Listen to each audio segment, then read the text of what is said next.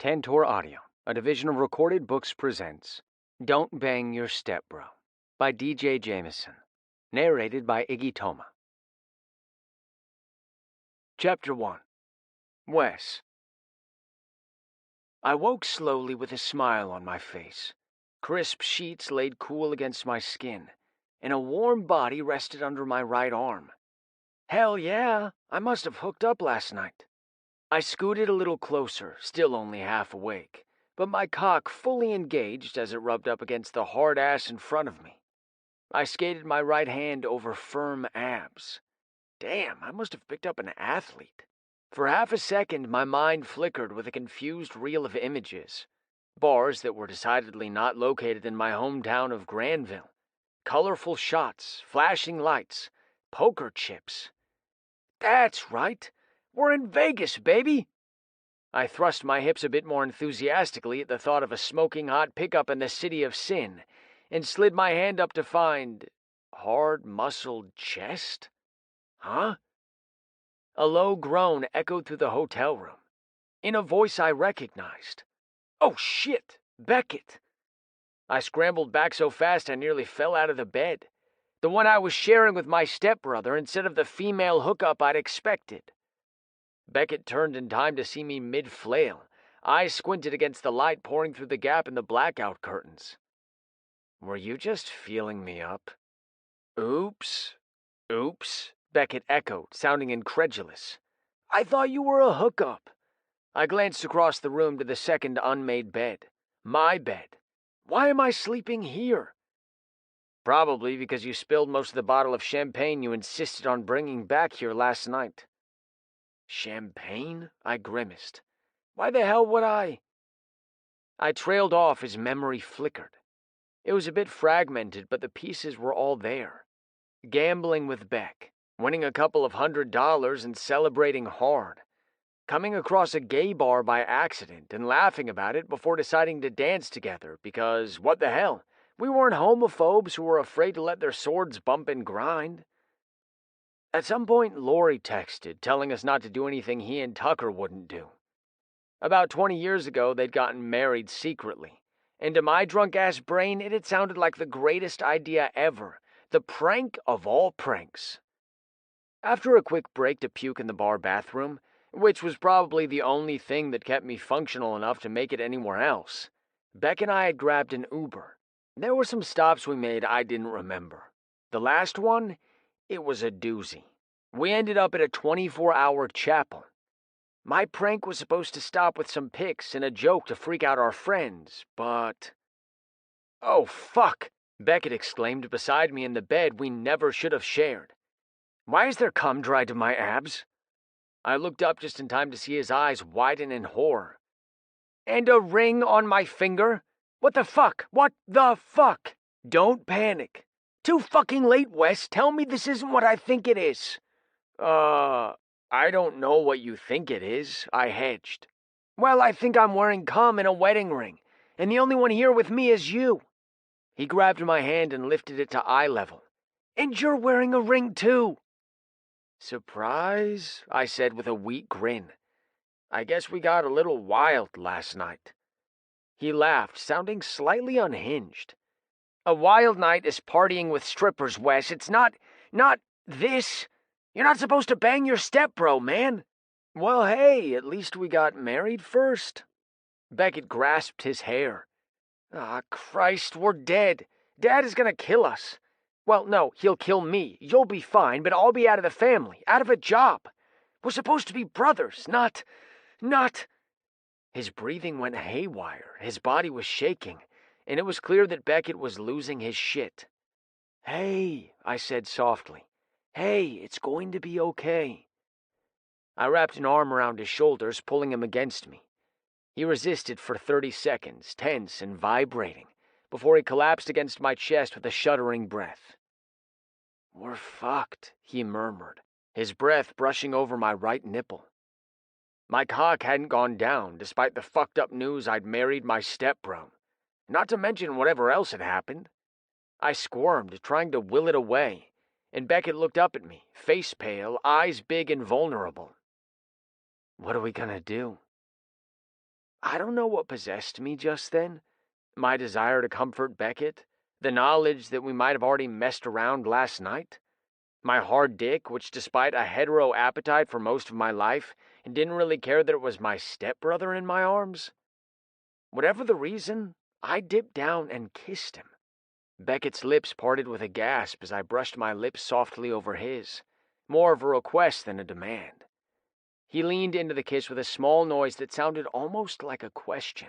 I answered by running my tongue along his bottom lip, then taking it one step further, giving in to the urge to taste him.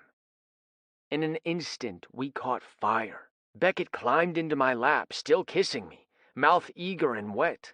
So hot, I thought I'd incinerate. When he settled his weight on my aching cock, both of us naked under the sheet, I groaned and kissed him even harder. Beckett's hands were all over me, in my hair, scratching along my flanks, squeezing my pecs. I responded by grabbing his bare ass and squeezing, then parting his cheeks, my cock skimming through the cleft of his ass and prodding his hole.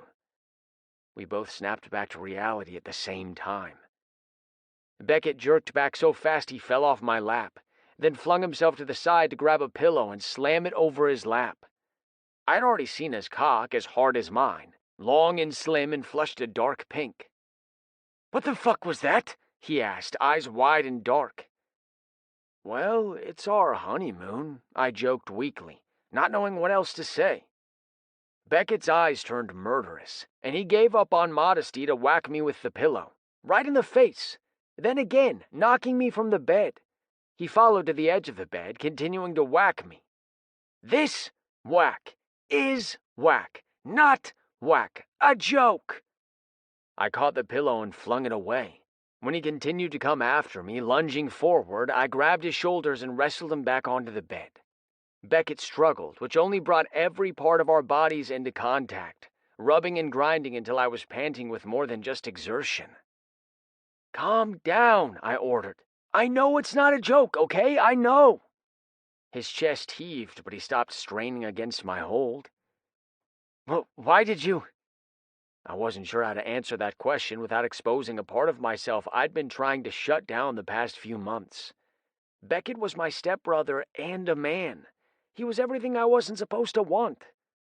But being so close to him, naked, married, that was an adrenaline hit. It was standing on the edge of a cliff, with only a cord between me and death. It was standing in the open doorway of a plane, ready to jump. It was betting everything on one hand in a game of poker, the gamble of a lifetime. So I answered truthfully, and hoped it didn't ruin everything.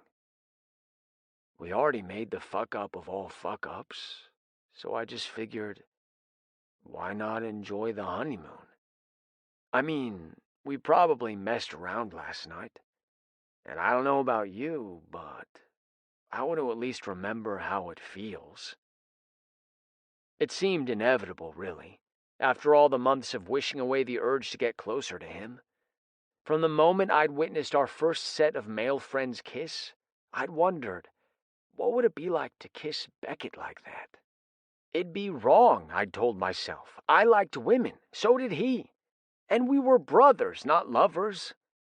And yet, the thoughts hadn't gone away. The curiosity had shifted to desire, a craving that just wouldn't quit. I hadn't thought it would lead to us getting married, but here we were.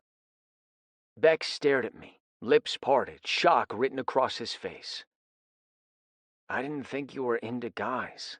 Neither are you, but you're different," he whispered. "You're different, too." Beck moved suddenly, as if to escape me, and I released his wrists, not wanting to restrain him. His hips bucked. He shoved my shoulder, and suddenly he was the one on top, pinning me. He shifted his hips, dragging his cock along mine, and a ragged moan escaped me. He stilled for a moment, and I thought he'd end the heat beginning to boil over between us. But then his mouth slammed down on mine, filthy wet and desperate. "Yes, fuck," I gasped between kisses, bucking my hips up to meet his, the sweat between us deliciously slippery. "Give it to me, Beck. I want it." You really want me?" he stuttered, sounding stunned. He was breathing hard, body writhing deliciously on top of my dick. My brain was all but melted in my head, but his eyes seemed so desperate for an answer I wanted to give him a good one. "Hell yeah, I want you," I gasped out. "Want you to bust all over me, man. Fall apart for me. Give me everything you've got because you're mine." "Damn," he whispered, shuddering. Beckett still held my wrists, but he wasn't holding me in place so much as just holding me. I broke loose and grabbed his ass, rocking him against me more forcefully, chasing the climax that was just out of reach. He moaned into the crook of my neck, heat blooming between our bellies, and the knowledge that he'd come all over my body was enough to catapult me into orgasm. As I came back to my senses, Beckett's gaze met mine again. There was so much love in his eyes that it stole my breath away. But it didn't last. Between one blink and the next, Beckett's light went out. "We can't do this, Wes. The family. I think we just did." "I'm serious," he said, peeling himself off my body so quickly that the cold swept in and made me shiver. "We have to undo this marriage, and hope like hell that no one ever finds out we were so stupid." Each word was a small dagger to the heart, but I knew he was right. We were supposed to be brothers, not lovers. Not husbands. But for a minute there, it had almost felt possible. Beckett. I soaped up in the shower, mind spinning out with memories of Wes's big, strong body under and over mine, his tongue in my mouth, his hands on my ass. Damn, but we'd been hot together. And wrong. We shouldn't have crossed that boundary. Bad enough we'd gotten frickin' married. At least that could be undone. But this? There was no undoing this. Guilt flickered. Wes thought we'd already had sex last night, but I remembered now why I'd woken with cum dried on me and Wes hadn't put it there. It was embarrassing, really. But while Wes had puked his guts out in a club bathroom last night from drinking too much, I'd been one stall over, clumsily jerking off from getting so hot and bothered while dancing with him. Wes had banged on the stall door right as I'd started to come, startling me enough that I'd managed to come all over my stomach. Luckily, I'd pulled up my shirt, or I'd have really been a mess. I'd hastily mopped up, though clearly not enough, to join him on our wild night of Vegas adventure. Which is where everything had gone sideways, because I'd suggested we get married for real. Yeah, me. I was the reason we were in this predicament.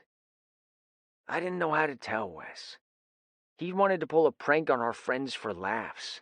I was the one who'd suggested it would be a lot more convincing if we actually got married. This was my fault. Wes might have wanted to fuck around this morning, figuring the damage was done, but my feelings were more complicated than that. I'd been fighting the itch under my skin, the craving to get closer, to touch him, to claim him for at least 2 years. I dated women, had a few relationships, but nothing ever stuck because I was closer to Wes than anyone else in my life. We worked together, lived together, hung out together. Thankfully, Wes had always been oblivious to my confused attraction. But now, after being able to touch him the way I'd wanted for so long, I didn't know how I'd ever manage to go back to just being his brother. And that's exactly what I had to do. "Fuck!" Wes cursed from the next room. He'd let me shower first, telling me he'd charge our phones while I cleaned up. We'd let our batteries die last night, too drunk to remember to plug them in. My stomach clenched. There was only one reason for him to be swearing up a storm right now. People must know what we did. Not all of it, not the sex part, but... I glanced down at the ring on my finger. Such a simple little piece of metal with such big ramifications. Did everyone know I'd married my stepbrother? How would I ever live that down? I pushed aside the shower curtain. "Wes, everything okay?" He didn't answer me, and I couldn't stand the suspense. I grabbed a towel and rushed out of the bathroom, still dripping. "What's wrong? Does everyone know?" "I don't want you to panic," he said slowly, eyes still locked on his phone. That's not as reassuring as you think it is. Come on, just rip off the Band-Aid and tell me so I can deal with it. Wes finally looked up. For a moment his gaze caught on my body, making me aware of my nakedness in a way I hadn't been around him before. We lived in a small trailer, so it wasn't like we hadn't seen each other half naked before. I'd seen Wes walking around in nothing but form-fitting boxer briefs more times than I could count. The man hated clothes and shucked them the instant he was home. It had stopped feeling brotherly a while ago for me, but I'd never seen blatant appreciation in his gaze before. It was almost enough to distract me from the suspicion that the honeymoon was about to come to an end. They don't know, Wes said, surprising me. Not for sure. I crossed the room and plucked the phone from his hand to look for myself. There was a video. Stomach churning, I hit the play button. Listen up, Lori and Tuck, I shouted from the screen, a huge drunken grin on my face. And all the rest of you Granville suckers who aren't in Vegas, baby, Wes added, then whooped for good measure. You said not to do anything you wouldn't do. The me on the screen panned the video to display a chapel in the background. Oh no, I muttered to myself as I watched. Wes, the Wes with me in the hotel room, wrapped his arms around my waist and pulled me in against his face in a hug that made my stomach flutter despite the train wreck I was watching online. Video Wes laughed like a loon. You're not the only ones who can get married in secret. Video Beckett swatted his arm. Shh, it's not a secret if you tell everyone. Oh, right. Wes gave an exaggerated wink. We totally aren't getting married in Vegas. The video cut off. Fuck, I whispered. See, it's not so bad. I looked down at Wes, eyes wide. Not so bad? We basically told everyone we were getting married. He grimaced. Yeah, but we hadn't done it yet, and we were drunk and silly. We can play it off as a prank. That's what we told Lori in his text, right? It'd be an epic prank. That's all it has to be. I glanced back down at the video, biting my lower lip as I read the comments. Are you guys for real? Our friend Bobby asked. You two are hilarious, Darren Rafferty posted with half a dozen laughing emoticons. Congratulations, maybe, Clark Fletcher wrote. But it was the last comment that made my heart twist. Nathan Potter, my stepfather and Wes's dad. This isn't funny. We're so screwed, I said. No way. Wes pushed me back a step to look up at my face. We're still in Vegas, and none of this exists. But we have plausible deniability. We were drunk and stupid. That's not much of an excuse, I mumbled. We joked around in front of a chapel, he insisted. No one can prove anything. You really are determined to be optimistic, aren't you? I complained. He smirked, eyes smoldering. Well, if you're determined to believe the sky will fall when we get home, I guess we should enjoy the time we have left here. My breath caught. You mean... Wes answered by tugging my loose towel, then letting it fall to the ground. He was finally looking at me with the same kind of desire I'd shamefully harbored for too long. His heavy gaze on my dick worked its magic. I hardened as cool air brushed my balls, making me shiver with arousal. Still, reason tried to prevail. We should be coming up with a plan, researching annulment, anything but this. We could do that, he said. Or I could get you off again. Fuck. My hips bucked of their own accord, and Wes wrapped his hand around me, giving me a tight squeezing stroke that felt perfect. On the other hand, we'll have plenty of time to strategize on the flight home. His lips curled up. Thought so. Wes leaned in, his face so close to my cock I nearly lost it right then. He nipped my thigh with his teeth, and I jerked with a groan, my cock hardening more in his fist. My skin felt too tight, my pulse throbbing in my shaft to the rhythm of the words in my head, want. I gave in then, the last of my restraint crumbling. We could have this now, if only for the next 24 hours, just until we left for Granville, and our friends and family and their expectations that we be brothers instead of lovers. Fuck it, I said with a gusty exhale. If this is wrong, I don't want to be right. He chuckled, working my cock with a strong hand while he ran his tongue from hip to hip, teasing at my navel. I curled over, grabbing his shoulders to keep myself upright as he shattered my fantasies with something even better. Something real.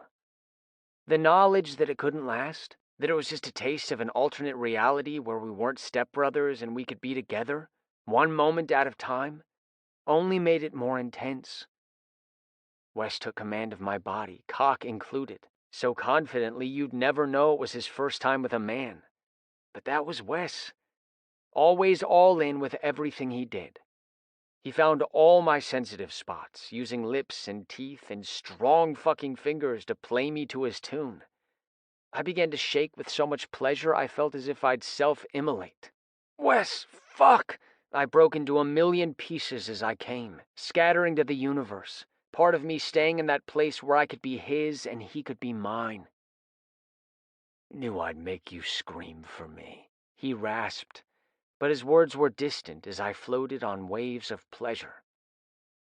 When I came back to myself, I wasn't whole, because I'd gotten a glimpse of that other life, what could be, and I knew I could never have it. Chapter 2. Wes. Beckett was rigid in the seat beside me on the plane. He hunched over his phone, eyes fixed on the screen, shoulders halfway up to his ears. He'd gradually become tenser and quieter the closer we got to returning home. Packing had been a depressing affair, with Beck flicking me despairing glances between neatly rolling his underwear into bundles. No amount of joking around as I tossed my clothes willy-nilly into a big duffel bag had lightened his mood, though he'd given me a weak-ass smile for the effort. Once we got to the airport, he withdrew further, eyes staring blankly into the distance, only distracted acknowledgments when I asked if he was okay. If I knew Beckett, and I did, his mind was busy spinning out worst-case scenarios. People in town tended to think we were both just a couple of dude bros acting like idiots, but the truth was Beckett was much more complex than he let people see. He played the fool with me when he wanted to. That side of him was real, or we'd have never managed something as wild as getting married in Vegas. But there was always more going on under the surface. He thought and thought and thought some more. When he followed my lead, it was because he wanted to break from all that heavy headspace. Because I helped him let go and have fun. He was probably regretting that right about now. I glanced out the window to see the city of Omaha spread out ahead as the plane approached for landing. Once we arrived, we'd still have an hour-plus drive back to Granville, but our vacation would be officially over. So was the unexpected but oh-so-gratifying honeymoon. I was conflicted about that. Part of me was relieved to get back home, because hell, I'd never expected to act on this feeling, and I didn't know how to be Beck's boyfriend or husband when I was also his brother. Part of me was also regretful, though, because hot damn had the sex been good. Who knew guy-on-guy action could be so hot? I was sure Tucker and Lori knew firsthand, along with our other queer friends, but I'd never expected that for me. My memories felt weird, sort of like a dream that had happened to someone else. If I knew Beckett, he was feeling everything I felt times 100. You okay, man? I asked, despite asking half a dozen times in the past few hours. I grasped the back of Beckett's neck, squeezing gently. You're strung pretty tight.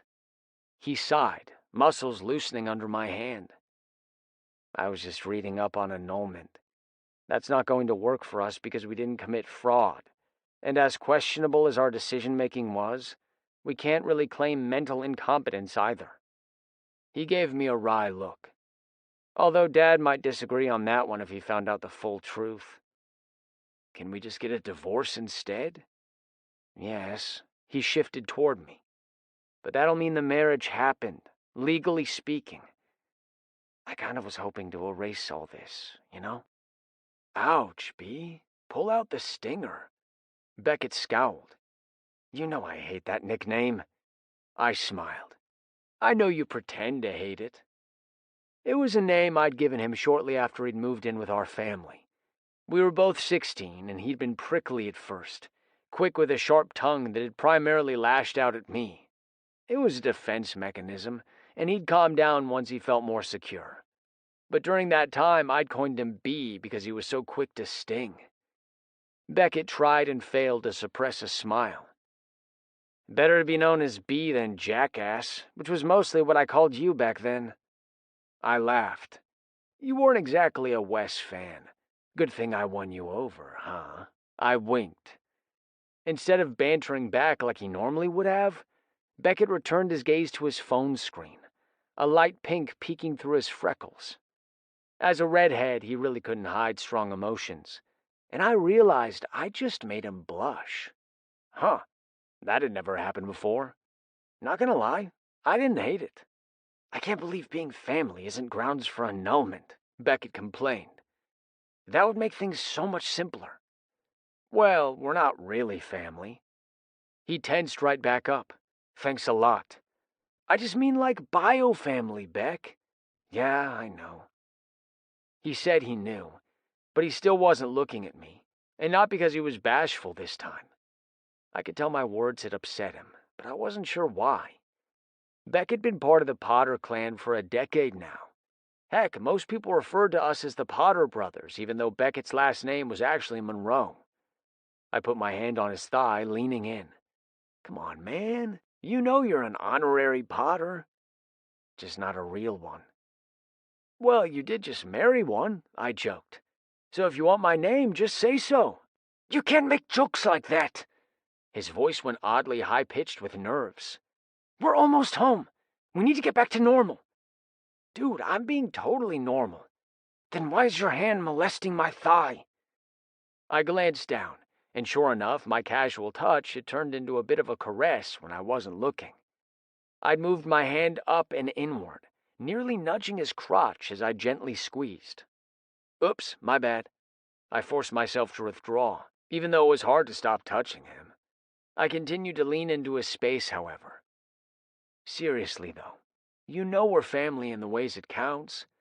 But considering what went down this weekend, I'm glad we're not bio brothers, aren't you? Beckett wrinkled his nose as my meaning hit him. Yeah, you make a good point. I grinned. I always do. Seriously, though, Wes, we need to get back to being family, not...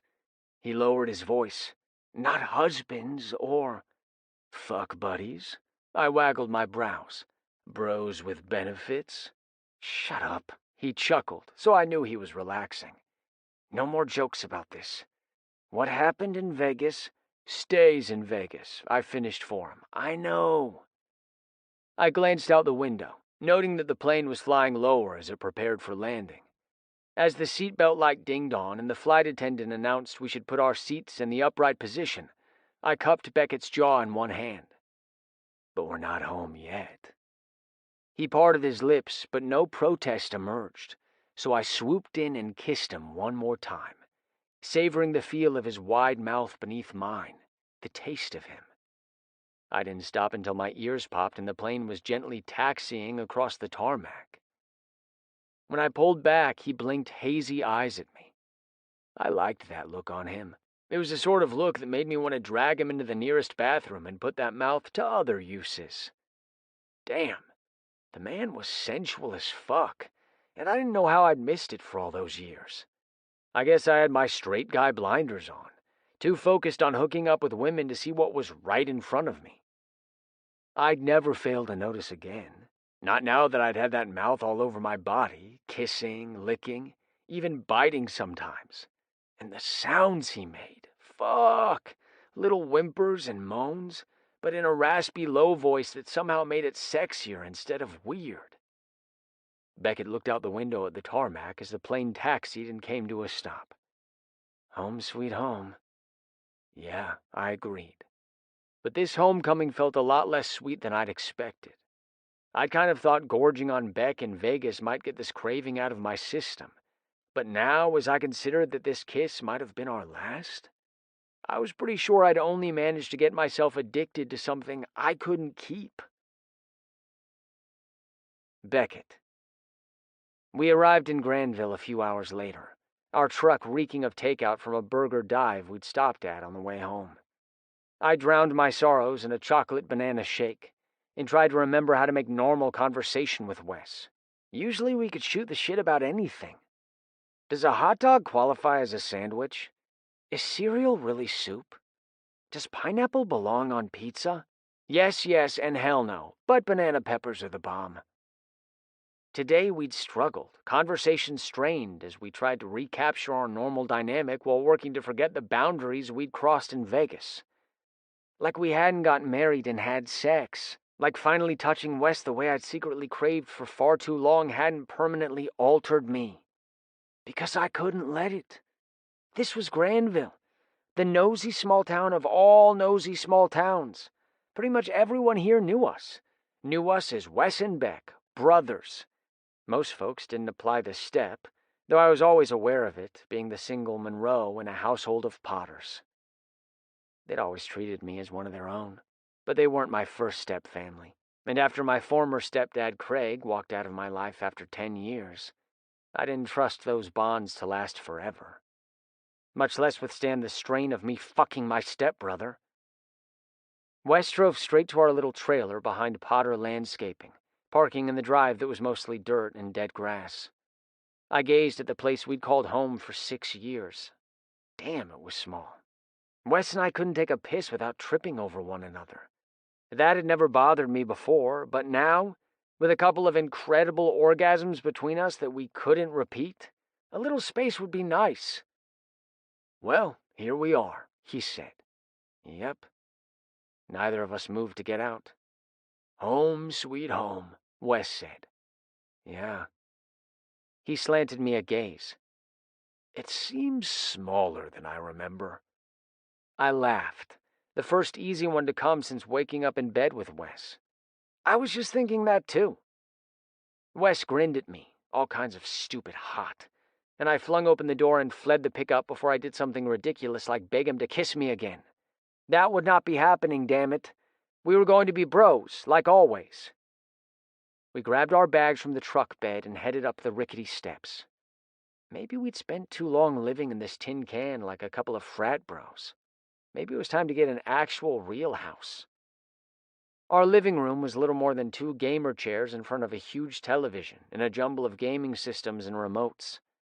My bedroom was the slightly larger one at the front of the trailer, because I'd won a game of rock, paper, scissors for it. Wes's was crammed in the back, right by the bathroom.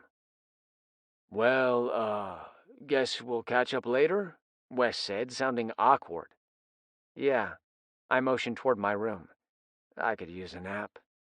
He smirked. Feeling a little worn out from all that traveling? I interrupted before I could bring up any other reason I might be tired. Yeah, I'm ready to decompress. Right, yeah. He shrugged. I might kick back with some games for a while. Maybe order a pizza. Our conversation was stilted, and Wes and I had been a lot of things over the years, but awkward was never one of them. I wasn't a fan. Just don't get any pineapple on that pizza, I joked, or I'll have to kick you out of this house. Wes grinned, and something loosened in my chest. We could do this. We could. I wouldn't want to call that bluff, he said. I went into my bedroom and tossed my duffel on top of my dresser against the wall. My neatly made queen-size bed looked inviting, but as soon as I stripped down to my underwear and crawled under the blankets, my mind wouldn't shut off. A highlights reel of our time in Vegas played on repeat, making me burn with a mix of arousal and shame. How could I have let this happen? I took out my phone, desperate for a distraction, but only ended up doom-scrolling through the comments on the video we'd made. I had dozens of notifications from friends and coworkers. Most people really did seem to think we were full of shit. I'd never been so relieved to look like an idiot. I pulled up a Google search and put in divorce attorneys in Omaha. No way I'd trust anyone in this little town not to blow our secret. Attorney-client privilege might exist, but it wouldn't stop the questions from all the people who saw us visit their office. Eventually, I drifted off. When I woke, I stayed in my bedroom. Yes, I was officially hiding. I just needed some space and time. Wes and I tiptoed around each other for the next day, until he rapped on my bedroom door Sunday evening. "What's up?" I called, trying to sound nonchalant, even as my heart pounded at the idea of seeing him again. As if seeing my stepbrother, the man I saw on a daily basis and had for years, was suddenly the most thrilling thing that could happen to me. Wes poked his head in, doing me no favors by looking as gorgeous as ever with his stylishly messy hair and dark stubble along a strong jaw. My mouth watered at the sight. "Hey, Dad just called." Fuck. If the idea of seeing Wes had made my heart race, the thought of seeing Dad damn near gave me a heart attack. Wes continued calmly, as if he wasn't about to send me to my grave early with this shit. "He was trying to get us to come over for dinner tonight, and you know what that would mean." I grimaced. "He's gonna tear us a new one?" "Yeah, so, Wes looked a little sheepish. I panicked and made an excuse not to go." I exhaled with relief. "Well, that's good, right?" "Well, yeah, but my excuse was that we had trivia tonight." I winced. "So instead of facing Dad, we have to face all our friends? Not to mention everyone in that pub?" "I know, man, I'm sorry, but I figured the lesser of two evils, you know?" "I guess we can't avoid it forever." Although I had hoped to avoid it for more than a day and a half. I should have known better. Our lives here wouldn't stop just because I needed time to wrap my head around what happened between Wes and me. "Sorry. I should have come up with something else. I was just—" "I get it," I said. "He put you on the spot." Wes's gaze dipped to my chest, reminding me that I was barely dressed. My skin prickled with awareness, and a flash of lust swept through me at the look in his eyes. "No one's here," he said, his voice lowering in register, as if he knew exactly where my thoughts had turned. "It could be our secret." "We can't," I said quickly. "It's going to be hard enough with what happened in Vegas, but that's Vegas. It's like another life, you know? Or a dream. It wasn't this life, wasn't this reality. It can't be." His forehead creased in a frown. "If that's how you want it." "It's how I need it." My heart ached with protest, calling me a liar. It clearly needed something entirely different. It needed Wes's strong arms around me, a wide smile on his face, and his dark eyes smoldering with promise. Not the flash of hurt on his face before he turned away. "Right, well, guess I should go get ready. Sorry I didn't come up with a better excuse for tonight." He was gone before I could think of anything more to say. I sat in my bed, feeling more alone than I had since the day I'd moved into the Potter household, and Wes had decided to embed himself in my side, first as a thorn, and then as a vine, or maybe a root. He anchored me to the family. He always had. But now with this strain between us, it felt as if all it would take is one strong wind to blow me loose. Chapter 3. Wes. "Well, if it isn't the newlyweds!" Catcalls and whistles erupted as we stepped into the Stag pub. I chuckled and glanced sidelong at Beck to see how he was taking it. Judging by the grimace on his face, not great. He'd talked a good game about us not avoiding shit forever, but that didn't mean it was easy. I thrust both my fists into the air, drawing most of the attention toward me. "Yes! Most epic prank ever! You all got punked!" Laughter met my response, along with trash talk from some of my favorite Granvillians. "You didn't fool me," Tracy Willoughby called cheerfully. "Beckett is so not your type." "Yeah, because she is," Beckett grumbled under his breath. His response wasn't exactly surprising. He'd never liked Tracy much. But for the first time, I wondered if he was jealous. Even more disconcerting, at the thought that he might be, my chest warmed and expanded as if he'd climbed right inside my heart. It was a soothing balm for the bruised ego he'd given me by rebuffing my offer to pick up where we'd left off in Vegas. I logically knew that Beckett was right. It would complicate the fuck out of our lives. But we'd been so fucking good together. I didn't know how to shut the door on the best sex I'd ever had. I don't know, Loretta, a regular at the bar, teased. They do make a handsome set of grooms. In your fantasies, maybe, the bartender Callista joked before shooting us a wink. Was that wink flirtatious? She dated Beckett before breaking it off to be with her girlfriend. They were still girlfriends, weren't they? Because if she thought she was getting her hands on Beck ever again... It's everyone's fantasies, Loretta called with a cackle of laughter, pulling me from my spiraling thoughts. Well, I never believed it for a second, Percy Felix said with a sniff. Anyone can see they've got no chemistry. I snorted. Like you'd have the first clue. Beckett interrupted me. You're so right, Percy.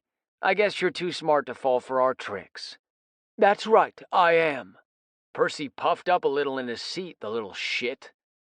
Actually, Percy, you... Shh! Beckett tugged me away. Do not engage. This is good.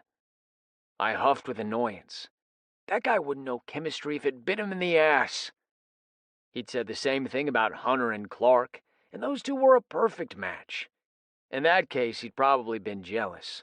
He and Clark had one disastrous date that didn't end well. We want people to think like him, Beckett reminded me. Don't argue with a good thing. I shut my mouth, even though I wanted to correct Percy so much it was making me twitchy. I'd never been able to stand that guy, even before he'd started a fight with Clark in the middle of their first date. We made it to the table where our closest friends had gathered for the weekly trivia game. Bobby sat at the head of the table as always, our sole female member. Augustus, a smart but fussy man with dark auburn hair, was seated to her right. Then Tucker and his husband Lori beyond him. Hunter and his boyfriend Clark were on the left. 2 empty chairs were available for Beckett and me. None of them had been among the trash talkers as we crossed the pub, and their silence made me more nervous. My palms broke out in a sweat, and I overcompensated. What kind of friends are you? No congratulations for the newlyweds? I'm hurt. Beckett muttered quietly, for fuck's sake. Where's the love? I continued. I was expecting wedding gifts. All right, you've had your fun, Tucker said with a lip twitch. But your text to Lori kind of clued us in. Yeah, a prank works better if you don't tell your friends before you do it, Hunter added. Thank fuck for the text exchange we'd had that night that led them to believe we were pranking them by pretending to get married, rather than doing it for real. I was a shit liar, and if they'd taken it seriously and asked directly, we'd be screwed. Guess you caught us, I said. Right, Beck? Right. He pulled out a chair across from Tucker and Lori and scowled. Next time don't text us bad ideas when we're drunk as fuck, okay? Hunter chuckled. He has a point. You never know what Wes will drag the poor guy into. Hey, I took my seat next to Beckett. It takes 2 to tango. That's true, Tucker said. Why do you let yourself get pulled into these messes with him, Beck? Beckett huffed. You try saying no to this guy. It's like trying to convince a giant toddler he can't have candy. Harsh, man. Beck grinned at me, making my heart flip. I just call it like I see it. I smiled, relieved to see him relaxing as familiar banter bounced among our friends. But when I looked at him, his green eyes drew me in, and I couldn't look away. How had I never noticed how beautiful they were before? Amber flecks ringed his pupil, then gradually transitioned to an olive green before darkening to blue at the outer edge. Lori's voice broke into my momentary lapse of sanity. Are you too sure you're okay? If this wasn't just a prank... I jolted back into the moment as Beckett laughed, a slight edge of nervousness to it. Don't be ridiculous, we're brothers. Step-brothers, Lori qualified, and despite the situation, I appreciated that someone was making the distinction. They're still family, Clark protested. You don't have to be related by blood. Hunter wrapped an arm around his boyfriend's shoulders. No question of that, Angel. Toby loves you as much as I do. Toby was Hunter's son. This audiobook is free for you to enjoy. If you'd like to support me, please take just 1 minute to listen to this relaxing music. Thank you so much. Black in shadow, a burnt disgrace. Inside ribs cooked to know what went wrong, what went wrong. Shot ribs, once a dream, now a burnt out, smoky sea. Shot ribs, oh what a mess, should we call them?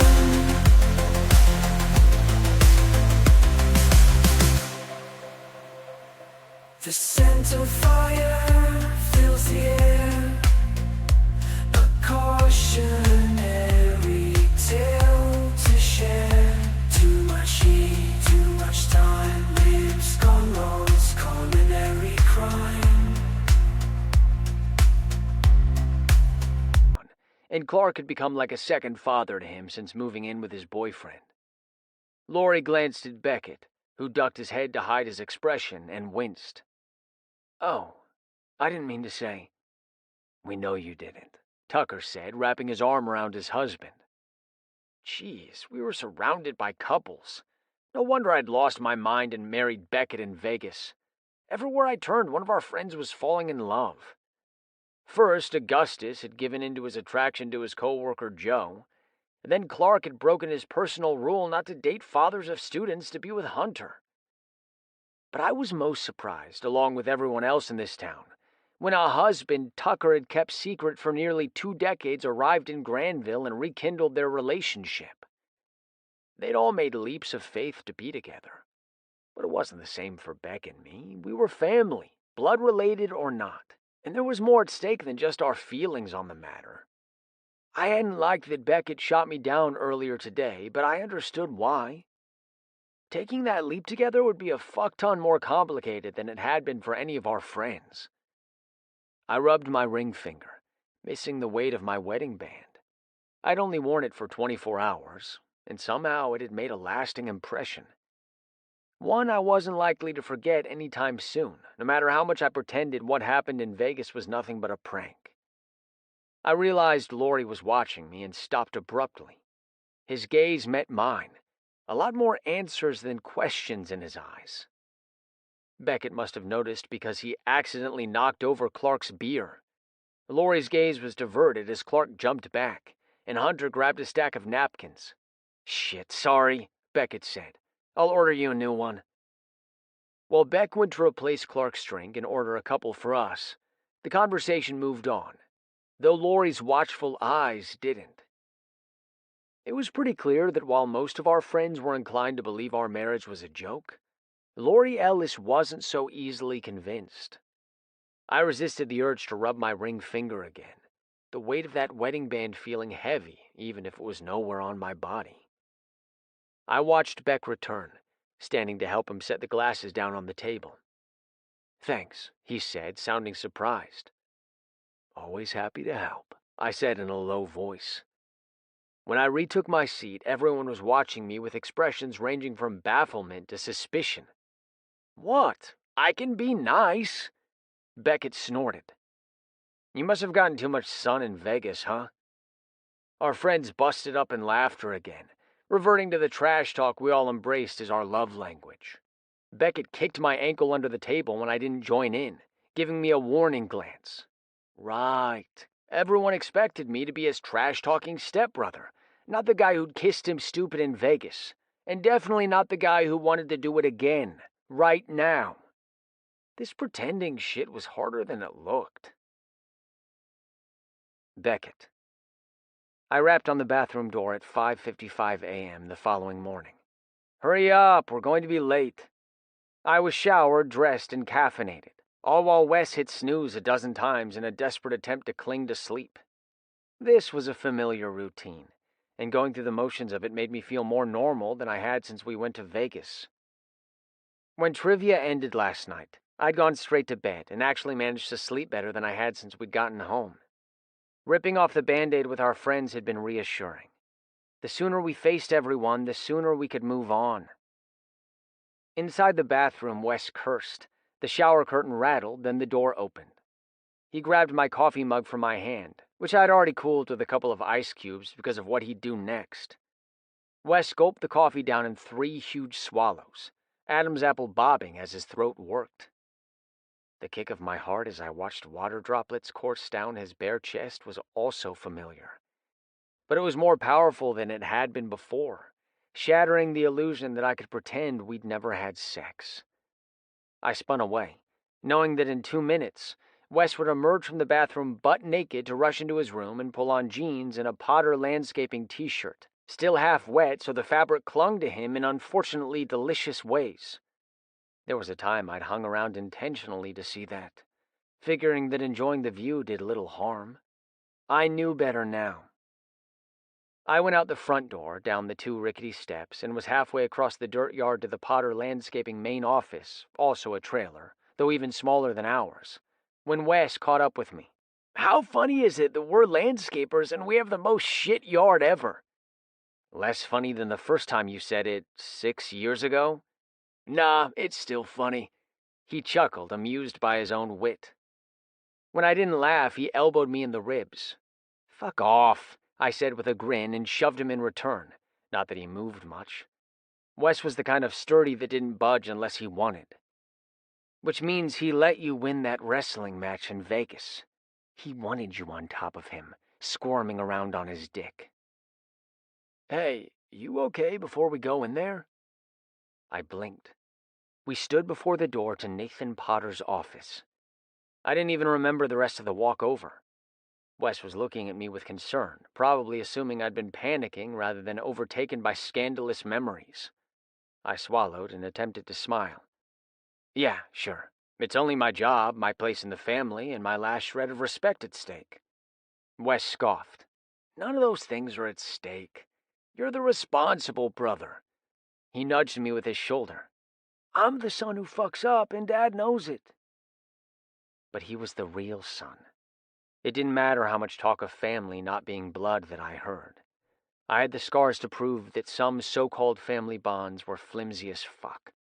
I wanted to believe Nathan Potter was more loyal than my last stepdad, but there was always a little doubt lurking in my mind, and that was before I fucked his son. Wes opened the door and I followed him inside, dread sitting heavy in the pit of my stomach. My stepfather was an imposing man, even now when he was mostly retired.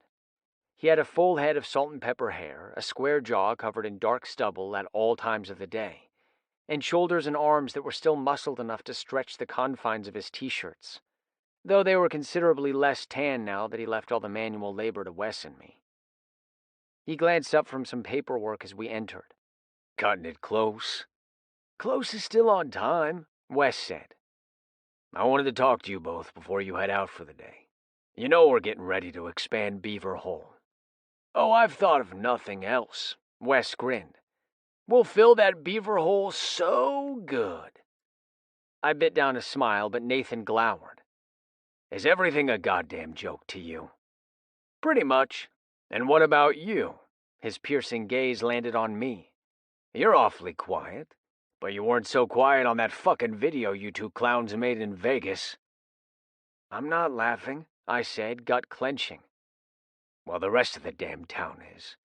You 2 are the faces of Potter Landscaping, and now everyone associates that with drunken idiocy. And that's if we're lucky and they don't believe you 2 actually got married." Wes took a step forward, drawing his dad's attention away from me. "What, no congratulations? You're ruining the honeymoon." Nathan's face shifted from mild irritation to full-on anger. "Seriously, Wes," I muttered behind him. "You want to poke the bear and get eaten?" "We all know Dad's pissed. Might as well talk about it." When Nathan spoke again, the words were spit from between clenched teeth. "We'll talk over dinner tonight. Get to work. I'm assuming you can do that without making us more of a joke than we already are." "We'll do our best," I said. Nathan didn't look much more impressed with me than Wes. "See that you do. You're already going to be late." "And whose fault is—" I opened the door and dragged Wes outside before he could finish his sentence and make the situation worse. "Do you really have to wind him up like that?" I demanded as I stomped toward the pickup. "He was overreacting," Wes said. "So yeah, he needs to chill." "Easy for you to say. You're not the one he'll cut loose." "Come on, Beck, that's not true." I huffed and threw the keys at him. "You're his son, the one who will inherit Potter Landscaping when he retires fully. Me? I'm just the spare stepkid, as dependent on him for a job as anyone else in the company. He can fire me, Wes." I got into the truck, and after a pause, Wes joined me. As he started the engine, he glanced sidelong at me. "He'd never do that." "He might. You heard him. This bullshit is a bad look for the business." Wes scoffed. "Whatever, we prune bushes and lay sod. People don't care if we fucked around in Vegas. They care that their yard looks great when we're done." I shook my head. "It's not always that simple." "It is," he insisted. "And even if it's not, do you really think I'd let him fire you? Over my dead body, man." He held out a fist. "Bros first and forever, right?" I reluctantly smiled and tapped knuckles with him. Right. But inside, I wasn't so sure. Nathan had been angry, and judging by his glares, most of that anger had been directed toward me. Chapter 4. Wes. "Hell yes, I love big equipment." "Oh, that explains why you married Beck then." Luke, one of our longtime crew members, called out with a shit-eating grin on his face. Beckett and I had just rolled up to the empty lot adjacent to Beaver Hole Park, a trailer attached to the back of our pickup to haul off brush and limbs. Our crew had already assembled, and a bobcat and cherry picker were on site so we could begin moving dirt and removing trees to clear the way for a larger green space. Luke's joke was probably going to be the first of many, but Beckett and I had discussed how to handle the guys on the way here. I was a shit liar, and we both knew it, but so long as the idea of our marriage remained a big joke, it was unlikely anyone would suspect the truth. And there was nothing I was better at than trash-talking with some friends. "Aw, are you jealous, Luke?" I said with a mock pout. "Sorry, but I don't know if lumberjack is really Beck's type." I looked to Beck. "What do you think?" "Nah, not really my type," he agreed. "I'm not into beards." I resisted the urge to scratch at my stubble, wondering if I should have made time to shave this morning. Not that it mattered what Beck thought, because we'd already agreed that what happened in Vegas would stay there. "I'm not a lumberjack," Luke grumbled, crossing beefy arms over a broad chest. It was too hot for flannel, but come winter, he'd definitely be rocking the complete look that went with his bushy beard. "And I'm not interested in Beck." "Just my equipment," Beck said, his dry humor hitting the mark as it always did. The guys all busted up laughing, and Luke flipped us all off, face red. We'd neatly diverted the topic from our marriage until fucking Colton piped up. "This marriage thing isn't true, right?" he asked, face scrunched with a look of disgust. "Andy said it was just a big joke, but it's not really funny." Andy was my baby sister and his girlfriend, and pretty much the only reason he was still on this crew after more than one fuck-up. "Come on," Ryder said with a snort. "Of course it's fucking funny. They're taking bros before hoes to a whole new level. It's an epic fucking prank." He high-fived me. "You guys are legendary." "Gross," Colton muttered loud enough that we heard him. I opened my mouth to tell him where to stick it, but Beck clapped his hands, drawing everyone's attention. "All right, you've all had your fun. We need to get to work." "And I call dibs on the bobcat," I say. "Aw, man, you always take the best jobs," Luke complained. "Just for that, you get to go for a ride in the bucket," I said. "I'm sure trimming those trees from the top down under the heat of the sun will be a walk in the park, right? After all, you're our lumberjack."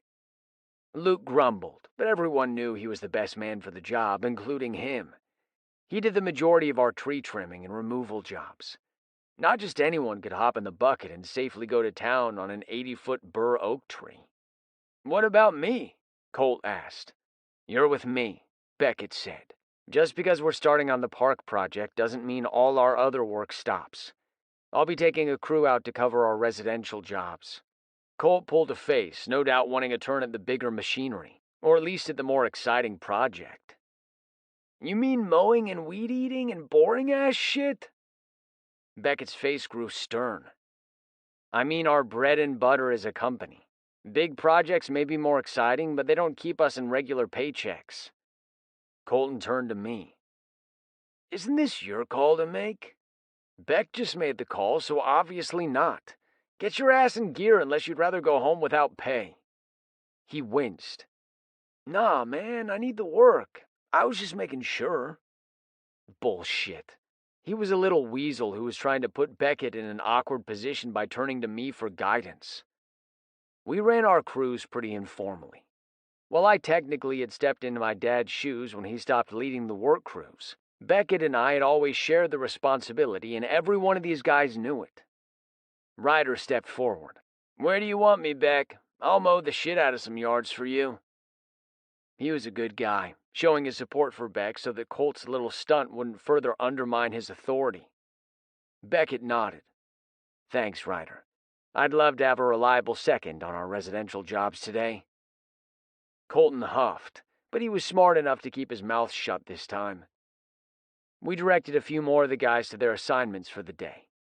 Then the group broke up to get to work, some of them heading for areas of the park while others went to the trucks that towed our mowers and other equipment for more routine work. I stopped Beckett as he turned away, feeling a flicker of guilt. Hey man, if you want to stay here and have me go... He snorted. Please, you love big equipment. We all heard it. Doesn't mean I should hog all the fun. I wasn't thinking. Beckett always had been the more responsible of the two of us. He looked at the big picture beyond the fun of operating a bobcat for a day or two. That's why we made such good partners. I loved the job, loved being outside and working with the guys, even when it was sweaty balls hot. I couldn't imagine sitting in an office all day, even the management office for Potter Landscaping. Beckett was different.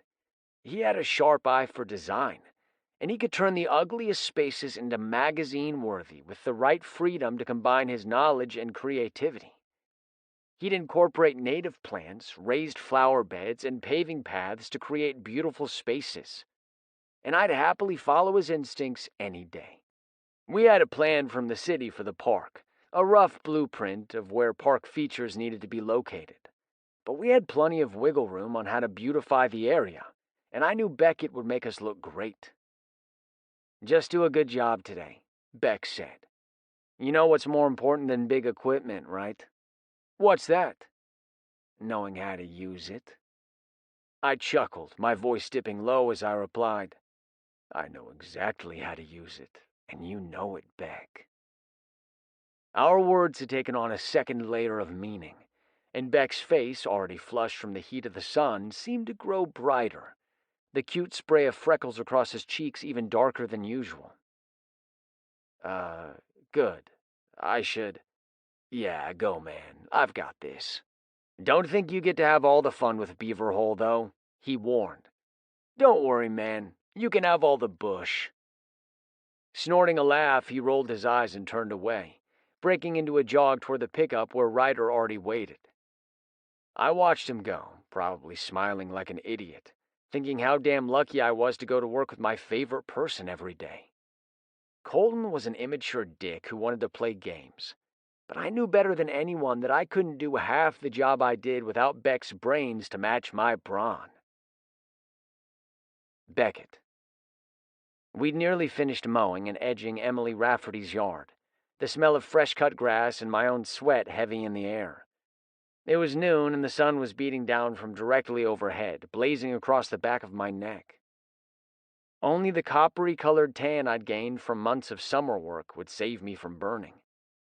I caught Ryder's eye and nodded toward the yard next door, which belonged to Iola Fletcher. The grass was getting a bit tall and the boxwood shrubs in front of her porch a bit scraggly. Ryder gave me a two-fingered salute and loped toward the backyard, where Colton rode the riding mower. The kid was a brat, pure and simple, He'd complained so much today that sticking him on the mower, the least labor-intensive of the jobs we did, was the only way to shut him up. Ryder had looked as if he was ready to do murder, and I couldn't have that on my conscience. It all made a good distraction from thinking about my situation with Wes. For the first time since waking up married, my chest had loosened enough for me to take an easy breath. We'd have to get through dinner with our parents. Most likely Andy would also be there with popcorn to watch the show. But life was already beginning to feel a little more normal. We could go back. Even if I always felt that pull toward Wes, I was strong enough not to give in. Our lives as brothers and friends were more important than our sexual attraction. I just had to remember what was at stake. Colton arrived at my side, shirtless. "Beckett, why is Ryder saying we're going to do Iola's yard?" he complained. "She's not a client, and I'm dying for a break." "You're dying for something." "Colt, put your fucking shirt back on," I said. "But it's hot." "I don't give a flying fuck, man. It's unprofessional, and I doubt Emily or Iola want to see your pasty white chest." I wasn't sure what Andy saw in him. He was an okay-looking kid, but not nearly good enough to make up for his crappy attitude. "Jeez, fine." Colt grabbed the tank hanging from his back pocket, also not the approved Potter Landscaping t-shirt the rest of us wore, and tugged it over his head. "No need to flip out." "You should be thanking me," I said. "You want skin cancer?" He huffed and rolled his eyes. "Okay, Dad."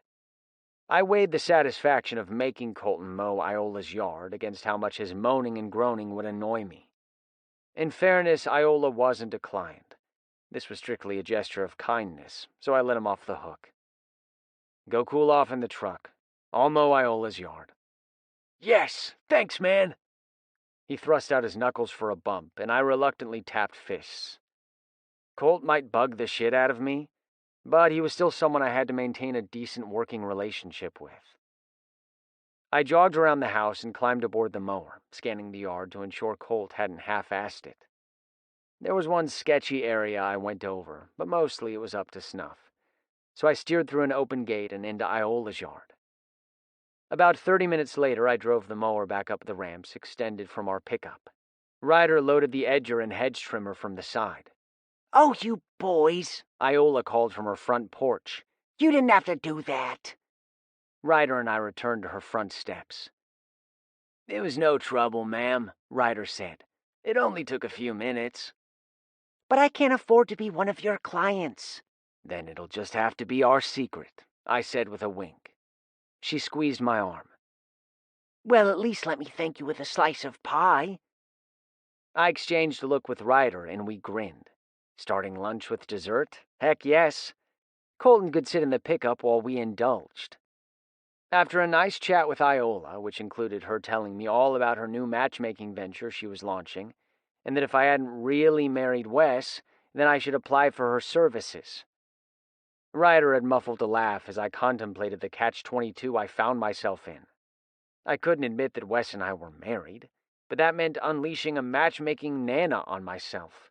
I remembered the match she tried to make for my friend Clark, and it was not pretty. Percy Helix had been a pompous ass who ditched Clark midway through their date. And Clark had been relieved when it happened. Thanks, but I'm not really looking for love." "Oh, pfft. Everyone needs love in their lives.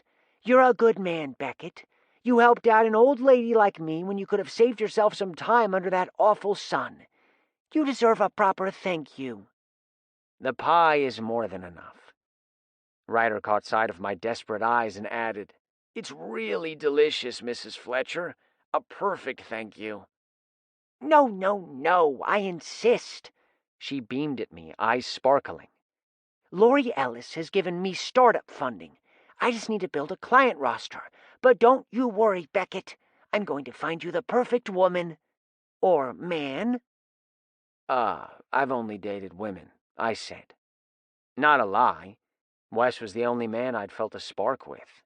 The only man who made me want to get closer and closer. At first, I'd thought it was just our bond as brothers. We'd become good friends, and I trusted no one more. But over time, that urge to get close had transitioned to a physical craving. One night, after a particularly heated debate over the best Batman, obviously Christian Bale, though Wes insisted on Michael Keaton, and wrestling match, I'd gone to my room flushed and semi-hard, and found myself fantasizing about what might have happened if that wrestling match had gone on long enough for my cock to grind against Wes, if perhaps he was hard too. I'd had my hand around my cock before I could fully process what I was doing, and how freaking bad it would be to allow myself the pleasure. I stroked, images unspooling of Wes pinning me down, of him jerking his own hard cock from his sweatpants and making me suck it. I'd come so hard to fantasies of my stepbrother that my head had spun and a sickening pit of guilt opened in my stomach. I'd never been able to look at Wes the same way. But I'd never, not in a million years, ever expected him to reciprocate like he had in Vegas. I should regret it. I wanted to regret it. But I couldn't. Not then, not now. Wes had given me my heart's deepest, most shameful desire. I'd hold that inside me for a lifetime, treasuring the intimacy we shared, even if it had lasted for little more than a day. But regret or not, it couldn't happen again. So I gave Iola the best smile I could muster. "All right, Iola, do your worst." She clapped her hands and laughed with glee. Oh, you just wait, Beckett. I'll find your perfect match. You won't regret this. I was pretty sure I already did, but Iola had already made it clear she was determined, and she was not a woman to be deterred. I might as well embrace it as a way to move on. After all, it was better to go on a few bad dates I regretted than to implode my life by trying to attain the impossible with Wes. Chapter 5. Wes. I was half-starved by the time we got to our parents' place. Beckett and I had to shower and change before we were suitable for any kind of company, much less a dinner where we were sure to be grilled mercilessly. I'd nearly made a fool of myself a second time when Beckett walked out of the bathroom in nothing but a towel, transporting me straight back to the hotel room in the moment I'd tugged his towel off and bared his body to me. That day he'd looked a little shocked, but in a good way, as if he couldn't believe his luck. Now, as we prepared to walk into the lion's den at our parents' house, he barely looked at me. I couldn't stand it, so I stopped him on the wide front porch. Behind us, the beautifully landscaped yard was a testament to our father's business. Azaleas blooming with delicate pink petals framed the front of the house. Beautiful sprays of lavender intermingled with bright yellow lilies lined the front walk. The flowers' perfume hung in the air, but I moved in close enough to smell Beckett, a clean, masculine spice that made me want to bury my nose in his neck and just breathe. "Listen, man, before we go in there," his eyes met mine full of worry. "Yeah? Everything's going to be okay as long as we have each other's backs. Just like always, okay?" He exhaled and shook his hands as if trying to loosen up before a fight. But with any luck, there would be no punches thrown. "Do you trust me?" I asked him. "You know I do, but—" "No buts," I cut in. "We're in this together, and as long as we stick together, we're going to be fine. But we can't let this come between us, okay, Beck?" "Yeah," he nodded. "Yeah, you're right.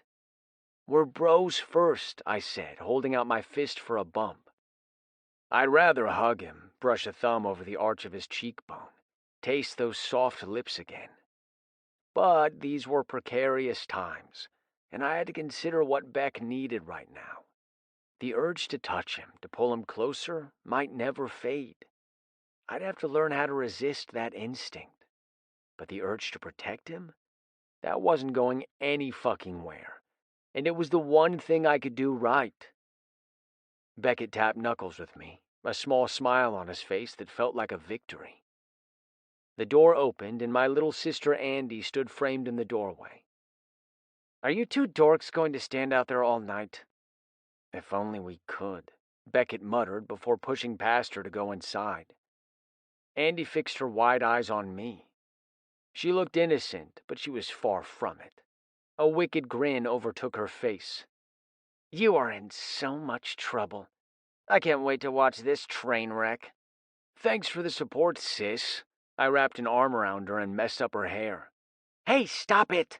She fought my hold, but she was no match for me, and I'd made a rat's nest of her blonde hair before she escaped. You're a brat. No, you're a brat, I said, always ready with a witty comeback. Seriously, though, Dad is mad, she whispered. Tread carefully tonight. I will. Where's your worse half? She pulled a face. He said he'd already had plenty of the Wes Beckett show today. He was pretty surly after work. What did you guys say to him? I shrugged. We just made him do his job. If he doesn't like it, he can quit. She slapped my arm. Nice. I reached for her hair again, ready to retaliate, when Dad's voice boomed from the next room.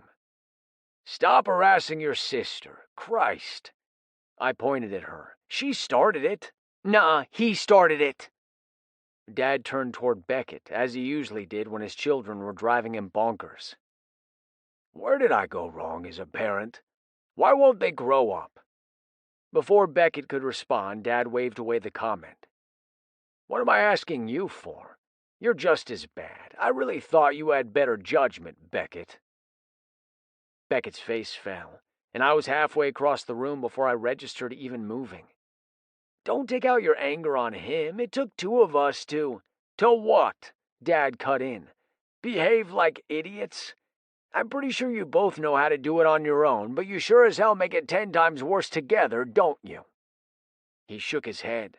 I can't believe I trusted you to take over the business when I retire. What? This has nothing to do with work. It has everything to do with it, he argued.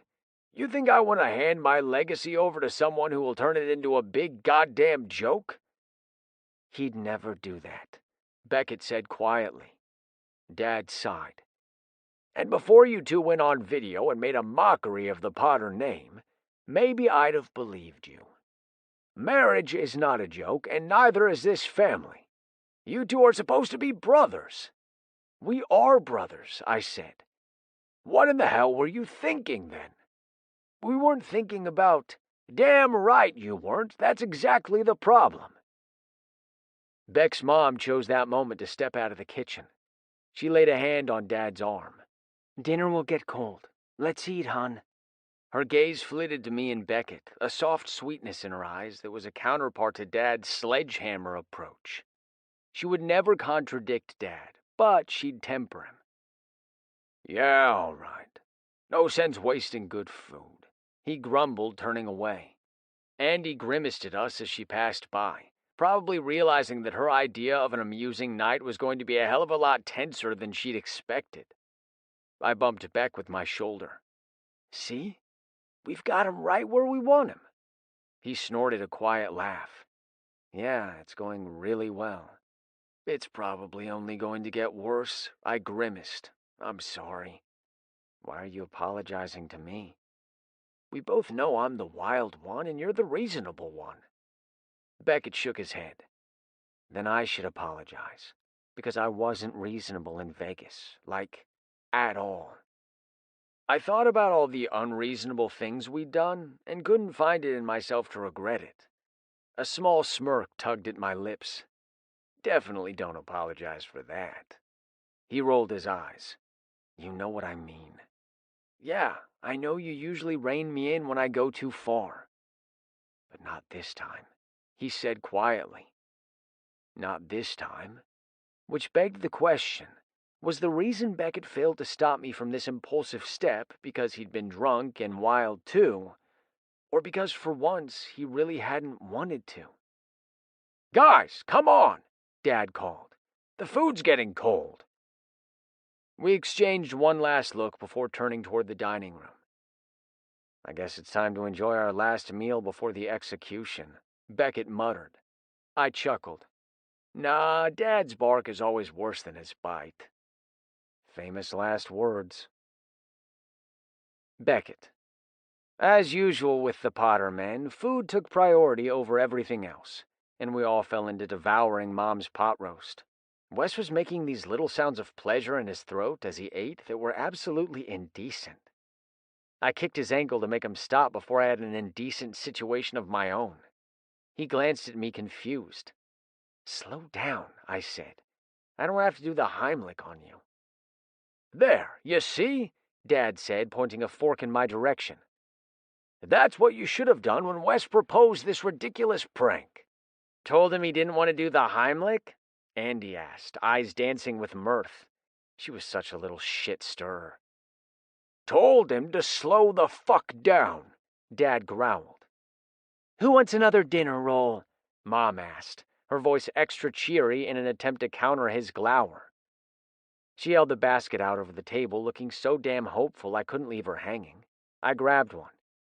"Thanks, Mom. This is all so good." "You're rewarding bad behavior, Carol," Dad grumbled. "We should have served liver and onions tonight." My mother tilted her head. "Do you like liver and onions?" "Well, no." She nodded. "So you'd punish yourself just to make a point?" Dad sighed, knowing when he was beat. I took a big bite out of my roll, watching the mastery of my mother at work. She was quiet and often came across as timid. She hated conflict and always had, which was probably why her marriage to Craig had lasted as long as it had. But she had her way of speaking up, and when she did, she usually hit her target. As much as I appreciated Mom's defense, I wished it wasn't necessary. "I'm an idiot," Wes said into the quiet tension hanging over the table. "It's not fair to blame Beck for my poor choices." "No, you're right. You're an adult and you need to act like an adult." Dad reached for Mom's hand and linked their fingers. "Marriage isn't a joke. Carol and I love each other. We take our commitment to one another seriously." "We weren't mocking that," Wes protested. "You damn sure were," he said. "And even if that wasn't your intent, you made people question what the hell is going on in this family. And like it or not, we've got a business to run. You get drunk on video, you might as well be telling all our clients that you're irresponsible." "You're right," I said. "That video was very bad judgment." "It sure was." "But no one takes it seriously," I continued. "It'll blow over." "Maybe," he grumbled. "But it made me seriously question stepping down from the business.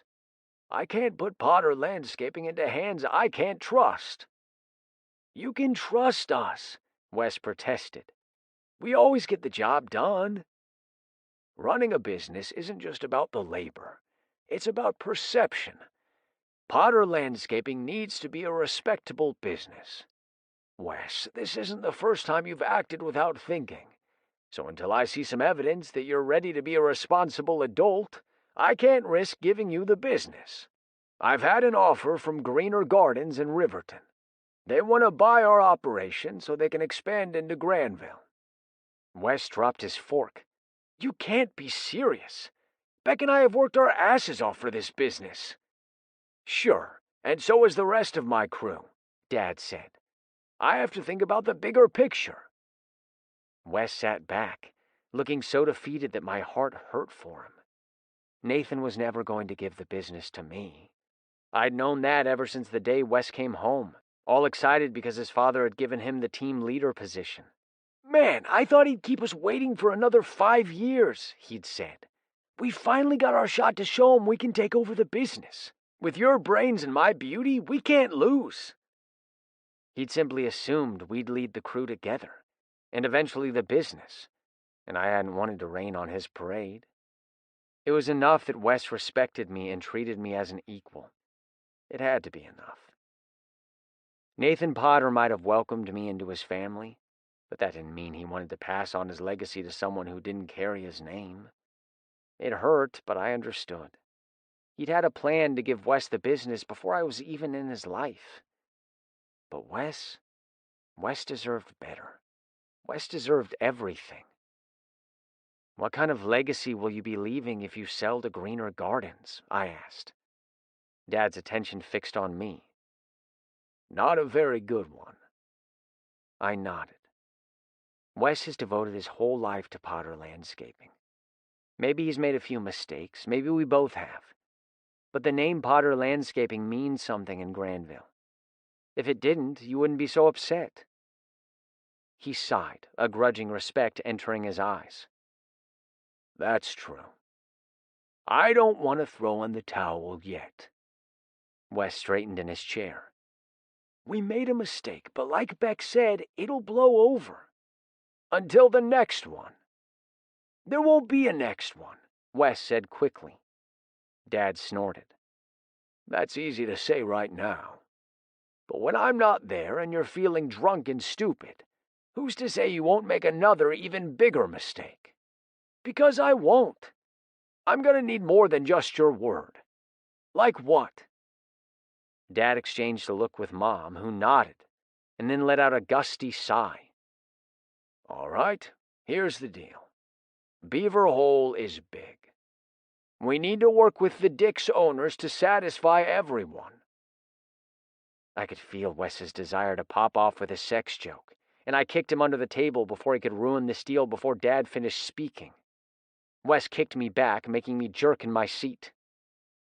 "If you can manage this project and all the aspects of it," Dad said, "meaning liaising with Dick's as well as working Beaver Hole and coordinating with the city on their 5-year plan so we can nail down future projects." Dear God, he was really testing our fortitude with these innuendos. "Without a single hiccup, and I mean one goddamned problem, then and only then will I feel comfortable fully retiring and letting the Potter Landscaping name carry on with you." "Done," Wes said quickly. Dad smiled ruefully. "Don't get cocky. I'm not bluffing on this. I hate to say it, but I'd rather let the company end with my retirement than live with the embarrassment of what you might do the next time you get a dumbass idea. It's time to grow up." Chapter 6. Wes. I was halfway through my morning jerk-off in the shower Friday morning when Beckett banged on the door. "Wes, we're gonna be late. Get your ass out here." "Say it nicer," I called, stroking a little faster.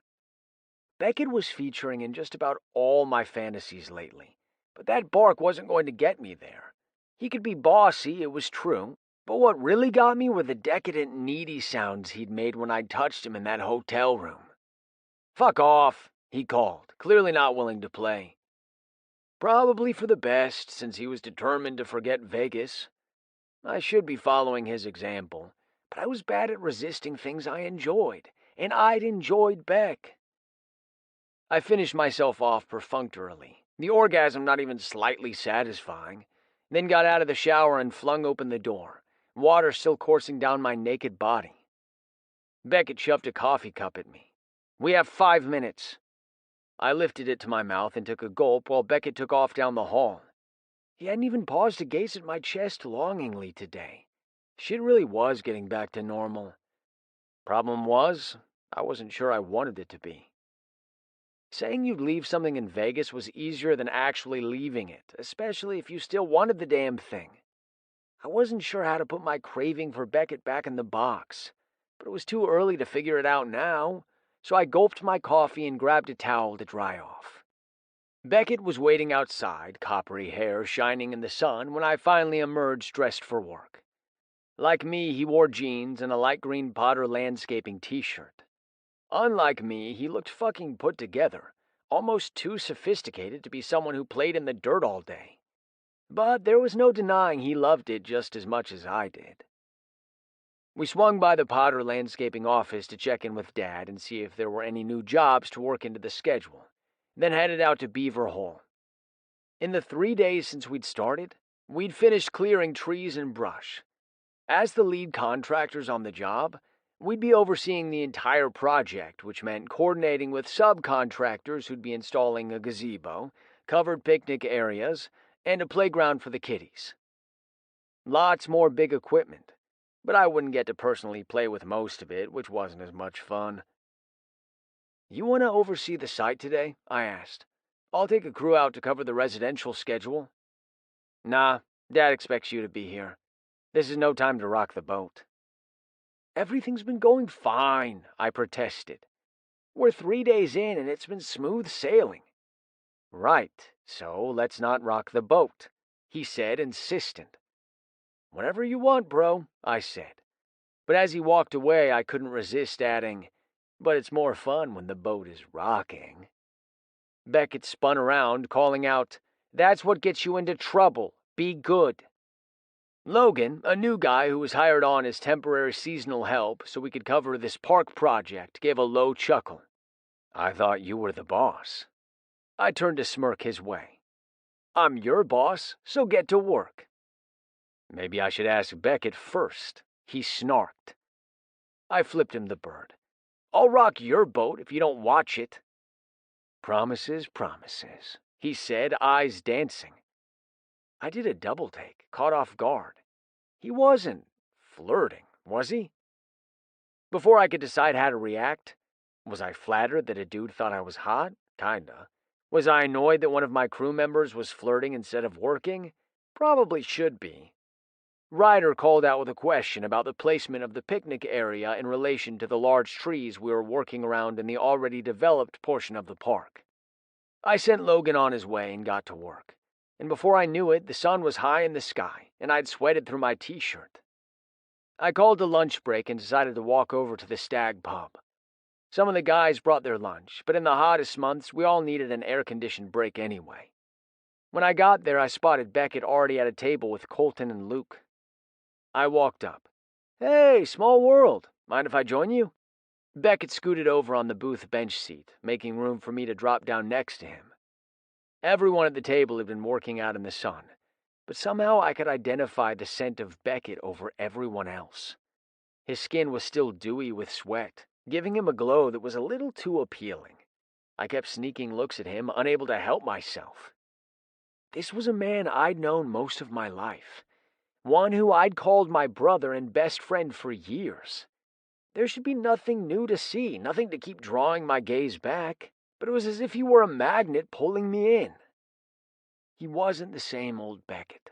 He was something new and exciting, even if he shouldn't be. He was the man who looked at me with need and desperation, the man who'd gasped and moaned and come unraveled for me. I'd never be able to unsee that. I'd never go back to seeing him as only my stepbrother and friend. Beckett had been my lover, if only for a day, and it had changed everything. "Are you even listening?" Colton asked, his tone pissed off enough that I blinked back into the moment. "What?" "When can I work with you instead of Beckett? He's a hard ass." I scowled. "Excuse me? He's your boss." "No, you're my boss." "Whoa," Luke said. "I think I'll just excuse myself before Colton ends up being served for lunch." The big guy left the table in a hurry, but Colton had my full attention now. "Beck runs the cruise with me. You know that. I'm not sure what crawled up your ass, but I do know if Beck's a hard ass, it's only because you're being a pain in the ass." "I think you just won his ass," Colton muttered. "Excuse me?" "Nothing," he grumbled. "I've lost my appetite." He shoved the chair back and stomped off. I shook my head. Unbelievable. Beside me, Beckett sighed. "I think maybe Andy said something about the whole ultimatum business. He's been pushing me all day." "Sorry, man. Want to swap him out for the rest of the day? And give him what he wants? Hell no." I chuckled and tapped knuckles with him. "Good call." "He's been worse since we got back from Vegas," Beckett added. "Pretty sure he's weirded out by the marriage thing." "Don't let it get to you. We got through the worst of it and faced Dad. Colton is nothing compared to that. This is already blowing over. I haven't heard a joke about it all day." "Yeah." Beckett smiled at me, and my heart fluttered in response. Fuck, that needed to stop. Things really are getting back to normal. We should figure out a time to head over to Omaha to meet with a lawyer.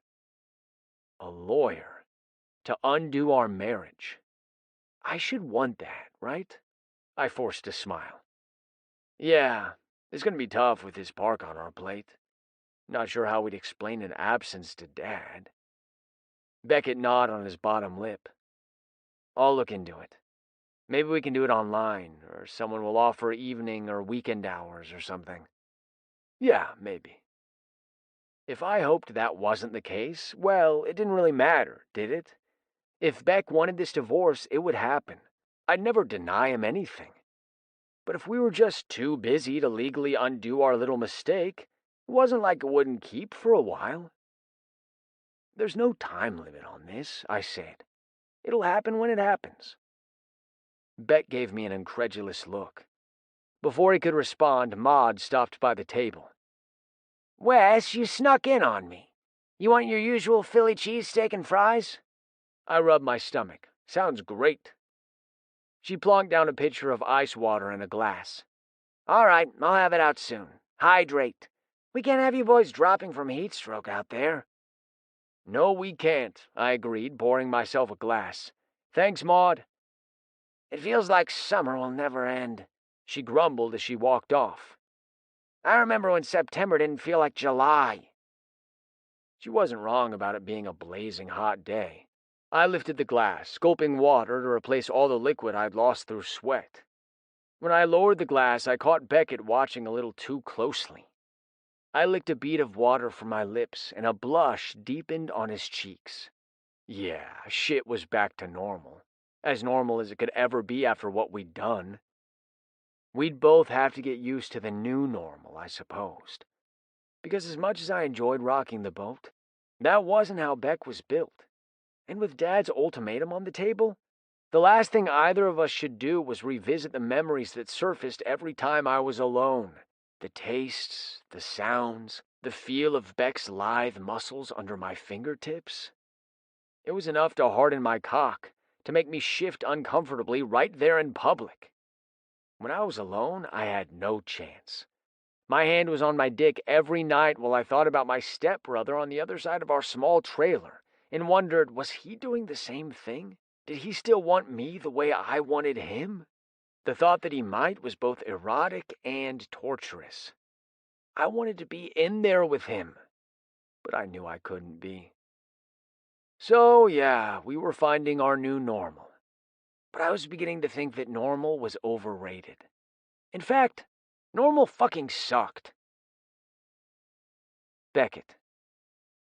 It was after midnight before Wes got home Friday night, slamming the door behind him. He'd gone out with some friends, but I'd stayed in because while things were getting back to normal, we weren't all the way there yet. Working with separate crews had given me some much-needed time apart from Wes, but we still lived in each other's pockets. Going out and getting drunk with him, very bad idea. Still, ever since he'd gone out, I'd done nothing but torture myself with the possibilities about how his night might end. Like with a redhead who was far more curvy than me, who'd cry out, "Oh, Wes, yes!" so loudly that I couldn't avoid hearing her. Living in a small trailer with your stepbro had its downsides, and noisy sex that carried through thin walls was one of them. Even when I'd realized I wanted Wes these past couple of years, I'd been able to cope with the reality that he wasn't into men, and so would never be into me. I'd popped on headphones and pretended I didn't care. But now, I didn't know if I could stand it if it happened again. I called my cousin Fisher to kill some time and shot the shit for a while. He was having man trouble, and it was a nice diversion to focus on someone else's problems. I watched a movie, but I couldn't concentrate. Eventually, there was no distraction from the thoughts circling my brain, so I turned out the lights, stripped down, and tried to sleep. It didn't come. Instead, my hand found its way down to my cock, and I began stroking myself as I thought about things I really should not be thinking about. When I heard Wes come in, my heart lurched with a thrill of fear. Was he alone? If he was, would he come look in on me? If he wasn't, would I have to listen to him fuck someone else? The what-if scenarios were killing me. I could have gone out with him, of course, but watching him pick someone up at the bar would have been even worse than imagining the possibility. At least here in my bed, with my hand slowly working my cock, I could play out the situation in all the ways I didn't dare in real life.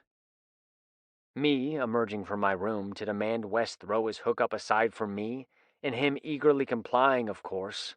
The hookup in question, a faceless woman, would vanish, and Wes would beg me to forgive him, offer to do anything, then drop to his knees and swallow my cock. I shuddered a little under my thin sheet. ears straining for any indication that Wes hadn't returned alone. But all I heard was him cursing as he tripped over something, then snickering like an idiot and shushing himself, which was so ridiculous I smiled.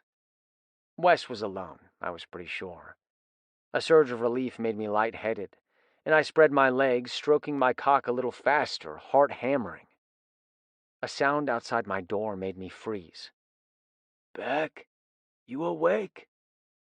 My cock throbbed in my hand, practically begging me to invite him inside to see just how awake I really was. I kept my silence, but I couldn't resist squeezing my dick to relieve the pressure. My door inched open and Wes peered inside. It was dark. There was no way he could know I held my dick in my hand with the wish for him to climb into this bed trying to break free of my lips. He just stood there, looking down at me. And it was wrong, so wrong. But I held his gaze as my hand moved on my cock. The sheet rustled slightly, and Wes's head turned. And I was sure he could see my hand moving, knew exactly what I was doing. Fuck, he whispered into the darkness. I didn't say anything, couldn't, because if I did, it would all be over. I stopped moving and he groaned quietly. I didn't see anything, he muttered. I'm not here. You're alone, just you and your fantasies. Stroke it, Beck. A gusty exhale escaped me, but I couldn't resist the command. I resumed stroking, and knowing he was watching me, even if he couldn't see a damn thing, made me far more sensitive. A small, pleasured sound broke from my clenched teeth. Yeah, he whispered. Do it. Fabric rustled, then the sound of a zipper being drawn down. Wes pulled out his cock and began to stroke along with me. I was covered with a sheet and cast in darkness, but the light from the kitchen backlit him, and I could see the thick meat in his hand as he worked it ruthlessly. But it was his face I really liked watching. His eyes closed, his bottom lip pinched between his teeth, tension twisting his features into almost a snarl. He tipped his head back, a groan rumbling from him, and seeing his throat exposed strangely sent a jolt of lust through me. My climax hit, and I crammed the knuckles of my free hand into my mouth to muffle my cry. Wes heard it anyway. Fuck yeah, he said. You sound so hot when you come. He gave a ragged groan, spurting over his fist as he came to. Afterward, the room echoed with our noisy breathing. Wes wiped his hand on his jeans and tucked his cock back into his pants. He waited a minute, as if he expected me to say something. You weren't here, I finally muttered. It was just a dream, Beck. I know. He withdrew from my room, closing my door far more gently than he had the front door when he entered. Had he wanted me to hear him come in? Had he hoped something would happen? Fuck, but this situation was messing with my head. All week, work had gone smoothly. Despite Dad's ultimatums, we had the business well in hand. We'd managed our evenings okay, too, even if there was a bit of awkward tension between us whenever we were alone. It had seemed as if things were getting back to how they should be. Now, I wasn't so sure. I drifted into an uneasy sleep, and the following morning I got up and heated up a breakfast burrito. Wes emerged from the hallway, hair still messy, sweatpants doing little to disguise the shape of the cock I'd already memorized. It was the moment of truth. If he called me on what happened last night, I was fucked. He smiled at me, a knowing gleam in his eyes as he opened a cabinet to pull out a box of cereal. Have any good dreams last night? I don't remember, I said. You? He sent me a searing look. Oh, I remember, he said in a low voice that made goosebumps erupt on my skin. But I doubt you want to hear about all that. Yeah, probably not, I said, my voice only a little shaky. He nodded. Fair enough. But it wasn't fair. Not to either of us. If last night was any indication, I was going to have to find a way to put more space between us. even if the thought of who might step in to fill that spot in Wes's arms did kill my soul just a little. Chapter 7. Wes. Colton and I had a big fight. I couldn't stay there another minute. Andy stood on my doorstep, eyes filled with tears. I opened the door wider to let her in. She carried a duffel bag over her shoulder, and I was pretty sure I knew what that meant, but Beck wasn't going to like it. He'd been avoiding me ever since the dream last night, so he was out right now. I took the bag from her and set it down. Do I need to kick Colt's ass? No.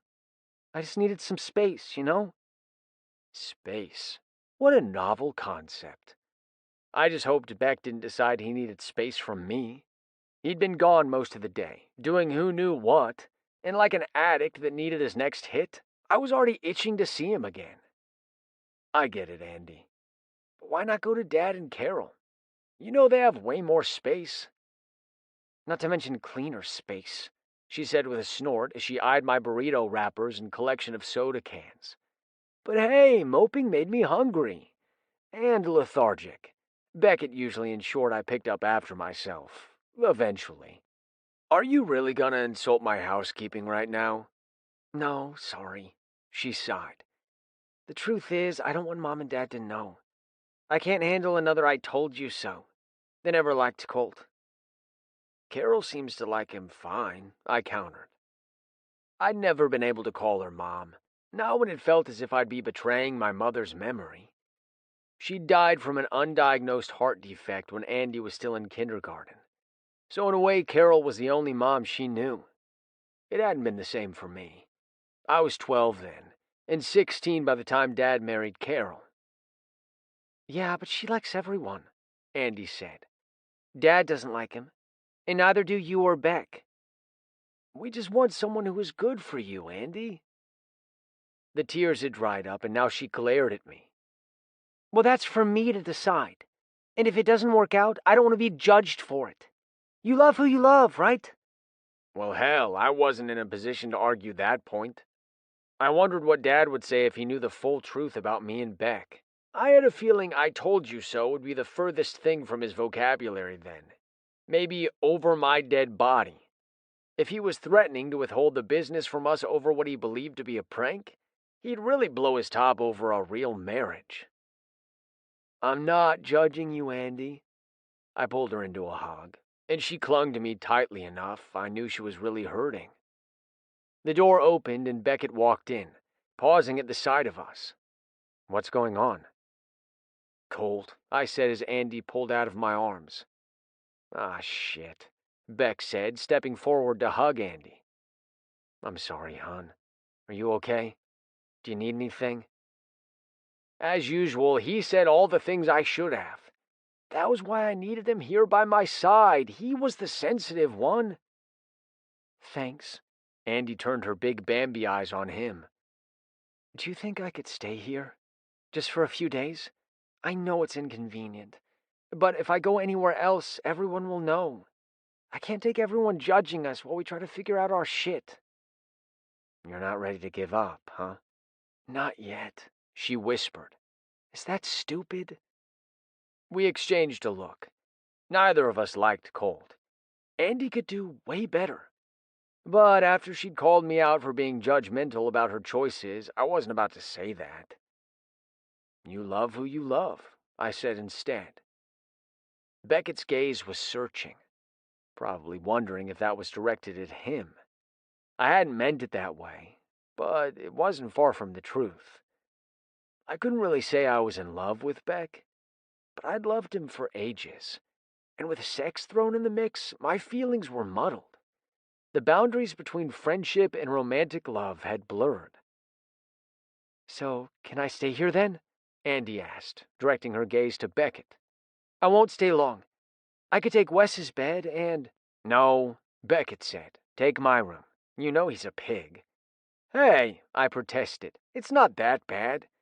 They both glanced at my mess. I was going to clean that up, I argued. Andy grinned.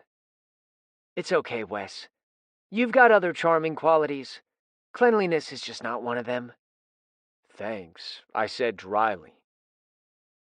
Let me just pack up some of my clothes from my room, Beckett said, and then it's all yours for however long you need. That was awfully generous. I was kind of surprised he wasn't resisting. Andy's presence meant sharing a bed with me, because without a couch and little floor space, there really weren't any other good spots to bed down for the night. Could it be that he'd decided he wanted to be closer? My heart skipped, arousal unfurling. To have Beck in my bed, willing? Well, that was the stuff of my ongoing fantasies. While Beck had packed up some clothes, I went into my room to clean up the worst of my mess. I was trying to force my closet door shut, clothes, shoes, and clutter all piled inside, when Beckett spoke from the doorway. "What are you doing?" I spun around and leaned against the door, trying to look casual. "Just getting the room ready to share." He shook his head. "Don't worry about it. I'll find somewhere else to crash for a few days."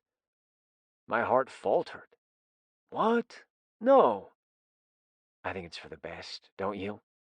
After the dream." He raised his fingers to make air quotes. "We need more space, not less."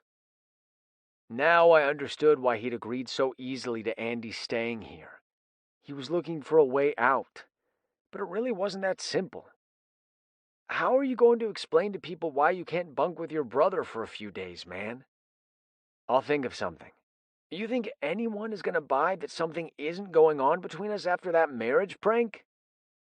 "Things are getting back to normal," he said, tone sharp. "You said it yourself." "Yeah, they have been. So do you really want to start a new round of gossip?"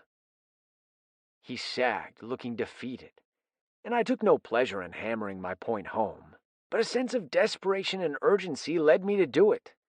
I was worried that if Beckett left now, he might never come back. It would be the end of any more dreams, sure, but it might also be the end of us. At least the us we were now. I couldn't handle that. "Andy came to us because she doesn't want anyone to know she left Colt's place," I said. "If you go try to stay with someone, you'll have to either tell them her business or ours." Shit. He tossed his duffel on my bed and dropped to sit on the edge of it, back to me. "I can't believe you out-logicked me." I laughed, because neither could I. "Obvious sign you're not thinking clearly." He snorted. "I guess." I edged around the bed so I could sit beside him. "Beckett, I won't cross any boundary you set. You're safe with me. If you don't want anything to happen, it won't." He glanced sidelong at me. "That's not the problem." Hope fluttered. "You want something to happen?" "No, of course not." He stood and shot me a falsely bright smile. "It's fine, man. I can just go out tonight. If I hook up with someone, no one will think twice about me sleeping somewhere else." "Beck, you should go out too. It's time we put all this shit behind us, right?" I frowned. "I already went out last night, and look how that ended." "I guess you weren't doing it right," he said, a teasing note to his voice. "Or maybe I just know what I want, and I'm not afraid of it." It was the wrong thing to say. Beck backed toward the doorway. "See you later, Wes. Don't wait up." Beckett. I knocked back another Jack and Coke and surveyed the dark club. I'd driven out to Riverton, unable to face trying to pick up someone in Granville, someone Wes might know. This was hard enough without rubbing it in his face. There was a brunette who'd been giving me flirty eyes the past 15 minutes. She was gorgeous, and I was trying to motivate myself to move my ass from the spot I'd claimed at the bar. I raised my empty glass and waved it at the bartender. He finished serving the couple in front of him, then returned to refill my drink. If I went to go talk to Flirty Eyes, I'd never get such prompt service, I reasoned. "Might want to slow down, man," he said. "You're putting them away tonight." Liquid courage. Everyone needs it sometimes, right? He arched his eyebrow, looking skeptical. "This kind of drinking isn't about courage." He set the glass in front of me. "Besides, judging by the looks you're getting, doubt you need it."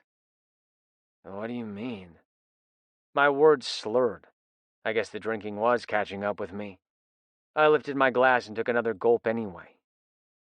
You know what I mean, he said, nodding his head toward Flirty Eyes. Yeah, I guess I did. I didn't need courage to talk to a woman, though. I needed courage to leave Wes behind. The thought made my heart twist painfully, and I fumbled my phone out, needing to hear his voice, to make sure he was okay. I'd left things badly between us. I needed to know that we'd still be us when we came out the other side of this. The screen was blurry, and I kept hitting the wrong buttons. Finally, just as it connected, the phone tumbled from my fingers. Let me help. It was the bartender again, his eyes kind. Need Wes, I mumbled. All right, I got it. He hit the button, waited for it to connect, then said, Wes, this is a bartender at Boomtown in Riverton. I've got someone here who wants to talk to you. I think he needs a ride home. Uh-huh. Okay, thanks. I'll hand you over now. He extended the phone to me, and I held it to my ear. Beck, Wes said. You okay? Yeah, fine, I said. I just wanted to say hi. He chuckled. Hi, bro. How about you let me come get your drunk ass and bring you home? I'm not that drunk, I said indignantly. I can hold my courage. I mean, liquor. I could hear the grin in his voice as he answered, Well, humor me then. I'd feel better if I came and got you. Okay, but Flirty Eyes might beat you to it. Wes's voice got stern. You tell Flirty Eyes you've already got plans tonight, all right? You're coming home with me. A shiver went down my spine at his possessive tone. It was wrong to want him like I did, but all the liquor in my system was quickly converting from courage to lust. If you want me so bad, come and get me, I said. Oh, I will, he said. Don't go anywhere. It seemed like it was only one blink to the next before Wes was standing beside me. Hey, you with me, Beck? I leaned into him with a relieved sigh. There you are. Here I am. His voice rumbled through his chest soothingly, and I snuggled in and closed my eyes. I was suddenly exhausted. How worried should I be? I was too tired to summon an answer, but that was okay, because the bartender replied for me. I cut him off a while ago. He's had nothing but water since he called you. Good, thanks. He's clearly upset about something, the bartender said. Maybe you know what it is? I have some idea. Well, take care with him, yeah? I will, Wes said. Only the best for my bro, right, Beck?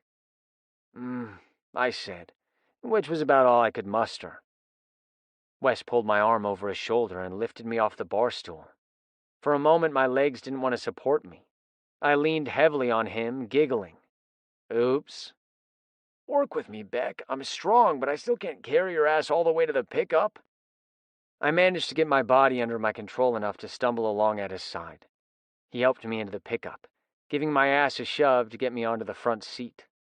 He grabbed the seatbelt to buckle me in, and I raised a hand to his jaw, palm pricking as it rubbed over his beard growth. Love your stubble, I said. I thought you weren't into beards. Beards, yeah, but stubble? It's hot when it scrapes over my skin. Damn, he whispered. What? Nothing. He pulled away. Let's get you home. I missed most of the drive, falling asleep soon after Wes started the pickup. I didn't fully wake again until I was already out of the truck, leaning against Wes, and Andy was on my other side, struggling to help me get up the porch steps. Shit, does he do this a lot? She asked. Not usually, Wes said. We got inside, and there was no way 3 people could fit down the hallway at once. Wes waved her off. Get some water and Tylenol. I'll get him into bed. He started me down the hall, but I abruptly planted my feet. Wait. Come on, Beck. Let's just go to bed. No, I can't. You can, he said, giving me a tug to get me moving again. I was really in no position to resist, even though my brain had suddenly reminded me that I'd been trying to avoid this. Wes gave me a push, and I dropped to the bed like a sack of rocks. I groaned as my stomach gave an unsettling lurch. Wes set a trash can beside me. If you need to puke, do it here. I took a slow breath, pushing back the nausea. I'll be fine. Wes pulled off my shoes and helped me under the covers. Andy came and went at some point, delivering the water. He helped me drink it and take a couple of pills, then settled back onto my pillow. Just sleep it off, bro. He was leaning over me, so close that I could see the small scar bisecting his bottom lip from where he'd made a slide in a high school baseball game and ended up biting through it. I pressed my thumb to it, brushing it lightly, and his breath caught. I'm sorry, I said. He didn't ask what I meant. He just smiled sadly and kissed my thumb, before removing my hand from his face and giving it a squeeze. Me too. I closed my eyes and drifted off, wishing tonight could have ended differently. Not with some random hookup, but me with the person I really wanted, sober and free to kiss his beautiful face. No amount of liquid courage could ever fix what we'd broken in Vegas. Chapter 8. Wes. Beckett lay in my bed, red hair bright against the black silk pillowcase, and groaned pitifully as he slowly woke. It was nearly noon, and I just opened the door, peeking in to check on him as I'd done off and on all morning. He'd never thrown up the night before. He'd probably feel better if he had. His skin was pasty, freckles standing out in sharp contrast, and his eyes were crusty. I'd never seen anything more beautiful. Really, Wes? Nothing? Not even when you hooked up with that hot number on that Omaha trip? I brushed that memory away. It was insignificant beyond being a fun night. I dated a lot of women and slept with even more.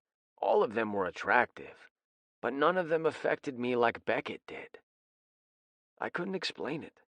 We'd been friends for so long, and I'd never felt this way until recently. Never been attracted to men. But like a new planting, my feelings slowly took root. And now that they had, I wasn't sure how to rip them out, or if I even wanted to. After all, Beckett was the thing that nourished my feelings, and he was too damn important to be torn from my life. Is he awake yet? Andy called from the end of the hall. I turned. Shh. I'm awake, he said, voice still groggy. I slipped into the room and closed the door behind me. I had no idea what to think about Beck's night out. I was a little hurt that he wanted to find a hookup, but I understood, too. I'd pushed the boundaries with that little jerk-off session the other night. If I'd backed away and given him privacy, not tested the waters, maybe he wouldn't be freaking out now. How are you feeling? I asked cautiously. Like ass? I took a seat on the edge of the bed and handed him a Gatorade. This might help. He twisted off the lid and eased up enough to sip it. He still wore his bar clothes from the night before, a clingy button-down that was wrinkled to hell now and jeans. Given our circumstances, I hadn't undressed him as I might have done a few months ago. My lips quirked, and I attempted to make light of the situation. I know you were worried about sharing a bed with me, but damn, Beck, if you wanted to sleep in your clothes, you could have just said so. He threw the bottle cap at my chest, and it hit me and bounced into the bedding. Thanks, asshole. He took another careful sip. I squeezed his calf through the blankets. Seriously, Beck, I need you to trust me to give you whatever you need. His eyes met mine. I don't even know what that is. I nodded once. Well, when you do, I'll tell you. The door opened behind me and Andy poked her head in, her hair still in a messy bun. Beck, I made some breakfast earlier. We have pancakes and sausage left. I can warm it up for you. Beckett turned wide eyes on me. Who is this woman and what happened to our bratty sister? I busted out laughing, relieved to see the return of the Beck I knew before Vegas happened. The one who was quick with snarky sarcasm and witty jokes. Who might be more serious than me, but still had a great sense of humor and laughed with me instead of at me. The guy who always had my back. Whatever happened between us, I didn't want to lose that guy. Laugh it up, Andy said. "See if I do anything nice for you again."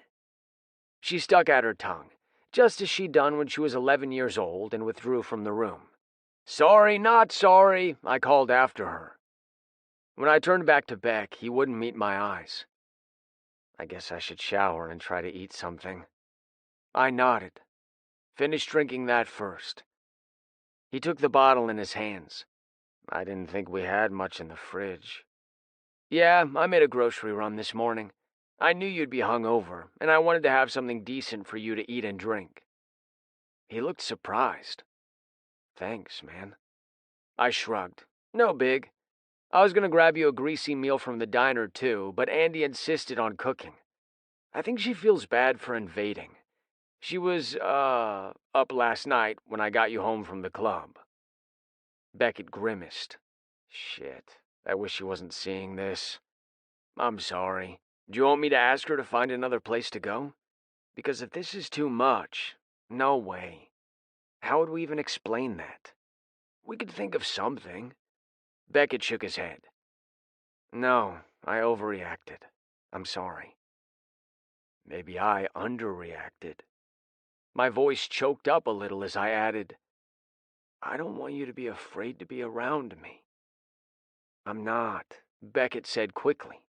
At my skeptical look, he sighed. "Okay, maybe I was freaked out about sharing a bed again. But that's not about you. It's about me and the situation and, everything that's happened. I just want to make sure we're okay." "We're always okay," Beckett said. "We're bros first, right?" "Always." I stood up. "I'll let you take that shower. Probably best I don't make Andy wonder what the heck we're talking about." Beck smiled wickedly.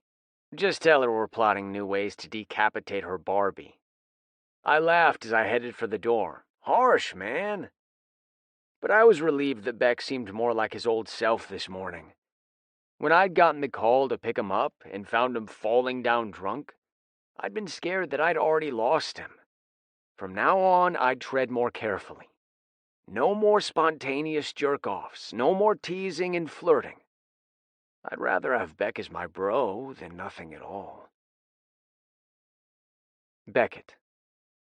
"You two are quiet tonight," Laurie said, his eyes far too perceptive across the table at the Stag Pub, where Wes and I had joined our friends for our regular bar trivia night. Our team, Smarty Pints, had won last season's tournament, mostly thanks to Clark, the history teacher in our midst. "Beck's still hung over," Wes said. "He apparently forgot he was a lightweight last night." I flipped him the bird. "I would have drunk you under the table if you'd been there." "Would not." "Would too." "Would not." "Would too." "Would." "Okay, we get it," Clark said quickly. "You both drink yourselves stupid." Everyone froze in surprise. Clark was usually the sweetest one of us. He reddened at the sudden attention. "Sorry, I'm just cranky. We've been working on the house, and I joined the Historic Neighborhood Preservation Board, and school just started back up. I'm a bit frazzled." Hunter squeezed Clark's neck, massaging gently. "You push yourself too hard, Angel. I told you we could take a break from the house renovations." "Toby loves working on the house, though." Hunter chuckled. "He does. It might be the death of all of us if he keeps insisting on restoring it to its original grandeur."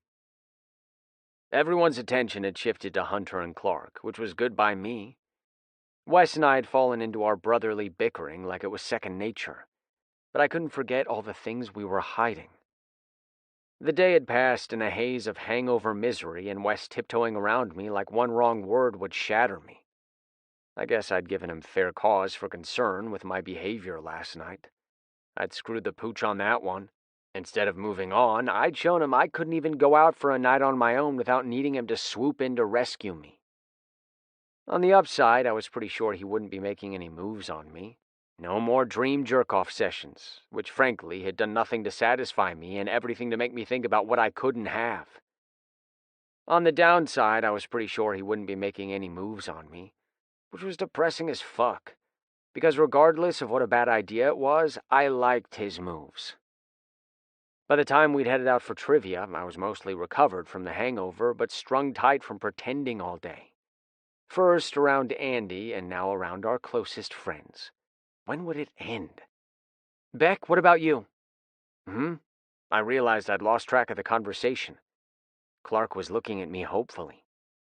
Would you want to help out too? Sure, of course, I said, having no idea what I was agreeing to. Just tell me when and where. He gave me a strange look. Okay, like I said, I'm not sure when yet we'll start the next project, but it helps so much when you all pitch in. Pizza and beer will be on us. Sounds good, I said gamely. Wes nudged me. You don't even know what you said yes to, do you? Of course I do, I lied. Wes snorted, clearly not buying what I was selling. But then, that was nothing new. No one knew me better. Okay, fine, I'm clueless, I muttered under my breath. Did I agree to sell a kidney? He chuckled. Nah, just some labor of love at Ballsack. I choked on my beer, sputtering a laugh at his phrasing. Hunter and Clark's house was on the corner of Ball and Sack Streets, so of course most people in town called it the Ballsack neighborhood. Granvillians were never afraid of a good sexual innuendo. Asshole, I grumbled. You did that on purpose. Well, it's better than the scowl you've been rocking all night. If you don't relax, someone's going to stage an intervention. I glanced across the table, and sure enough, Lori was watching intently. Shit. I plastered a grin on my face and pretended to be extremely interested in my loaded fries. The conversation moved on to the next trivia question displayed on television screens around the bar. It was a picture of some sort of monument overseas, and I had no idea what it was, but Clark was already scribbling the answer on the sheet of paper. I'll take it, I said, needing a minute to myself. I won't hit the bathroom anyway. Clark handed me the slip, and I walked it across the room to the trivia host who ran the game. I went into the bathroom and splashed my face with water. The door opened and shut behind me. I glanced into the mirror, half expecting to see Wes there, but it was Lori. I reached for a paper towel and blotted it in my face. Are you okay? He asked. I shrugged and tossed the paper towel into the trash. I guess that hangover isn't totally gone. No, he said. I mean, are you and Wes okay? I stilled. I don't know what you mean. I think you do, he said gently. Something happened in Las Vegas. I could feel the blood drain from my face so quickly I felt lightheaded. Lori stepped forward to grab my arm as I swayed. Hey, whoa, don't panic, Beck. I shook my head, speaking through numb lips. I don't know what you mean. It's okay, Beckett. I'm your friend. I didn't mean to freak you out. I exhaled slowly, regaining my equilibrium. I'm fine. Just hungover, like I said. Lori gazed into my eyes, a crease of concern in his forehead. I only wanted to let you know I'm here if you need to talk. No judgment. I hesitated, but I knew Lori didn't have a vindictive bone in his body. He'd rivaled Clark for sweetest member of the trivia team since he'd come to Granville and won Tucker's heart. How did you know? He shrugged. Everyone else here has known you all your life. They see you and Wes as brothers, but I'm newer. I've always seen something more there. I licked my dry lips nervously. There's not been anything there. Not before Vegas. When I didn't answer, he said, You know what I think, Beck? I think you two did get married. And I think once you did that, well, other things were harder to keep locked down. But you don't have to tell me anything you don't want. Just know that you can trust me to have your back, okay? Thanks. But whatever happened in Vegas is staying there. Beck, no. I appreciate that you care, Lori, but my family, my job, everything relies on leaving Vegas behind, okay? So what I really need is for you to not bring this up to anyone else. I won't, of course. I dipped my head. Then I better get back out there before people wonder if I fell in. Lori smiled tentatively. If you change your mind, you know where I am. I left the bathroom, my stomach churning despite Laurie's reassurances. He thought he only saw through us because he hadn't known us as brothers for years. But what if everyone could see? What if they knew our prank wasn't really a prank at all? I couldn't do anything about the sexual tension with Wes, or what the proximity of sharing a bed might tempt us to do. But I could do one thing. It was time to get that divorce. Chapter 9. Wes. Normally when trivia ended, Beck and I would stick around a while, drink a few more beers, maybe compete to see who could pick up some company for the night.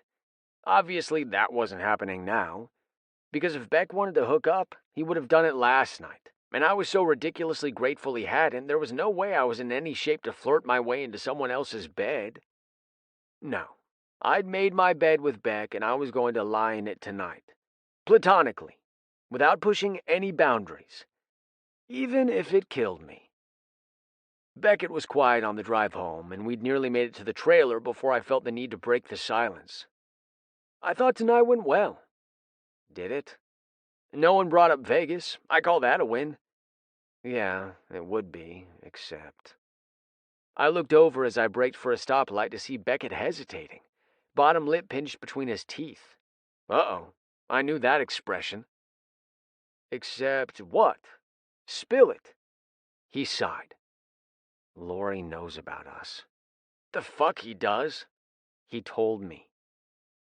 While I drove the rest of the way home, head spinning, Beckett told me about the conversation he'd had with Laurie in the bathroom. He was calmer about it than I had expected. He's not going to tell anyone, Beck said. Even Tucker? Well, I don't know. He admitted. But you know Tucker. He won't spread rumors. I nodded. Tucker was as steadfast and loyal as they came. But Wes, you know what this means. What? If Laurie saw through us so easily, then we really can't risk letting anything else happen. He licked his lips. We're going to be in the same bed, but... I know, I said. I wouldn't do anything you didn't want. That's the problem, Wes. It's not about what either of us want. I knew he saw it that way. The risks outweighed the rewards in his mind. I just wasn't sure I agreed, probably because I'd never been great at denying myself. I had practically non-existent willpower. But if this was what Beck wanted, I'd rather chew my damn arm off than do wrong by him. My jaw was tight, a muscle twitching with the arguments that wanted to spill out. The protests and pleas that we were two grown men who should be free to do what we wanted. But I ground out the words I knew I needed to say. I understand. Beckett exhaled, as if he'd been holding his breath. Good, thanks. We have to get past this, and that won't happen if we keep... Yeah. He opened his door and slid out of the seat. There was nothing left to do but face the music. I followed him inside. Andy was in the kitchen, hunched over the breakfast bar, which served as our only table, while she ate a salad. Hey, you. How did trivia go? Good, I said. We won. Awesome. And, did you hear... Hear what? I asked at the same time Beckett answered, Nope, no gossip about you. Oh, okay, good. Andy didn't sound all that reassured, though. While Beckett excused himself to the bedroom, I decided to linger a while to give him some alone time to settle in. Tonight would be our first night sharing a bed while sober, and I wanted him to relax as much as possible in this situation. Plus, it seemed like Andy could use a friendly ear. I leaned my forearms on the breakfast bar across from her. Did you want us to hear gossip? No, not exactly. So... She pulled a face. I just hoped he was so miserable without me that he'd make it obvious and everyone would be saying what an idiot he was. I burst into a laugh. You don't ask for much, huh? She stuck her tongue out. Not any less than I deserve. You do deserve that, I said seriously. He is an idiot, and I look forward to telling him to his face tomorrow. You don't have to do that. I know. What do you think big brothers are for? She rolled her eyes. I think you and Beck have your hands full with work. Dad put the screws to you. I didn't come here to stir up trouble with Colt and the crew. Yeah, I know. But if you think I won't tell him to watch himself with my baby sister, you don't know me very well. She huffed a laugh and put her bowl on the sink. Okay, macho man, I'm going to bed. I can't stop you from calling Colt out. Just don't make me kick your ass for being an idiot about it, too. I snickered. The image of my petite sister trying to kick my ass an amusing one, then turned out the lights and crept into the bedroom. I shed my clothes as quietly as I could in the dark. I could see Beck on his side, eyes closed, but I was pretty sure he was only pretending to be asleep. As I settled onto my side of the bed, my shoulder brushed his, and my foot bumped into his leg, barely an inch between us. Sorry, I whispered. It's fine, he murmured, confirming my suspicion he'd been awake all along. I turned on my left side, but that only caused my ass to rub against his hip. Well, shit. Beckett actually laughed, which felt a little like a miracle after the tense night we'd had. He shifted beside me in the bed, kicking me this time. Oops, my bad.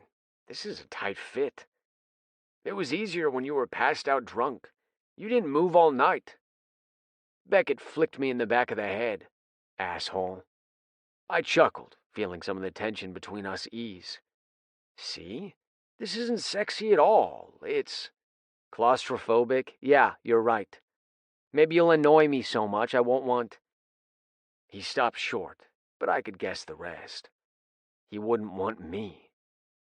I rolled onto my other side to face him, nearly getting a knee in the groin for my trouble. I kept my hips back, well away from any danger zones. I've been known to be a blanket hog, I admitted. Not on my watch, Beckett said, tugging the blankets a little tighter to him. I grinned. Remember that camping trip in the mountains when we were 18? We had to share a sleeping bag because we were freezing, Beckett said. Yeah, and you made us strip to our underwear to share more body heat because you'd read it in a book? I said with a laugh. I was half convinced you wanted to molest me. You were not, Beckett said, sounding horrified. I smiled. Only a little, maybe. Why did you go along with it? I shrugged a shoulder, even though Beckett probably couldn't see it in the darkness. Because you were always the smarter of the two of us, and I trusted you. Oh. And because it really was fucking freezing. It really was.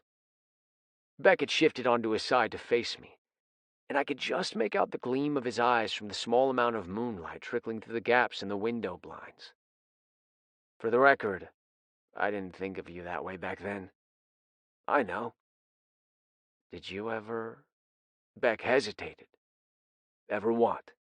Think of you that way? Yeah. Before Vegas, I mean. This felt like dangerous territory. Beckett had done nothing but push me away since the moment we'd come together. I knew he was afraid of the fallout if other people found out. Afraid of what our family and friends would think. But maybe if he was asking this question, maybe part of him wanted something more than he was ready to admit? Yeah, Beck. Not back on that camping trip, obviously. I was still an immature idiot then. But more recently... When did it start? I don't know exactly, I said. We've been close for a long time, and that's great, but it wasn't enough. I just kept wanting to get closer, you know? Yeah, he said quietly. Me too. So, if we both want the same thing, why are we fighting it so hard? I asked. He sighed. You know why. Dad, our friends, the business. There's a lot of reasons this can't happen. Yeah, I said. I guess. If it were up to me, I'd roll the dice and gamble on things working out. But I knew Beck didn't work that way. He was more deliberate in his decisions. He evaluated the risks before he acted. It was still sort of unbelievable he'd ever fucked around with me in the first place, not to mention married me. I really wished I could remember that night more clearly. I would have liked to see the moment Beck said I do to spending his life with me. When he was excited, his smile grew so wide it nearly took over his whole face. The cutest dimples popped in his cheeks, and I couldn't help but feel a surge of happiness too. If I could bottle that feeling, I could make a fortune. I was smiling just thinking of it, until Beck brought me back to earth with his next words. If Lori saw the truth of us, others might too. My heart sank. I guess it's possible, but we're doing our best to be careful. I don't know what more we can do. We can get that divorce, he said, before someone finds out we really are married. I squeezed my eyes shut, pained by his words, though I couldn't fully understand why. Only that what I told him earlier was true. No matter how close we'd been, I'd always wanted to be closer. And now that I had to give it up. Wes, he prompted. Yeah, we can figure it out later, I managed, my voice only a little flat. We should get some sleep now. We have work in the morning. Okay, I'll figure out the logistics of it this week. By next week, everything will be back to normal. Normal. I was beginning to hate that word. I closed my eyes and willed sleep to come, doing my best to ignore the shifting of the mattress as Beckett got more comfortable, the heat of his body beside mine. He was so close, but as always, not close enough. Beckett. I woke feeling lighter than I had in days. Not even the fact that Wes and I were entangled, our bodies slick with sweat, could get to me. Instead, I thought of that camping trip, when Wes and I had huddled together in the cold and joked about our unexpected man-on-man action. It made my heart warm. There was a lot more to Wes and me than the secrets between us. And soon one of those secrets would be gone. I slipped out of bed and grabbed a shower while Wes snoozed, as was our usual routine. The talk last night had done me some good. Just knowing that Wes felt something for me before we were married in Vegas, that he hadn't just hooked up with me because it was easy or convenient, made all the difference. We still had to get that divorce. We were already on thin ice with Dad. I was pretty sure he'd been bluffing at dinner about selling the business to a competitor in Riverton. But that was when he thought we'd pulled a prank. If he found out we were really married, really fucking around, the consequences could be a whole lot worse. I could lose my job and my standing with the family. That scared the shit out of me. But even worse would be watching Wes lose his birthright. He'd spent his whole life believing that he'd follow in his father's footsteps. And Wes had always admired his dad, always wanted to take the path laid out before him. To lose it now would devastate him. I got dressed, then went to the kitchen to make coffee. Wes would emerge after the alarm went off the third time, and I'd have to hurry him to make it to work on time. Business as usual, a small comfort in the midst of this recent storm. Andy was in the kitchen when I got there, already setting the coffee pot to brew. Hey, Beckett, how'd you sleep? Okay, I said. You and Wes managing okay in bed? I fought a blush. She wasn't asking about anything other than the cramped space we were enduring. Yeah. It's not forever, right? She winced. I hope not. Oh, I didn't mean. She opened the bread bag and tossed a couple of slices of whole grain wheat into the toaster. She'd obviously influenced Wes's shopping trip, because that man was white bread all the way. No, I know, she said. I'm cramping your style. You and Wes have no privacy. Privacy? I gave a nervous chuckle. What would we need privacy for? She blinked at me. I don't know. I know you guys date casually. She used air quotes around the word date. You can't really bring someone home when you don't have your own bed. Oh, right. Well, I shrugged. You're more important than a few hookups. Maybe making Andy feel guilty would encourage her to leave sooner and free me from the temptation of sleeping beside Wes. But she felt bad enough already. I wasn't going to pile on, so I plastered on a grin and wiggled my brows. Besides, it's not like I can't find a bed somewhere else if I really want to.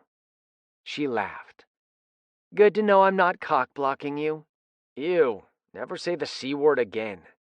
She laughed harder. I'm not a little girl, you know. I'm a grown woman who can take care of herself. I raised an eyebrow. By crashing with her big brothers? She stuck out her tongue. Yeah, that's totally convincing me of your maturity, I said dryly. She huffed. You're no longer my favorite brother. We all know Wes is your favorite brother. Well, you were my favorite stepbrother. Also your only stepbrother, so that's real special. It is, she insisted. I love Wes because I have to. I love you because I choose to. I was sure that was meant to be reassuring, but it only reminded me that love was often conditional. It certainly had been with Craig, and who is to say it wouldn't be with Nathan or Andy if they knew the truth of what happened between me and Wes. I better go give Wes his 5-minute warning. I tossed a couple of ice cubes into Wes's mug so he didn't burn his tongue when he guzzled it down in 2 seconds flat. Beck, before you go. Yeah? Can you please make sure he doesn't beat Colt's ass at work today?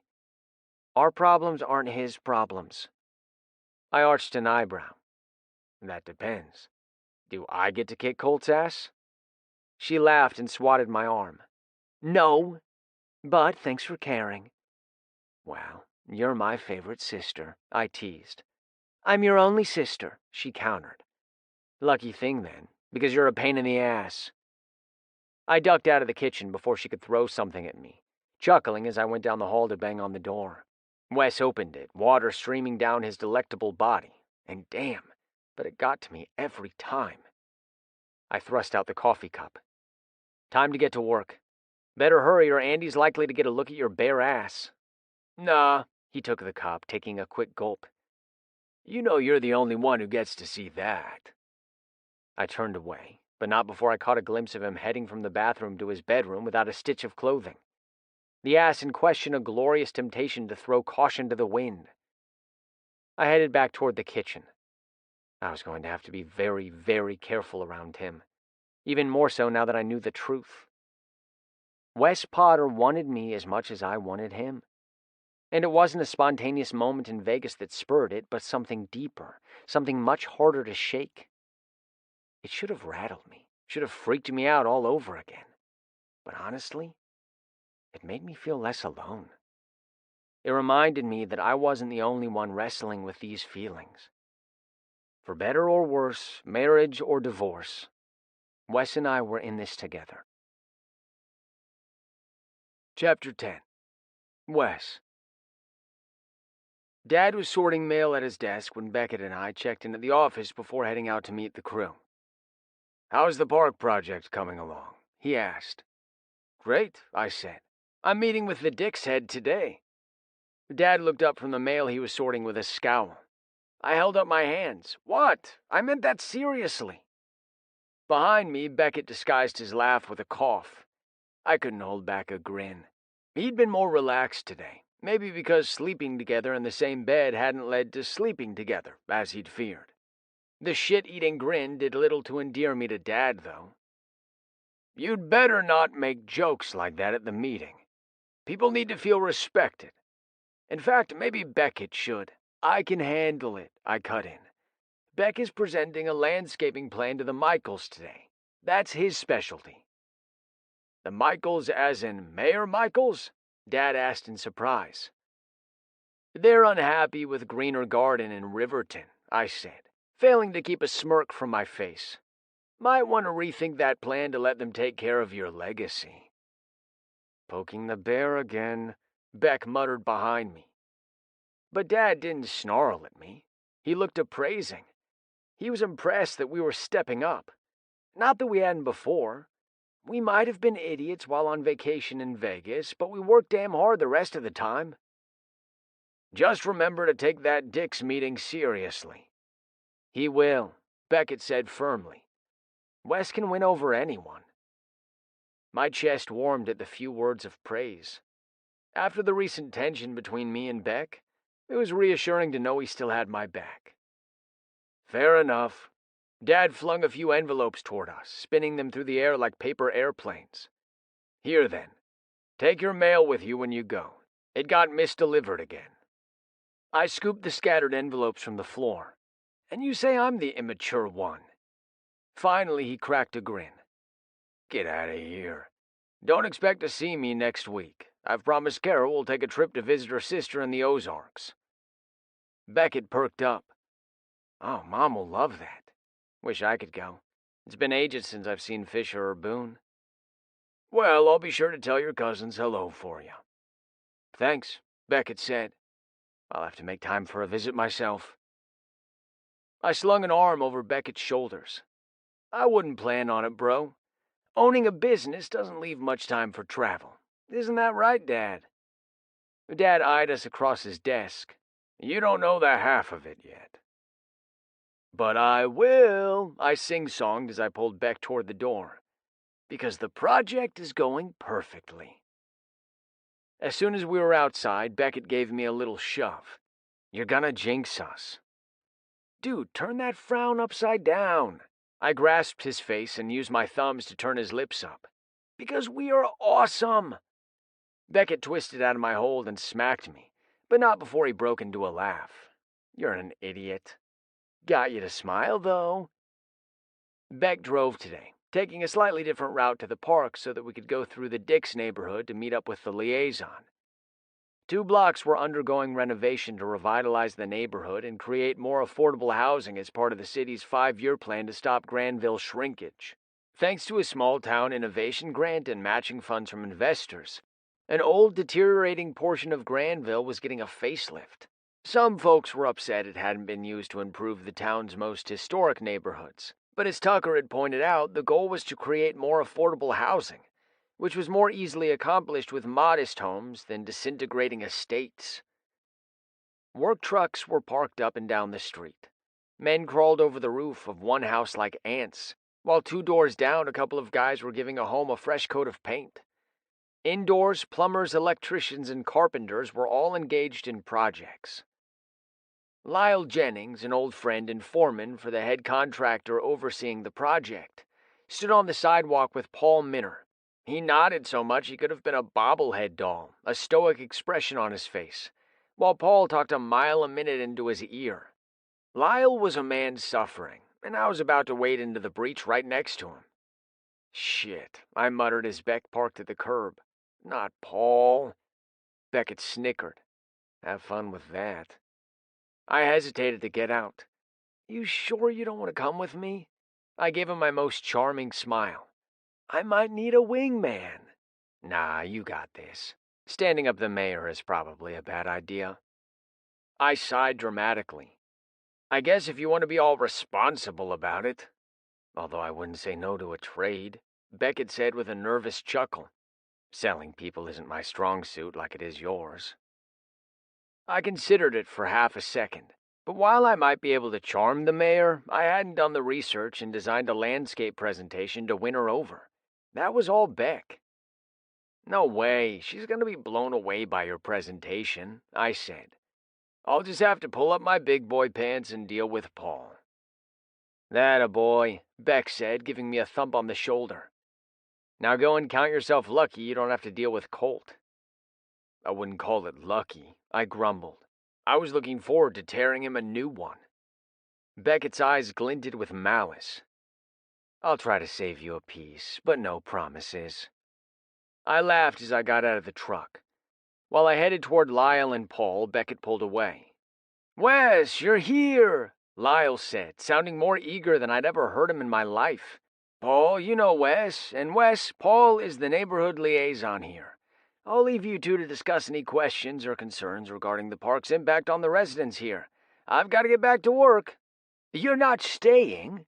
Paul asked. "I thought you'd help facilitate." "Sorry," Lyle said quickly. "My crew needs me."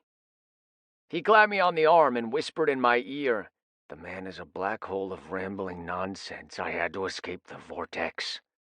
"I thought we were friends," I protested. He grimaced. "So I'll owe you a beer.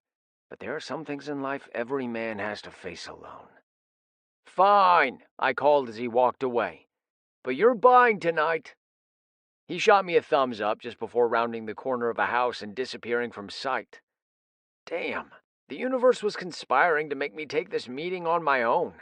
I'd hoped to at least have Lyle there as a buffer.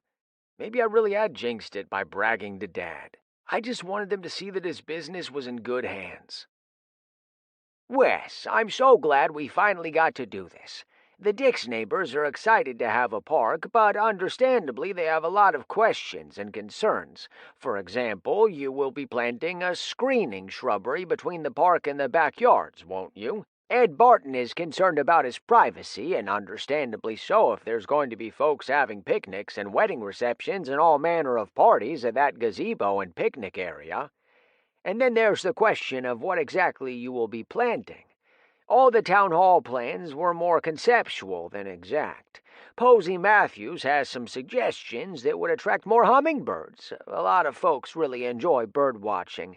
In fact, I indulge in the hobby myself.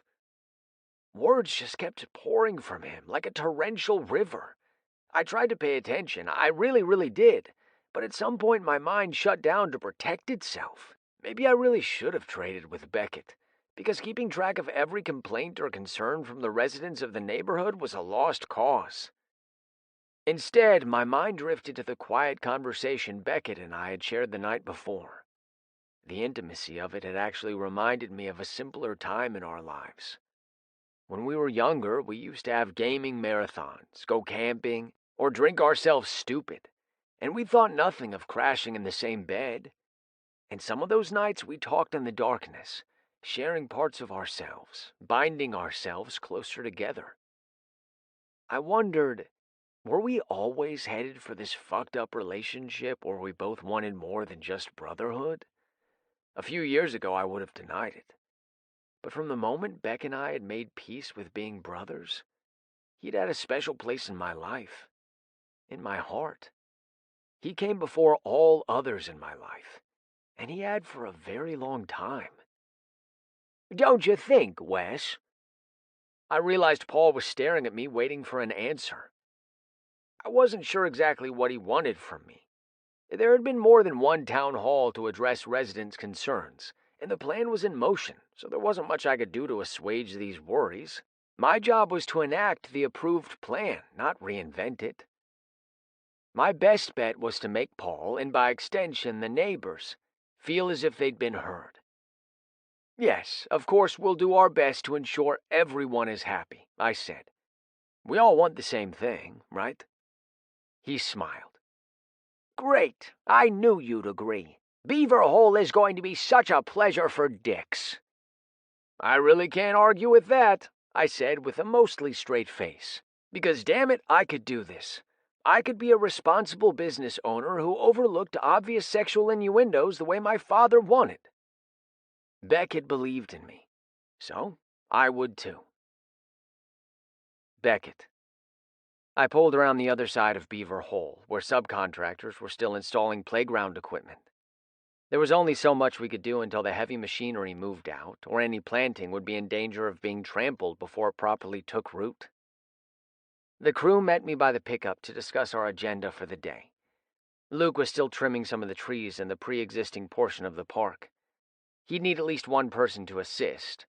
Normally I'd choose Ryder for that job, but I needed him to manage the residential clients while I was meeting with the Michaels. I didn't trust Colt to do that on his own, and Logan was too new to take the reins. All right, everyone. I've got to head out in a minute for a landscape presentation, and Wes is meeting with a liaison of the neighborhood to ensure that we all play nicely together. There were a few chuckles. Colt, I noticed, was avoiding eye contact. The little shit probably knew he was in the doghouse for fighting with Andy. That means you all have to manage for the next hour or two without us. Luke, you're on trees, as usual. Logan, I want you to assist. Sure thing, boss. Ryder and Colt, you're on maintenance. Ryder nodded. You got it. Again? Colt complained. Why can't I assist Luke? The new guy can mow lawns.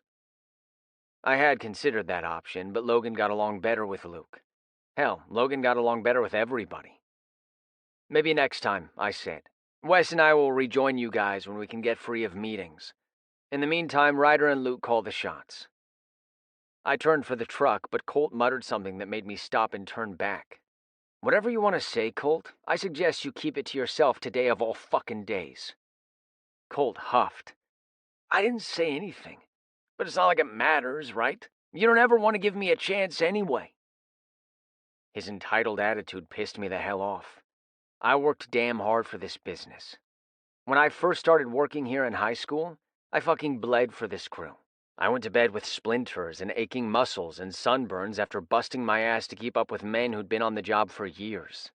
I'd earned the respect of the crew by proving myself again and again. But Colt? He just wanted it all handed to him on a silver platter. My voice was deceptively calm as I strolled up to him and got right in his face. Not sure why you think you deserve more. You're only here because of Andy, not because you've earned it. And let's face it, you don't really deserve her either, do you? Andy didn't want gossip spreading, so I resisted the urge to threaten him with an ass-kicking, but I think my tone conveyed the sentiment. Colt glared. I knew it! I knew you were holding me back because I'm dating Andy. I scoffed. That's not what's holding you back.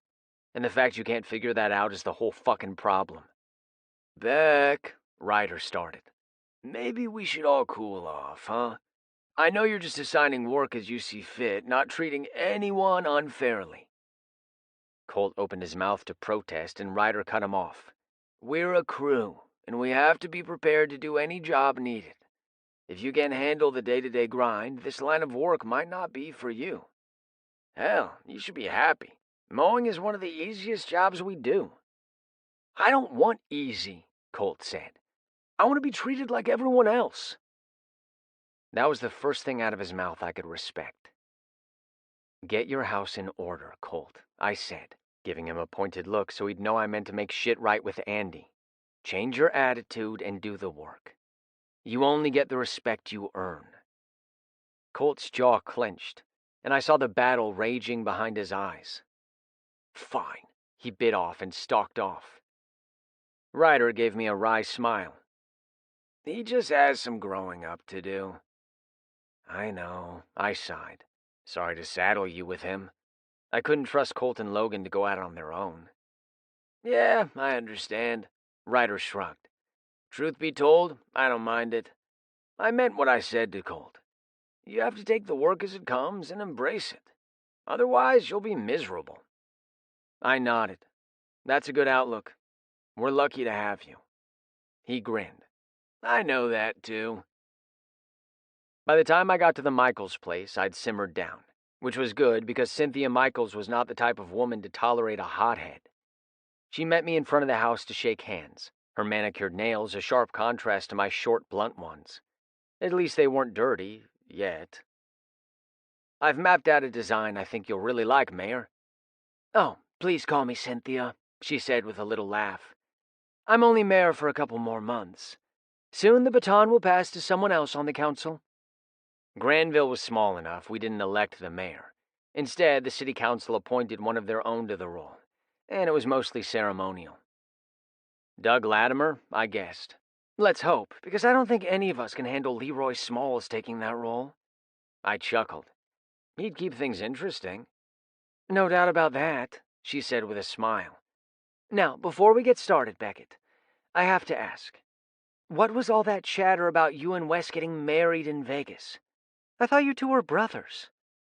Shit, Dad was right. I'd never once considered having to answer to a potential client for my behavior outside of the job. We're actually stepbrothers, not blood-related, I said, downplaying our connection. To be honest, we just got a little drunk and stupid while on vacation. We thought pranking our friends would be funny. I chuckled awkwardly. In hindsight, it wasn't the best choice. Or a good one at all.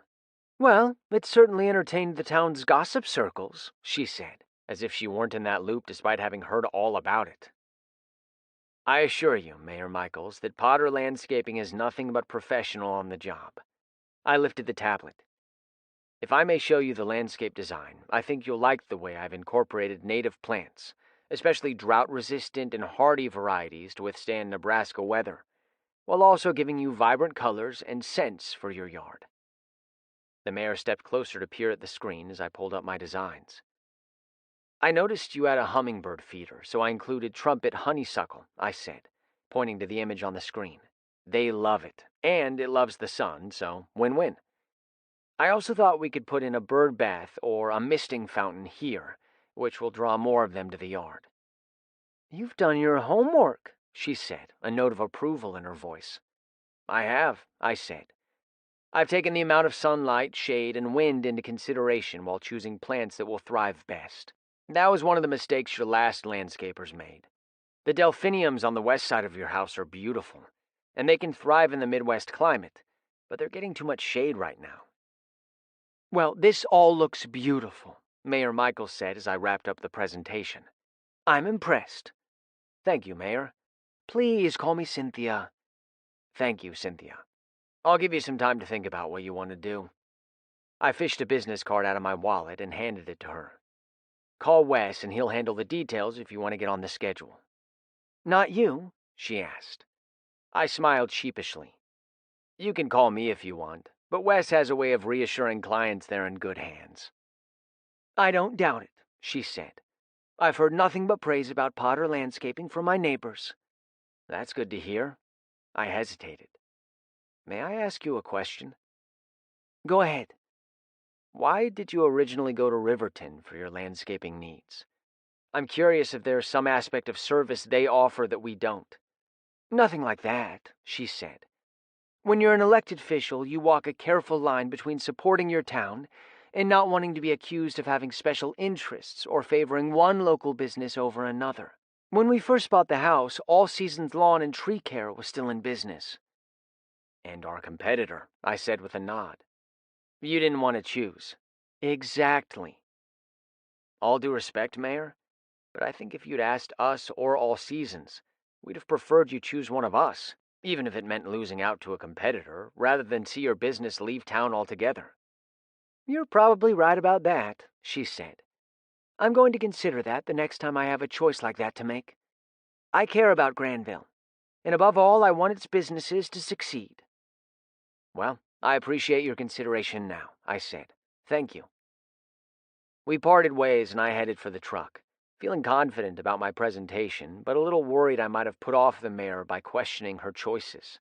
This was why Wes was the client charmer and I was the guy who did the research and planning. I just have to hope my landscaping plans really were impressive enough to win her over. We needed all the wins with Dad that we could get. Chapter 11. Wes. Beckett swung by to pick me up at the end of the workday, our shifts too off balance to share a lunch break. We'd stayed in touch via texting, so he knew exactly how much I'd suffered through Paul Minner's rambling, and I knew he felt pretty good about the presentation with Mayor Michaels. I'd saved the best news for seeing each other face to face, though. I hopped into the truck and held out my fist. Way to bring it home today. You mean, you locked down the mayor, I confirmed. He tapped knuckles with me. Hell yeah. I knew you'd close her for me. I scoffed. She was already closed. She loved how knowledgeable you were. We definitely made the right choice sending you over there. I guess so, he said, almost shyly. He was always so modest, as if he didn't know his value. So I amped it up a bit. We're killing it out there. I had to say it. I don't even care if it jinxes us. Beckett chuckled, sounding pleased, and shifted the truck into drive. I'm not going to argue. Good. I rested my arm on the windowsill, feeling content. Today had been a good day. Beckett seemed more at peace, too. Maybe Andy pushing us into the same bed hadn't been all bad. Not if it helped Beck trust me and my intentions to respect his boundaries. Actually, Beck said. Beckett flipped a quick glance toward me, but quickly refocused on the road. His hands tightened on the steering wheel just enough to send a flash of foreboding through me. I did some research on the divorce issue. Oh, did you find a lawyer out of town? I don't know when we can make time to get over there, but... No, actually. My heart skipped. No? Maybe Beckett had second thoughts about ending our marriage, too. Maybe... We can file online, he said, snuffing out the fragile hope that had been trying to bloom amongst the weeds. We just fill out some forms, pay with a credit card, and presto, no more marriage. My gut tightened with unease. That sounds too easy. I know. Beckett sounded enthused. But it isn't a scam. I found some on legal websites and the forms are legit. I checked them out. Great, I said weakly. We can take care of this tonight. I couldn't explain the sense of panic gripping me. This was always the plan. Sure, I'd been in no rush to officially end our marriage, but it wasn't as if I'd ever expected us to actually stay married. What would be the point when we could tell no one? Still, the excuse flew from my mouth. I'm meeting Lyle at the pub tonight. I'm just going to shower and go as soon as we get home. Oh, he nodded. Well, that's okay. I can do it on my own. No, I said quickly, that panic clawing at my insides again. When Beckett gave me a startled look, I flailed for an explanation. We started this together, we should end it together. Don't you think? Beckett's gaze was searching, and I did my best to look as stoic as Lyle had this morning. I wasn't as good at hiding my emotions as him, but thankfully I was still better than Beck. He smiled tentatively. Yeah, you're right. This is a milestone moment, even if no one else knows it but us. We'll do it together. It feels right, I said, the knot in my stomach loosening a little. Beckett pulled the truck over our bumpy, rutted drive and parked in front of the trailer. Yeah, I guess it does. He glanced at me, an uncertain smile on his face. I know I've been kind of a mess, but I need you to know, Wes, that there's no one I'd rather divorce. I snorted with amusement. Never thought I'd hear that, but I feel the same. I grabbed his neck and tugged his forehead to mine. There's no one else I'd rather fuck up with, bro. He gave a shaky laugh. If we're not careful, Andy is going to think we're kissing out here. I grinned. Well, we can't have that. What if no one believes we want a divorce? He shoved me away with a laugh. Idiot. His voice was so fond it made my heart contract, and I longed to pull him close again, to actually kiss him, to hell with what anyone thought. Instead, I forced myself to open my door and hop out of the truck. Andy was inside, sprawled in one of our gamer chairs on the floor with glazed eyes and messy hair. Damn, we were going to have to get her out of here before she turned into a slob like me. Hey, she said, gaze flicking up from the television screen. You ready to throw down, Wes? I've been practicing all day and I'm gonna kick ass. Sorry, I'm headed out. You'll have to play with Beckett. Even though he'd promised to wait to file the divorce together, it wouldn't hurt to keep him occupied so he didn't get any other ideas. I continued through the living room, stripping off my t-shirt as I went. I was soaked with sweat and grime after a long day in the sun. Behind me, I heard Andy and Beckett trash-talking one another and smiled to myself. It would be good for them to spend some one-on-one time together. They'd never been as close as Beck and me, and I was probably partly to blame for that, because once we'd become friends, I'd hoarded the time with Beck like a dragon hoards treasure. I hadn't wanted to share. Still didn't, if I was honest. But tonight I had other goals, like delaying the inevitable. I hopped into the shower and rinsed off before changing into fresh jeans and a clean t-shirt. Then I grabbed my wallet and keys and hightailed it out of here while texting Lyle to meet me at the Stag Pub. I got there before him and ordered the special, meatloaf and mashed potatoes, and a beer. There were plenty of friendly faces, and I could have had company if I'd wanted. Tracy had waved at me with a hopeful look, and Darren, there with his boyfriend Link, and a few of their friends, had greeted me with a fist bump as I passed by. But I wasn't in the mood to flirt or socialize. I was still processing Beckett's bombshell. By tomorrow night, I'd be a single man again. So would he. Sure, the paperwork might take some time to process, but ultimately our marriage would be over. This whole wild ride would be done. And I already knew I'd never be the same. Maud brought my meal over, and I ate it mechanically, silently stewing, until Lyle dropped into the seat across from me. We hadn't been close friends in high school. He was a freshman when I was a senior. But Dad was good friends with Anthony Scott, the owner of Scott Construction, and Lyle was practically an honorary son. He'd been best friends with Truman Scott his entire life, and in the past few years they'd become a lot more than just friends. Not that anyone knew that was ever a possibility before it happened, because Lyle Jennings played all his feelings close to the vest. "You really wanted that beer, huh?" he said dryly. "I figured you'd at least let me have dinner first. What the heck did Paul Minard do?" "Paul was fine." "Then why did I rush over here?" Lyle didn't sound ruffled, just a little curious. I sighed. "If I tell you something, can you take it to the grave? Because if Beck finds out I told you this, he'll most definitely kill me." He tilted his head. "Of course. Sounds serious." I lifted my chilled mug and took a gulp of the pale ale I'd ordered. "It is serious. Seriously fucked up. This have anything to do with those rumors about you and Beckett getting hitched in Vegas?" I groaned as I lowered my glass. Shit. He's right to be freaked out, huh? If you went there immediately, then half the town is wondering if we really did it. Maybe. But not everyone is seeing this look on your face. So I have an advantage there. What look is that? Like you're about to tell me your best friend left you and your dog died. Well, you're half right. He leaned forward, eyes dark with concern. Is he leaving? You two are so close. I never thought anything could come between you. I shook my head. Not leaving. Just making it official. I glanced around, then leaned in further, whispering the secret. Divorce. Oh. Lyle swiped my beer and took a gulp of it. Shit, that sucks. I guess you really feel... I nodded. It came as a surprise, but yeah, I guess I do. Lyle's smile was sympathetic. Well, I can relate to that. Despite my inner turmoil, I'd always been curious about Lyle's relationship with his best friend. How did that all come about, anyway? If you want to hear that story, I'll need to get a beer of my own. Better make it two. You still owe me for bailing this morning.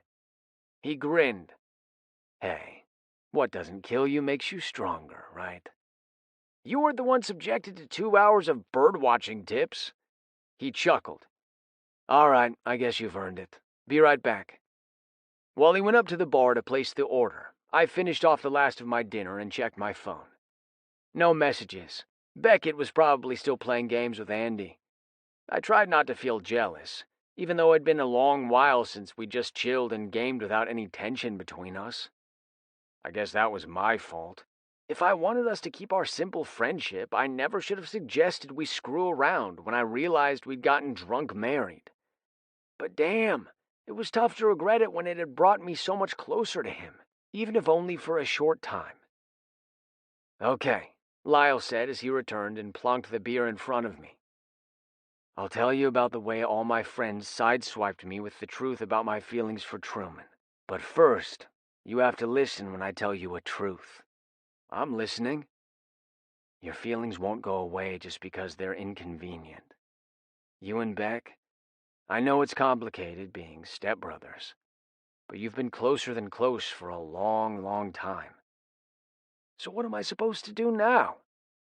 I don't know, Lyle said. But whatever choices you make, don't let this thing come between you. Take it from someone with first-hand experience. Losing him from your life will be so much worse than anything you're feeling now. I swallowed and nodded. Lyle was right.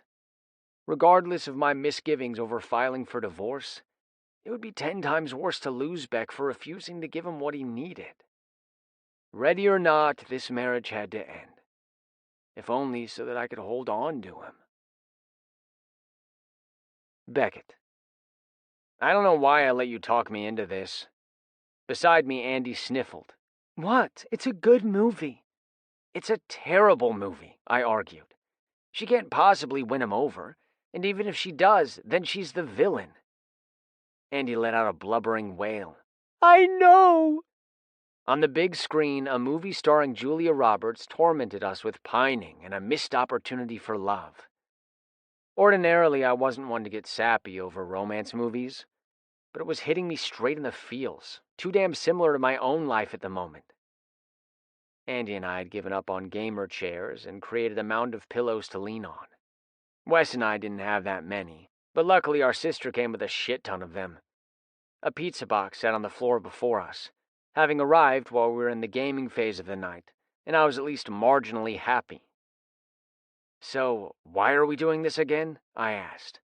Well, I don't know about you, but I'm doing this because it's cathartic. I need to purge all my heartache over Colt. "That dumbass," I muttered. Andy smacked me in the gut. He's not a dumbass, he's just "A jackass?" She laughed. Shut up and watch the movie. You need this too. I'd had to confess that I was having some romantic trouble in my life. I couldn't tell Andy that her brother was the source of my melancholy, of course, but she'd been too perceptive to miss it altogether. All day I'd fooled myself into thinking I was in a good mood. I'd done a good job winning over the mayor. I'd found a workable plan for filing for the divorce.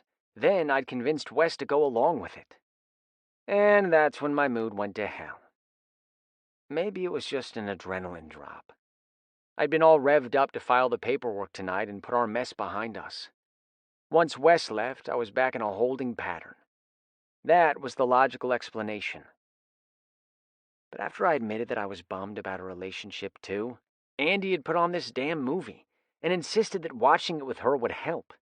But I felt worse than ever, my eyes burning with a desire to spill when I hadn't cried since Callista Locke shoved a butt plug into my ass too fast, sending blazing hot pain ripping through me. That woman was wild as fuck, and I wished her girlfriend luck. Because yeah, I'd ended up liking the pegging, but the other stuff she'd wanted to try, too far, man, too far. "I need ice cream if I'm going to finish watching this," I grumbled. Andy swiped at her tears, voice surprisingly bright for a woman who was bawling. We have ice cream? "We have caramel praline." She blew a raspberry. Yuck. "And death by chocolate." Yes, give me all the chocolate. I snorted as I pushed to my feet. "Okay, princess. You just recline on your throne of pillows while I serve you." She smiled. "You really get me, Beck." Despite the depressing movie and the tearing up and the wallowing that Andy had led me into, I was glad we'd spent this time together. She was hurting more over Colt than I'd realized. And maybe I was hurting more over officially ending the marriage with Wes than I had realized too. I felt a kinship with her that I'd never experienced before. In the kitchen, I pulled bowls from the cabinet and scooped up chocolate ice cream for each of us. Wes was the weirdo who liked caramel best. I mean, I didn't hate it, but no one else I knew chose caramel as their favorite flavor. Wes had always had quirky tastes, though. That was probably why he was into me. The women he dated were beautiful, of course, because Wes was hot as fuck. But usually they were beautiful in unconventional ways. Kind of like Julia Roberts, with that mouth that was a little too big for her face. Not so different from mine when I thought about it. And yet somehow that imperfection enhanced her beauty and made her more compelling. He also liked a cheap, nasty, pale beer, then insulted me for my tastes in imported brews. He'd stolen a swig of my beer at trivia one night, then given me shit about my preferences when he was obviously the one. Hurry, Beck, Andy called from the living room, pulling me from my thoughts. You're gonna miss the end.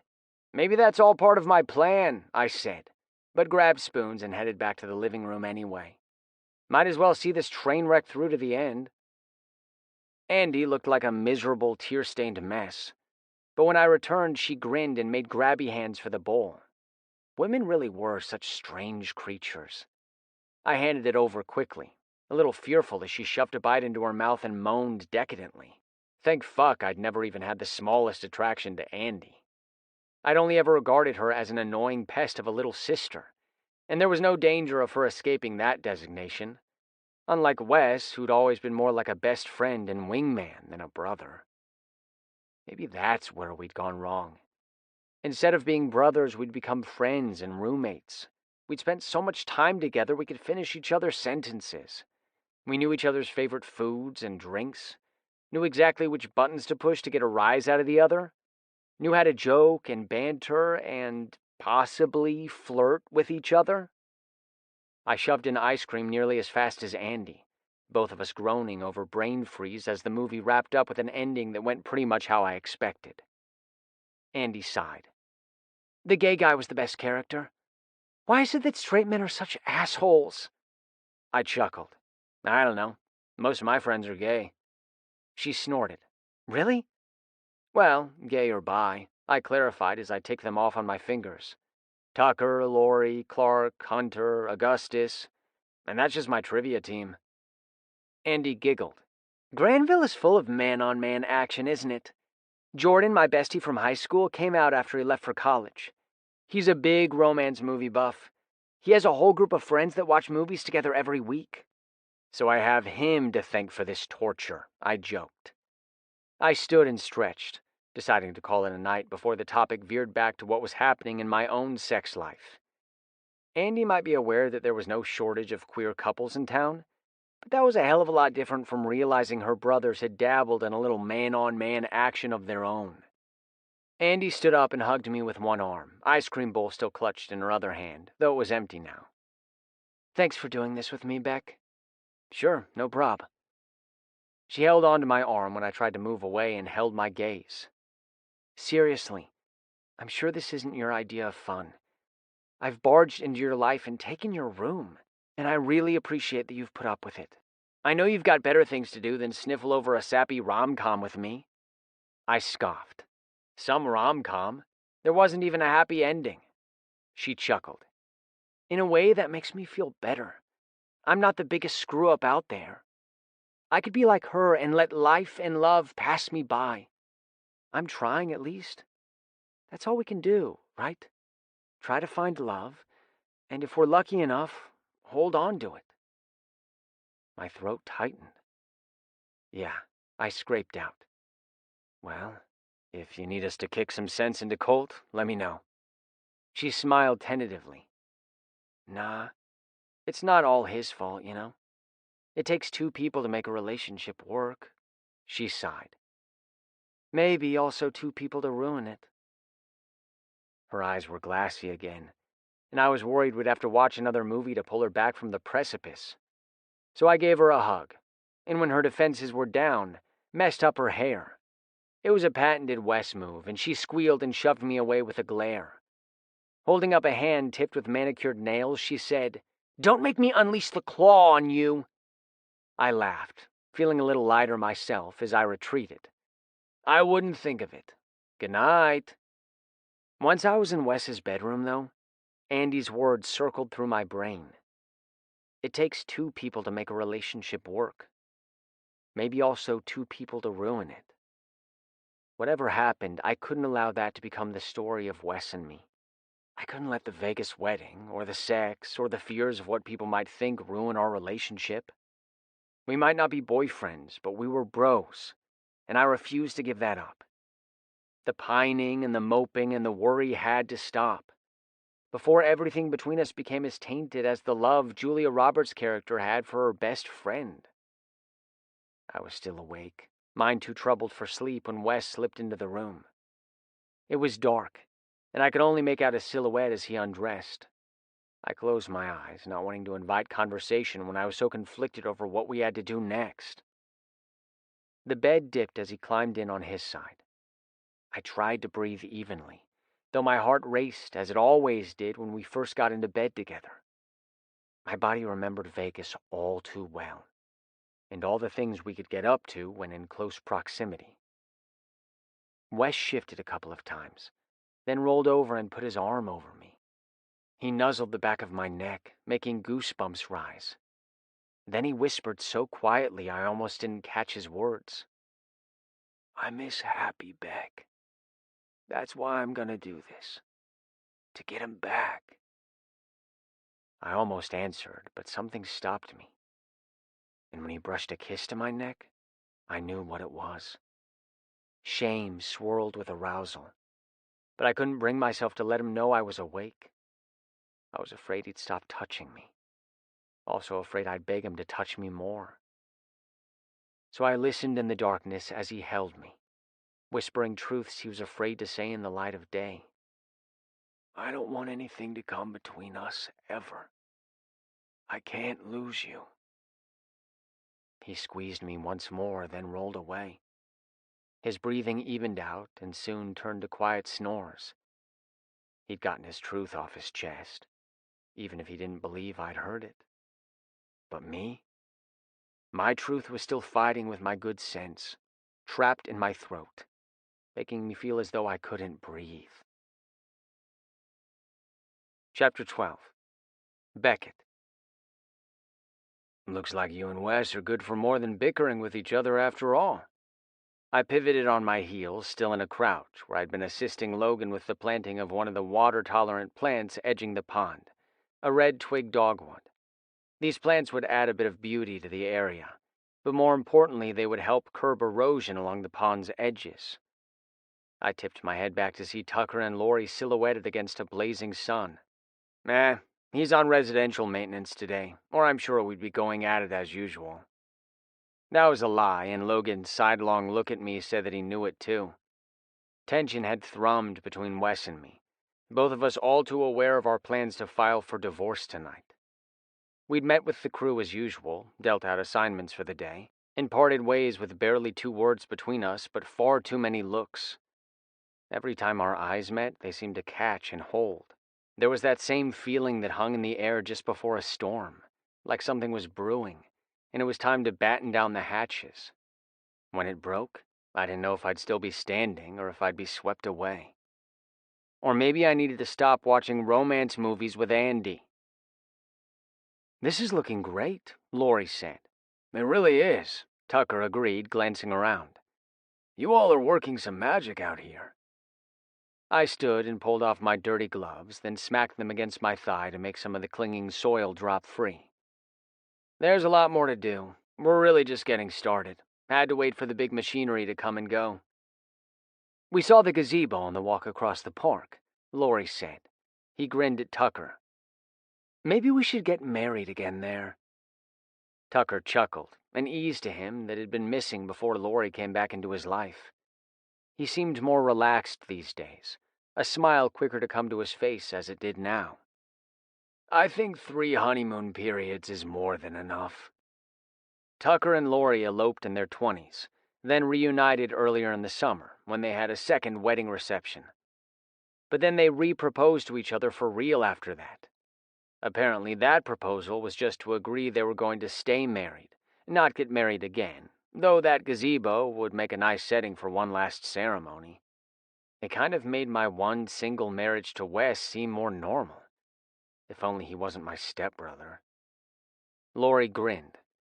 "Pretty sure Lula Miller would say every day should be a honeymoon period, and she gave us the wedding gift to prove it."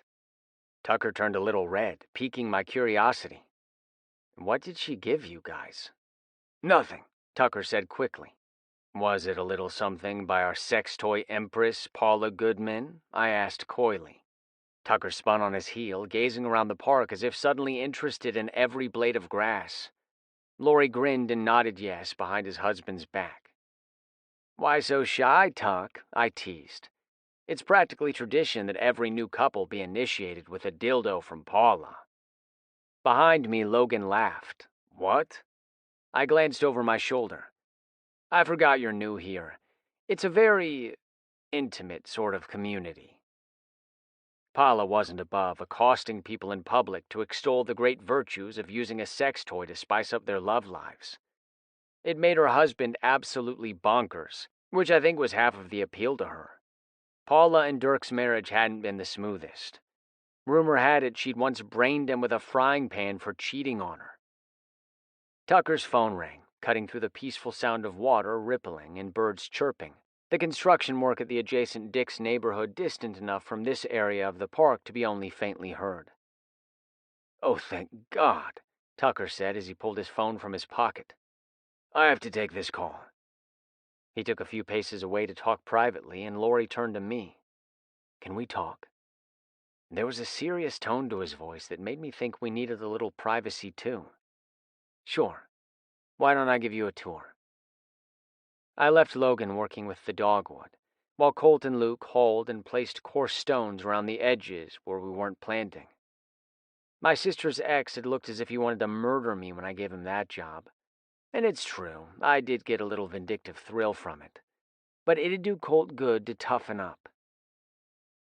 We're actually planning a lot more landscaping around the gazebo, I said, as well as more trees in the large open swath around the picnic area. We want more shade there. Lori nodded. Uh-huh. Sounds good. So, how are you doing? With the project? With what happened in Vegas between you and Wes?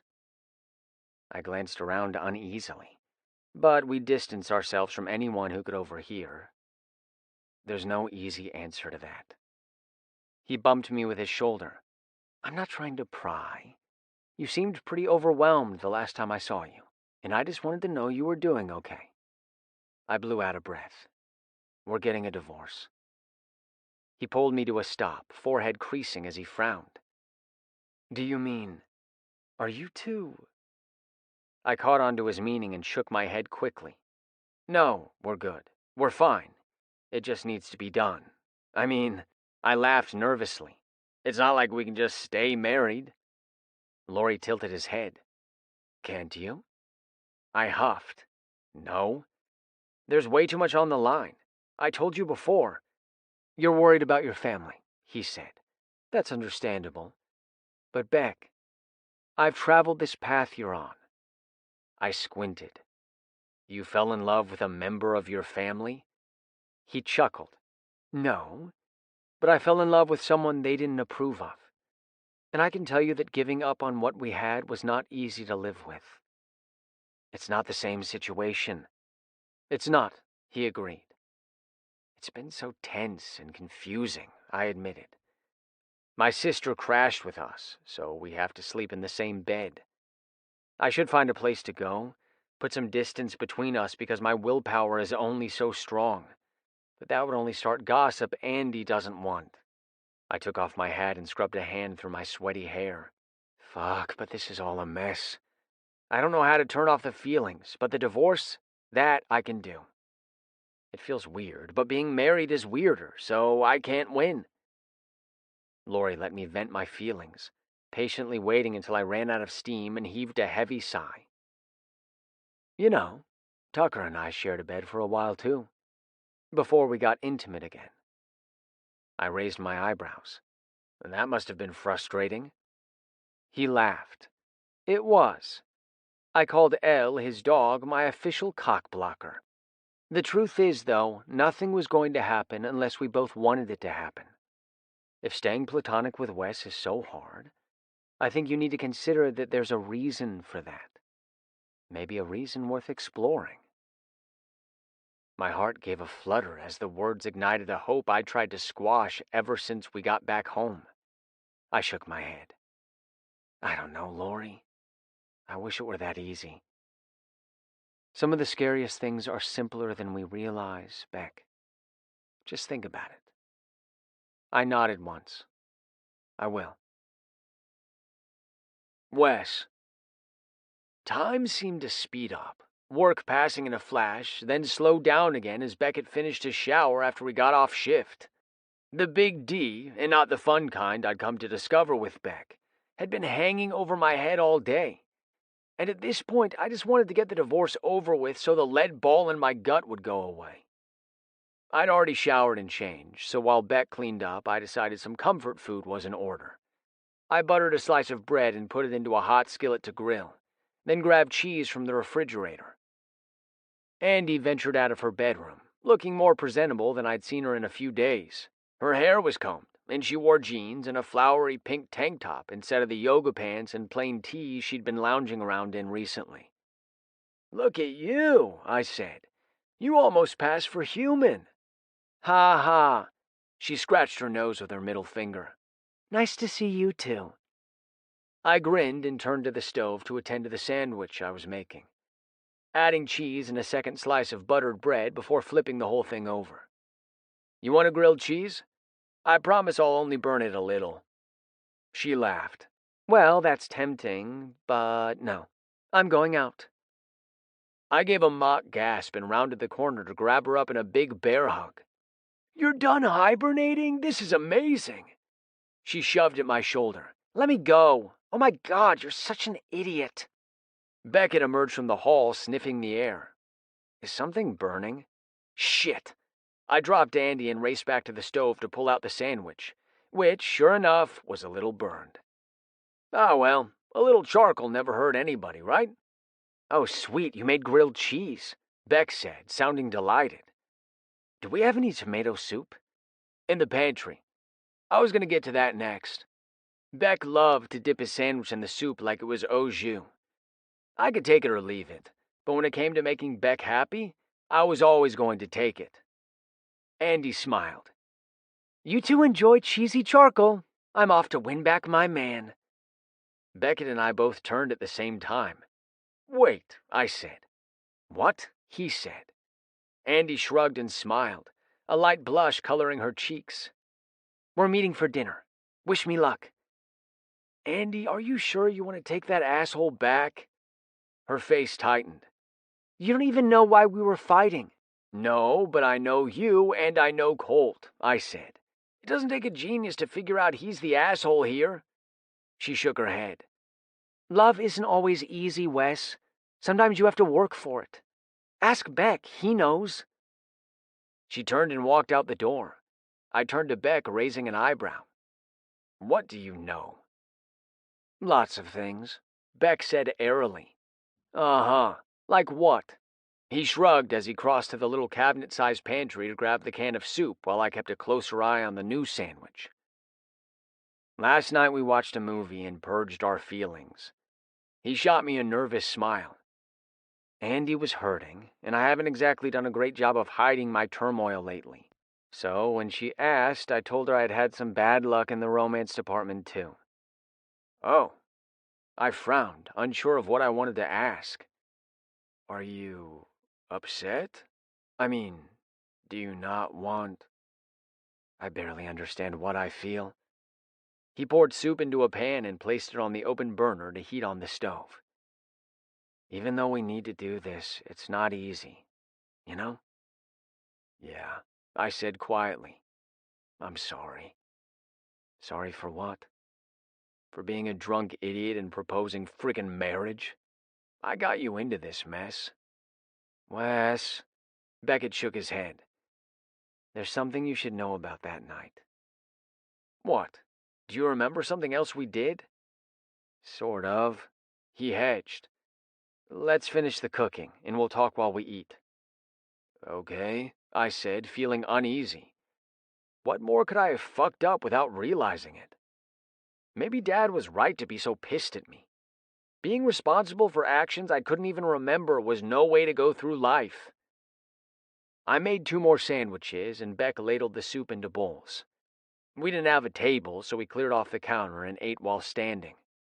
I let Beck enjoy his meal for a few bites, watching as his eyes closed in bliss, and he made a pleased little humming sound that went straight to my dick. That's new. I shifted and tried to distract myself from the hard-on trying to form. Tonight was definitely not the time. So, what did you remember about that night in Vegas? I chuckled weakly, trying to make light of it. Did I embarrass myself even more than I realized? Actually, you didn't. Beck winced. I did. What do you mean? I'm the one who suggested we get married for real. To make the prank seem more legit. You were totally game for just taking some pics and having a laugh. I'm the one who fucked up, Wes. I stared at him, shocked. I didn't know what to say. Beckett and I had a pattern, and that pattern was that I did stupid shit, and he either reined me in or did damage control when he couldn't. Never had the reverse happened. Beckett was the smart, level-headed one. He liked to have fun, but he knew where to draw the lines. So for him to have proposed marriage? What aren't you telling me? He crammed the last bite of sandwich into his mouth, as if he needed a few more minutes to compose his answer. That was fine. I needed time to process. I wasn't upset, of course. I'd believed the marriage was my idea, but even if it wasn't, I'd agreed to it. But a fraction of my guilt eased. Because we really were in this together. I hadn't dragged Beckett into my ridiculous ploy. Hadn't persuaded him to make a bad choice. He'd been right there with me, impulsive and spontaneous and a little crazy, but only in the very best way. Beckett swallowed, licked his lips nervously, and said, "We didn't mess around that night either. I remember. But the cum dried on you." Beckett turned bright red and mumbled something. "What was that?" I asked. "It was mine," he said a little louder. "I jerked off while drunk." His eyes met mine, so intense I had to resist the urge to look away, to escape the emotions floating there for anyone to see. The guilt, the shame, the longing. "Wes, this whole thing is my fault. We got married because of me. We hooked up because you believed it had already happened. Because of me. We're in this position because of me." The break in his voice slayed me, absolutely killed every last shred of restraint in me. I grabbed his face and kissed him, hard enough to bruise, hard enough to satisfy a deep primal urge I'd been suppressing for days, hard enough, I hoped, to wipe the apology from his eyes. Chapter 13. Beckett. The divorce form was queued up on my phone, and Wes was kissing me as if I'd given him a love confession rather than an apology. But then, maybe I had. I clung to him, helpless to do anything other than kiss him back. His mouth was hot against mine, relentless as he forced my lips open with his and pushed his tongue in. He wasn't gently seeking entry, he was ruthlessly taking what he wanted, and I fucking melted against him with a needy moan that was almost embarrassing. Almost, because there was no room for embarrassment when Wes Potter was in the process of taking me apart. He grabbed my shirt and yanked it up, pulling away to get it over my head and strip off his. "Wait," I stuttered as a few inches of air swept between us, and my head cleared enough to form sentences. "What are we doing?" Wes pulled me flush against him, and the heat of his bare skin against mine sent a fresh bolt of lust through me. He threaded his fingers in my floppy hair and gazed directly into my eyes. "If you want me to stop, we'll stop. But whatever happens with the marriage thing, I need you, Beck." "Are you sure about this?" I asked, even as I pressed my hips forward, grinding against his thigh while leaned back against the counter. "Please don't make me beg," he whispered. "Never."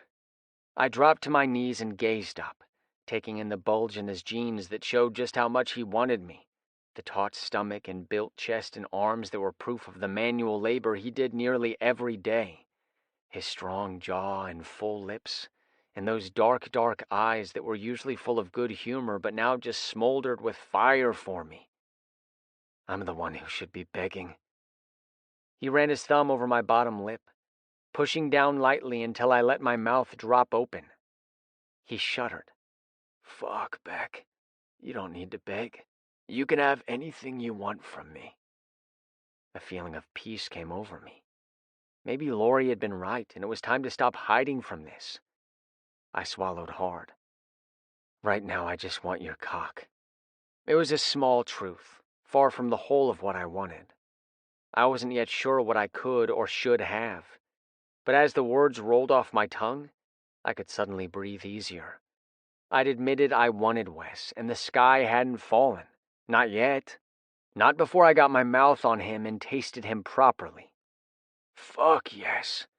He ripped open his button. The sounds of his jeans opening seemed exceptionally loud. My heart raced, making my pulse roar in my ears, and still the sound of his zipper going down was like a train clacking down the tracks. He pulled his cock from his navy blue briefs and directed it toward my open mouth. "Suck it. I want to see your mouth stretched around my dick. Want to cream all over your face. Make you my dirty slut." Holy shit. Maybe I should be offended, but his words made me even hotter. I wrapped a hand around his cock and licked the tip tentatively. In Vegas, we'd gotten off together more than once, but never like this. It would be my first time sucking a cock, but I didn't feel any hesitation. Quite the opposite. My mouth had been watering for him for weeks. For years, really. His skin tasted salty with just a hint of sweetness underlying it. Come on, he urged. Don't tease. Just for that, I fluttered my tongue over the tip, getting a quick burst of bitterness as my tongue swiped through pre-cum. I shifted to press kisses down the side of his shaft, taking my time. He gave a tortured groan. You're such a brat. I chuckled, letting my breath gust over his balls, and he shuddered. Wes's fingers tightened in my hair, tugging.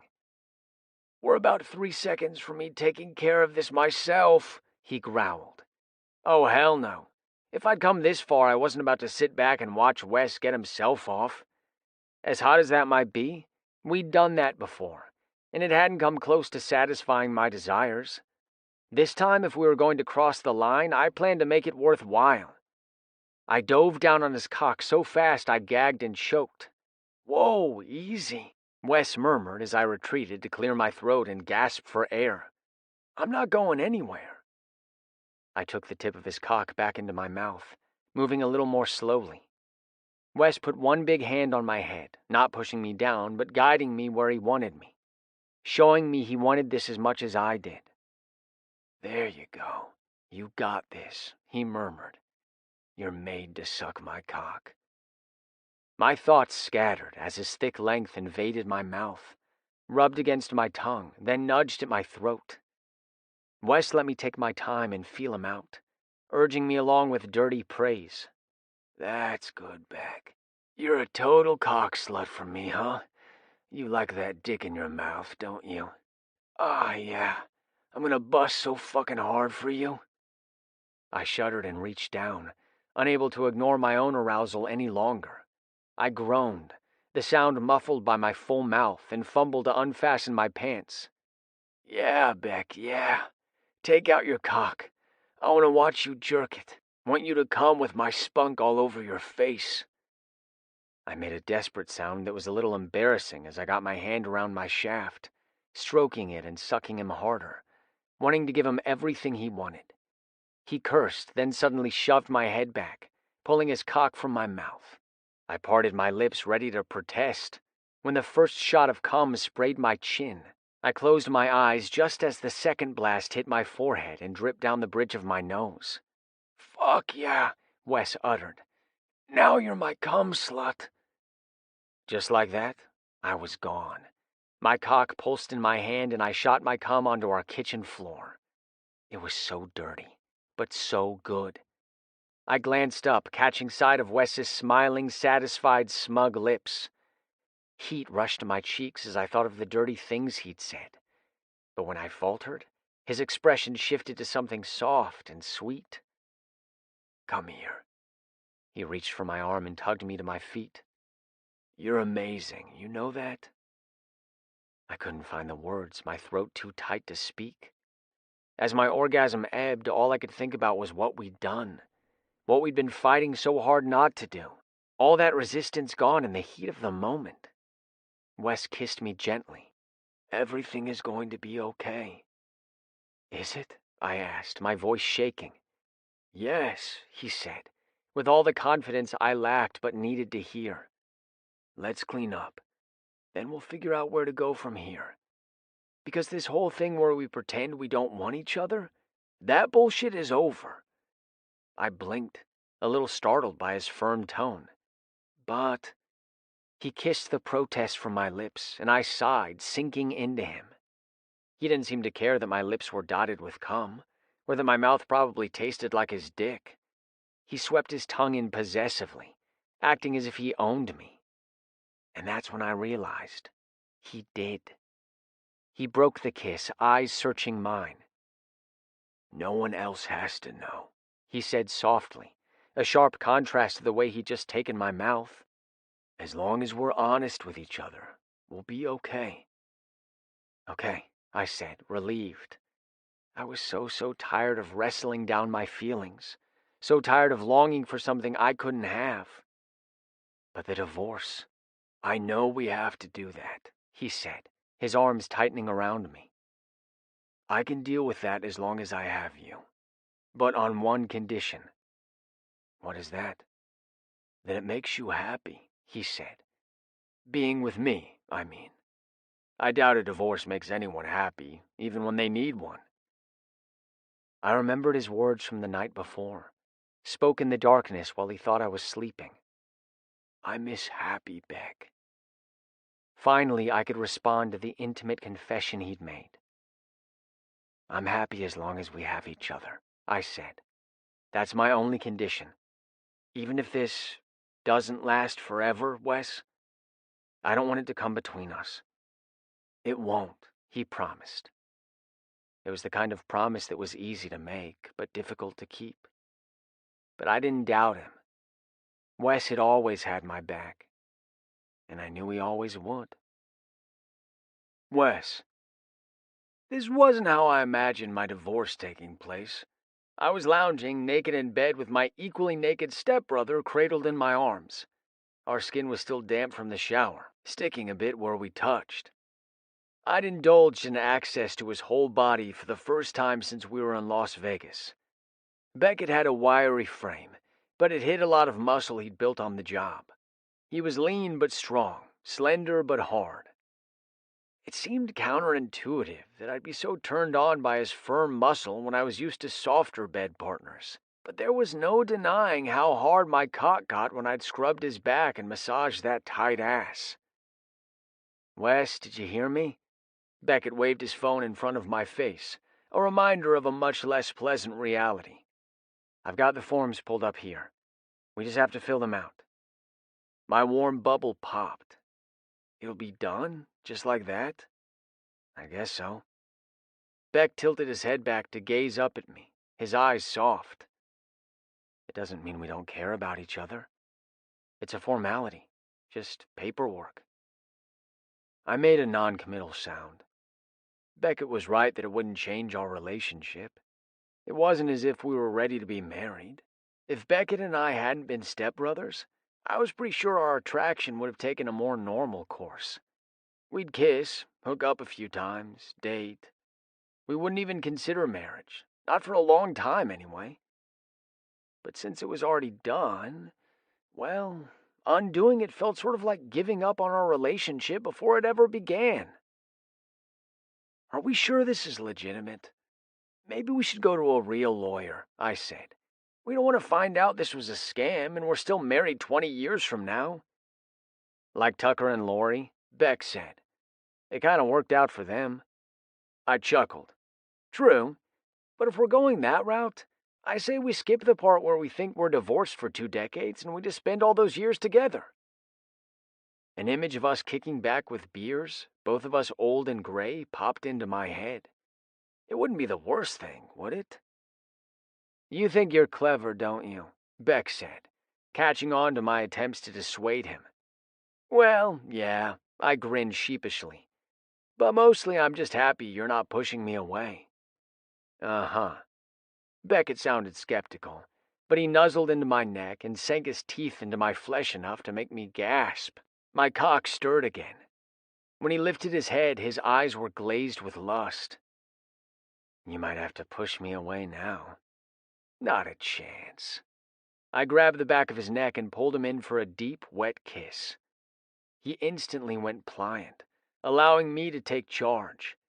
I rolled us, flattening him beneath me, and drank in his whimper of need. Your ass is mine now, I whispered in his ear. He shuddered beneath me. My ass? Figure of speech, Beckett. I wouldn't assume you'd let me fuck you. I would, he said, surprising the hell out of me.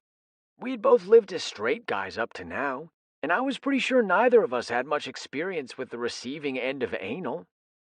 Just like that? I asked. He swallowed, Adam's apple bobbing, the pale flesh of his neck calling to me so strongly I had to dip down and kiss it. His voice stuttered as he tried to answer. Callista. I lifted my head. What about Callista now? She pegged me. Beckett blushed as I stared at him in shock. It's just been toys, but I liked it. Sometimes I still play with my ass. Holy shit. I slid my hand under his thigh to brush a finger over his hole. He jolted at the contact. I rubbed light circles, then watched his expression as I slowly pushed just the tip of my finger inside him. His body was tight and unyielding, but his eyes were dark with lust, his mouth open and panting. I lifted my fingers to my mouth, getting them spit slick before returning them to press into his hole one at a time. I went slowly, letting his body adjust to the intrusion, and he let me inside.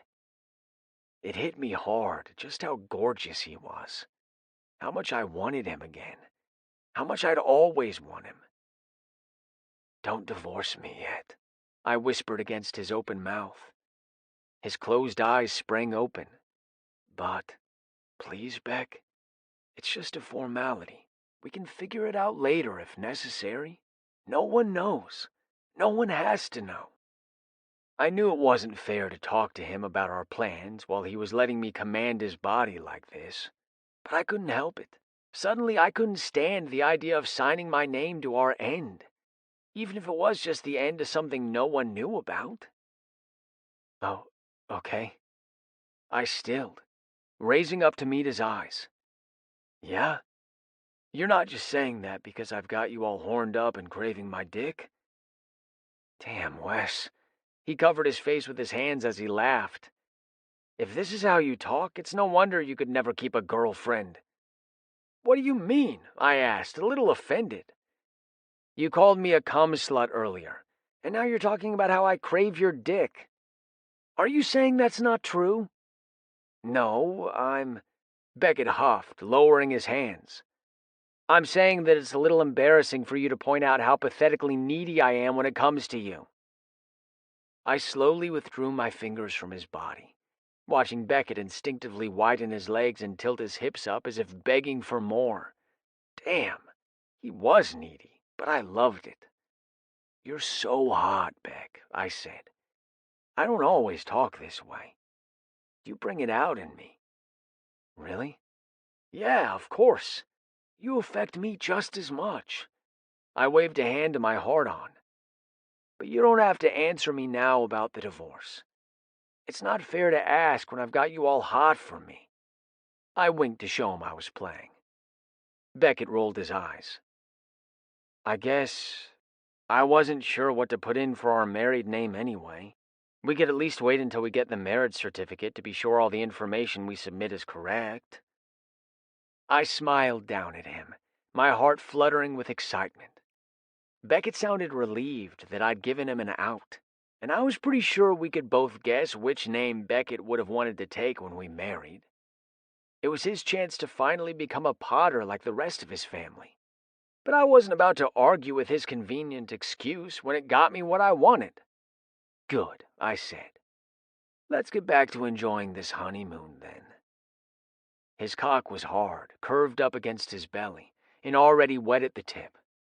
I rubbed my fingers through the pre-cum forming there, making him jolt. "That's not exactly what Oh. I want you to be a slut. Just for me." I held his gaze as I pressed my fingers to his mouth. Slowly he opened. "Suck your pre-cum off my fingers." His face turned red, but he sucked my fingers in with a groan, his eyes slipping shut. "Get them good and wet, because they're going back in your ass." His eyes flew open and I chuckled. "Oh, did you forget these fingers were in your ass? Yep, you're my dirty slut, and it makes me incredibly hot for you, Beck. It makes me desperate for you." Some of his tension ebbed, and I watched him fully give in to his desire.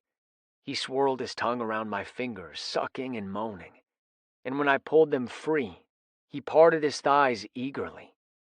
I plunged them back into his hole, this time hard and fast, and he cried out. "Too much?" I asked. "No," he rasped. "Need more." I reached for the lube, not wanting to push Beck's limits too far, even if he thought he could take it. I squeezed out some slippery liquid, then worked my fingers inside, stretching his tight hole until he could take 3. My cock throbbed with envy. It would feel so fucking good to sink into that heat. But now wasn't the time. Andy might come home soon, and I doubt we could be quiet enough to escape her notice. Besides, I was no Callista. I'd only done anal twice, and I was too desperate for Beck right now. I didn't trust myself not to hurt him. So instead, I stroked Beck inside and out, stroking and pumping his cock with one hand, while thrusting my fingers in and out of his ass with the other. Eventually, I wanted to dive down on his cock as eagerly as he had mine. But we were both new at this, and right now, Beckett looked at me to lead. I wanted to give him that. So instead of venturing out of my comfort zone, I used my hands to work him over and tried to ignore the growing ache for my own relief.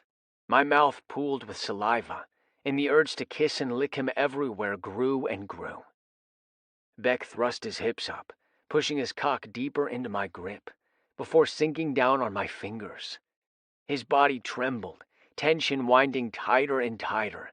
The tendons in his neck stood out, and a full-body blush spread across his chest. "Fuck, Wes," he muttered. "I'm almost there." I angled my fingers up, grinding against the bundle of nerves inside him that all our queer friends had told us far too much about, and his ass clamped tight around me. It was the only warning before he came, spilling messily over my fingers and dripping onto his abs. His stomach flexed and twitched as his cock sprayed, his ass continuing to contract around my fingers. I released his cock and grabbed mine, giving a hard jerk. That was all it took for me to come, and I added to the mess on his skin with a curse. I carefully pulled my fingers free of his body and dropped down to the bed with a loud exhale, and Beckett slurred out, "Thanks a lot." "What?" I rolled my head to see Beckett dragging a finger through the pool of cum on his abs. Before I could react, he dragged his finger over my lips and smirked. "There. Now you're a cum slut, too." I pulled him toward me with a growl. "Clean it up." Beckett licked the cum from my lips, then kissed me, trading the flavor of us with me. It didn't taste good, but it was still erotic as hell. "Better?" he asked as he pulled back, his lips plump and shiny. "Much better," I said, pulling him down to cradle his head on my shoulder. "Now be good and cuddle with me." He gave a surprised laugh. "I didn't think you'd be a snuggler." "There's plenty you still don't know about me." "Like you're a filthy, dirty-talking cuddler," he mumbled like the brat he was. I pinched his ass, then kissed away his protests, before leading him to the shower to clean up for the second time that night. Andy came in just as we slipped back into bed, both of us naked and spent. "This has been really nice," Beckett said, almost as if he wasn't sure it'd happen again. My chest tightened. Yeah, it was, and it will be again and again, because we're doing this, right? Right, but... I pressed a quick kiss to his lips. I know. He didn't have to say it. This was a reprieve, nothing more. Beckett hadn't changed his mind about divorcing me, merely granted me a delay. But every day we had together was a day more than I ever thought I'd get. Every day was another that I could show him just how good it could be if we took a risk. It wouldn't be easy. We didn't stop being stepbrothers just because we'd become lovers. But if Hunter could discover a new side of himself for love, if Tucker could let Lori back into his heart after years apart, then who was to say we couldn't find a way too? Chapter 14. Beckett. I looked at the massive chicken fried steak smothered in skillet gravy, fluffy scrambled eggs, and a mound of hash browns that Wes had ordered for me before I arrived at the diner to meet him for lunch. He told me to come alone, and I'd half expected him to suggest we sneak away for a quickie rather than a gut bomb. "I hope you're giving me the afternoon to sleep this off," I joked. "Nope, but you can give yourself time off anytime you need it." "What?" "I'm not your boss," Wes said matter-of-factly. It always astonished me when Wes treated me like an equal partner, despite the fact everyone in this town knew that Potter Landscaping was really his. Dad might still own it on paper, but he'd been grooming Wes to take over ever since he was old enough to hold a rake, and most folks had treated him like the owner for years. I'd entered the picture much later, and I'd had a lot of catching up to do. So much so that I'd had to take classes in landscape architecture just to make up for the years of experience Wes had on me. The truth was, Wes was my boss, but he didn't want to be, and that meant a hell of a lot to me. I invited you here because I wanted to treat you to a special morning after. I glanced around, but no one was paying us any attention. Seeing Wes and I eat together was like seeing the sunrise. It happened every day. It was occasionally worth a second look, but it was never surprising. It's not morning, I pointed out unhelpfully. He smirked. I know, you brat. We had to go to work. He dragged his fork through the maple syrup pooling around his pancakes. I just wanted you to know this means something to me. My heart skittered, and I couldn't stop the smile blooming across my face, nor the hint of amusement in my voice. Wow, that's sweet. I know. Shut up. I laughed, my heart feeling lighter than it had in weeks. I didn't know you had it in you. I leaned in over our plates, murmuring, all that dirty talk, and you're really just a softy. Wes's eyes smoldered over his plate. If you want dirty, I can give you. Beckett Monroe, A high-pitched voice interrupted. you are a difficult man to pin down. Not for me, Wes muttered under his breath as Iola Fletcher approached our table. I kicked him in the ankle, heat flashing through me as I remembered how easily I let Wes pin me to the bed last night. And this morning. Fuck, but I wanted them to do it again. Wes had seemed a little wary when we woke up entangled in each other in the bed sheets, as if he expected me to have regrets. But I'd given up fighting our attraction. I'd fully surrendered, and after 3 more orgasms between us, there was no putting that genie back in the bottle. Maybe Laurie's words about trying to live without the love he found with Tucker had gotten to me. Or maybe it was a fight I always would have lost. Wes was like a magnet, always pulling me to him, and when he actively tried to pull me close, there was no way I could resist. I didn't regret giving in. I was so fucking relieved that I had. Finally, I could indulge my cravings. I could revel in my fantasies made real. Years of pent-up desire finally had an outlet. We still had to be careful. We had to keep it a secret, but it shouldn't be that hard. We already spent a lot of time together, already lived together. We could keep the secret for years if need be. Beckett, I've called you twice, Iola scolded, breathing a little heavily as she reached our table. The poor lady had practically sprinted across the diner to ensure we didn't get away. Sorry, I've got a lot going on with work. And with sucking my brother's dick and letting him finger fuck me. An illicit thrill went down my spine. Wes's gaze latched onto me, intense, as if he knew exactly what had just gone through my mind. Well, love waits for no man. Huh? Beckett, She exclaimed in exasperation. I promised to find you a date as a thank you for taking care of my lawn whenever your crew maintains Emily Rafferty's place. That's really not necessary, I said. Iola waved my words away. Matchmaking Mamas is just getting off the ground, but once I have your profile, it'll be easier to match you. Now then, do you prefer blondes, brunettes, or redheads? Iola, brunettes, Wes said with a smirk, eyebrows wiggling at me. Definitely. Callista wasn't a brunette, Iola said. Wasn't she your girlfriend for a bit? Doesn't count, Wes said. Callista is everybody's type. Iola tittered. It does seem that way. All right, brunettes. Now then, what do you value in a partner? We should get back to work, I hedged. Iola turned to Wes expectantly, as if she already knew he'd provide the answer. Wes leaned forward, a mischievous spark in his eye. Well, I know this one. He values honesty, trust, loyalty. All important qualities, Iola agreed. But he needs someone fun-spirited, too. Wes gets in his head too much. He needs a little spontaneity in his life. He needs someone who can crack that shell of his. Dear God, I muttered. Iola beamed. This is perfect. Thank you, Wes. Shall I add a profile for you, too? Plenty of women would be eager to snap you up. What am I, chopped liver? I complained. Oh, no, Beck, you're lovely, dear, Iola said. I won't have any trouble matching you with a date either. She looked back to Wes expectantly. He shook his head, less amused to be in the hot seat. Thanks, Iola, but I'm good for now. All right, well, maybe you'll change your mind after you see Beckett happily matched up, She smiled brightly. Expect to hear from me within the week, dear. Wes looked suddenly taken aback. That fast?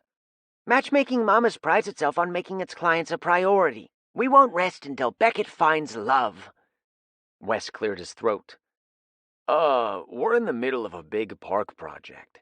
He might not have time. Pfft, he's got to have dinner sometime. She turned her head. Oh, there's Anna Patterson. I need to go chat with her next. She's signing up for matchmaking, too. Soon I'll have everyone in this town happily settled. Iola waved a hand at Anna, who looked as dismayed as I felt when Iola spotted me, and headed across the dining room. Shit, you don't think she'll match Anna with you, do you? I don't know, I said.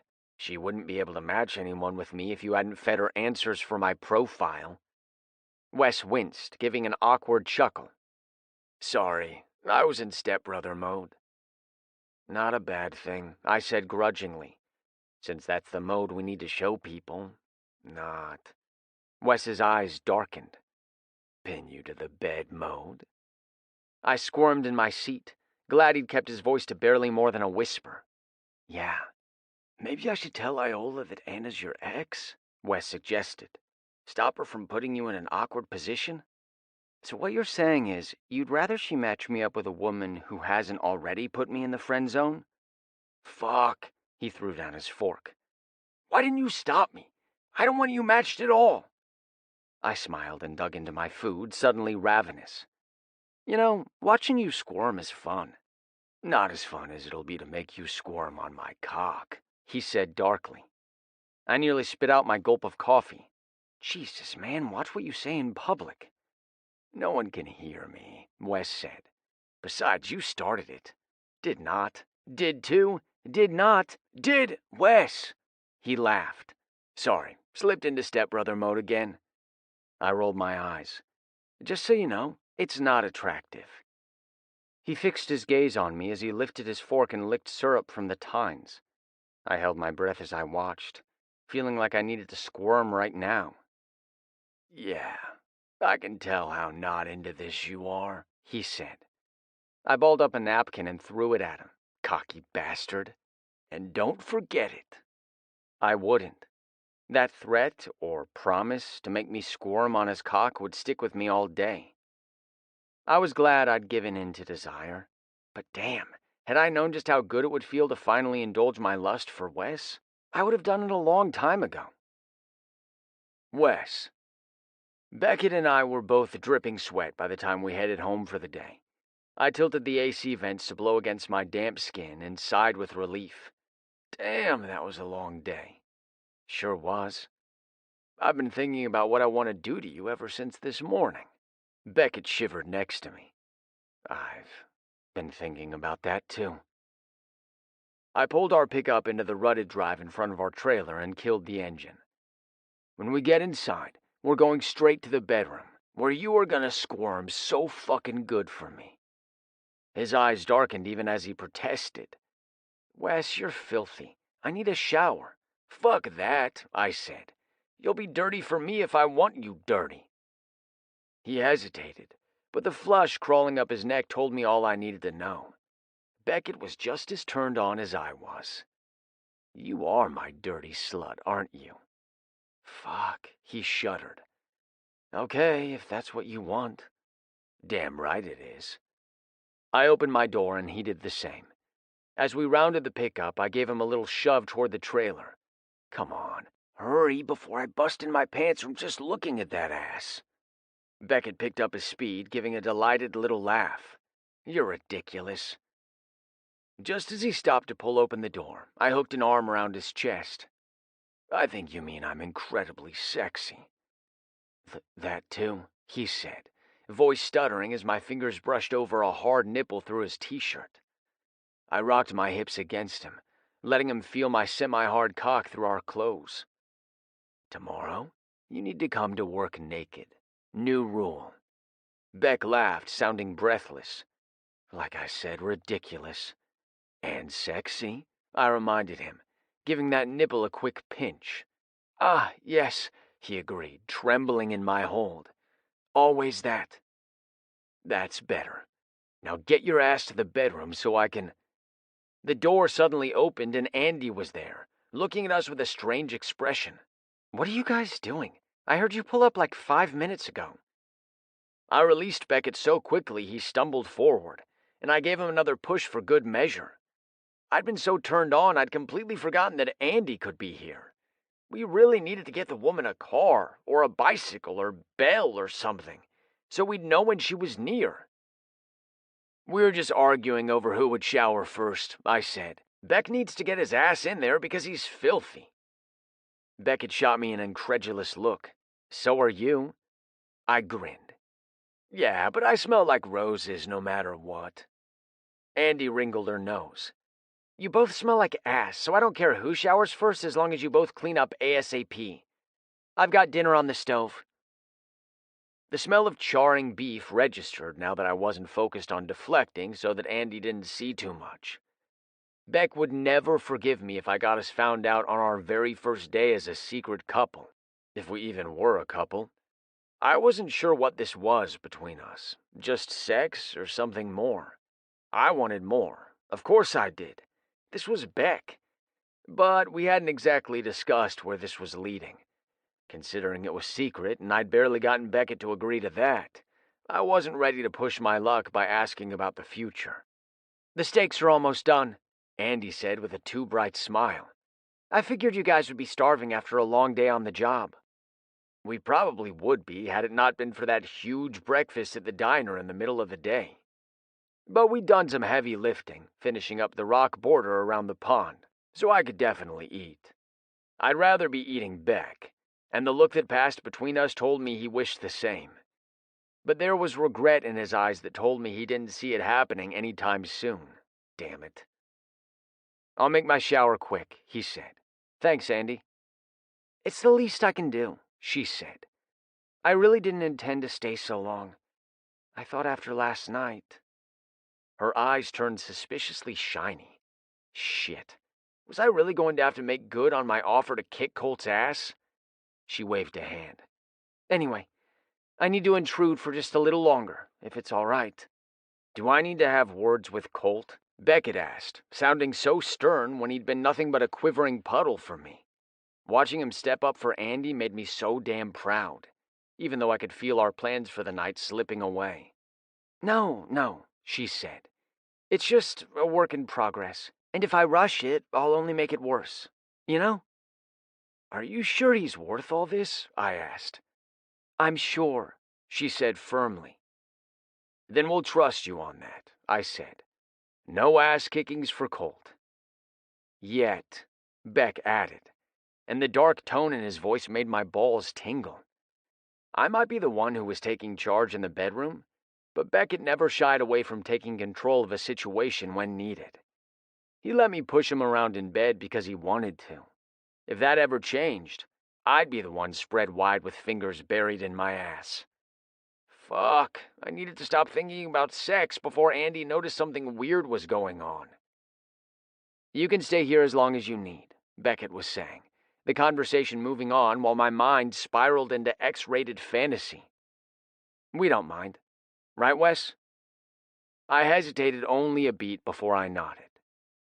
Beckett excused himself to head for the shower, and I quickly made an excuse to head for my bedroom so I could catch him before he reached the bathroom. Halfway down the hall, I grabbed his elbow and steered him into my room. As soon as the door shut, I pinned him against it and kissed him. If we hurry, we can still do this. Beckett's eyes went comically wide. No, we can't. Andy's right out there. But I want you, I grumbled, sounding petulant. Maybe I could sneak into the shower. Wes, Beckett shook his head, eyes too focused for my liking. When they were glazed over by lust, I could get him to do almost anything. But when he was thinking clearly, we can't do this right now. Not with Andy so close. You know these walls are paper thin.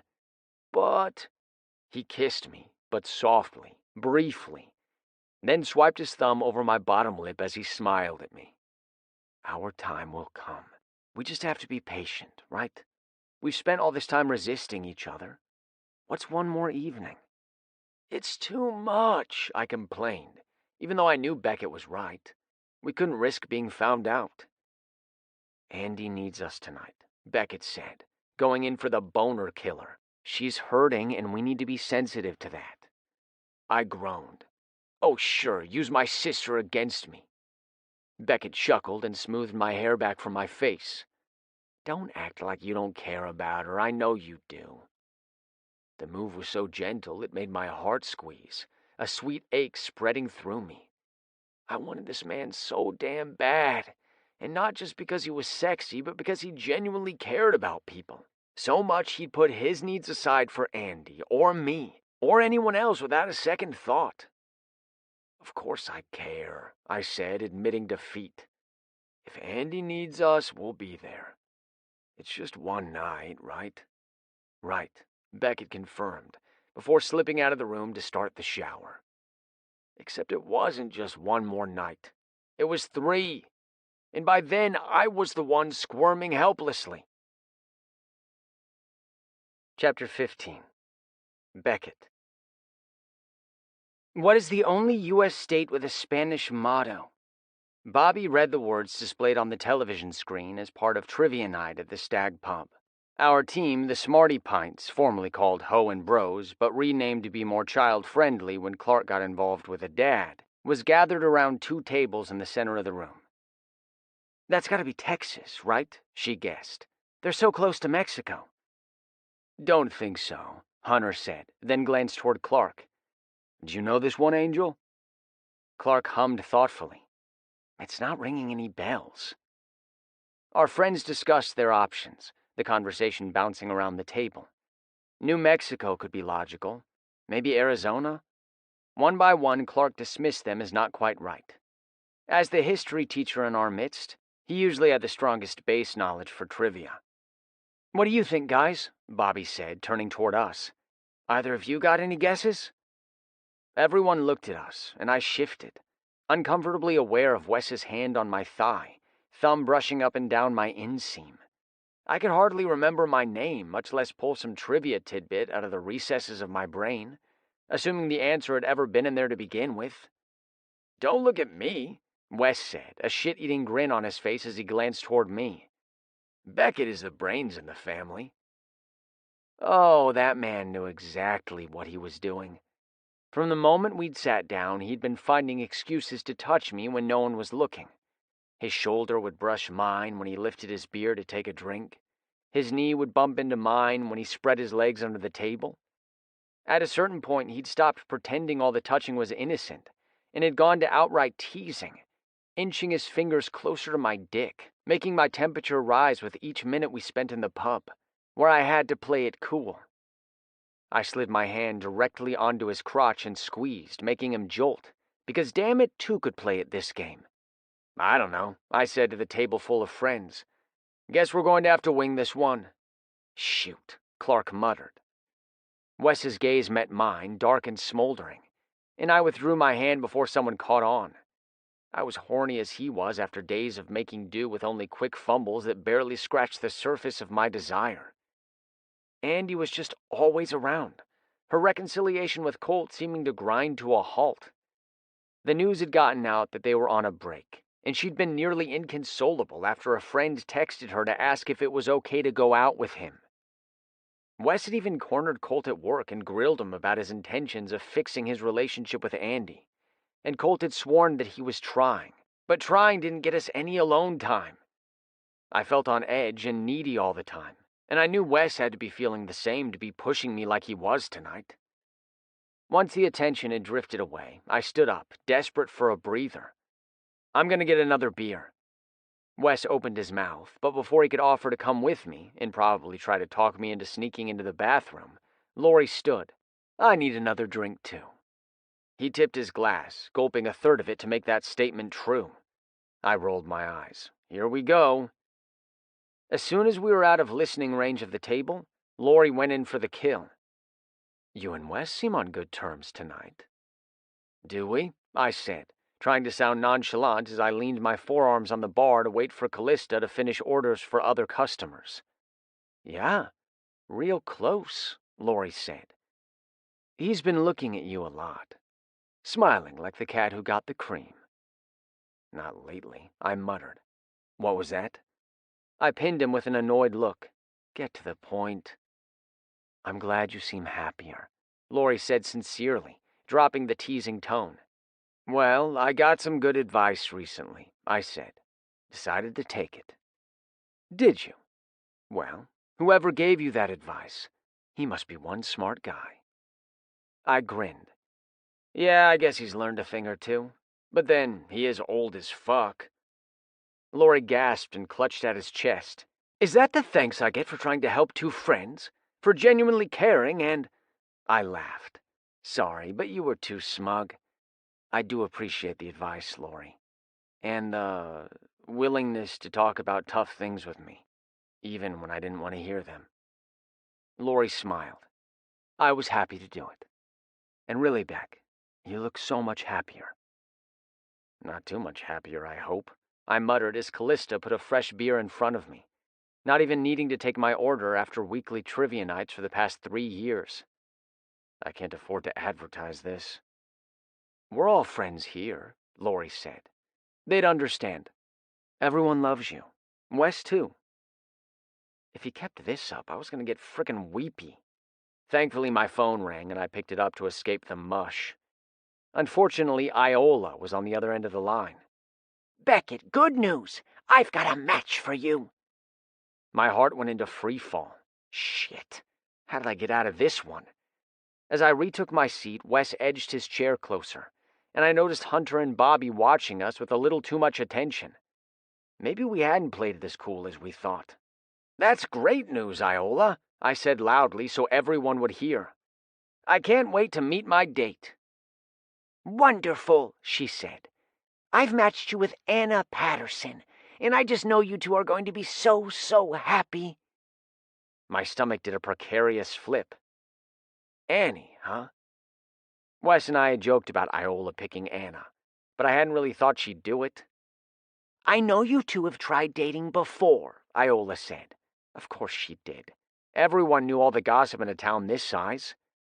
But that was 2 years ago, dear, and you've both grown as people. You really are so compatible. I think it's worth trying again, don't you? Sometimes all we need is the right timing for love. Unless you're stepbrothers. There's no right timing then, is there? All right, Iola. I'll trust in your process. That's the spirit. As I hit disconnect, I had every one of my friends' attention. You let Iola matchmake you? Hunter asked, sounding astonished. Did you not learn anything from Clark's experience last winter? Well, I hedged. You know Iola. I was sort of cornered. Clark winced. Sorry. If you want me to get my Nana to back off, I can try. I snorted. And it worked so well for you that you had to fake a relationship. True story, Hunter said, then grinned. But hey, it all worked out. So maybe this will too. But isn't Anna one of your ex-girlfriends? Tucker asked. A second chance at love didn't steer us wrong, Lori replied, though his eyes were sending me the message, what the fuck? No wonder, since we'd just been talking about my happy relations with Wes.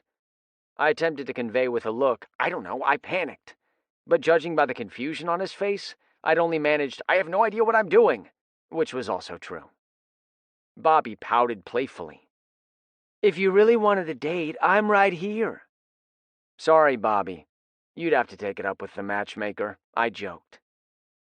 But among all the chatter, my full focus was on the one person not talking. Wes was scarily silent beside me. When I chanced to peek in his direction, he was gazing into his beer, doing a shit job of hiding the scowl twisting his handsome face. His hand, which had returned to my thigh the instant I sat down beside him, tightened almost painfully. And when the conversation moved on to the trivia answer, which we'd gotten wrong because it was frickin' Montana, with the motto Oro y Plata, he leaned over and whispered, "You are in so much trouble when we get home." A shiver went down my spine. Andy was sure to be there.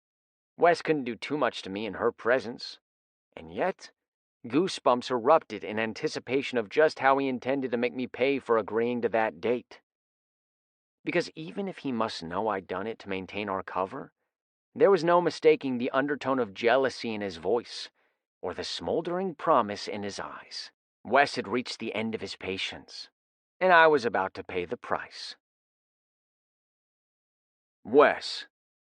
I drove home feeling tense and agitated, my hands reflexively tightening on the steering wheel every time I recalled Beckett agreeing to go on a date with his ex. I knew he'd done it so no one would suspect us of being involved, but I still didn't like it.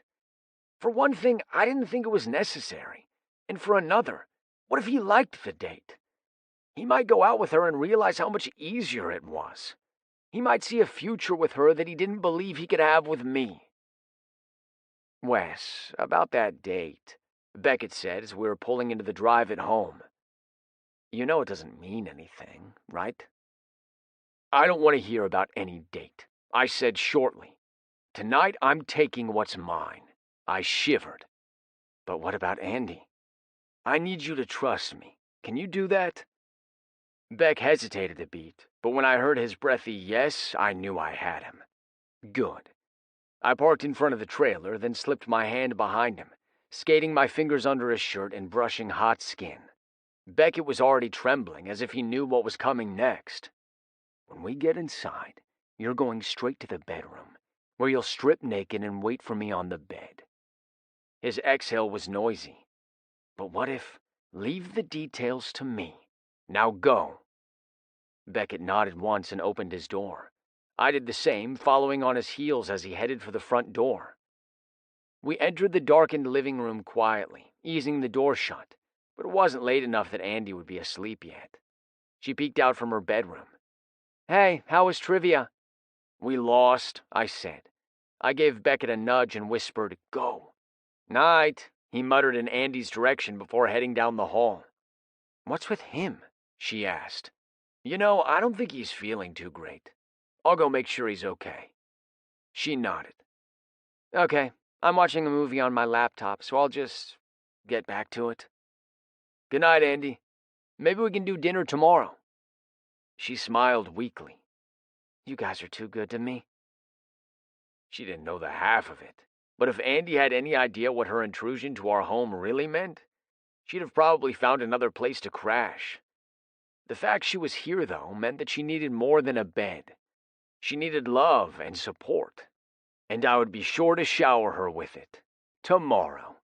Right now, I had a naked Beck waiting for me, and I didn't intend to let that go to waste.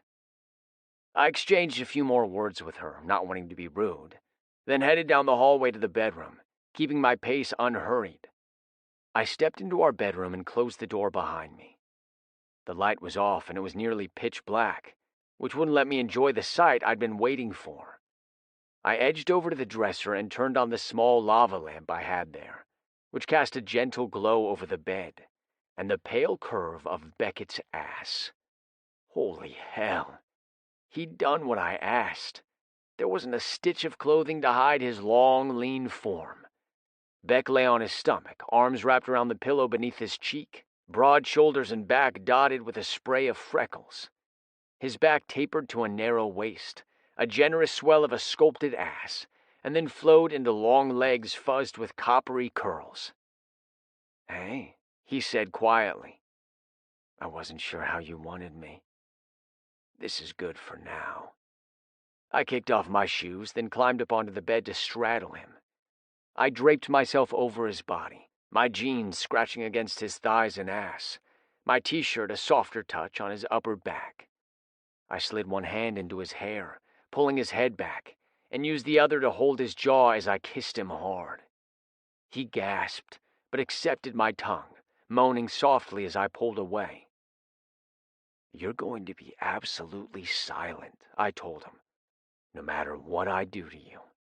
If you want me to stop, tap me anywhere, my arm, my hip, whatever. But you won't make a single noise.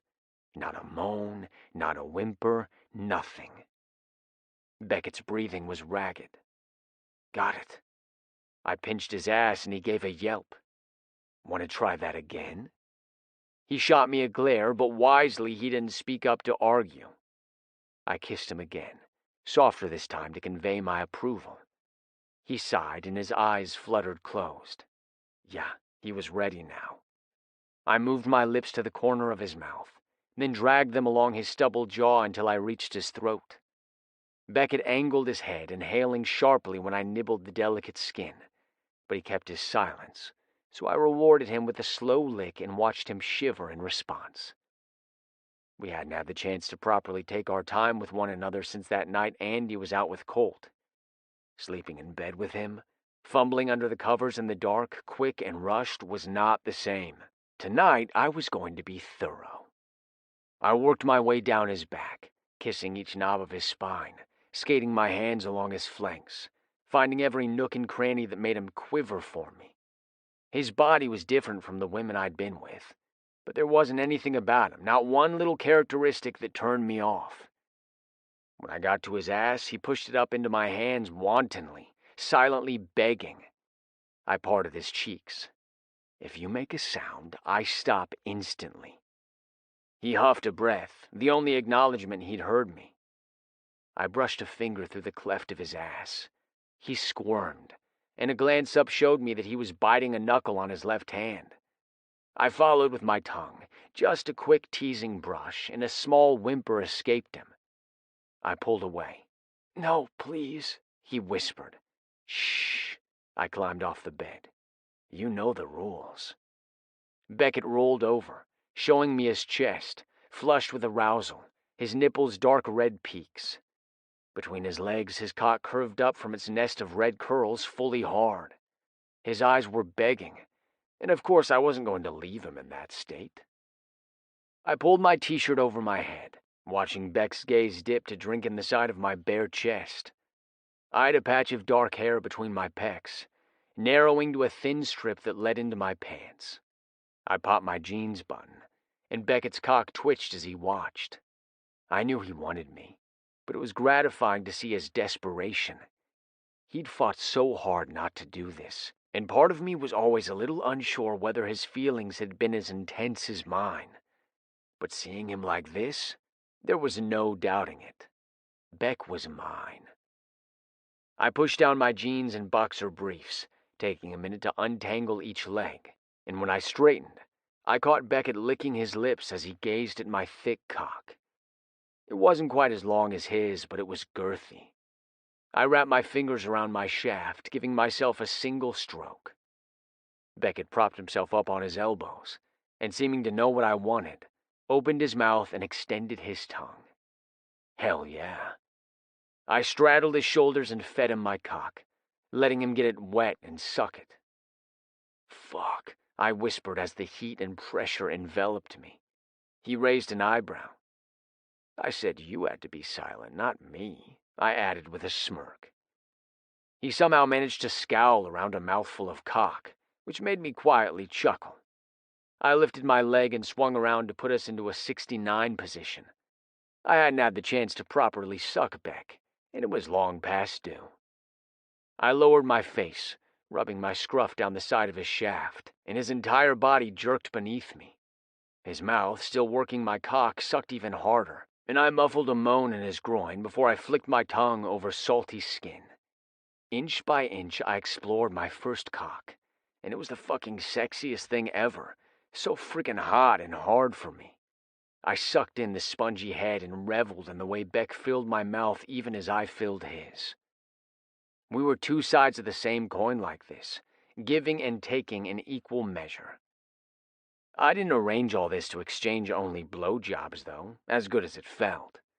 After a few more sucks, I gave up my new treat and rolled away to open the bedside table. I lifted out a tube of lube. Turn onto your side, I instructed. Beckett gazed at the lube, eyes full of questions, before obeying. I settled behind him, in the big spoon position, and slicked my cock.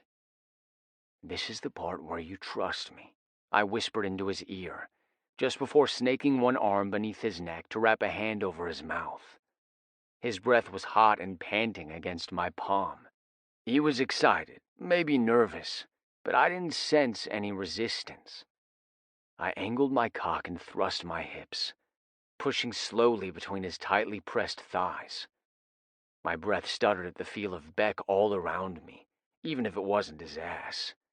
I rocked in and out of the tight channel of his thighs, plunging forward until my cockhead bumped into his balls, Beckett's breath catching each time, then pulling back to do it again.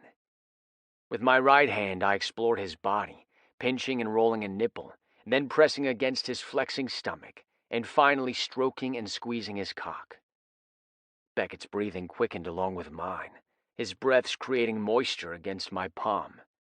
I was pretty sure he'd remain silent either way, but muffling his mouth added a layer of eroticism to the act that was hot. Pleasure began to build, my climax nearing. Gonna come soon, I whispered into his ear. Should I shoot it all over your ass? His breathing stuttered. Maybe I'll part your cheeks and come right on your hole. His panting stopped, as if he was holding his breath, and it told me all I needed to know. I released Beckett's mouth, shoved him onto his stomach, and repositioned myself to grab his left cheek and pull it aside. I guided my cock back to his cleft, rocking through the furrowed channel, stroking over his hole, letting my cockhead catch on his rim while I jerked off. He made a small, desperate sound, giving up the game, but I was too far gone to stop now. I shot onto his ass, cursing quietly while I pumped my cock and watched sprinkles of cum dot his skin. I leaned forward and used my cock to smear my cum around his hole. Beckett's hips jerked frantically before he muffled a moan into his pillow, coming onto the sheets below him. No one else gets to do this to you, I murmured as I finally slumped over his back, breathing hard. Right? After a pause, I added, You can talk now. Only you, he said quickly. I'm only a dirty slut for you. I let my full weight come down on him, blanketing him, and dropped a soft kiss to the curve of his jaw. Yeah, that's what I thought. Beckett turned his head with difficulty, expression hazy. His words came out almost vulnerable. Will you kiss me? I brushed my lips softly, reverently over his. The angle was awkward, so I rolled off him, then pulled him into my arms to kiss properly. He relaxed in my hold, kissing me back in a way that was decadent and drawn out, rather than urgent. Lust shifted to something else, something warm and sweet as his lips clung to mine. I pressed my forehead to his as our mouths parted. Are you good? Very good, he said softly, then added, I know I'm yours, though. You don't need to keep telling me. I laughed softly, unsurprised that he'd called me out. I admit I was feeling a little something about that date. I know I was a bossy fuck tonight. And it was good. His lips quirked. I needed it. Needed more. Yeah, me too. I cradled his face. I needed you to know you're mine. But I'm yours, too. You know? That's why I let you do it, he said, pressing smiling lips against mine. That? And you make me come harder than anyone else with your dirty talk. I smirked. I knew you secretly loved it. Mm-hmm. And now I'd love a wet washcloth to clean up. Well, I guess it's the least I could do after coming all over your ass.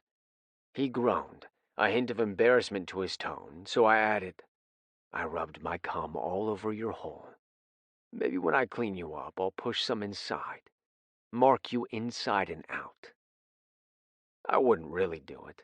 Not until we had to talk about STD screenings and all that. But eventually I hoped it could be more than a fantasy. Jesus, Wes, he chuckled. Wash that mouth out with soap while you're in the bathroom.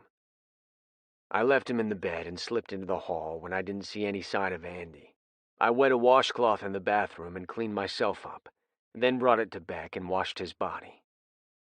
I made a mess of the sheets, he said mournfully. I'll get a towel for you to sleep on. We can wash them tomorrow. Once we'd finally gotten resettled, Beckett in my arms again, he started snickering into my chest. What? I asked, bemused. You washed me and brought me a towel, and it should not be romantic at all. But you were sweet and considerate, and this is weird. Is it? I carded my fingers through his hair as I gazed down into his green eyes. I think it feels right. His wide, full lips twitched into a smile. Yeah? Yeah. I dropped a kiss on his forehead. And you're not mad about the date? Or jealous? Oh, I'm jealous. But I've got a plan for that. His eyebrows shot up. I'm almost afraid to ask. I grinned sharply. Iola is going to get 2 for the price of 1. Because I'm coming on that date too. Annie might not be looking to hook up with both of us. I snapped my teeth at him in a mock snarl. She better not hook up with either of us. But that's not what I meant. I'll bring a date of my own. You want us to double date? He asked incredulously. I wiggled my brows. Genius, right? What better way to convince people we're not involved than for both of us to go on a date together? Chapter 16. Wes. A commotion near the far end of the park pulled my focus from the saucer-shaped hole I was digging for an ornamental tree planting. These were smaller, decorative trees, so we planted them by hand. I paused with my shovel in the air and glanced toward Luke and Logan, who were working with me on the landscaping along the trail that cut through the park all the way to the far end, where it crested on a hill and cut behind the gazebo just before the land sloped down toward the neighbors' yards. What is that? I muttered as shouting filtered through the air. Uh-oh, Logan said. Sounds like it's coming from the gazebo, where Colt and Beck were working. Shit. I tossed the shovel aside and broke into a jog toward them, concerned that Beckett had finally lost his patience with our resident pain in the ass. As I neared, I realized Beckett wasn't laying into Colt. An older guy I recognized seeing around the hardware store on occasion, Mel Goebel, was giving both of them a piece of his mind, loudly.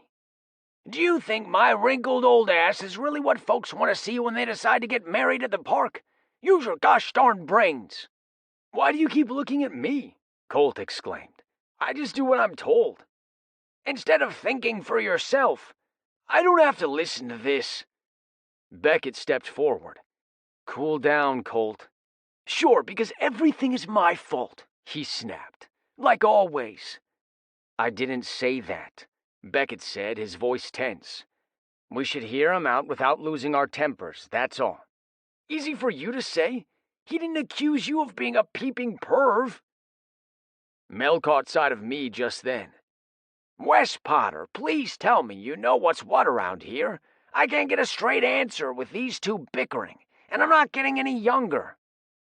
Colt opened his mouth to protest, but Beckett sent him a glare, and he snapped it closed again, crossed his arms, and glared at the ground.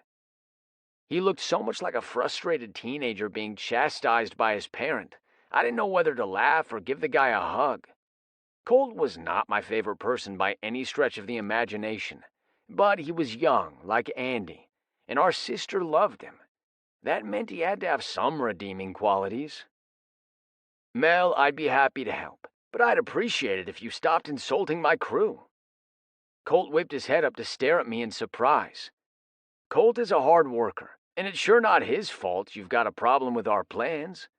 And Beckett is my partner in crime around here, I said. He runs this company just as much as I do, and he's our best landscape designer. So if you've got questions, you can come to either one of us. We're equally responsible. Well, Mel blustered, if Beckett's such a good designer, why does this dang gazebo have a direct line of sight to my deck? I've got no privacy, And trust me, no blushing bride wants to see me on her special day." Beckett spoke up, saying dryly, "Mel told us he enjoys nude sunbathing, and he generally walks around his place naked, with the windows open." "I enjoy a fresh breeze on my nether regions," he said. "I see." I tried to maintain a neutral expression, but it wasn't easy. "Beckett, you would know better off the top of your head. When we're finished, will there be a clear view into Mel's yard?" "Not from where we stand. We'll be planting hedges to screen off the park from neighboring properties. We know you all don't want everyone in your business, but there is one potential angle that might be unobstructed. Give me a minute to take a look." "Well, thank you," Mel said, sounding chastened now that he realized we weren't just a bunch of idiots who wouldn't listen to his concerns. While Beckett circled the gazebo, presumably checking the view from different vantage points, I made awkward small talk with Mel. The old guy seemed a little sheepish about his initial temper tantrum. "Tell your dad I said hello," he told me. "I bet he's sure glad to hand off the heavy lifting to you, huh?" "Me and Beck," I said as Beckett returned. "We run the business together." Beckett gave me a look I couldn't quite decipher before turning to Mel. "All right, so there is one angle we don't quite have covered, but I think we could adjust our plans slightly to ensure that there's proper screening." "Well, that sure is a relief. I'm sorry I blew my top without getting all the information. I told the Dix liaison, and he said he'd pass it on, but I never heard anything back. When I tried asking the young man there, he didn't know anything about it, and I assumed the worst." "Colt's a good guy," Beckett said, proving what I already knew, that Beck also had our crew's back. "He's just newer to the business and hasn't been involved in all the planning we've done." "Well, thank you again," Mel guffawed. "I'm sure all the families who enjoy this lovely space in the future will thank you too for saving them from the need to bleach their brains." Colt snorted and Mel wagged a finger at him. "See, this one gets it. I'll let you all get back to your work." Mel shook Beckett's hand, then Colt's, then mine. "Just do me a favor, and don't tell all your neighbors about this," I said with the most charming grin I could deliver. His bushy eyebrows rose. "Why not?" "Your concerns were easily addressed, but that's not always the case. We're happy we can help you out, but the fact is, plans were presented at a town hall. Everyone got a chance to give input, and now we're locked in." "Ah, I see. You don't want a flood of folks over here making demands." "We couldn't meet them all," I said, infusing my words with regret. "We've got a budget for labor and supplies, and revising the plan at this stage would create complications." Mel nodded. "I understand. Don't you worry. I won't flap my lips like some of the gossipers around here. I know how to be discreet." "Great. I appreciate it." Beckett watched him walk off. "How long until he blabs?" "I give it less than a day," I said. "I give it less than an hour," Beck retorted with a grin. "Thanks for swooping in with the Potter charm, though. He was already blowing steam by the time I arrived to find him and Colt arguing." "I wasn't arguing," Colt said defensively. "I wasn't blaming you," Beckett said, tone mild. Colt looked suddenly chastened. Thanks for standing up for me. Both of you. I didn't think either of you thought I was worth the shit on your shoes." I shook my head. "If you really think that, then we need to grab a beer and clear the air. Because I will always have your back while you're on this crew, Colt. Beck will too. We need to work as a team." Colt looked between us, but his gaze lingered on Beckett as he said, "You don't hate me?" "Of course I don't," Beckett said. Colt looked skeptical, so I decided to break the tension with some levity. "He doesn't hate you, but you do annoy the shit out of him." Colt gave a bark of laughter, and Beckett shoved me, making me stumble to the side. "Finally some truth," Colt said. "Just for that, you're buying for both of us tonight," Beckett said. Colt looked surprised. "You were serious about getting a beer?" "Yep." I slung my arm over his shoulder. Shit's been festering too long, and not just with work. It's time to sort out this shit with Andy, too. Let's all meet at the Stag about an hour after work. We'll grab dinner, a beer, and get on the same page. Colt swallowed hard and looked away. Yeah, okay. I'll be there. Good man. I gave him a little shove. Now go help Beck. And don't give him any lip. He chuckled. Yes, boss. Beck turned away. Come on, those perennials won't plant themselves. Yes, boss, he called, loping after Beckett with a grin. Maybe there was hope for that kid after all. Maybe there was hope for him and Andy, too. And if patching things up between them got me and Beck some privacy in our own home, even better. Beckett. Are you sure this is a good idea? Andy asked, sounding uneasy as we entered the Stag pub to meet with Colt. We've tried having dinner, and it didn't really fix anything. Well, maybe you just need a mediator to help you along, Wes said. Andy looked skeptical. You're not just here to threaten him into making it work with me, right? If you really want me out of your house, I can go stay at Dad's. He and Mom are heading out of town soon, so... It's not about getting you out of our hair, Andy, Wes said. We want you to be happy, I added, because it was true. Andy might be putting a cramp in our sex life, but that wasn't really her fault. She should be able to rely on her brothers without worrying she might intrude on a secret affair. And it wasn't like we were really suffering. The silent sex with Wes had been incredibly intense. I was a very vocal guy, and holding in the sounds that wanted to spill out made my body react even more strongly to every sensation. Did I want the freedom to be with Wes without worrying we'd be busted? Of course. But as long as we continued this affair, there would always be some chance of that happening. At least with Andy staying at our place, it kept us from being too reckless. This isn't only about you two, though, Wes said. There's been tension at work. We could all do with a good talk. Huh, Andy smiled. I didn't see it before, but now I do. See what? You, as a boss. You're good at it, aren't you? He's great at it, I said. As much as Wes credited me as his equal partner, he was better at leading the crew, better at obtaining their respect, at diffusing disagreements, at charming cranky residents like Mel Goebel, and closing sales with new clients. Colt arrived shortly after we'd grabbed a four-top off to one side of the bar. The newer booth seating that stretched along the far wall, an improvement made with the help of Laurie's investment in the pub, had filled up early, but this gave us more privacy anyway. It was a weeknight, so while the pub did a steady business, it wasn't packed like it was on the weekends. Hey. Colt stopped next to the table, hands shoved in his pockets. He nodded to Wes and me, but his gaze went straight to Andy. Thanks for meeting me. Sit down, Wes said.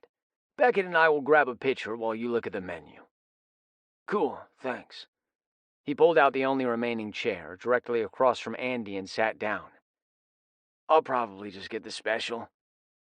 He loves the Philly, Andy said with all the proprietary warmth of a longtime girlfriend. Colt smiled, looking almost bashful. Yeah, I'm predictable, I guess.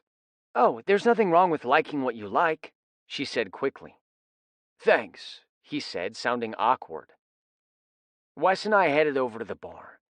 We could have waited for a server to come by the table, but this way Andy and Colt could have a few minutes to talk privately.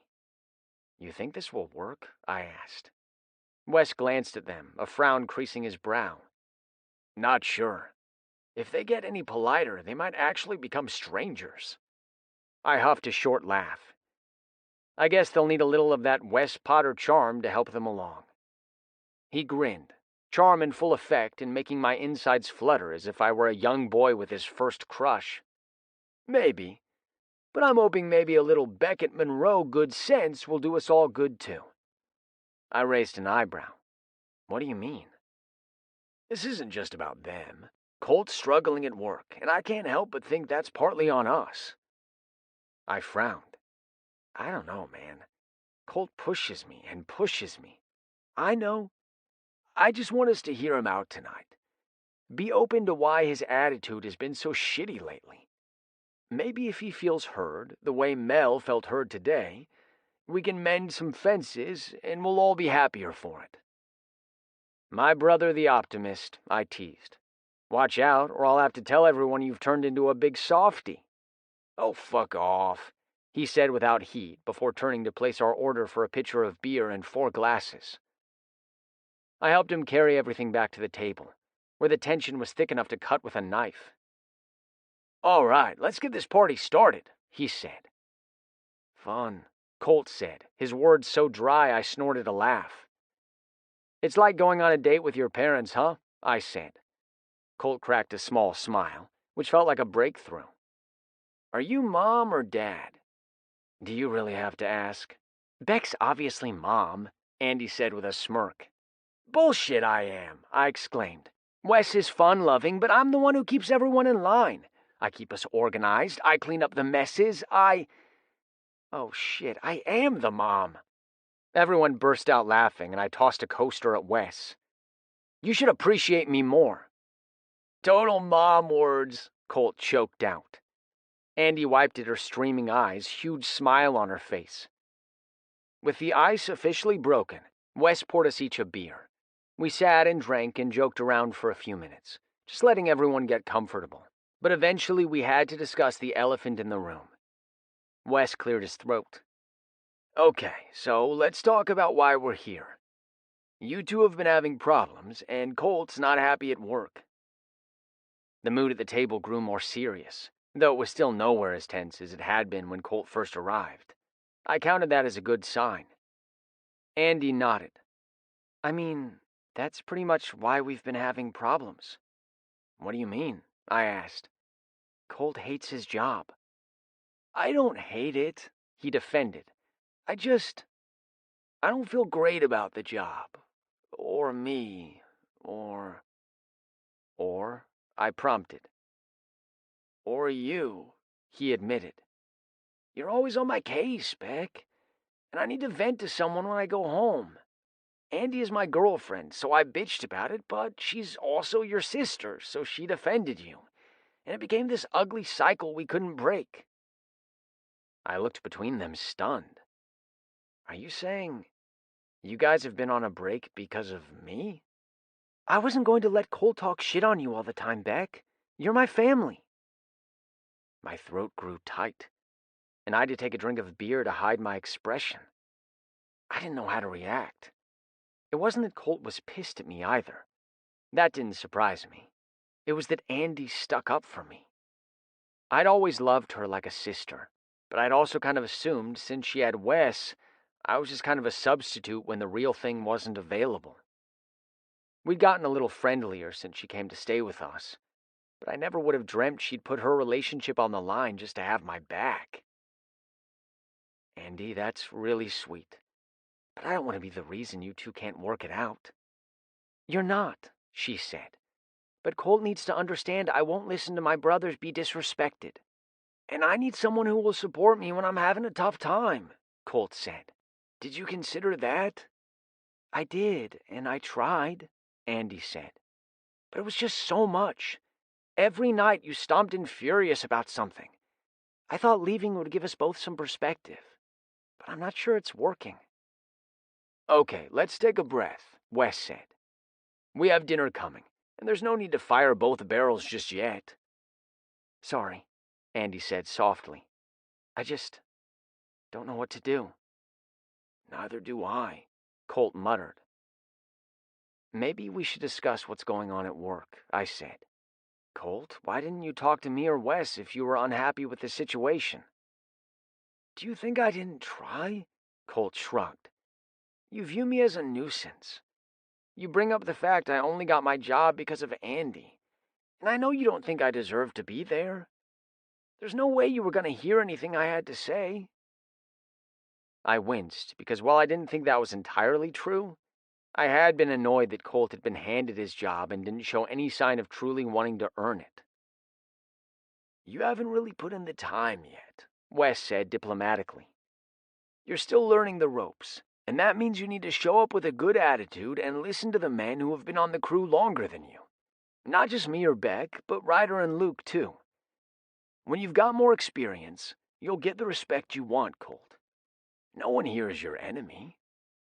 While Colt mulled that over, a server, a woman named Kara, who'd been a few years behind me and Wes in high school, stopped by our table to take our order. We spent a couple minutes making polite small talk about Kara's daughter, now a preschooler, which, damn, that made me feel freaking ancient, before placing our orders. As expected, Colt asked for the special. So did Wes. Andy got a chipotle chicken pasta I didn't even know they served. And I stuck with a basic turkey melt, my stomach a little too unsettled to eat something more adventurous. Colt's words were hitting uncomfortably close to home, and it was difficult to look into the mirror. I never wanted to believe I'd treated someone unfairly. But maybe I'd let my personal history with Potter Landscaping and how hard I'd had to work to prove myself influence my view of Colt. I'm sorry I made you feel that way, I said. Colt shifted in his chair, barely meeting my eye. I mean, I know I bitch and moan a lot. You do, I said. But I think the real issue is I didn't think you appreciated the opportunity Andy got you with the crew. I worked my ass off to be where I am. He gave me a skeptical look. But you and Wes are in the family. I'm just treated like the guy not good enough to be in the family. And now we're getting somewhere, Wes pronounced. I had no idea you felt that way, Andy said, her stance softening at Colt's admission. Is this about your dad? He flushed. Not really. I mean, I should just suck it up. It's not Wes or Beck's fault that they get a business from their dad, and I get nothing but debt from mine. He grimaced, meeting Wes's eyes, then with more difficulty meeting mine. I need this job, and I want to make it work with Andy. I'll turn it around, if you're willing to give me a chance. Colt, I'm happy to give you a chance, but I need one thing. What's what? He asked, looking wary. Give me a chance to start over too. I'm sorry I was so hard on you. I guess I was projecting a bit because of how I felt when I joined the crew. I know you think because I'm in the family this job is a given, but I worked really hard to prove I could be Wes's equal. I flashed him an apologetic glance. Still not sure I've succeeded, but every day I try.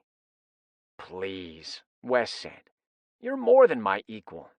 I strive to be a better boss because of the example you set. Okay, you guys love each other to a weird and codependent degree, Andy said with a chuckle. We all know that.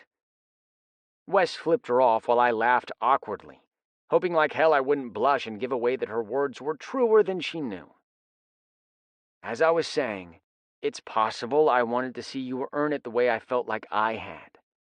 But our situations are different, and I shouldn't have held you to a different standard than the rest of the crew. Thanks. I appreciate that. He hesitated. But I know I've had a crappy attitude, and you are usually justified in riding my ass. I promise I'm going to work on that. When dinner came, we shifted to more comfortable topics, like how many irate neighbors we might see in the next few days once word got around we'd helped out Mel, how Andy's job was going at the Friendly Bean, where the coffee didn't taste like battery acid. My loyalty to Jake and Miles at Glazed Holes prevented me from enjoying their delicious confection, sadly. But I got to eat my feelings in the shape of glazed and cream-filled holes, which sounded naughty enough to come out of Wes's mouth while we had sex. Just the way Jake and Miles would want. They knew exactly what they were doing with that business name. By the time Wes paid the check, it felt like we'd cleared the air, and there might be brighter days on the horizon. Not just for us, but for Andy and Colt, too. I was still overwhelmed by the thought of Andy standing up for me like that. But it was also true when I said that I didn't want to be the reason her relationship failed. I had to try harder with Colt. When we all headed for the door, I pulled him aside. Listen, I know we already cleared the air about work stuff, but I just want you to know I understand how you feel about the family stuff, too. His brow furrowed. What do you mean? I know what it feels like to be attached to a family, and yet not fully one of them. It's hard. Even if you love them, and even if they love you, there's always going to be a degree of separation between you and them. Do you mean... He glanced over to Wes, who was currently making Andy squeal as he enveloped her in a bear hug. Yeah, it's complicated. Some of it's just in my head, I said. But some of it, like who gets this business when Wes's father fully retires, that's not. I'll never be the son who gets the business. I'll never really be the boss. Colt ducked his head. And I guess me pointing out Wes is the boss and not you didn't help, huh? I chuckled. You're not telling me anything I don't already know, Colt. The difference is I respect Wes, and I know he respects me. Whatever happens with the business, with the family, he's got my back. So I'm telling you that from now on, I've got yours. Chapter 17. Wes. Beaver Hole is looking beautiful. Snickers interrupted Tucker's statement, and he rolled his eyes. I'm surrounded by immature idiots. Beckett looked contrite. Sorry, Tucker. The rest of us nodded like good little boys, but truth be told, we were all shamelessly grinning. I might feel worse, but one of us was over 80 years old, and if Leroy Smalls wasn't too old to laugh at beaver jokes, then why should I be? He was one of the happiest guys I knew, so I figured he was a role model in a way. His new boyfriend, Eugene Wright, sat at his side, shaking his head but smiling, much as Beckett was. Shit, were we going to grow up to be Leroy and Eugene? I didn't know how I felt about that. I mean, at least we found each other before the age of 80. That was a plus. Hunter Rhodes, the marketing manager for the city, cleared his throat. Yes, Tucker, please continue, he said, though he was smirking with amusement.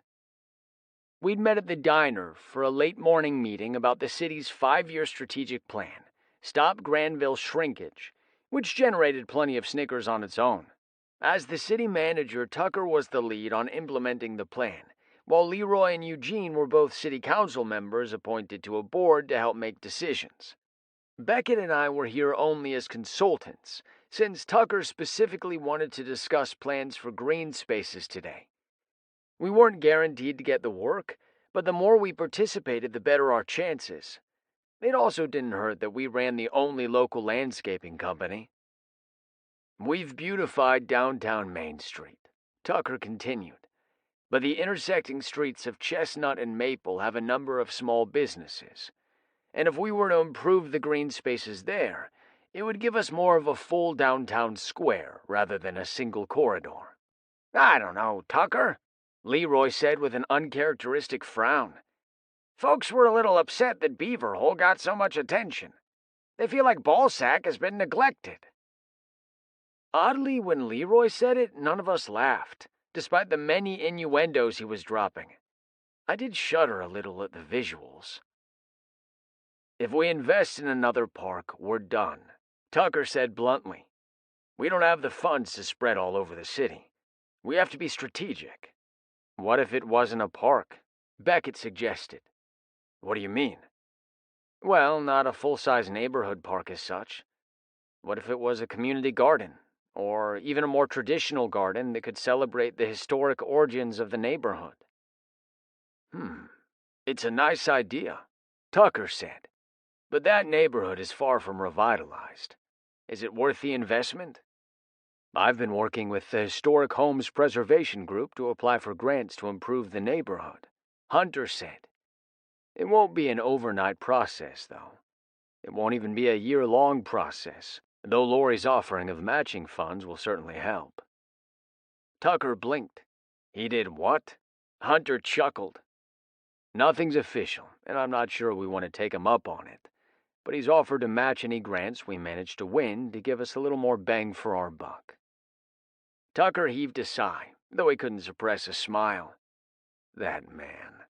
He also offered to purchase some of the uninhabited homes, rehab them, and resell them. Of course he did. He loves this town. He loves you, Leroy said. Don't take it for granted. Love is precious. He glanced toward his boyfriend. Right, Cupcake?" Eugene blushed but nodded. "It is to me." "Ah, you're so cute it's disgusting," Beckett teased. "I do feel a bit queasy," I added before making gagging sounds. Someone threw a balled napkin at me while Beckett elbowed me in the ribs, which was pretty much par for the course. It wasn't much of a meal if I didn't annoy someone. Tucker chuckled. "All right, I think we've covered enough for today. Beckett, can you work on some numbers on the ballsack garden?" There was a phrase you didn't hear every day. I didn't miss the fact that Tucker was asking Beckett rather than me. It had been Beckett's idea, and he was the creative force behind Potter Landscaping. I'd accepted that a while ago, but it still made me feel like a pointless accessory at these meetings. And then we also need an idea of what sort of investment it would take to improve those side streets. I think the downtown square has to be our primary goal, Tucker said, even if not everyone likes it. It's essential to our growth, and we only decided to improve and expand Beaver Hole because of its proximity to Dick's. Dick's, Leroy said with a giggle. Tucker shot him an annoyed look, but didn't allow himself to be sidetracked this time.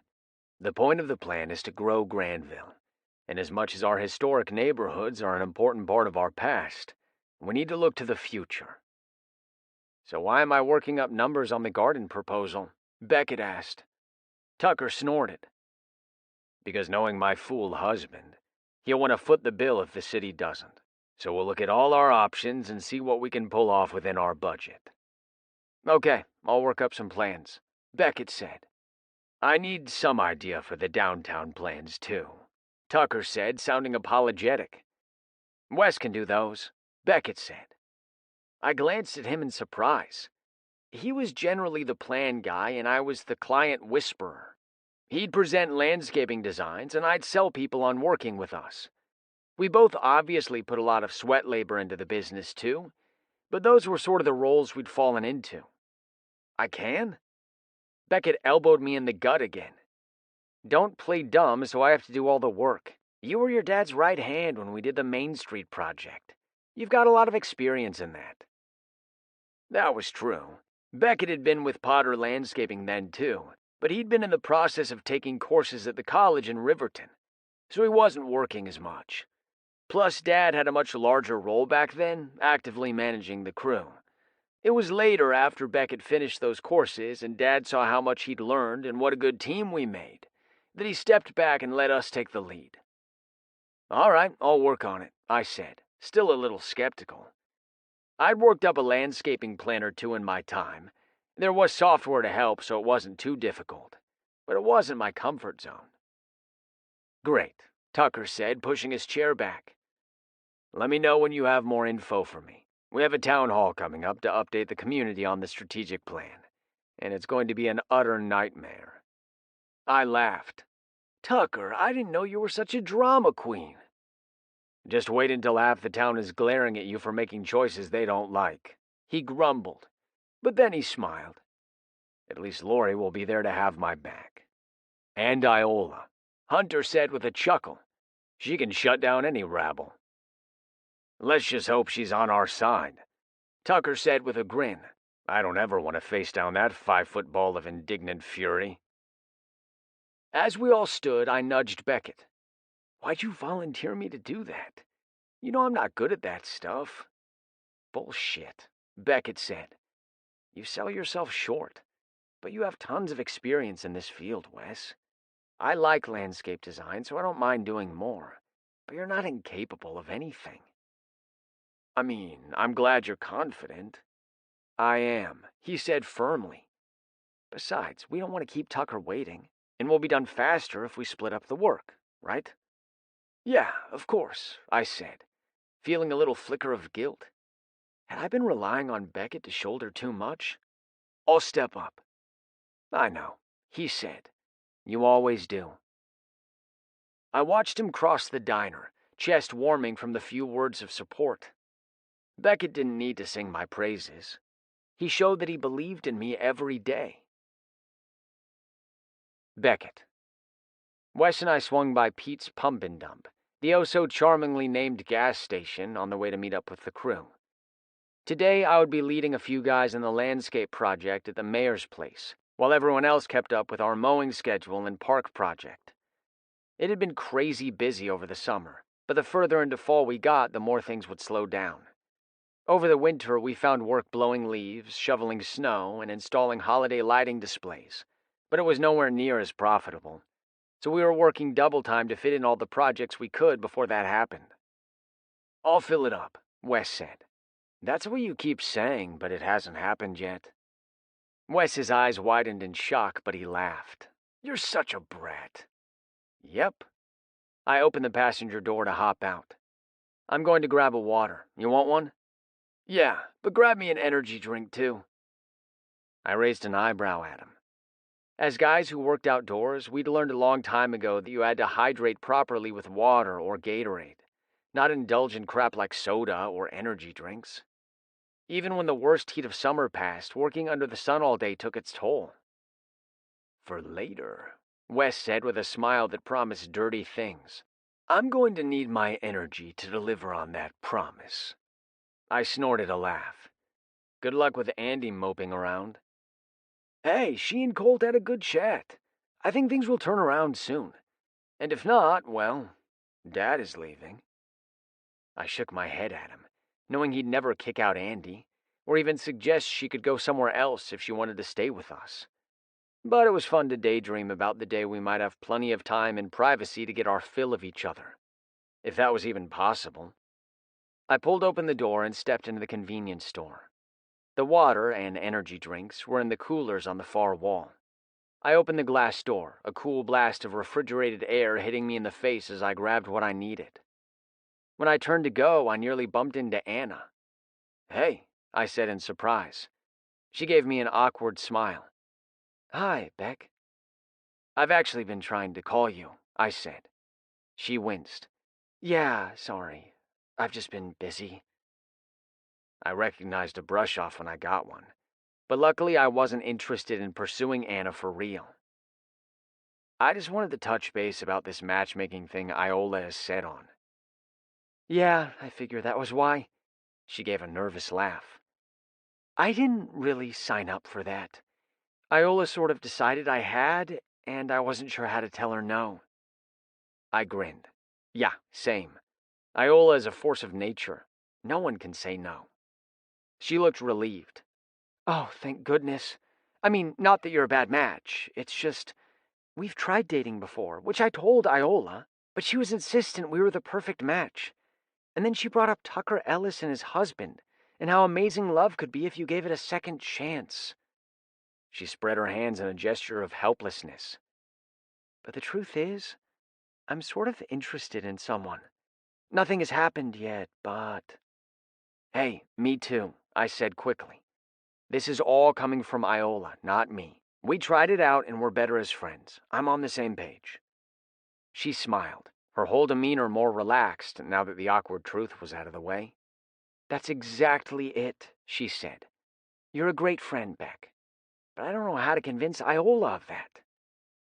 "How about we just go out to dinner as friends?" I suggested. "We can tell Iola we went on a date, so her work is done. If it doesn't work out, well, it just doesn't, right?" She nodded. "Yeah, we could try that. But what if it doesn't work? What if she wants to keep setting us up on more dates, or with other people?" "I don't know. Dodge her for the rest of our lives? Or keep pretend dating each other?" Anna said. "Get fake married?" "Hey, it works for some people in this town," I said with a grin. "But I don't think it'll come to that. I mean, we can always go into witness protection." We both busted up laughing just as Wes approached. "Hey man, what's keeping—" "Oh, Anna. Hey." His tone wasn't unfriendly, but it wasn't Wes's normal level of golden retriever warmth either. "Hey Wes, Beckett and I were just catching up." "Oh, what about?" Wes said, as if he didn't know. "Just planning our date," she said with an impish smile. "You remember what those are, right, Wes? It's where you actually take a woman to dinner instead of straight to your bed." "Hey, I know how to date," he protested. "I'll have to see it to believe it," she shot back. I'd forgotten the animosity that had always come to the surface between these two. Actually, Wes is going to double date with us, I said before they could escalate into a full-on snarky war of words. Going on a fake date with Anna would be tough enough without the added tension. And if Wes was going to come along, and I knew he was determined to, I at least wanted everyone playing nicely. Really? Anna sounded surprised. Did Iola get to you too? He chuckled. Nah, but I'm sure it would just be a matter of time. Might as well head her off at the pass, right? If she sees Beck and me are happily coupled up, she'll back off. My heart skipped at his phrasing, but Anna didn't seem to read any double meaning into it. Because she doesn't suspect the truth. This is good. So who you bringing on the date? Anna said. It better not be Janine. He barked a laugh. No way I'm giving her any more ideas. Wes and Janine had a brief fling while I was dating Anna, and there'd been a period where Janine was weirdly possessive and jealous, and started fights with nearly any woman in his vicinity, even those entirely uninterested like Anna, who was my girlfriend at the time and had never found Wes anything other than annoying. I'm bringing Bobby. Bobby? Anna laughed.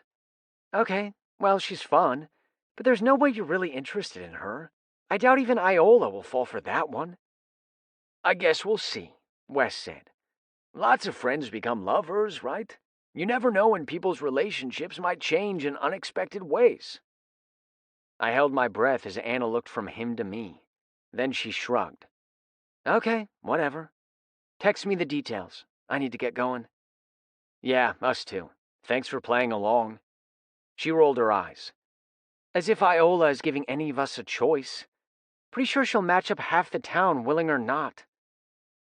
I carried the bottled drinks to the line at the register, Wes on my heels. I sensed his heavy stare on the back of my neck. See, it's fine. It's not a real date. He huffed. That didn't stop Hunter and Clark. I shot him a look. Don't turn into Janine. You hated how possessive and jealous she got? He grinned. Yeah, but you like it. He leaned in close to speak directly into my ear so no one else would hear. Your ass is mine, and you know it. I shivered, my blood rushing hot at the words. That's not the point. Oh, it is, he said, because I aim to please, and I always do, Beck.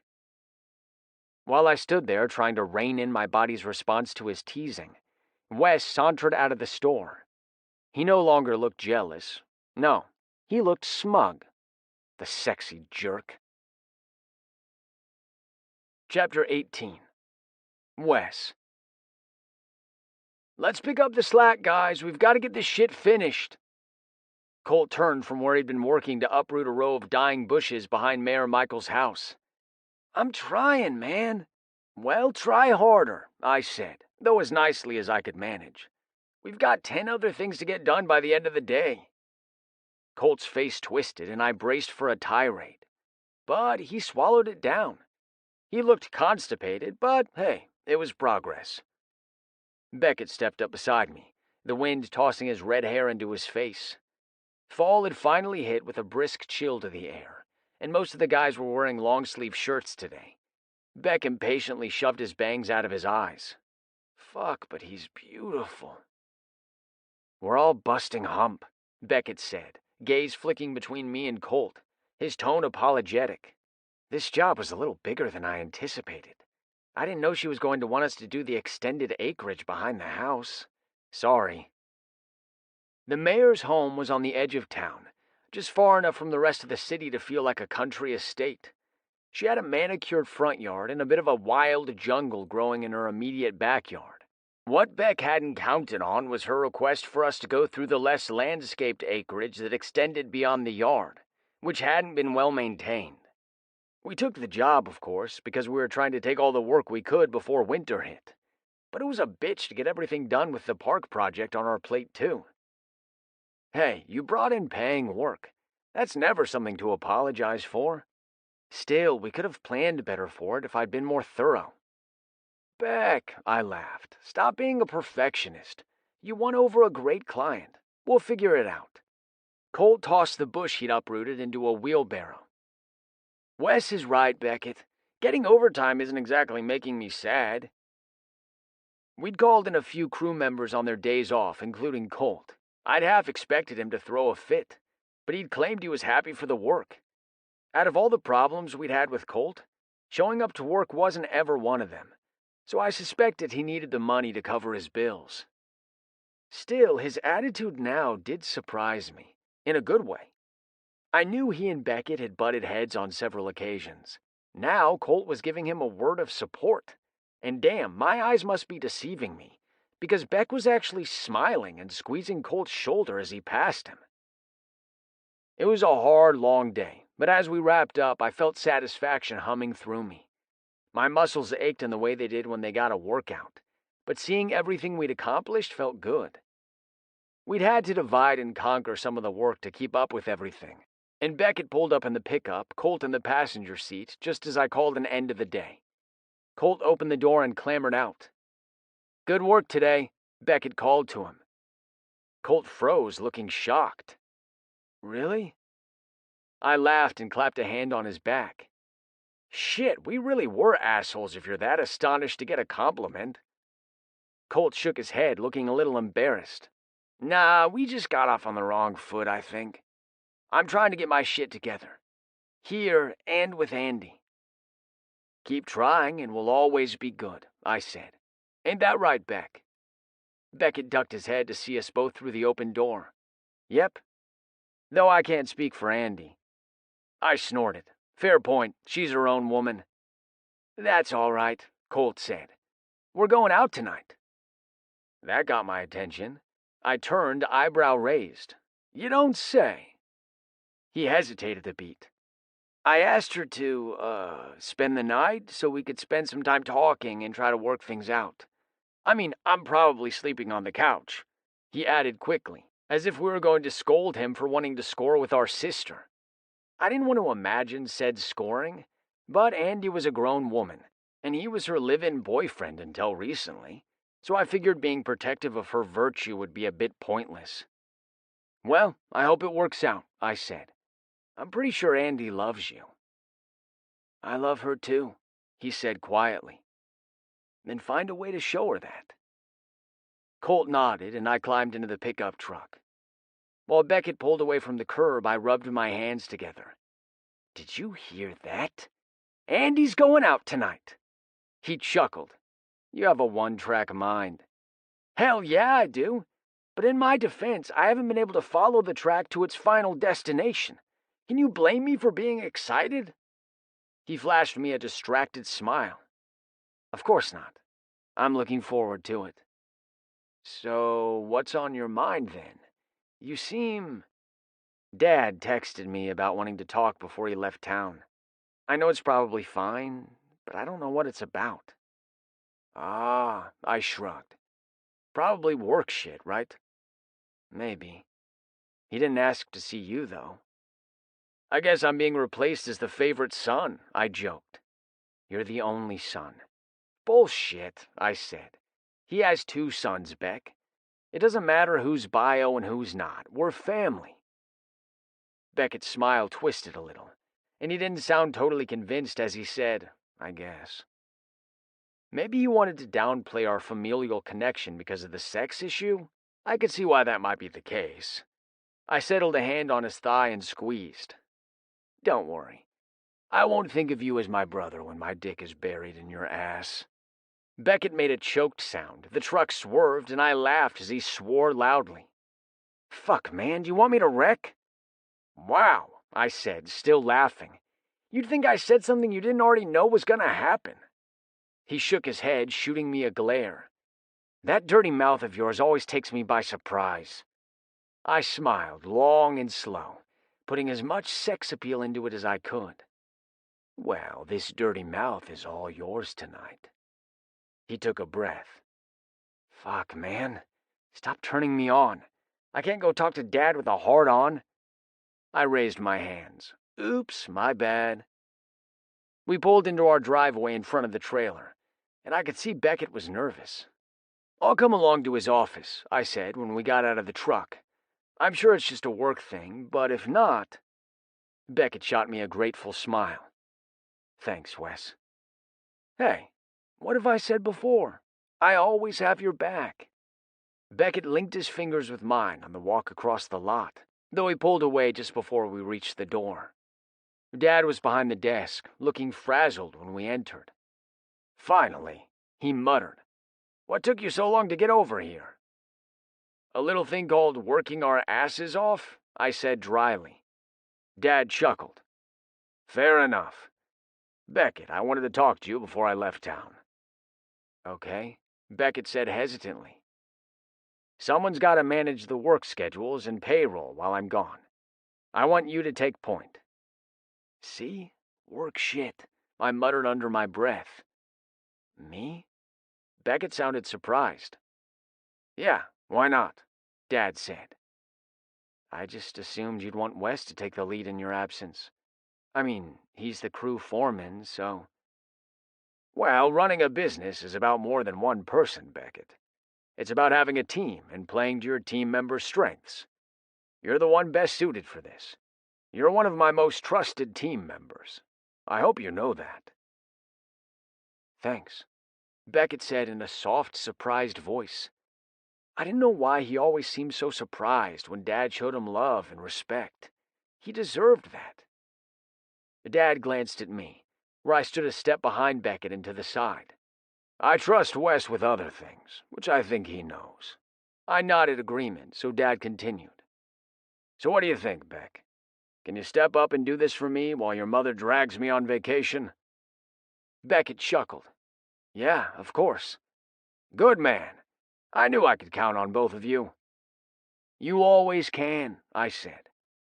Dad nodded, eyes speculative. "I see how you've handled the park project. That's a big undertaking for us, and you've been doing great. I'm really proud of you boys. I think when I get back, we'll talk about me formally stepping down." My stomach flip-flopped. "Really? You're ready?" He gave me a rueful smile. "Carol has been ready for the past 3 years. But yeah, I think I'm ready too. This vacation is a bit of a test run for retirement. Carol wants to move up there, or at least spend summers over that way." "Wow, Dad, that's a big deal," I said, a little caught off guard. "I didn't think you'd ever leave Granville." "Well, nothing's decided. But I know if I do leave, my business will be in good hands." Beckett. "Holy shit, man, the business is basically ours," Wes said, grabbing my waist and spinning me. I was heavier than any of his prior girlfriends, and he grunted with the strain. I laughed as he set me on my feet, none too gently. "Fuck, man, you're ridiculous." He laughed. "I'm just happy." Andy emerged from her bedroom, and when the hell had I started thinking of it as her bedroom instead of mine? Almost from the beginning. Definitely after the first time Wes and I hooked up in his bed. That room felt like home now, even as cluttered and disorganized as it was. Maybe once Andy moved out, we could switch rooms and have a bit more space. But I couldn't imagine going back to sleeping separately now. "What's going on?" "Dad just the same as said he's going to retire when he gets back from vacation," Wes said with a grin. "We're finally going to take over the business." "That's great. You both deserve it." Andy hugged Wes and me in turn, and I didn't bother correcting her assumption we'd both be owners. Wes always included me in those ownership statements, and he treated me like an equal partner at work. It wasn't the same as being an actual partner on paper, but it was the next best thing, and I knew he was genuine about meaning it.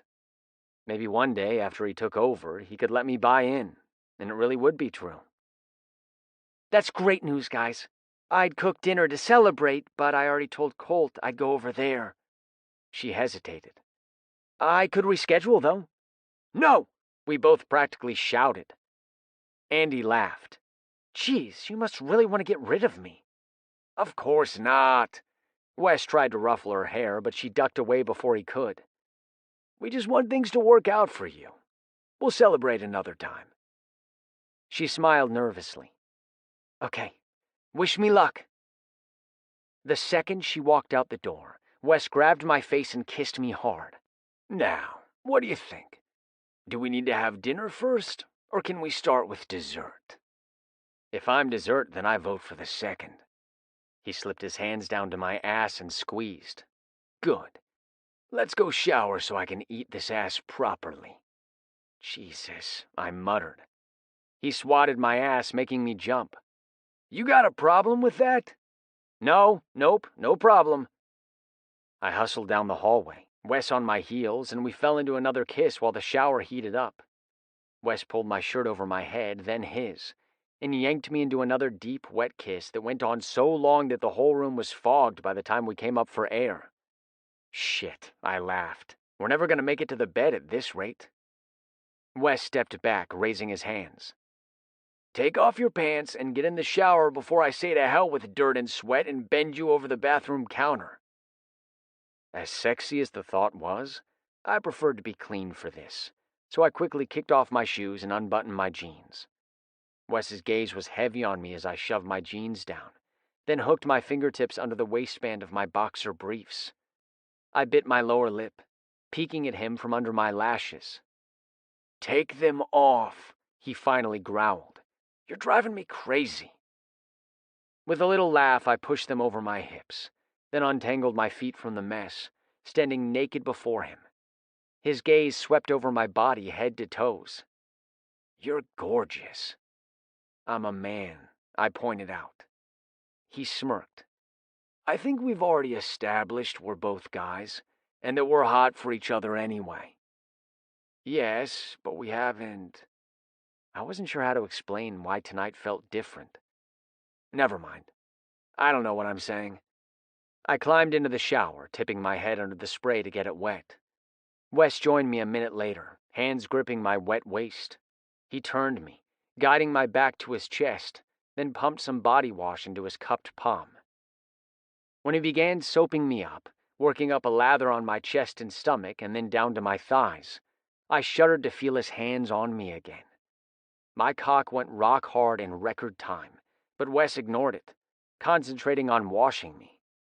I know what you're trying to say, he said, but for me, it doesn't really matter if it's blowjobs or fucking your ass.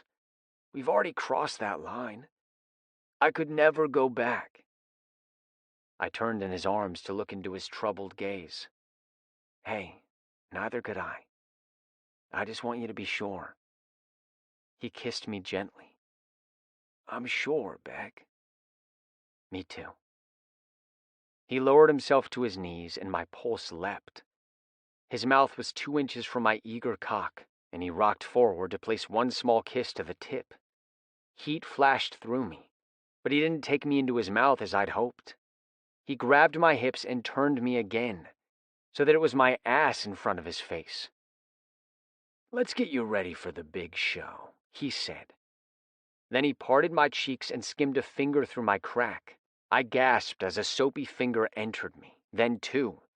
He worked me over, using water and soap to clean me, then grabbed the detachable shower head to rinse me clean of suds. Wes, I said, my voice a broken plea. Soon, he murmured, just before his tongue flicked over my hole, and I flailed so suddenly I nearly slipped and fell. Only Wes's tight grip on my waist kept me on my feet. He laughed, breath gusting over sensitive skin, and I felt like I'd fly apart any second. Relax, babe. I'm just loosening you up. Babe? That's what you're going with? Would you prefer me to call you bro while I eat your ass? Babe is good, I said quickly. He chuckled again, then dove in, licking, then nibbling and sucking at the rim of my asshole. I pushed back, the teasing driving me to new heights of desperation. Please, Wes, please. I need you in me. I need to be fucked. It felt surreal to hear those words tumble from my mouth. Aside from some experimental pegging with a girlfriend, I'd never been fucked. And I'd never felt as if I'd die without it. But here, now, I didn't just want Wes inside me. I fucking needed it. Shh, babe, I've got you. I'm gonna give you everything you need. My body was strung tight. I was edgy and needy. but his words soothed the strange sense of panic that had been building inside me. Wes would take care of me. I believed that. Wes would always give me what I needed. Give me anything at all. Wes stood and shut off the water, and only then did the full impact of his nakedness hit me. His broad chest with wet dark curls, water droplets coursing over his nipples and tracking down toward his heavy, thick dick. "Wes," I said in a trembling voice I barely recognized. "What, baby?" "You're so sexy." I drank him in, sweeping my gaze up and down his powerful masculine body that really put mine to shame. We both put in hard labor, but where my muscles were hidden beneath a lean frame, Wes was built as fuck and showed his strength with big shoulders, biceps that strained all his shirts, and big, beautiful pecs. It wasn't the first time I'd seen him naked, not even close. But being totally naked and wet together just before he fucked me, that made it all feel new and different. This big, strong man was going to pin me down and thrust his cock inside me. I shuddered, and not from the water cooling on my body. "So are you, Beck. Sexy as fuck. So how about we go do something about it?" "Yeah," I said, feeling almost shy suddenly. "Take me to bed. I don't want to wait anymore." Chapter 19. Beckett. When we got to the bedroom, I expected Wes to throw me on the bed and get busy. Instead, he drew me into his arms, gaze holding mine, intense and full of emotion. "I hope you know what this means to me." I swallowed hard. I do. I feel the same. Otherwise, we wouldn't be here now.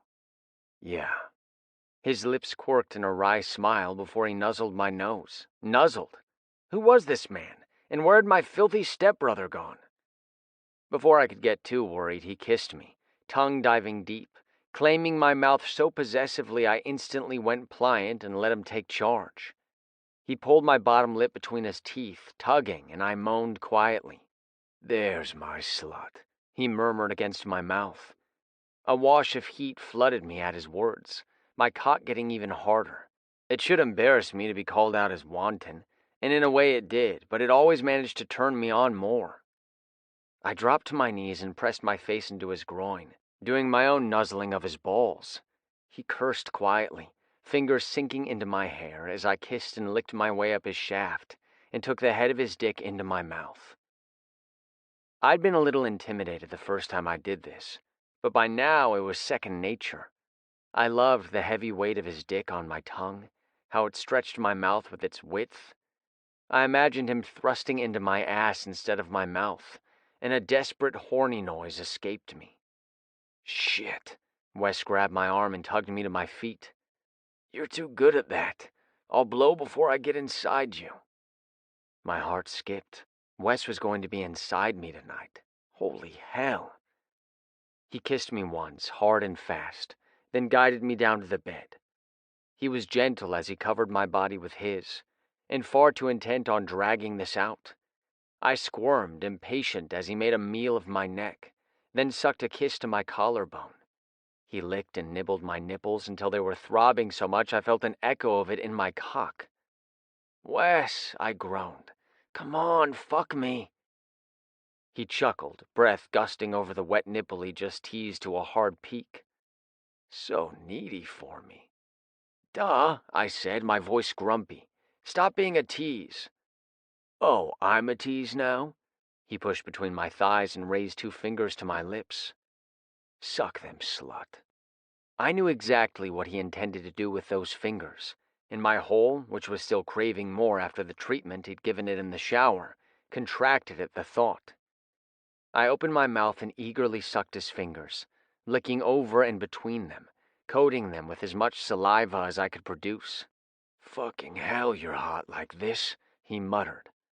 I gazed at him, knowing the debauched picture I must present, sucking on his fingers like I wanted them to be a cock. I'd always loved oral, even with my female partners, but everything with Wes was on another level. There was an eroticism to sucking, his fingers or his dick, a sort of surrender that I'd never felt with women. I was giving him my body to use how he wanted. Wes pulled his fingers from my mouth and lowered them between my legs. There was no other warning. He speared them into my hole, nothing slow or gentle about the entry. I cried out loudly, but if there was pain, it was buried in the pleasure of finally being filled. He pumped his fingers and spread them, stretching my hole to its limits, then crooked them to rub against my prostate. I jolted and moaned. "Hell yeah, you're ready," he said. "Been ready for ages," I mumbled. "Watch it, brat, or you're gonna regret that attitude when I tear up your ass." Another wave of surrealness hit me. We were really doing this. I was going to let this man, this big and built guy with a thick-as-fuck cock, shove inside me and do what he wanted with me. But he wasn't just any man. He was Wes. And that made it all right. Because Wes was more than a man, more than a stepbrother. He was my person, the one who was always there for me. The one who'd cheer me up when I was grumpy, who'd smile every time I entered a room, who was genuinely happy to spend every waking minute with me. He laughed at my jokes, and he flattered my intelligence. He was my best friend and my soulmate, all rolled up into one forbidden package. And really, how could I have ever made any other choice that Vegas morning when he bent down to brush his lips against mine? Of course I kissed him back. I was already his. "Hey, where'd you go?" Wes hovered over me with a concerned smile. "I'm here," I said. "Just got lost in my head for a minute." His gaze searched mine. "You know I'll be careful with you, right?" I licked my dry lips. "Yeah, I'm not worried." "Good," he winked. "I'll be gentle when I take your ass virginity." I slapped his bicep. "Watch it, or maybe I'll decide to take yours instead." If I'd expected Wes to flinch away from the idea of bottoming, I'd be disappointed. But I knew him too well. When he grinned and said, "Bring it on, baby," I wasn't surprised. Wes was the kind of guy to roll with new experiences. He didn't shy away from anything. "Want me to bottom right now?" he asked. "I will." I gasped. "Don't you dare.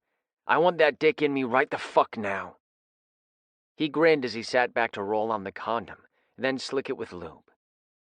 "Yeah, that's what I thought." Wes made quick work of lubing my hole, and then the wide head of his cock was there, pressing and pressing. It felt massive, and I was beginning to think maybe I'd made a terrible mistake. Maybe I wasn't ready at all, when my body gave up resisting and he was suddenly inside. "Fuck," I hissed, unprepared for the sharp burn that accompanied the stretch. "Too much?" he asked, worried. He started to pull back. "No!" I grabbed his arm and locked my legs around the back of his thighs, trying to hold him in place. "Just stay." "Okay." "You're just big." Wes grinned, looking pleased. "When you adjust, you're gonna love my big dick pounding your tight ass." I shuddered. "Yeah. I'm gonna make you beg for more, Beck. Gonna make you scream my name as you come all over yourself with me balls deep in you." "Fuck," I whispered. "Yeah, move."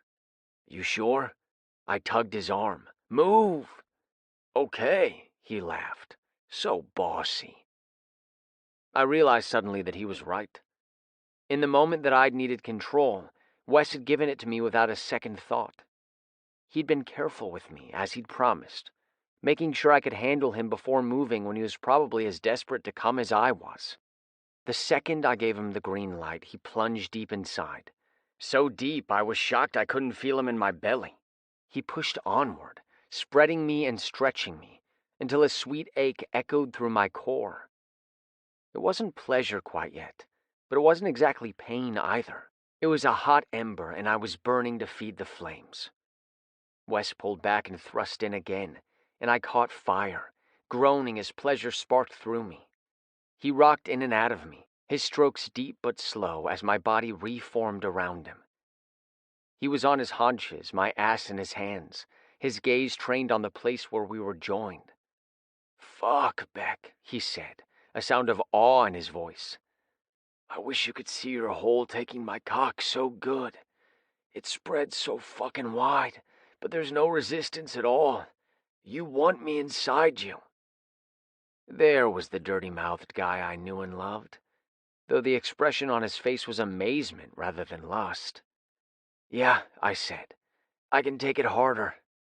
His gaze flicked to my face. "Yeah? Fuck yeah."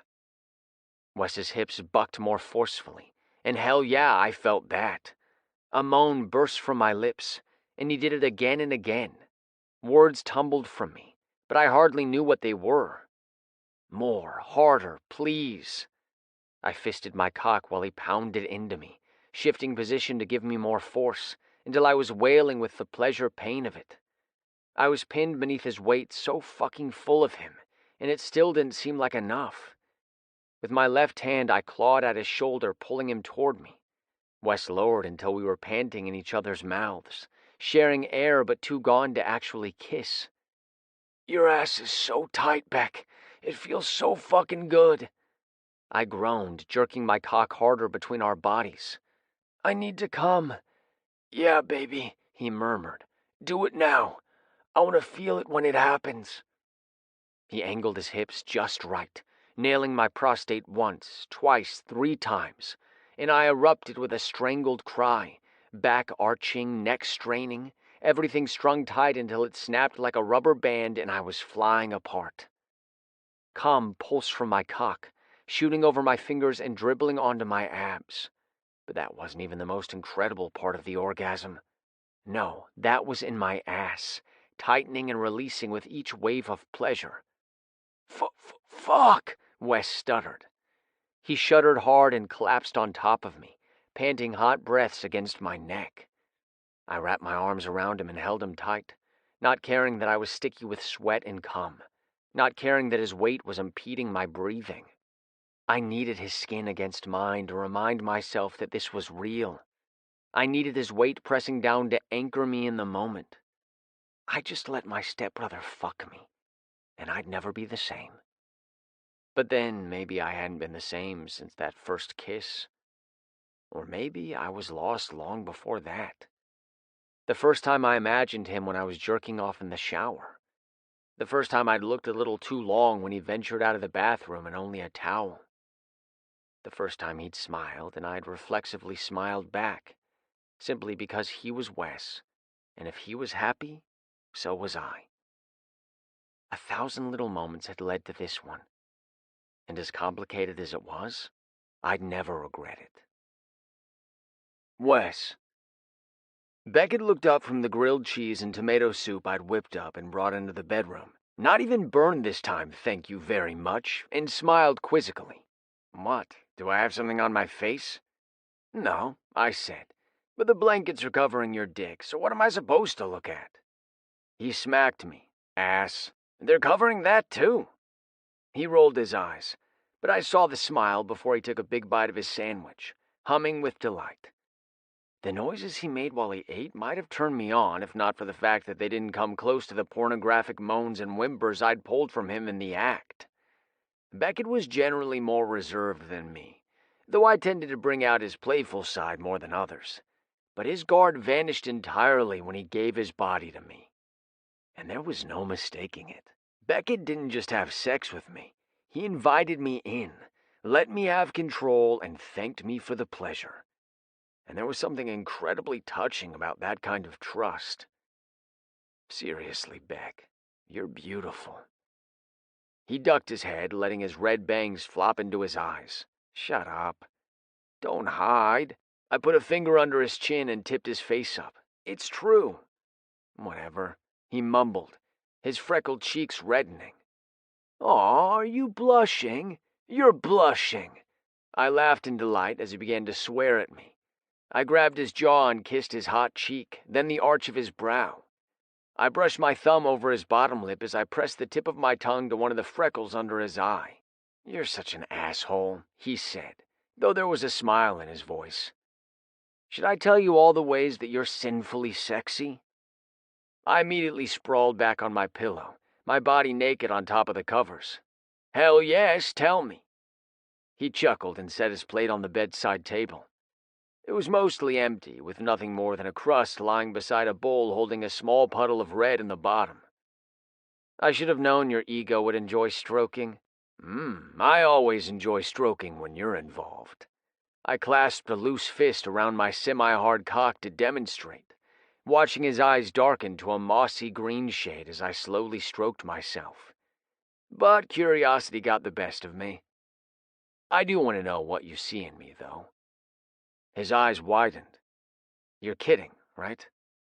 I shook my head, feeling a bit awkward that I let my underbelly show. I mean, I know a lot of women like my looks, but... Well, of course they do. He gave an incredulous laugh. You're stacked from working hard labor your whole life. You have these incredible smoldering eyes that are super intense when you're into someone. I swear you could practically make me come with that look alone. I snorted. That might be fun to try. Maybe I'll make you watch me get off while smoldering at you. You think you're joking, Beckett said, sounding almost embarrassed as he shook his head.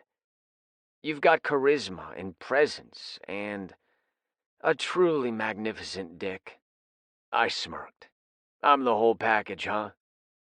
You are, he said softly. Well, so are you, I said. But none of that would have made me take the leap with you in Vegas, Wes, or stay married to you when it was a terrible idea. No? I thought we were just waiting for the marriage license, which really should be here by now, come to think of it. But who was I to argue with karma that was in my favor? If it got lost in the mail, I wasn't going to cry over it. No. Beckett bit his bottom lip, nervous. You know that's not really the reason. Tell me, I ordered, then added, please. You're just the best person, he blurted. You make the people around you happy. You're good-natured and generous. You have charisma and you charm people without trying, which is why you're taking all the client calls while Dad is gone. He chuckled. I get boring payroll and planning for a reason. People like you. People love you. Yeah? Does that include you? He held my gaze. You know it does. I nodded once, then grabbed his thigh and tugged him down in the blankets, making him yelp and laugh. I crawled over him and kissed his pink lips, thin but somehow still so incredibly soft and succulent. I hope you didn't think we were done for the night, I murmured. Who knows when we'll get privacy like this again? Beckett rolled us, catching me by surprise, then grinned down at me from his perch astride my thighs. Oh, I plan to make the most of it. He dipped down to kiss my chin, his hands going to my pecs and squeezing. You got your chance to play. Now it's mine. When he sucked on my Adam's apple, I was the one who moaned like a slut. Of course, Beck was too nice to say it. I was the dirty one. The one who used sex talk to hide just how deeply Beckett had burrowed under my skin. As he explored my body with his hands and mouth, taking charge for a change, he drew small gasps and moans from me. When his tongue tickled my balls before tracing up my dick, I choked on my breath. With patience he never displayed when he was the one squirming beneath me, Beckett took me to the edge of my endurance, and with his mouth sucking ruthlessly at my cock and hands roughly pushing my thighs wide, I exploded. All without a single word, clean or dirty. I couldn't find anything to say as Beckett gazed up at me, watching me come for him, watching me unravel, stripped bare for him to see. Not my body, but my emotions, my heart, all of it on display. He pulled his mouth away, milking me through the orgasm with his hand, eyes locked on mine. There you go, Wes. You're safe with me. I've got you. I pulled him into a full-body embrace, squeezing him so tightly it must have hurt. Beckett didn't complain as I crushed him to me, needing to hold him in the aftermath, needing to let my insides settle back into their allotted spaces so that I wasn't flayed open for everyone to see. Beckett was hard against me. I felt his cock as he wiggled a bit. I grabbed his ass and encouraged him to thrust. Fuck my abs, I murmured, Use my body to get off. He groaned. I was trying to be romantic. I don't have to. I squeezed his ass, then slapped one cheek hard enough he yelped. Do it, Beck. Come on me.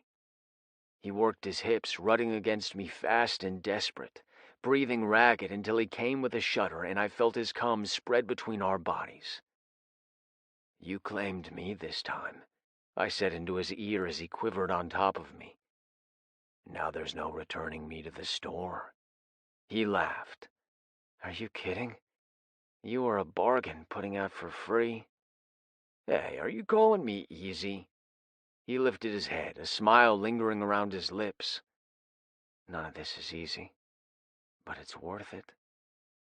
Yeah, I agreed, my heart expanding at the warmth in his eyes.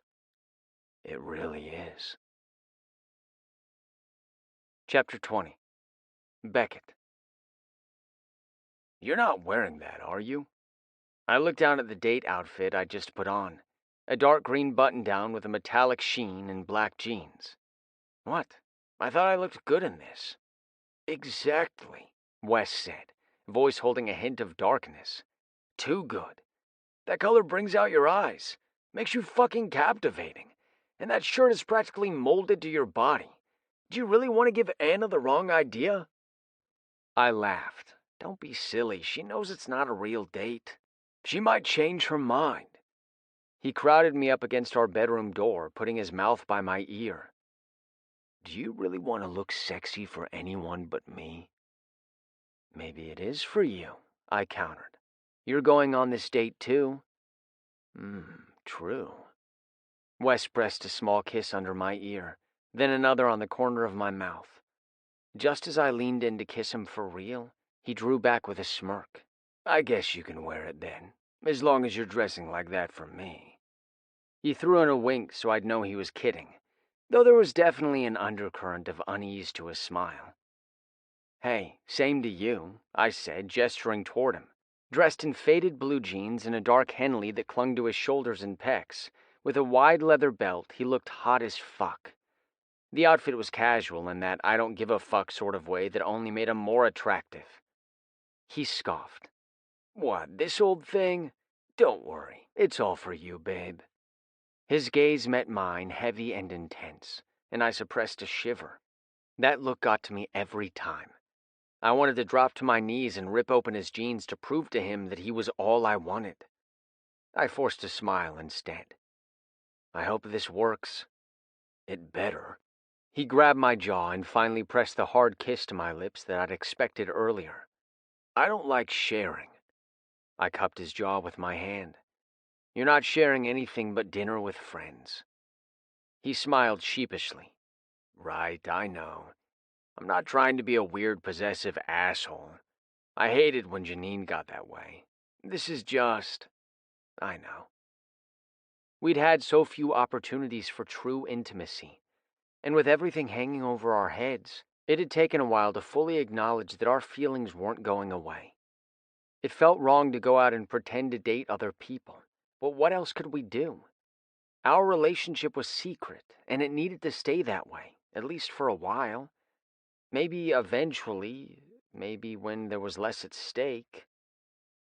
Let's get this over with, Wes said, interrupting my thoughts. Andy is with Colton again tonight, and I've got plans that don't include Anna or Bobby. Fuck me. Most likely his plans were exactly that. I'd been longing for another night alone. Andy was working on a relationship with Colton, and she'd spent more time with him, but she wasn't ready to move back in, she'd said. I was trying to be patient and understanding, but damn, now that I'd had Wes inside me, I was desperate for more. I fumbled for the bedroom door and opened it to stumble into the hall before I was tempted to stand up Anna and Bobby. Let's hurry then. Wes grinned as he followed me into the hall. We all met up at the dinner bell. Perhaps not the most chivalrous way to start a date, but Bobby and Anna were independent women, and Wes and me, well, to be completely honest, we were codependent men, so it worked for all of us. Hi, Anna said with a nervous smile. You look nice. Green is such a good color on you. I felt Wes's heavy stare as I gave her a quick embrace and a peck on the cheek. Thanks, Anna. You're lovely as always. It wasn't a lie. Objectively, Anna was beautiful. She'd worn clingy jeans with a burnt orange camisole and a crocheted white lace shawl over top, giving her a shabby chic vibe. Behind us, Bobby said, "See, Wes? That's how a date behaves. Where's my compliment?" "Sorry, my bad," Wes said, his low voice rolling through me and pulling my attention from Anna with ease. "You look dressed to kill, Bobby."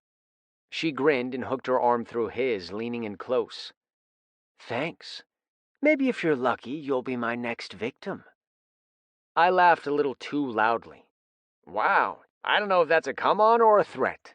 She grinned. "Maybe it's both." "Great." Now I was the one who was jealous. Bobby tended to be flirty with everyone, but that didn't mean I liked to watch her hang all over Wes. Besides, I was pretty sure in Wes's case, her flirtation wasn't all an act. She'd happily take him home and show him a good time any time he liked. Me too, probably. Maybe even both of us at once. I shoved that image out of my head because just like Wes, I didn't want to share. Bobby smirked. "What's wrong, Beck? Jealous?" My gaze flicked to Wes, who was already looking at me. I shrugged, trying to pretend her words weren't true. If I wasn't careful, I'd give away the truth, so I forced a grin to my face. "Nah, just hungry. Let's go in." "Great idea," Anna said brightly, reminding me she was still beside me. I opened the door and followed her inside, Bobby and Wes behind me. Behind us, I heard Bobby giggling. "This is going to be so much fun." "You're trouble, aren't you?" Wes said, sounding amused. "Didn't you already know that when you invited me along?" He huffed a laugh, making jealousy flare even hotter inside me. "I guess I did."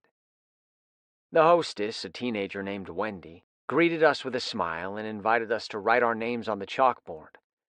The dinner bell was a former schoolhouse that had been converted to a restaurant and was now Granville's #1 romantic date spot. They'd incorporated a few schoolhouse traditions, such as the chalkboard where dates could write their names and other messages, and take selfies, and the chiming of a school bell that played over the stereo system whenever a new couple dined with them for the first time.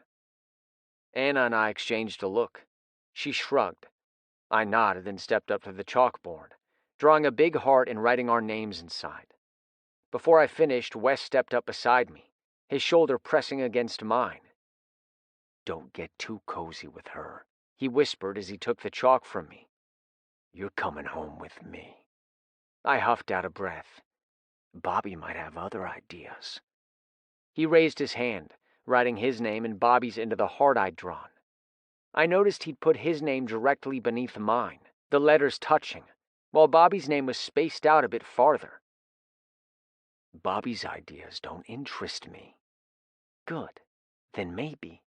"How about a picture?" Bobby said, interrupting our whispered conversation. "Share the fun, boys. I'm feeling a little left out here." Anna giggled. "Right? Those two are always connected at the hip." Bobby grinned. "Yes, they're very close, I'm aware." "When Beck and I used to date, Wes was always around. It used to drive me up the wall." "I'm hurt," Wes said with a smirk. "I just wanted to share in the love." Bobby chuckled. "See? Missed opportunity, Anna. You could have had two for the price of one." Anna's cheeks flared red. "Yeah, right." I forced a chuckle. "We're close, but not that close." Wes didn't say anything. Bobby raised her eyebrows at him. "What?" he said lightly. "I was just trying to picture it." Anna whacked him with her purse. "Let's take the pictures like Bobby suggested," I said quickly. I pulled Anna into my side, but before I could get a single snap off, Wes crowded in on my other side with Bobby beside him. He slipped his hand behind us, squeezing my ass, and I fought to maintain a complacent smile as I raised my phone higher, to get all of us in the frame. I snapped the picture, then examined the shot. Wes's smile was devilish, and mine was a little incredulous. Anna looked uncomfortable, and Bobby amused. She was certainly enjoying her role as Wes's date, I thought uncharitably, as I glared at her hand resting on his chest in the photo. All right, how about we get you all seated? The hostess said. Good idea, Anna said quickly, obviously wanting to move on with the evening. We were directed to a 4-seat table in the center of the room, making me feel strangely on display for the whole town. I recognized several of the couples seated around the room. Most of them were older. Lula Miller and Tom Moore were a well-known couple in town. Moore had run the hardware store until finally ending the feud with his son to retire and pass the business on. His grandson Evan was dating the assistant football coach at Granville High. Dirk and Paula Goodman were on the other side of the room. Paula was the woman who sold sex toys that I'd told Lori about.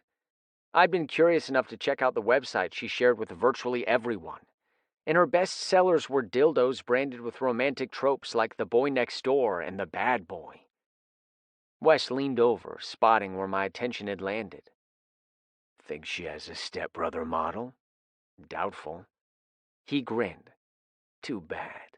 Your birthday is coming up. I shoved him away with a laugh, only to spot Anna and Bobby watching us a little too closely. Want to share with the class? Bobby asked. I swallowed, uncomfortably aware of how close Wes had sat down next to me, his knee pressed against mine under the table. I was just commenting on Paula's side business, Wes said with a grin. That would be one way to spice up a date night. I think we've got plenty of spice without it, I muttered.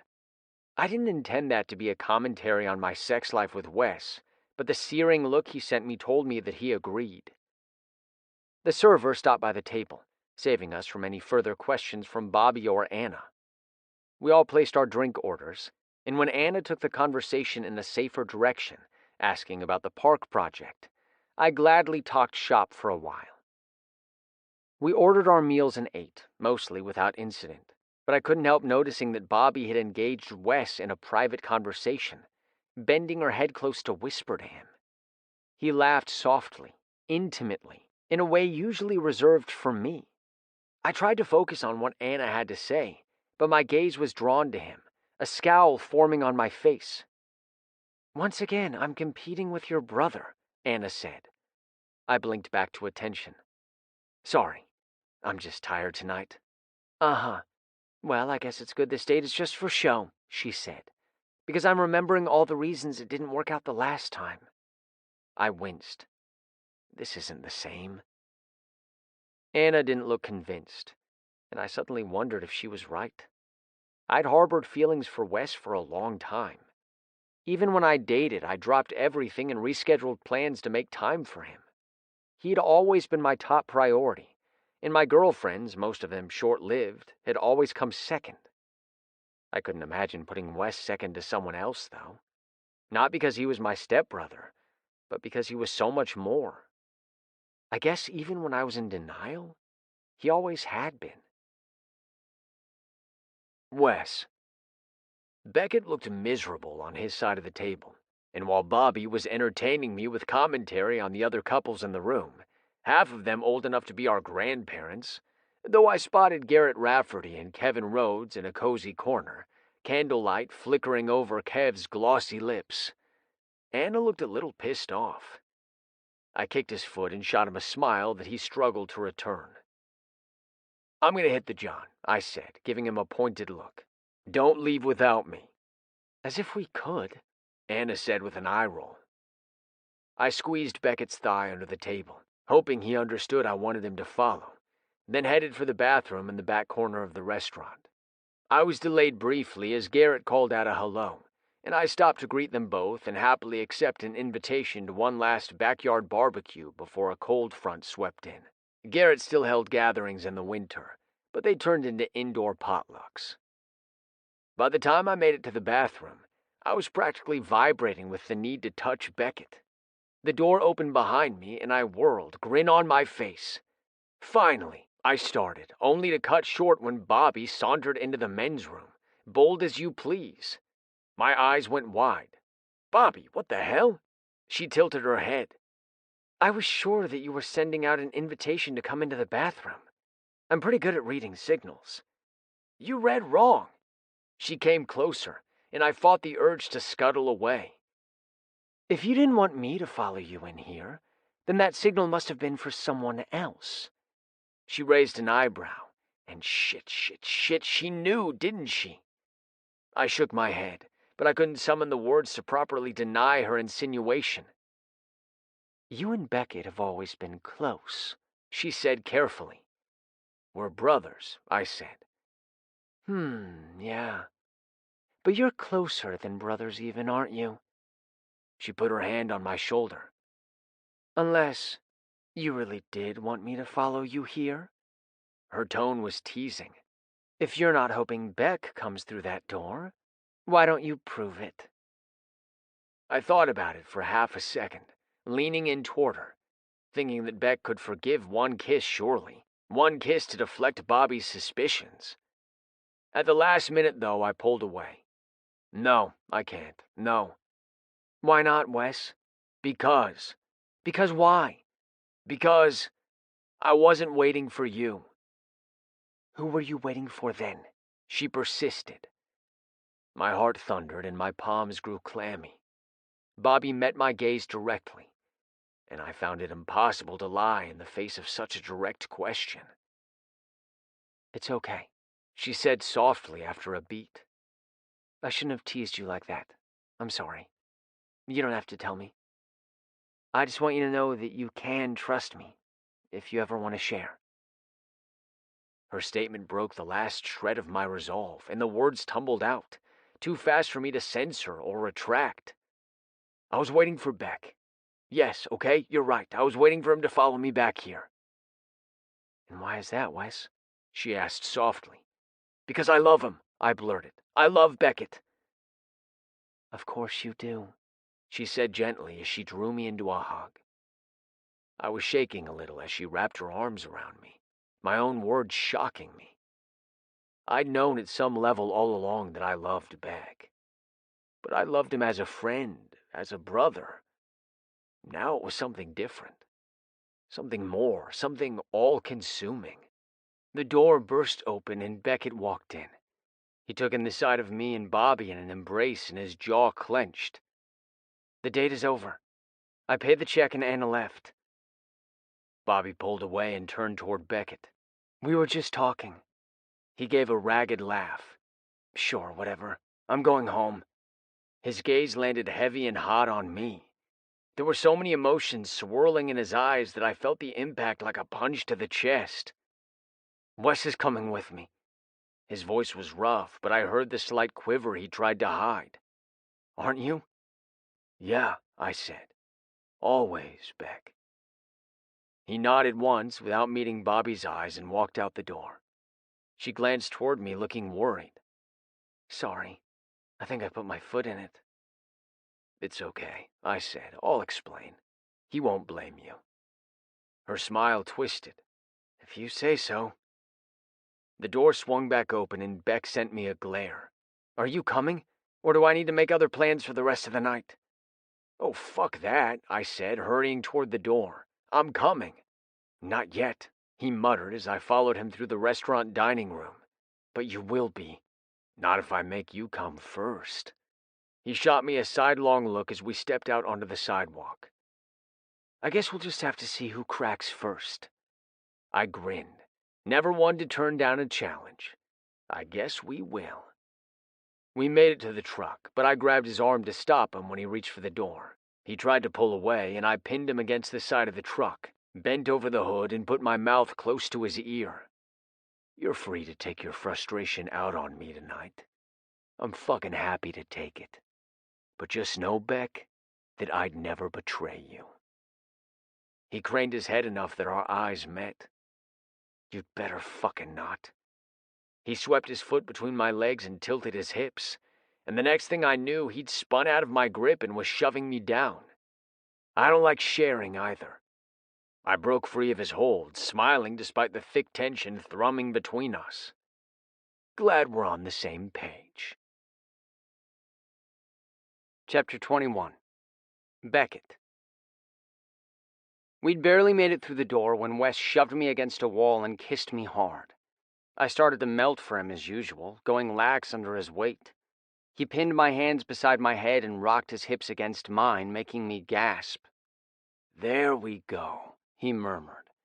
"I'm gonna fuck you so hard tonight you forget all about that stupid date."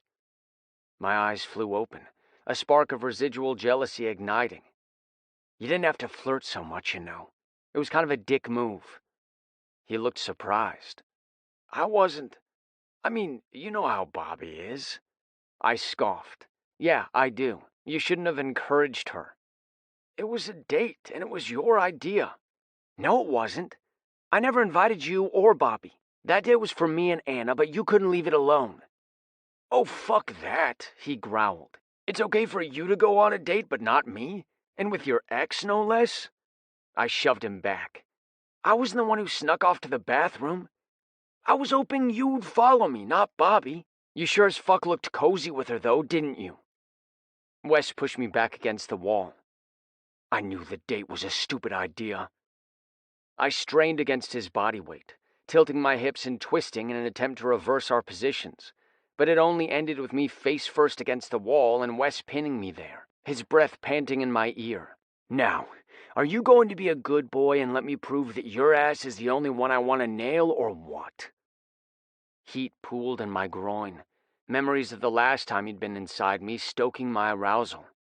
I'd been craving a repeat ever since, but I was still unsettled by the way our night had gone. I didn't doubt that I was the one Wes wanted, but I hated what I saw in that bathroom. Hated sitting by while he flirted and laughed and touched Bobby in public, easy as ever, while we had to conceal our true feelings.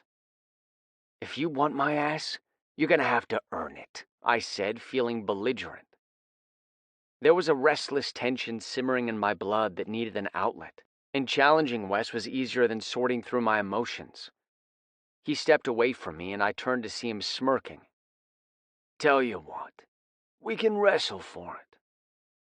Before I could fully process what he meant, he stripped off his shirt and took off down the hall. I gave chase, a manic laugh spilling from my lips. "Oh, it's on." "Bring it, baby," he called. The endearment made my footsteps falter for just a moment, but my blood was thrumming with excitement. It was fight or flight, or in this case, fight or fuck. Even better, fight and fuck. I reached the bedroom to find Wes stripped down to his boxer briefs. I tackled him to the bed, landing on his back. His breath left him in a whoosh, and then he laughed. "Oh shit, I'm gonna fuck you so hard for being a jealous brat, Beck. You're gonna cry when you come." His dirty talk got to me just enough my hold loosened, and he flipped us over. I tried to restrain him, but he sat on my chest, backward, ass in front of my face, and wrestled open my jeans.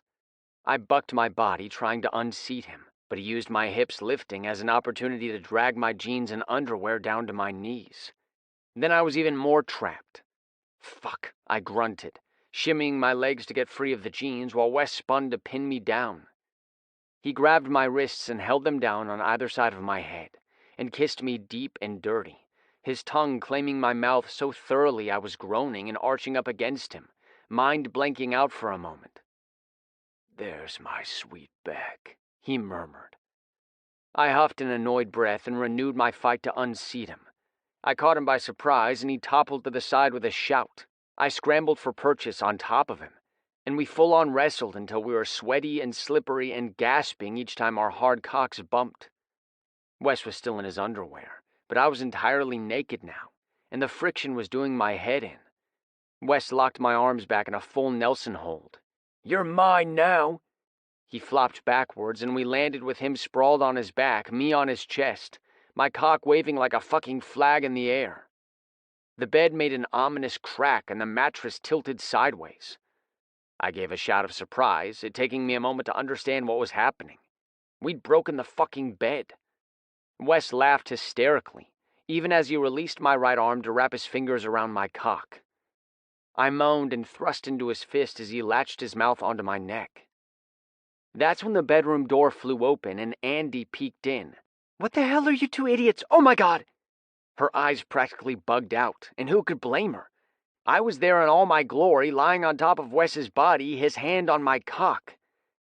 He rolled me to the side farthest from the door, turning to shield me from view. but I knew it was already too late. She whirled away, practically running from the room. Fuck! Wes jumped from the bed, wild-eyed. I'll go after her. I'll tell her we were just horsing around. While naked? Fuck, I don't know. I'll figure out something. I can't just let her leave like that. Wes hurried out the door in just his briefs, but I wasn't about to run out there butt naked. She'd seen enough of my nudity. I pulled on a t-shirt and sweats, then grabbed an extra pair for Wes. When I caught up to him in the living room, Wes was talking fast, quietly, while Andy averted her face. You know we're ridiculous, Wes was saying, and we have no boundaries. She snorted. Well, I thought you had some boundaries. I tossed the sweats to Wes, who muttered thanks and pulled them on. I'm sorry you saw that, Andy, I said. She finally looked up, seeming relieved to see me fully dressed. I didn't mean to walk in on that. If I'd known. She stopped short, seeming unable to finish her sentence. That we were involved, I prompted. Wes sighed. Beck. She already saw us, I said to him. I was naked and on top of you. I think the horse is already out of the barn, you know. Andy moaned. Can you please not repaint the whole picture? I'm having enough trouble forgetting what I saw as it is. Yeah, you're probably gonna need some brain bleach for that, Wes said, sounding rueful. He'd apparently given up on talking his way out of it. Sorry. We thought you were going to be out all night. Otherwise, we wouldn't have risked it. I came back to grab my things. I'm moving back in with Colt, so I guess this, she waved a hand toward us. Whatever this is, you don't have to worry about me being in the way anymore. You're always welcome here, Wes said. We're your brothers. She looked at us, seeming so confused. I think of you both as brothers, but this, you two, you must not feel the same way about each other. It's complicated, I said. I was a teenager when our parents got married. Wes has been more like a best friend than a brother, I guess. Or maybe a weird mix of both, I don't know. But at some point it shifted. How long? She asked. Just since we went to Vegas, Wes said. Her eyes went wide. Oh my God, did you really get married then? That wasn't a prank? Yeah, Wes said softly. But Dad doesn't know yet, and we don't even know if we're going to stay married. We've been waiting for the marriage certificate to arrive to decide about filing for divorce. It hasn't arrived, Andy said. But that Vegas trip was weeks ago. Yeah, he frowned. It's weird. I'll have to call and check on it. I knew it should be here by now, but I didn't really want to deal with thinking about it. She shook her head, looking from one of us to the other. But why would you get divorced if you're, In love? Wes asked, and my heart kicked. Was he seriously saying he loved me? Or was he just guessing at Andy's thoughts? Yeah, Andy said after a beat. I mean, if you love each other, then why would you end it? What do you think people will say? I asked. What do you think Dad will say? I don't know, she said softly. I know he won't be happy that you guys lied about everything. That hurts. I mean, I know you haven't always seen me as a real sister, Beck, but that's not fair, I said. You haven't seen me as your real brother either. I'm the Step. You're both being dumb, Wes said, which earned him a glare from each of us. He shrugged. What? It's true. Monroe is just a name, and stepbrother is just a label. It's how you feel that counts, and you both love each other. We're family. Maybe a sort of weird one now that Beck and I are fucking. Andy gave a shudder. Ugh. What, too soon? She gave a little laugh. Yes, too soon. God. Can you ever accept it? I asked tentatively. If me and Wes were to stay together? What choice do I have? I flinched at the less than reassuring comment, and she sighed, rubbing her eyes. I'm sorry. It's so late and I'm still reeling. I need some time to wrap my mind around it. That's fair, Wes said. Can you keep it to yourself, though? For now, but you can't expect me to keep this from Dad forever. You're going to have to tell him eventually. Either that or you're going to have to end it. I know, he said, We just need a little time to figure things out." She nodded once. "Okay. I'm sorry we didn't tell you something was going on," he added. "We've been trying to figure this out." "Looks like you'd figured it out a little too well, if you ask me," she grumbled, but her lips quirked in a smile that made some of the tension in the room dissipate. Andy said her goodbyes and left for Colt soon after, leaving me and Wes standing in the room, our secrets laid bare. "She's not the only one who knows," Wes said, sounding guilty. "What do you mean?" "I told Bobby that I loved you." My eyes widened. "You said what?" "I'm sorry I blabbed the truth. She was baiting me and she obviously suspected, but I shouldn't have." "No, not that part." I grabbed his face, looking him in the eye. "What did you tell her?" "I said I was waiting for you, not her. That I loved you." He licked his lips, looking more nervous than I'd ever seen him. "I love you, Beck," he said softly. "I don't want to get that divorce. I never have and I never will. That's the truth." "Wes." I held my breath as I waited for Beck to respond to my love confession. It couldn't have come at a worse time, right after we'd been exposed to our sister, right after admitting that I'd told our secret to Bobby, who less than an hour ago had made him ridiculously jealous. I'd be lucky if he didn't want to kick my ass. If he started another wrestling match, I'd let him pin me and do whatever he wanted. "You love me?" he said, sounding incredulous. "Yeah, of course I do." "Not like a friend or a brother?" "I'm in love with you, Beck. I can't think about anyone else. I know you were jealous tonight, but I have zero interest in being with anyone other than you. I'm sorry if the flirting bothered you, but Bobby suspected the truth, and that's why she cornered me in the bathroom. Beck kissed me, catching me by surprise. We'd kissed so many times before, but there was a tenderness to this kiss that stood out. It was slow and sweet, lacking all the sexual tension and urgency that usually flared between us.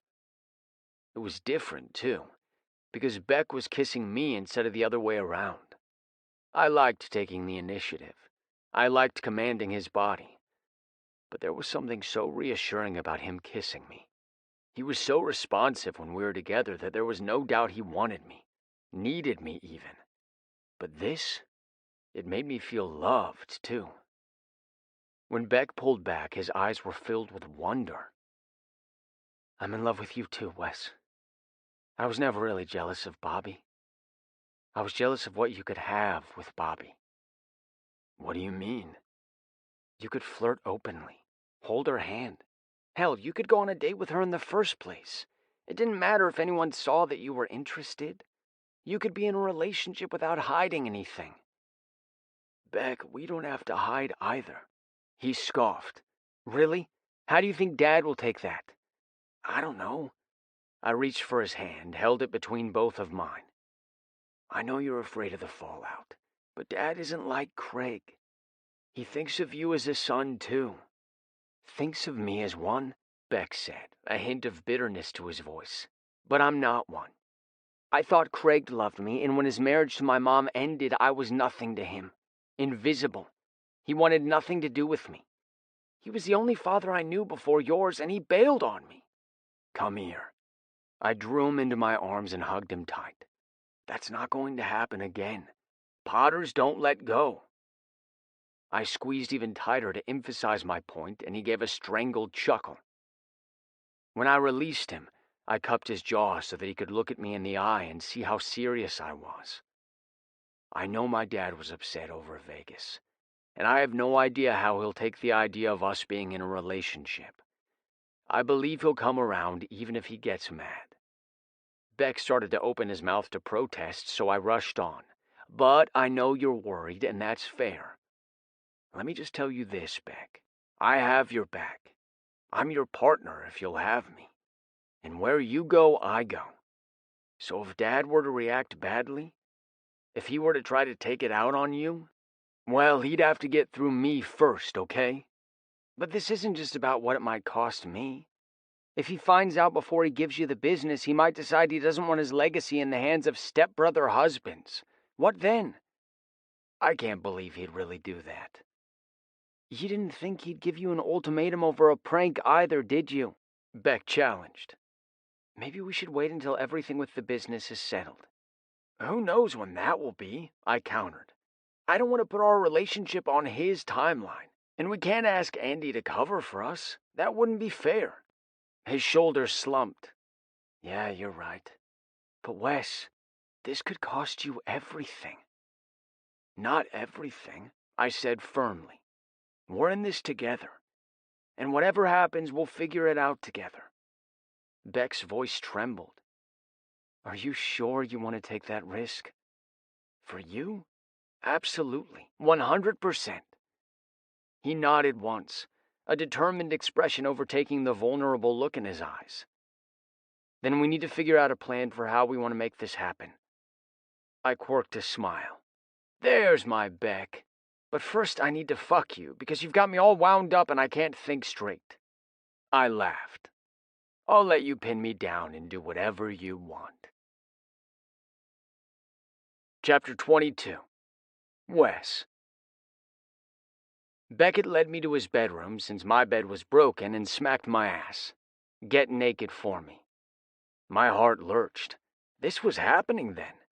I'd offered up my body for Beck's taking, and I was open to any kind of sex with him, but still, never really had anything in my ass before. I stripped down and climbed onto the bed on my hands and knees. How do you want me? My dick was still soft, maybe a little nervous about this endeavor. My balls hung heavy between my legs. Something about this position made me feel vulnerable and exposed, but this was for Beckett, and I'd give him anything he wanted. There was the soft shushing sound of Beck removing his clothes. When his hand touched my lower back, I jolted, my nerves getting the better of me. Relax, I'm not going to jump you without warning. I chuckled. Right, I know. Beckett pushed my hip, knocking me off balance, then rolled me to my back. I didn't fight him. I'd agreed to let him pin me, after all. But when he hovered over me, his hands pressing my arms into the mattress, he frowned. It's not as much fun if you just let me pin you. I grinned. Just trying to give you what you want. If I fight back, you won't end up on top. He huffed. Cocky bastard. Sorry? He rolled his eyes. Tell you what, how about we pick up where we left off, and we'll just see what happens. I eyed him skeptically. Beck, I had you immobilized. I'm aware. My hand was around your dick. I remember. Heat simmered through me, and my gaze met his, which was steady, no signs of uncertainty. Still, I had to ask, are you sure that's how you want this to go? You can have me however you want me. That's how I want you, Wes. That's always how I want you. He sat back on my lap, settling his ass over my dick, which was now fully hard at the thought of having Beck at my mercy again. I wasn't lying when I said I'd be happy to bottom for him, that I'd have sex with him any which way. But there was no denying I had a preference, and that preference was for Beck to be a puddle of need in my hands. But if you want something else, I want you begging and desperate, I cut in. Whatever gives me that. He snorted. You don't want much, do you? I grinned. Grab the supplies and get in position. We have a wrestling match to finish. He laughed as he reached for the bedside table and pulled open the drawer, withdrawing condoms and lube.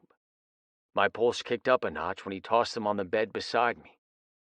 Before we could carry on with possibly breaking another bed, I drew him into a long, tender kiss. I love you, you know. I really am happy to have any kind of sex you want or none at all.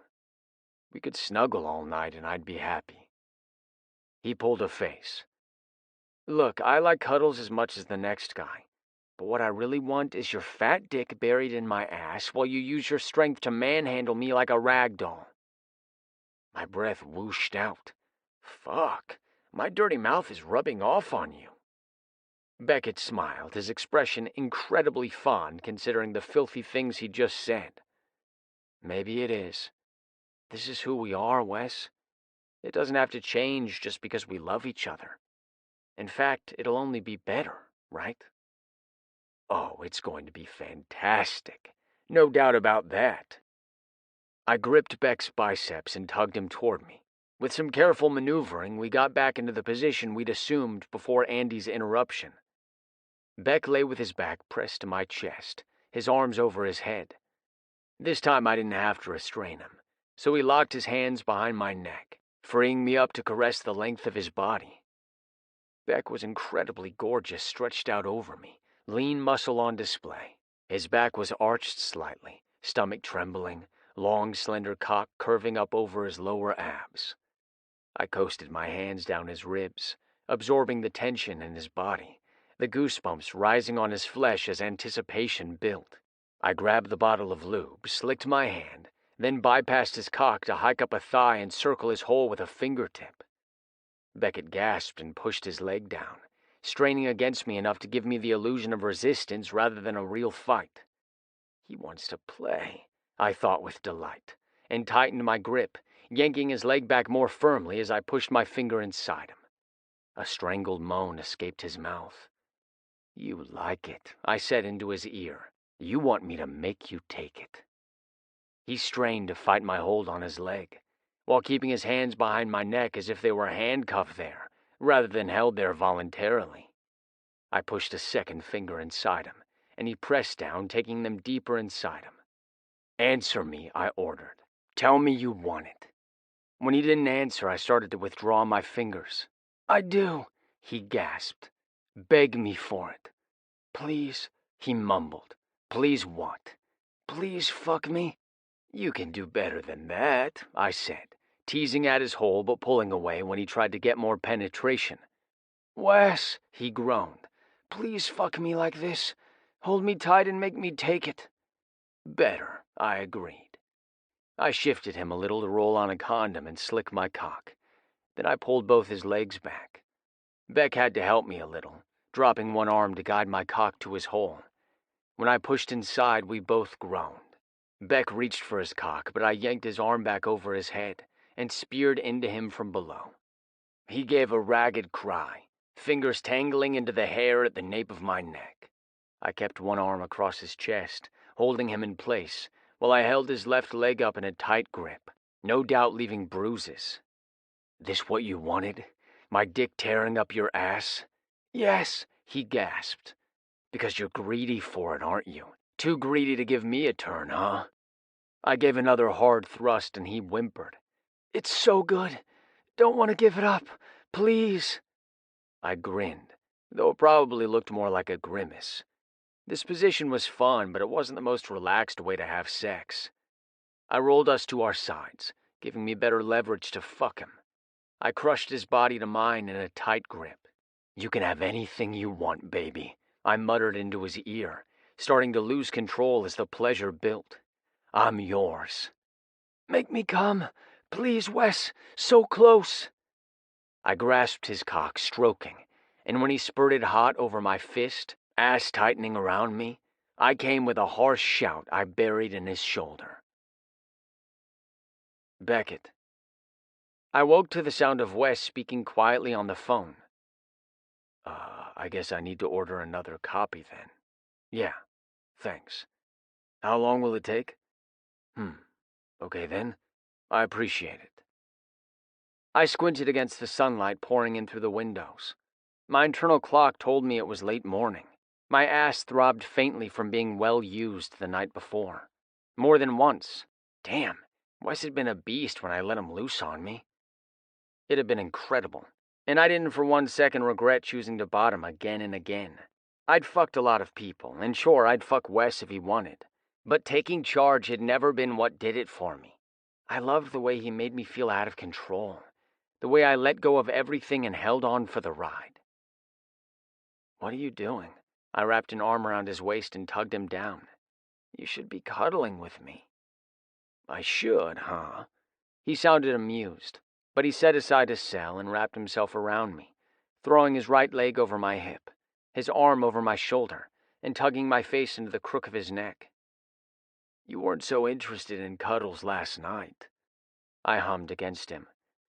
Well, my ass is too sore for another round right now.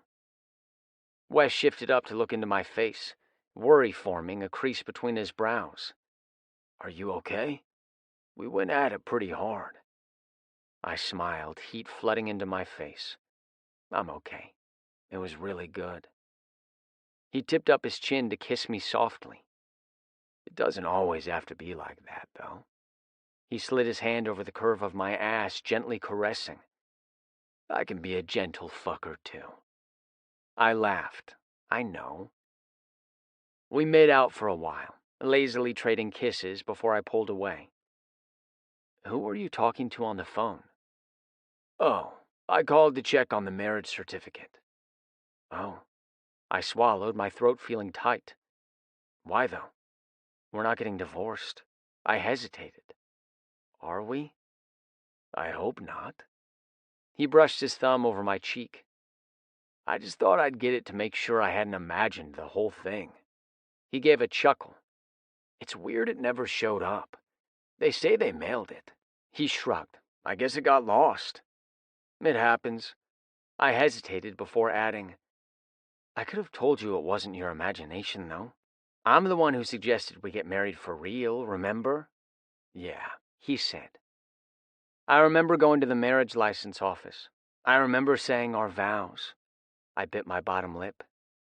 Some of it's fuzzy, but it definitely happened. Wes brushed his mouth over mine. I'm glad one of us remembers it. My stomach twisted uncomfortably. We were married and Wes didn't even remember it. That didn't feel right. I'm sorry. I was drunk too, but I should have used better judgment. We never should have done something like that when we weren't sober. Wes shook his head. I don't regret it, Beck. How could I? I only regret that I don't remember every moment of standing there promising you forever. You're sweeter than you pretend to be, I told him. He grinned. Don't tell anyone my secret, okay? All your secrets are safe with me, I said. Well, maybe soon I won't have so many to worry about, he said. Let's talk about this plan we need to make. What's step one? Step one, I think, is telling the rest of our friends. I guess half of them know anyway. Yeah, I agreed.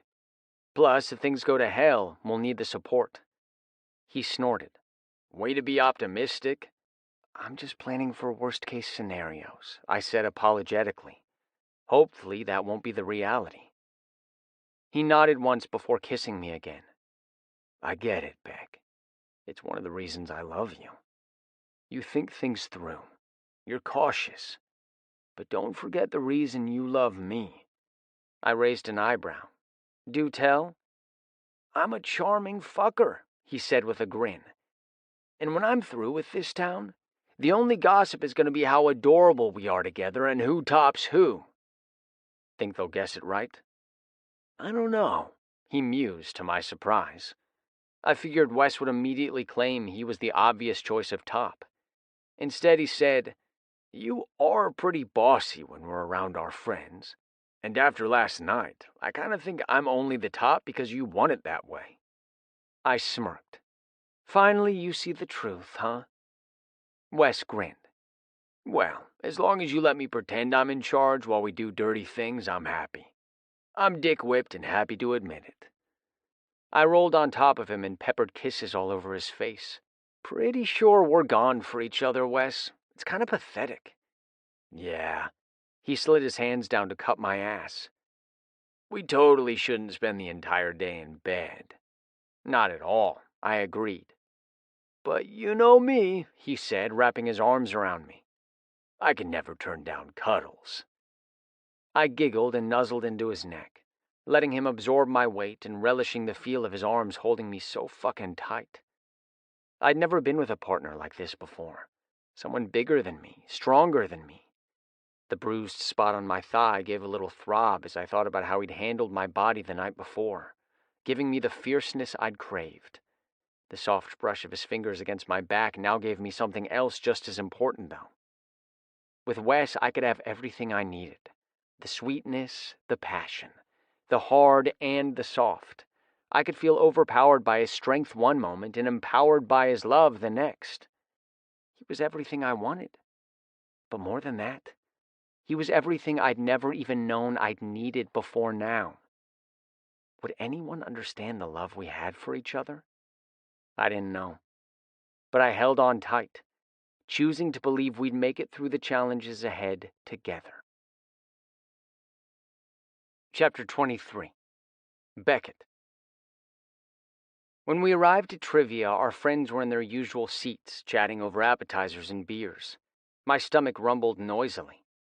Wes snorted. Work up an appetite today? Heat rushed into my cheeks as memories assailed me of all the many, many ways we'd both worked up an appetite. We'd spent most of the night indulging in each other in a way we hadn't been able to when Andy was nearby.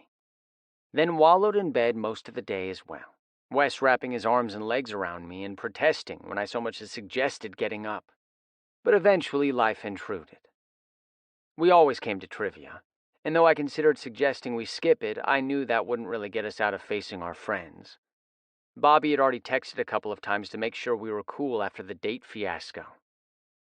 We neared the table and I sidestepped Wes to take the seat next to Bobby. Over the years, we'd all kind of migrated into regular spots around the table, and Wes usually sat beside her. Wes raised an eyebrow at my move, a smirk tugging up his lips because he knew I was being a jealous brat. Not that I didn't trust him, I did. But I figured Bobby and I would need to talk tonight anyway. And if it put a little more space between her and Wes, well, thankfully green had always been a good color on me. I'll go order us some food, he said. Let you and Bobby chat. What, already? I hadn't planned to jump into it quite this soon. I needed time to warm up and maybe have a beer or two for liquid courage. But Bobby was already leaning in eagerly, one long-nailed hand clutching my forearm. Beckett, are you okay? She asked. Of course, I said, meaning it even though my voice was a little too stiff. I said we were when you texted. Lori watched from across the table, but Tucker and Hunter were involved in a separate conversation. Clark and Augustus had their heads bent together as well, meaning we didn't have too much of an audience. Bobby frowned. I know, but I'm not convinced we really are. You're not even looking at me. I forced myself to turn and attempt to smile in her direction. Bobby was a pretty woman, though about 10 years older than Wes and me. I'd never once gotten the idea he was interested in her, or vice versa, really. Bobby was playful and flirty. That was who she was. Would she sleep with Wes if he offered? Maybe she would have before she realized we were involved. But now, I didn't think so. I'm not mad, I promise. She exhaled noisily. Oh, thank goodness. You know I only want the best for both of you. Whatever makes you happy, okay? Even if it's... I stepped on her foot before she blurted it out loud enough for the whole bar to hear. She winced, but thankfully stopped babbling. I know. We dragged you into that date. And really, I was more uneasy because it's just hard to know how anyone will react to this situation. Well, I'm not just anyone, you know. I'm your friend. I'll always be on your side. Bobby was right. Our friend group had always been supportive and non-judgmental. Augustus, Clark, and Tucker had all found love, sometimes in unexpected or unorthodox ways. No one had held it against Tucker that he had a secret husband. No one had been angry with Clark when they found out he'd started out only pretending to date Hunter. None of them were related, though. Wes and I were pushing the envelope. But what was new? We'd always been the troublemakers in this merry little band. Thanks, Bobby. So all's forgiven? Clark looked up just then. What is there to forgive? Hunter and Augustus looked our way, too. Bobby fumbled for a reply. Oh, it's no big deal, I said. Wes came up behind me and set down 2 beers along with a plate of nachos. What's no big deal? I craned my head to look up at him. Clark was just wondering why Bobby was apologizing to me. His gaze met mine, and my heart skipped at what I saw there. Acceptance. We'd spent the weekend discussing the pros and cons of when and where to tell our friends. It seemed the moment had decided to arrive on its own schedule. I nodded my head to let him know I agreed. Shoot, Bobby said. I've screwed up again. Nah, it's okay, Wes said, pulling out the chair beside me and dropping into it. We wanted to tell everyone anyway. Right, Beck? Yeah, I said, my voice weak. I guess it's time. Wes leaned into me, pressing his shoulder and thigh to mine. Unlike the many times he'd surreptitiously touched and teased me in public, this was a show of support, also a message to our friends. When Wes hooked his pinky through mine on the table, Clark's eyes widened comically. Holy shiitake, he gasped. Lori snickered. Shiitake? As in the mushroom? I can't cuss at school, Clark said. But wow. Okay, I'll just say it. Holy shit. He lowered his voice to a whisper. Are you two?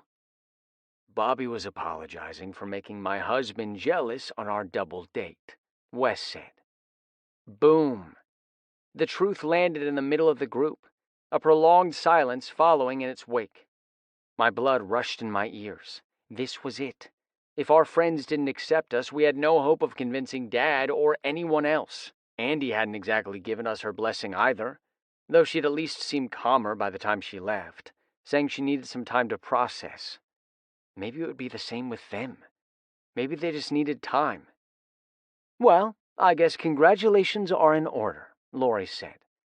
If I haven't said it before, I'm happy for you. Wait, Hunter said. Husband? Bobby whispered in shock. Wes grinned at them. And you all thought we couldn't pull off a prank. Ha! We got you all. We didn't pretend anything when we were in Vegas. We got married for real. Everyone started talking at the same time. Are you serious? Why didn't you tell us? Does your family know? I wondered what we must look like to the rest of the pub, all of us leaning in over the table and hissing out whispers like middle schoolers. Maybe we should have found a more private place to confess the truth. But what were we gonna do? Invite our friends over to our miniature trailer? It was barely large enough for one house guest. Besides, it felt right to tell them here, where we all hung out every Sunday. This was where we saw Hunter kiss Clark for the first time. This is where Tucker and Lori joked about their multiple weddings, and where they asked for our support when they had to prove the validity of their marriage in the eyes of the law because of Lori's toxic family. Sunday trivia nights had become something of a special bonding experience for all of us, and it seemed fitting that we were giving them our truth here and now. This isn't really a prank, though, right? Clark said, looking at where our hands remained linked by our pinky fingers. You're planning to stay together? Wes and I exchanged a look. Yeah, he said. We are. We haven't told our dad yet, I added. My voice rasped a bit because my throat was too dry. I picked up my beer and gulped half the glass. What do you think will happen? Tucker asked. Wes shrugged. It doesn't matter, because I've got Beck's back. He smiled at me, his eyes warm. I love you. I love you too, I said quietly. Clark gave a delighted laugh. Lori grinned, and Bobby grabbed my right arm and shook it a little as she said, I'm so happy for you. Our friends were coming through for us. There was no chastisement for hiding the truth, only support and congratulations. I should have realized they'd be in our corner, and it was great to see. But now, with the truth out to more people, I realized it wasn't really about them at all. It was about us. I hooked my foot around Wes's and lowered my hand from the table to squeeze his thigh, wanting more connection. He put his hand under the table, lacing his fingers with mine. We were choosing to share this truth so we could be together completely. To our friends for now, sure, but eventually to our family and everyone else in town. Then we'd be free to live our lives as we wanted, as husbands, and to hell with what anyone else thought. Because Wes would be there. He'd have my back. Always. Wes. Gotta love payday. Beckett sat in Dad's office chair, eyes fixed on the computer screen as he printed off checks. You wouldn't love it if you were the one managing payroll, he grumbled. But you're so good at it. I circled around him and squeezed his shoulders. Leaning lower, I murmured into his ear, "Dad won't own the company forever. Soon, this will be your permanent gig, so you're not allowed to hate it." "It'll be your company, you mean?" "Our company," I corrected. "He's giving it to you." I could feel his shoulders tense under my hands. "Assuming he doesn't get so pissed at us, he takes back the offer." "Wes, are you sure?" "Yes," I cut in firmly. "We've been over this. It's worth the risk." I massaged Beck's shoulders, digging my thumb into a knot that made him sigh and slump back against me. "I'm sorry. I just hate the thought of being the reason you might lose what you've worked so hard for." "We've both worked for it," I reminded him, "and Dad will see that." I knew Beckett was unsure of that, and hell, sometimes in the middle of the night, I was a little less sure too. Dad felt very strongly about family, and in his mind, Beckett and I were brothers, not lovers. But I had to believe he'd do the right thing, and if he didn't, well, Beckett was my first priority, now and always.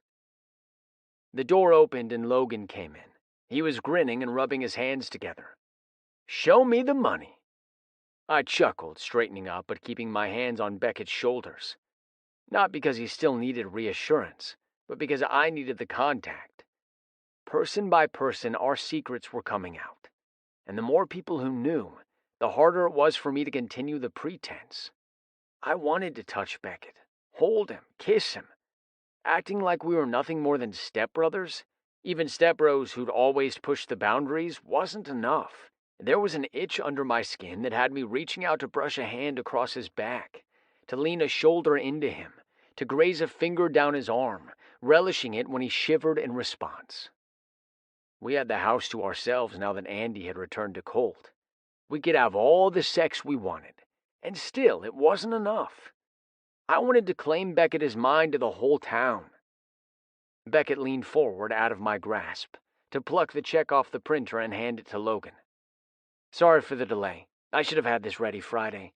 "No worries. It's your first time," Logan said easily. Colt came in as he left, his gaze darting around the small office.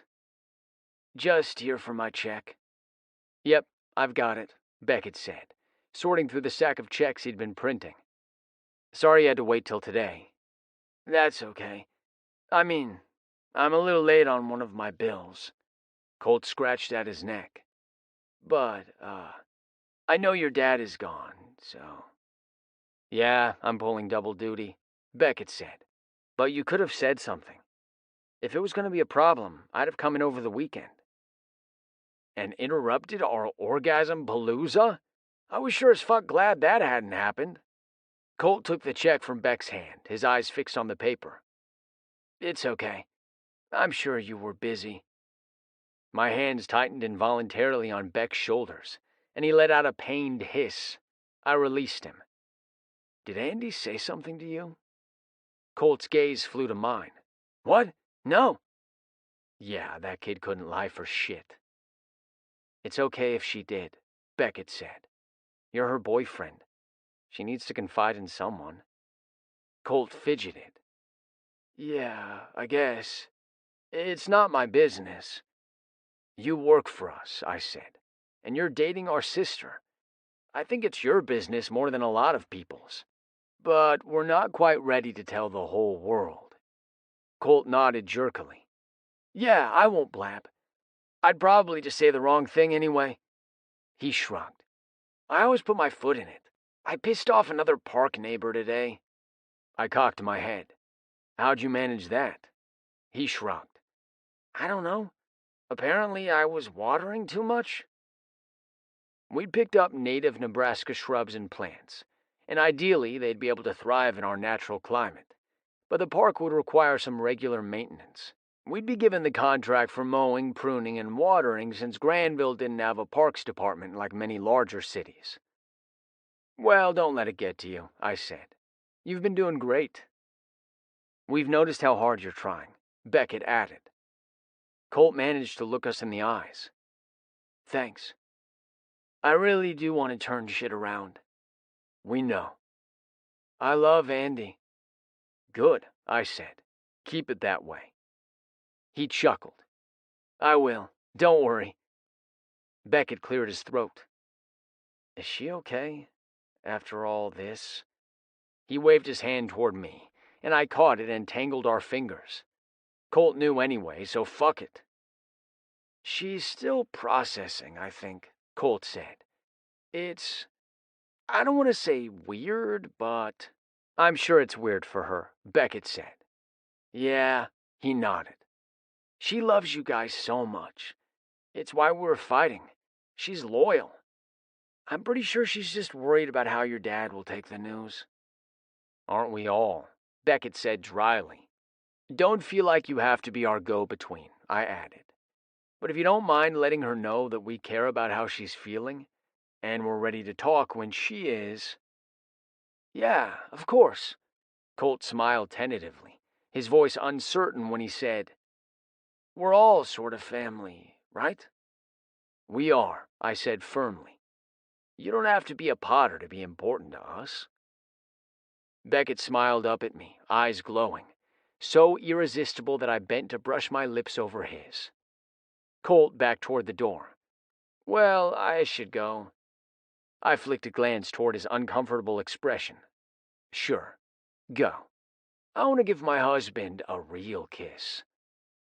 Colt was out the door in 2 seconds flat, and my next kiss with Beckett was sloppy, both of us laughing, but also fucking awesome, because I'd gotten to claim him as mine, even if it was just in front of Colt.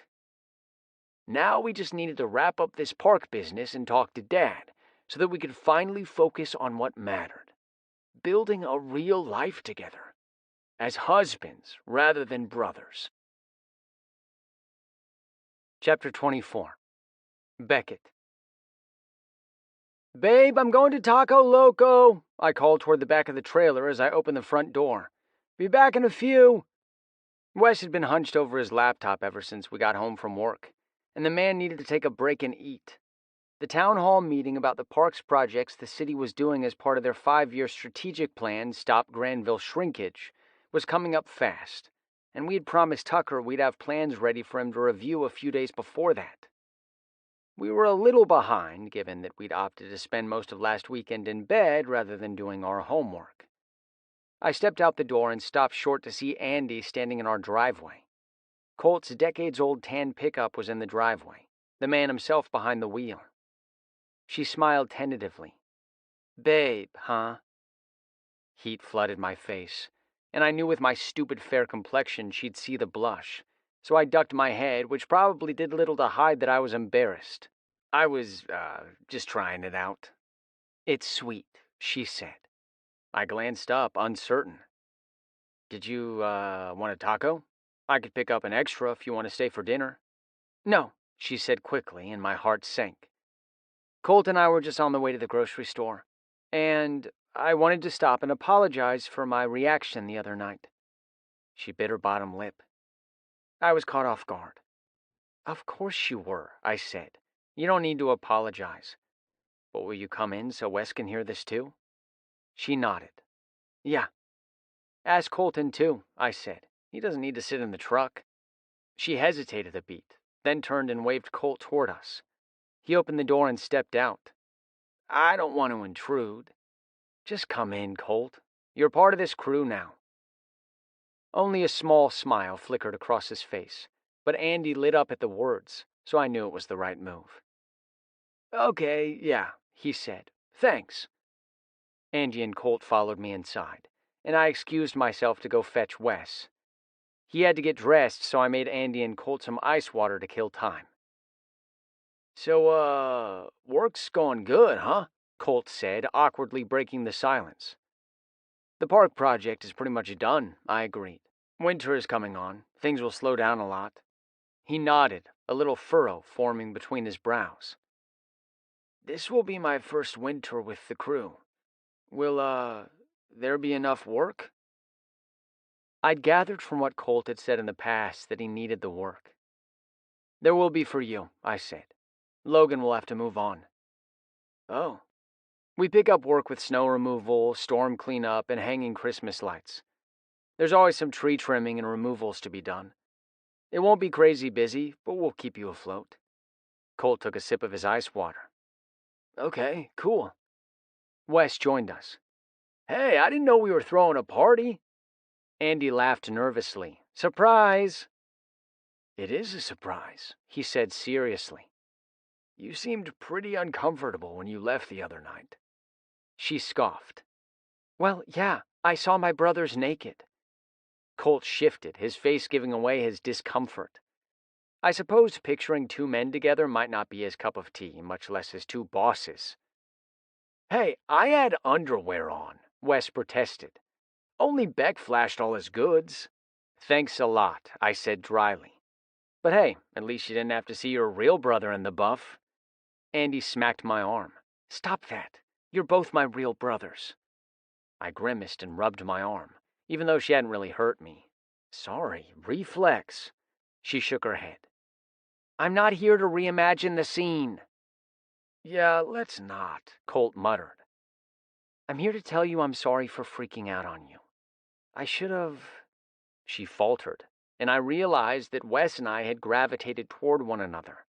He'd slipped his arm around my waist, and I'd leaned into his side.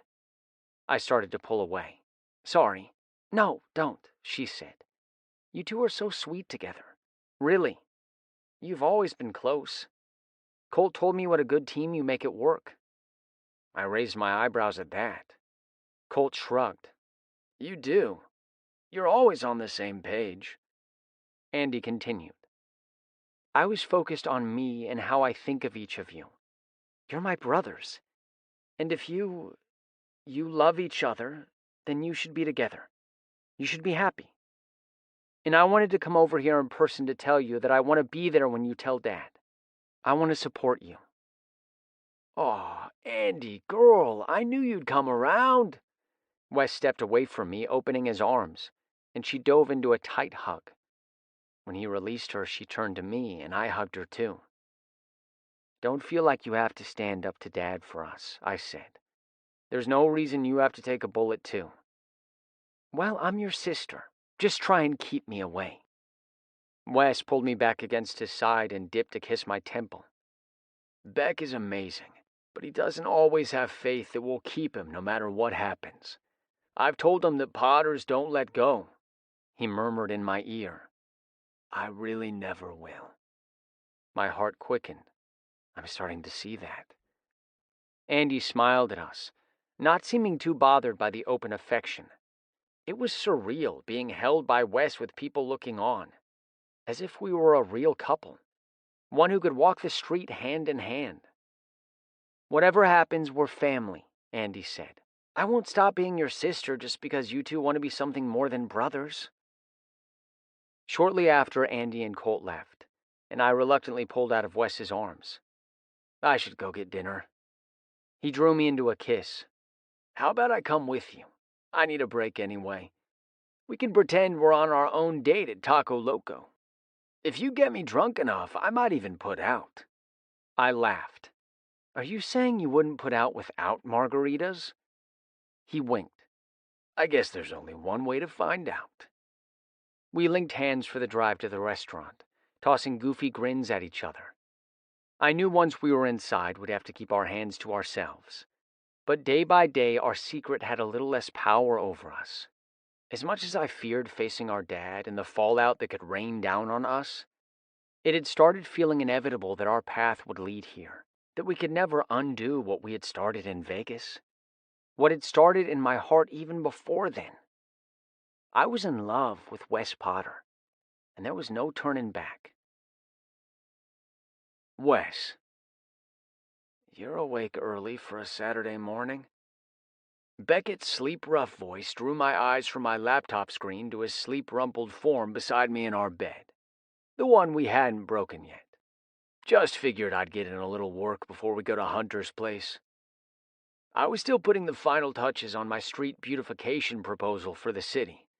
Between daily work and the help we'd offered to give Hunter with his latest house project, I didn't have a lot of time. Beckett also had plans to design for a community garden in the historic neighborhood, but that was his area of strength. He'd whip them out in no time. I was slower and a little afraid I'd embarrass myself with a stupid mistake. You worked so much last night, Beckett said with a frown. He slipped his hand onto my knee beneath the blanket, the warmth and weight of it comforting. I thought you were pretty much done. Just double-checking a few things. I don't want Tucker to think I threw this shit together. He won't think that. Still. Beckett pushed himself upright and leaned his head on my shoulder. I was pretty sure he was sneaking a peek at my laptop screen as well. You've got this, Wes. Trust yourself. Then the sneaky brat turned his head and kissed my neck. It was game over. I put the laptop aside and pinned him to the bed. We didn't come up for air again until I noticed my phone ringing. Fuck, it's Hunter, I said and checked the time. We're supposed to help repaint 2 of the rooms at his place today. I'll go hop in the shower, Beckett said, leaving me alone to face the music. Again, such a brat. I'd have to punish him later. I clicked connect. Hey, man. Hey, Hunter said. Everyone else is here? Just wondering. Yeah, I got sidetracked. Sorry. We'll be over soon. No worries, he said with a laugh. I remember those days. What days? The honeymoon period. My stomach lurched because, yeah, he was right. This was our honeymoon period, even if we'd kept it secret from most everyone. It was still an adjustment to realize we didn't have to do that with our friends anymore. Right, you got me, I said with a chuckle. We'll hurry, though. I threw aside the phone and went to join Beckett in the shower. By the time we'd fully embraced our honeymoon period, we were even later. We ran by Glazed Holes to pick up some apology donuts, and one of the owners, Miles, flirted with both of us shamelessly. He really didn't care if someone was queer or straight as long as they played along.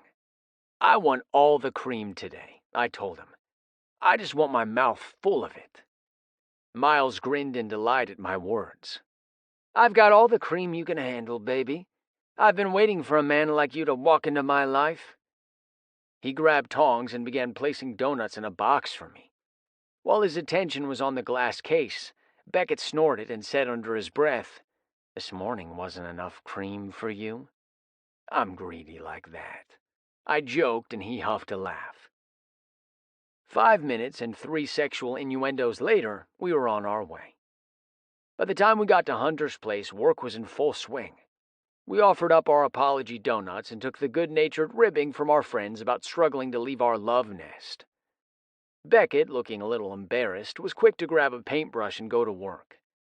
I joined Tucker and Lori in a different room, where they were stripping wallpaper, and for the next couple of hours everyone worked hard. We took a lunch break and went back to it, this time all working to finish the paint job on the final room. I glanced down and caught sight of Beckett crouched low by my feet to do the baseboards. The back of his neck was bare, and it was just too much temptation. I swiped my paintbrush over it, making him yelp, and then cursed as he lunged up and smeared paint across my cheek. I laughed. Fuck, man, not the face. I swung at him in retaliation. He swung at me, and next thing we were on the floor rolling around on the tarp, each of us fighting to paint the other more. I kind of tuned out the room until I heard Hunter laughing. I feel like I should be charging admission to watch this. How did we ever miss it? Clark mused. We must have been blind. I froze and looked over. My moment of inattention, my undoing, as Beckett flipped me over and pinned my wrists. Aha! I finally got you! Yes, you did, Lori said in a silky voice. Beckett seemed to realize we had an audience, and his face went red. Shut up, we're just playing around. Sure, Lori said, sounding as if he didn't believe us. We are. Are you telling me you two have never used wrestling as foreplay? Hunter asked, a smirk in his voice. Beckett very obviously couldn't tell a lie for shit. Our friends lost it laughing. Look at that blush, Bobby said. I know, I said, pushing up onto my elbows now that Beck had given up pinning me. Isn't it adorable? Beck shoved my chest, knocking me back to the floor, but he was laughing. You're such an asshole. But I'm your asshole. TMI, Tucker muttered. I grabbed a handful of Beckett's shirt and tugged him down for a kiss. He was tense at first, no doubt aware we weren't alone. But when I kept it relatively tame, he relaxed, kissing me back and then rolling off with a groan. I'm exhausted. With Wes for a husband, I can't blame you, Tucker said, his tone wry. Hey, I take pride in exhausting him. Again, TMI. I laughed, pushing up to sitting, and shoved my sweaty hair away from my face. I saw that Clark was standing next to the cooler of beer and made grabby hands. He rolled his eyes but grabbed a couple of beers for me and Beckett. The rest of our friends lowered themselves to sit in a semicircle around us. Where's Toby today? I asked, glad Hunter's son hadn't witnessed our inappropriate roll on the floor. Beckett was probably going to kill me later for starting that little tussle that got out of hand. He's hanging out with a friend. I wanted to surprise him. He's been helping us so much with the projects around the house, but with school back in session, he deserved a break. The conversation meandered from topic to topic, Tucker bringing up the town hall and how very much he wasn't looking forward to it. It's always a clusterfuck. Someone will be unhappy about something. You can't please them all, Lori said, then leaned in and kissed his cheek. Just worry about pleasing me. I reached for Beckett, wrapping my hand around his leg and tugging him closer. I wasn't satisfied until he was pressed all along my side, and I could rub the supple muscle of his inner thigh.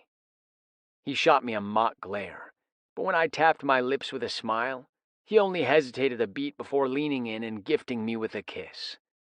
You two are seriously too cute, Bobby said. You just like watching, I joked. She laughed. I've got plenty of eye candy with this group. Clark chuckled from his spot tucked under Hunter's arm. Joe lay with his head pillowed on Augustus's lap, and Tucker and Lori sat shoulder to shoulder, much like us. It hit me then, as I looked around our friend circle, that this was what it was like to be a real couple. To be free to express your love and not worry about ramifications. I turned to look at him and found his gaze already fixed on me, a small smile tilting his lips.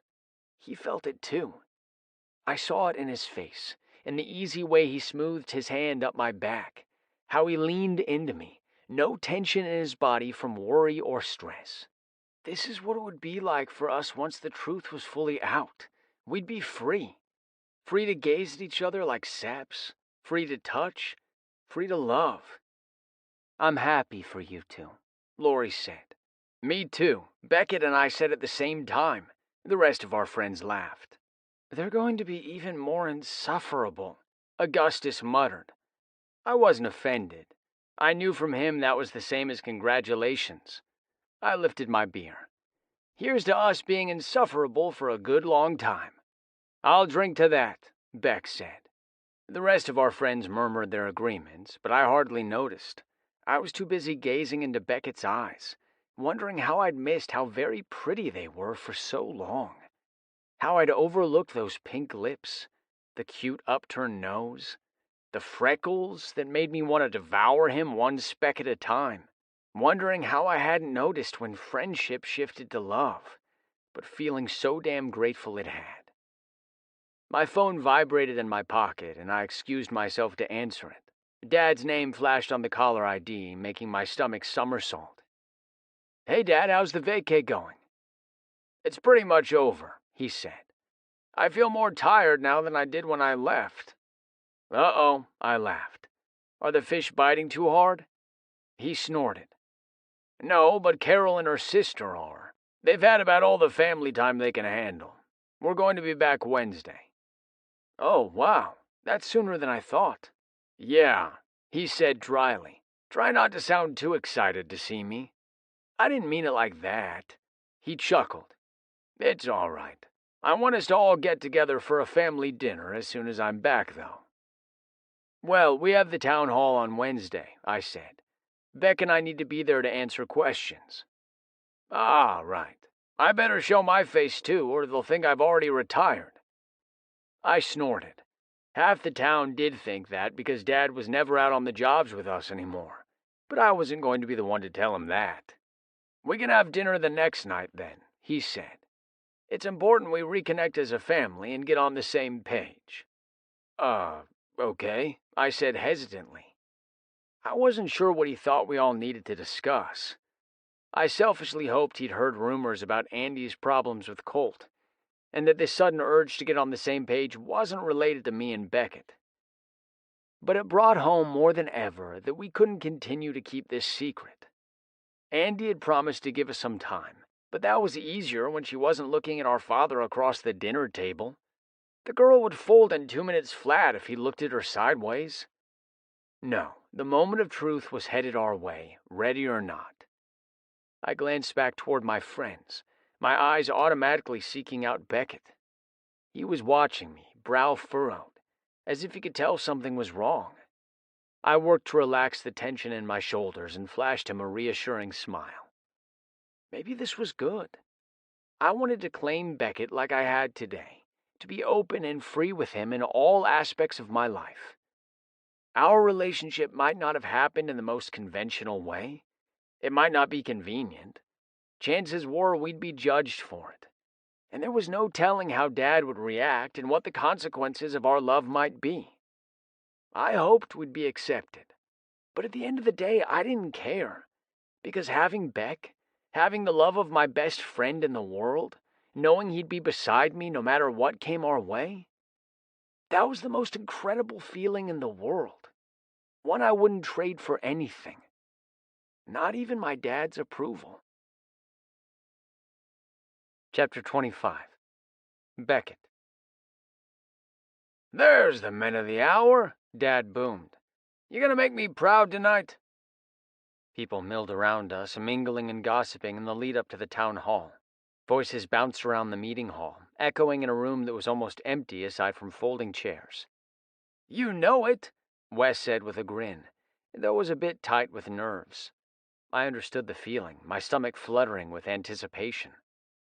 There was a lot riding on tonight. Dad had given us an ultimatum to take point on this park project and see it through. And tonight would be the culmination of all that work. But more than that, in just 24 hours, we'd be meeting up for family dinner and sharing our biggest secret with him. The one that might make or break this family. No pressure or anything. "We're good," I said. "Tucker's the one in the real hot seat." Though we'd crafted proposals for him to present and would be on the hook to answer some questions, Tucker would be the one addressing the crowd in his role as city manager. Well, him and Hunter, who worked as the city's PR manager. Dad chuckled. "You couldn't pay me enough to take that man's job." He looked relaxed and happy after his time away. Maybe telling him wouldn't be so hard after all? He clapped a hand on Wes's shoulder. "So what did I miss while I was gone? No more pranks, I hope?" "No," Wes chuckled awkwardly.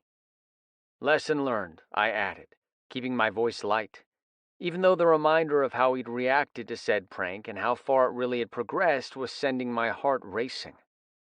What the hell had I been thinking? Telling him was going to be so fucking hard. "Beckett and I need to sit up front since we'll be helping Tucker during the Q&A portion of the night. Do you want to join us?" Dad snorted. "Hell no. You go ahead. I'm going to go catch up with a couple of buddies and watch from the back. This is your show. Just pretend I'm not here." As we started across the room, I could practically feel Wes vibrating with nerves. It caught me a little off guard because usually nothing got to him. "Are you nervous about telling him the truth?" "No," Wes shook his head. "I mean, I am. But it's also just Dad watching, you know? I want to show him that I really can handle all this." "The park project has gone great," I said. "Yeah, but what if I overlooked something or made a stupid mistake on that proposal for the street beautification?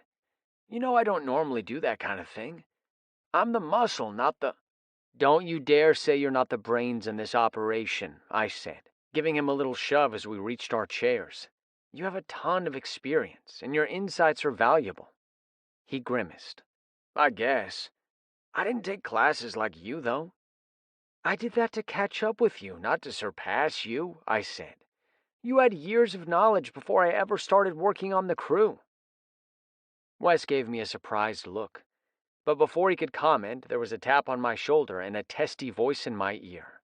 Beckett Monroe, you're a hard man to track down. I turned to see Iola hovering behind my seat, mouth downturned into a little pout. I am? Yes, Iola said, sounding put out. I left you 2 voicemails inquiring about your date with Anna. Matchmaking Mamas is a full-service matchmaker.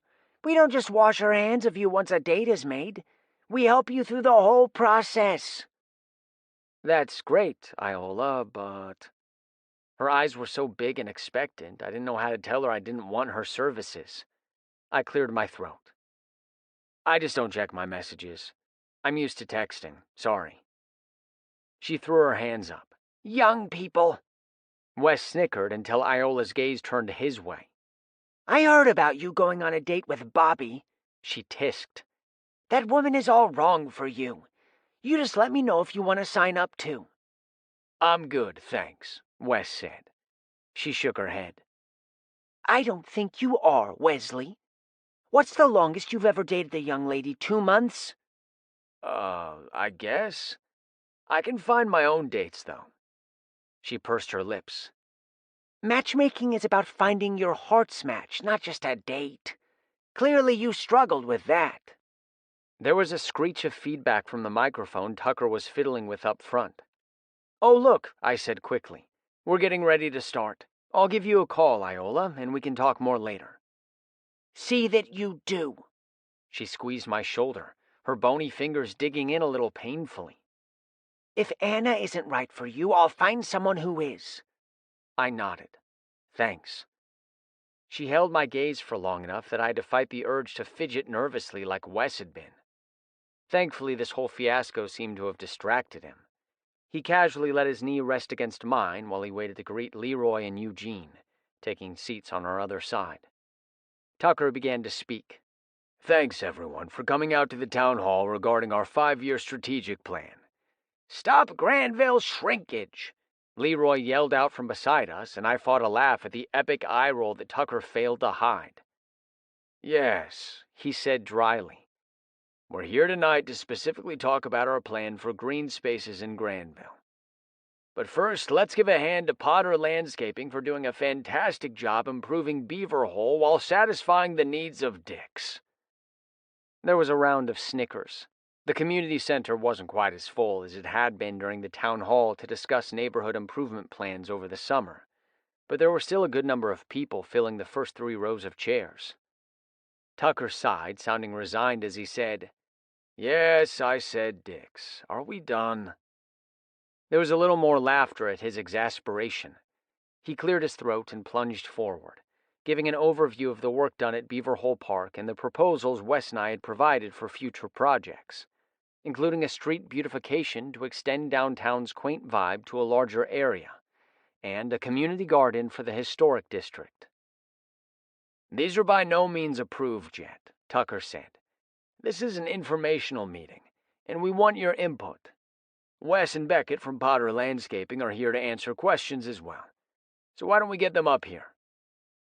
He waved us to the front of the room, and we answered a couple of general questions about the proposals Tucker had presented.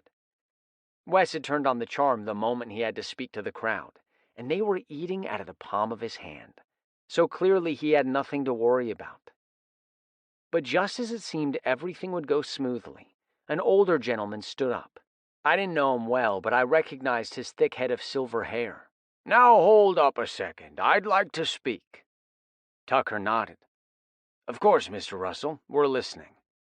That's right. I remembered his name now. Bert Russell. He kept to himself mostly, but I'd seen him at the Stag Pub a few times. Bert snorted. That might be a first. You all moved right on to these new proposals like Beaver Hole Park is a done deal and we should all be happy. Wes had been answering a lot of questions, so I took this one. We've got a few finishing touches to do, but yeah, we are pretty much done. It's gone very smoothly, and I think everyone is going to love the improvements there. We've taken care to plant natural Nebraska plant life that will thrive, provide shade, and beautify. But what about the water drainage issue? He interrupted. I blinked. The what? I'm not sure I know what you mean, Wes said. When we have a big rain like last weekend, There's water that runs downhill into the adjacent yards. The empty lot was mostly a buffer, but now that's gone, so it's even worse. We thought this would be taken care of with the park improvements, but my backyard was a bog and my basement got wet. If I have damages, I'm holding you all liable." I glanced at Wes, but he seemed lost for words. He shook his head. "I'm sorry, I don't think—" "Damn right you don't think, clearly." The local reporter with Inside Granville, Link Tate, started scribbling madly in his notebook as Tucker stepped forward. "Okay, let's tone it down and keep it polite." Bert huffed, continuing to glare. "I want a solution, that's all. I have complained about this and I've gotten nowhere.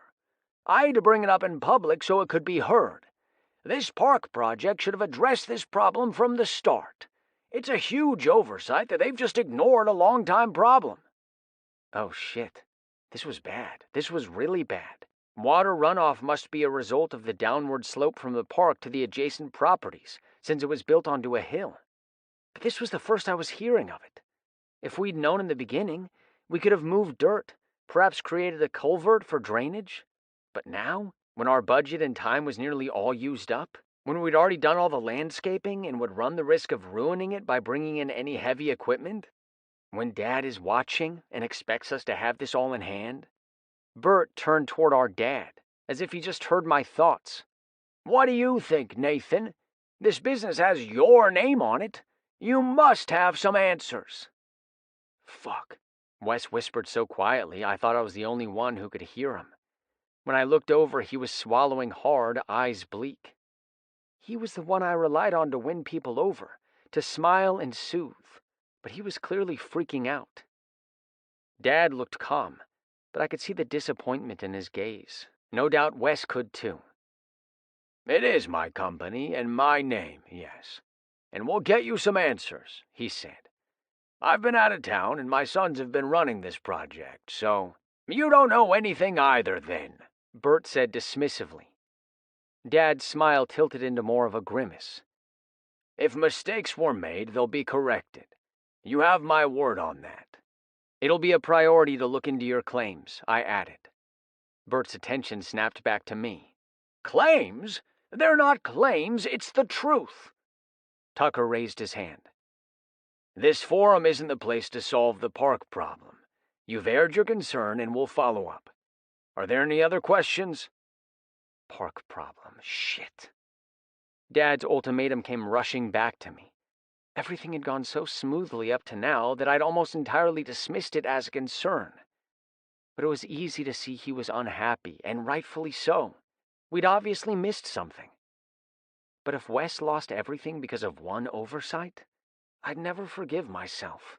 All our hard work these past weeks, all our plans to tell Dad the truth about our relationship from a position of strength, withered on the vine. "Wes. Shit. This was my fault, I was sure of it. I knew I was going to miss something in that meeting with the neighborhood liaison, Paul Minner. I tried to listen, but he just talked so damn much that I couldn't keep my mind focused. Maybe I really was just an irresponsible idiot. Beckett would have listened better. He would have caught this early enough to prevent this embarrassing public spectacle.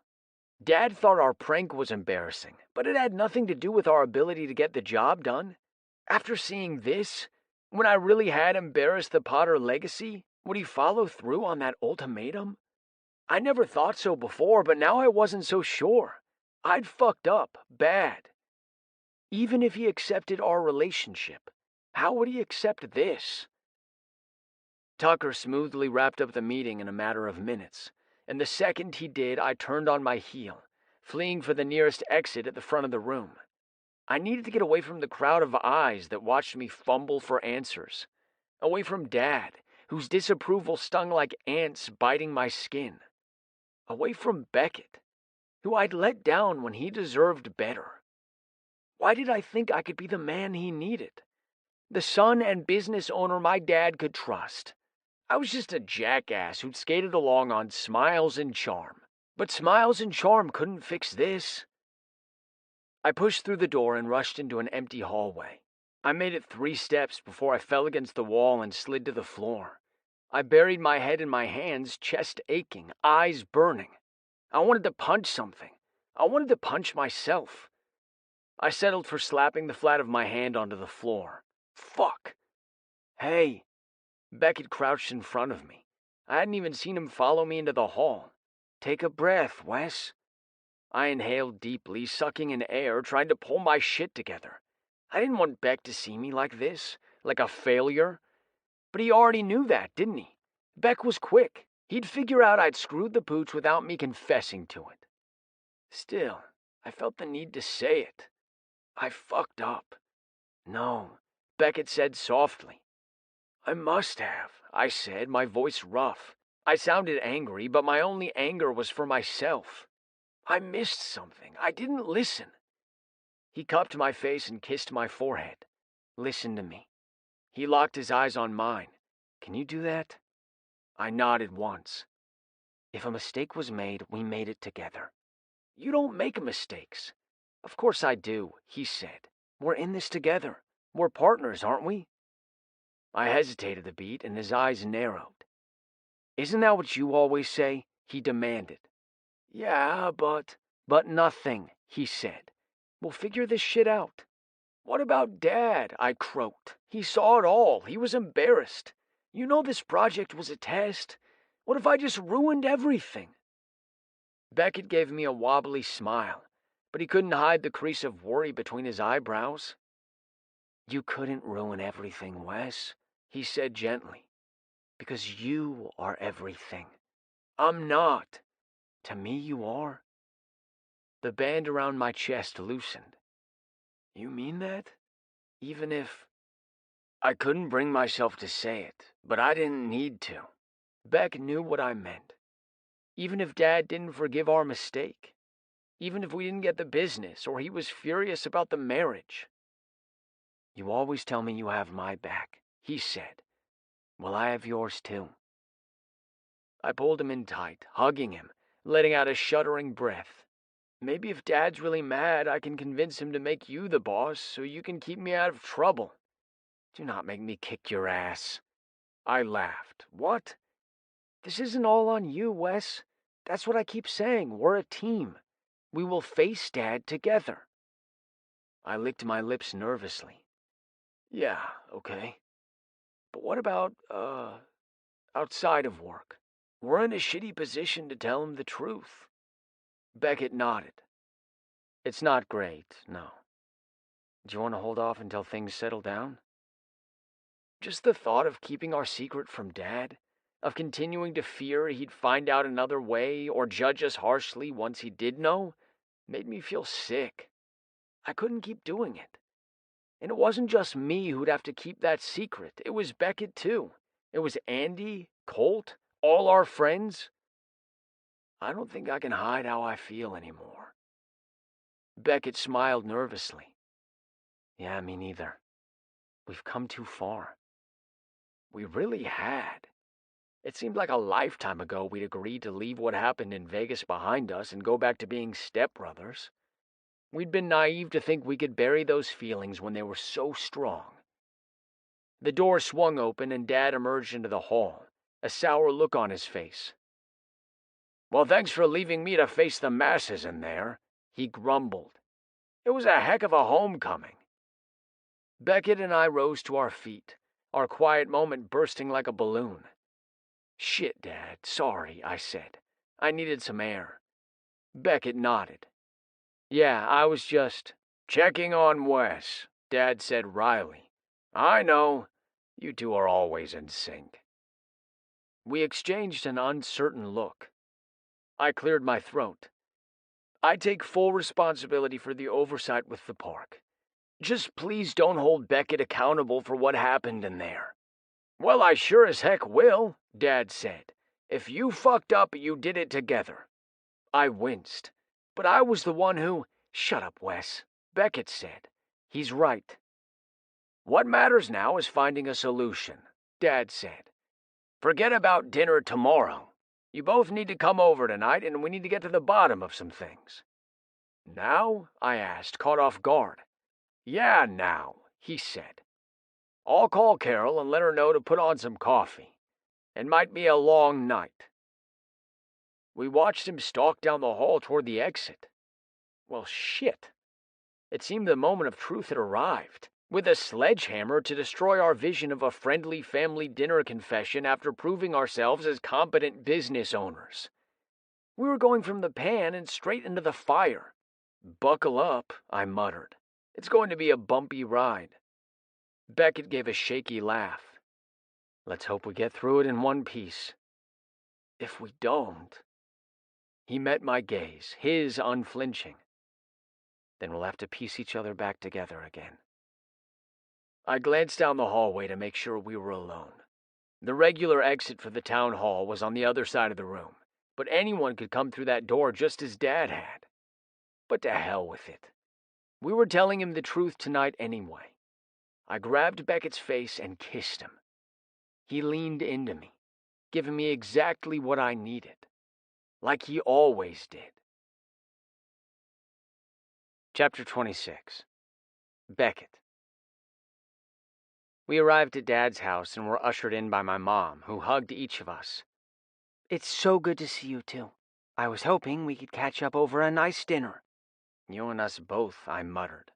She smiled. Well, we'll just have to get a rain check on that. Your dad is pacing the den like a caged tiger. Great visual. Makes me feel much better. I guess we better go face him then. Mom patted my shoulder and headed in the opposite direction as Wes and I made our way to the den. She was a smart woman, and someone who shied away from conflict, so I wasn't surprised she wanted to steer clear of our business conflict. Dad looked up when we entered his den, a smaller version of the living room with Dad's favorite recliner, a leather love seat, and a massive flat-screen TV on the wall. The room was illuminated only by the glow of the television, playing sports highlights while on mute. But that was better than the news. Dad got really riled up when the talking heads started screaming at one another. Finally, he muttered. I'm an old man. How late do you expect me to stay up? Hey, you asked us over, Wes said. This could have waited until tomorrow. Not if I want to get any sleep tonight, Dad grumbled. But thankfully he took a seat in his recliner and waved us toward the love seat. Sit. He seemed to be chewing over what to say, his eyes fixed on the window rather than us, as we settled hip to hip. I wiped my clammy palms on my jeans, trying to breathe through the nausea the ball of nerves in my gut was causing.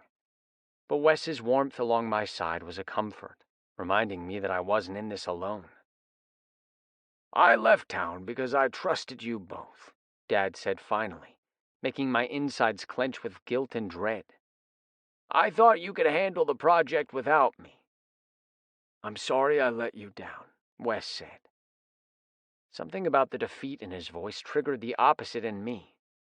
We can handle it. We did, I said emphatically. We worked our asses off every day on this project. I'm sure you did, Dad said. But I don't appreciate being left out of the loop. I looked like a damn fool. I may have taken a step back, but it's still my business until I decide otherwise. There was an unspoken warning in those words. He had the power to give us everything we'd been working for, and he had the power to take it away. But would he? That was the real question here. I didn't always know exactly where I stood, but he loved Wes fiercely. We didn't leave you out of any loop, Wes said. We didn't know. I'm not denying we missed something somewhere, or that we messed up somehow, but... Dad's phone rang, cutting through the room. He lifted a hand. Give me a minute, he said gruffly. It's Paul Minner on the line. Paul Minner was the Dick's neighborhood liaison, so I could only imagine what he had to say about the situation. Dad was likely to come back in an even worse mood. He left the room to take the call, and Wes groaned. Well, this is going really well. He just needs to cool down, I said, hoping it was true. Wes's father had always had a quick temper, but generally he was also quick to calm down once he'd said his piece. He wasn't an unreasonable man. He'd talk this problem out with us and realize that while we may have made a mistake, we were willing to own up to it and figure out a solution. I had to believe that even if he didn't accept our relationship, he was a smart enough man to do that much. Wes pulled his phone from his pocket. Colt texted. He's freaking out that this was his fault.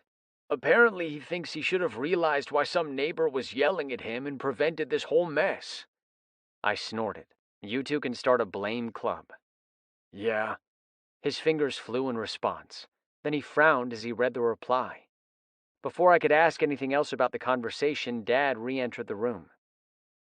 All right, that was Paul. And it sounds like there was an oversight between the city and the neighborhood. You two are off the hook for missing something.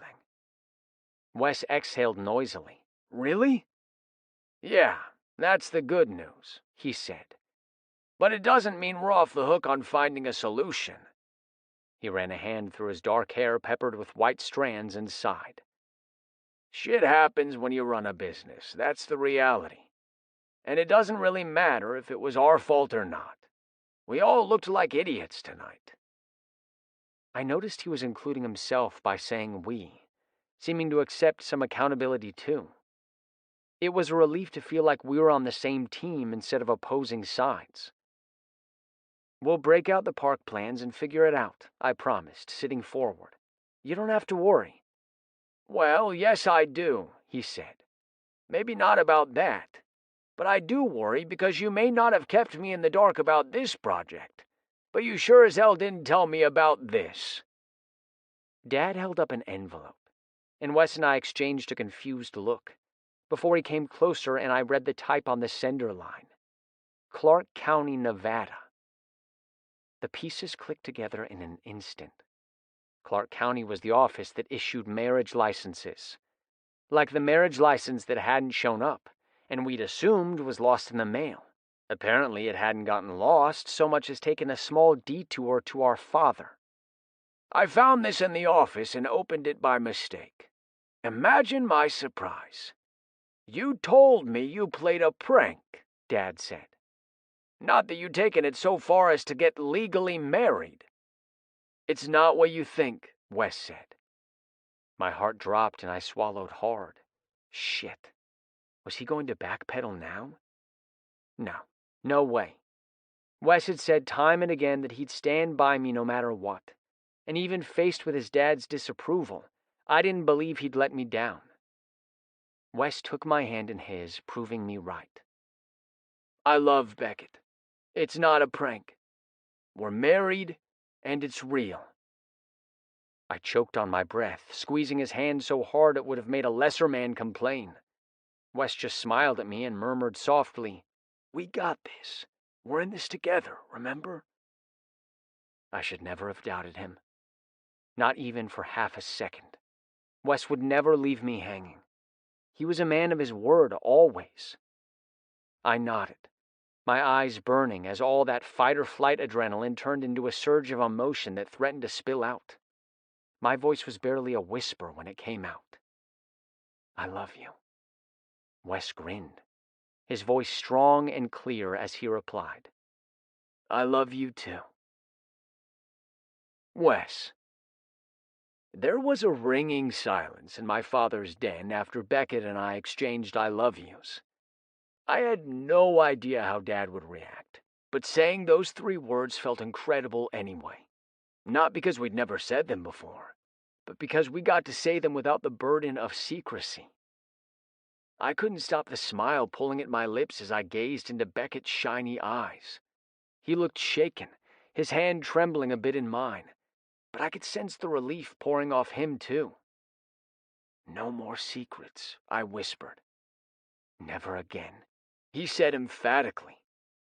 My father cleared his throat, and I finally tore my gaze from Beckett, reminded that while we'd faced our biggest fear, we weren't quite through with this trial by fire just yet. I turned my head, braced for the worst. But when I forced my gaze to my father, he was looking on with approval? I blinked, wondering if I'd actually passed out and started dreaming. Why wasn't he yelling? I found your marriage certificate right before I left town, he said, sending my stomach back into free fall. It must have been misdelivered to the office instead of your trailer. He chuckled wryly. I was pretty mad at first, I won't lie. I thought you'd taken the prank too far. He cleared his throat, sounding sheepish as he added, Carol made me see some sense. She insisted I take some time and think before I confronted you. She pointed out how close you two have always been.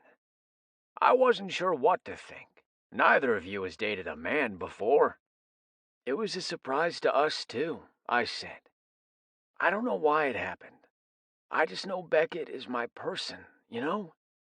I realize not everyone will understand, with us being related and all.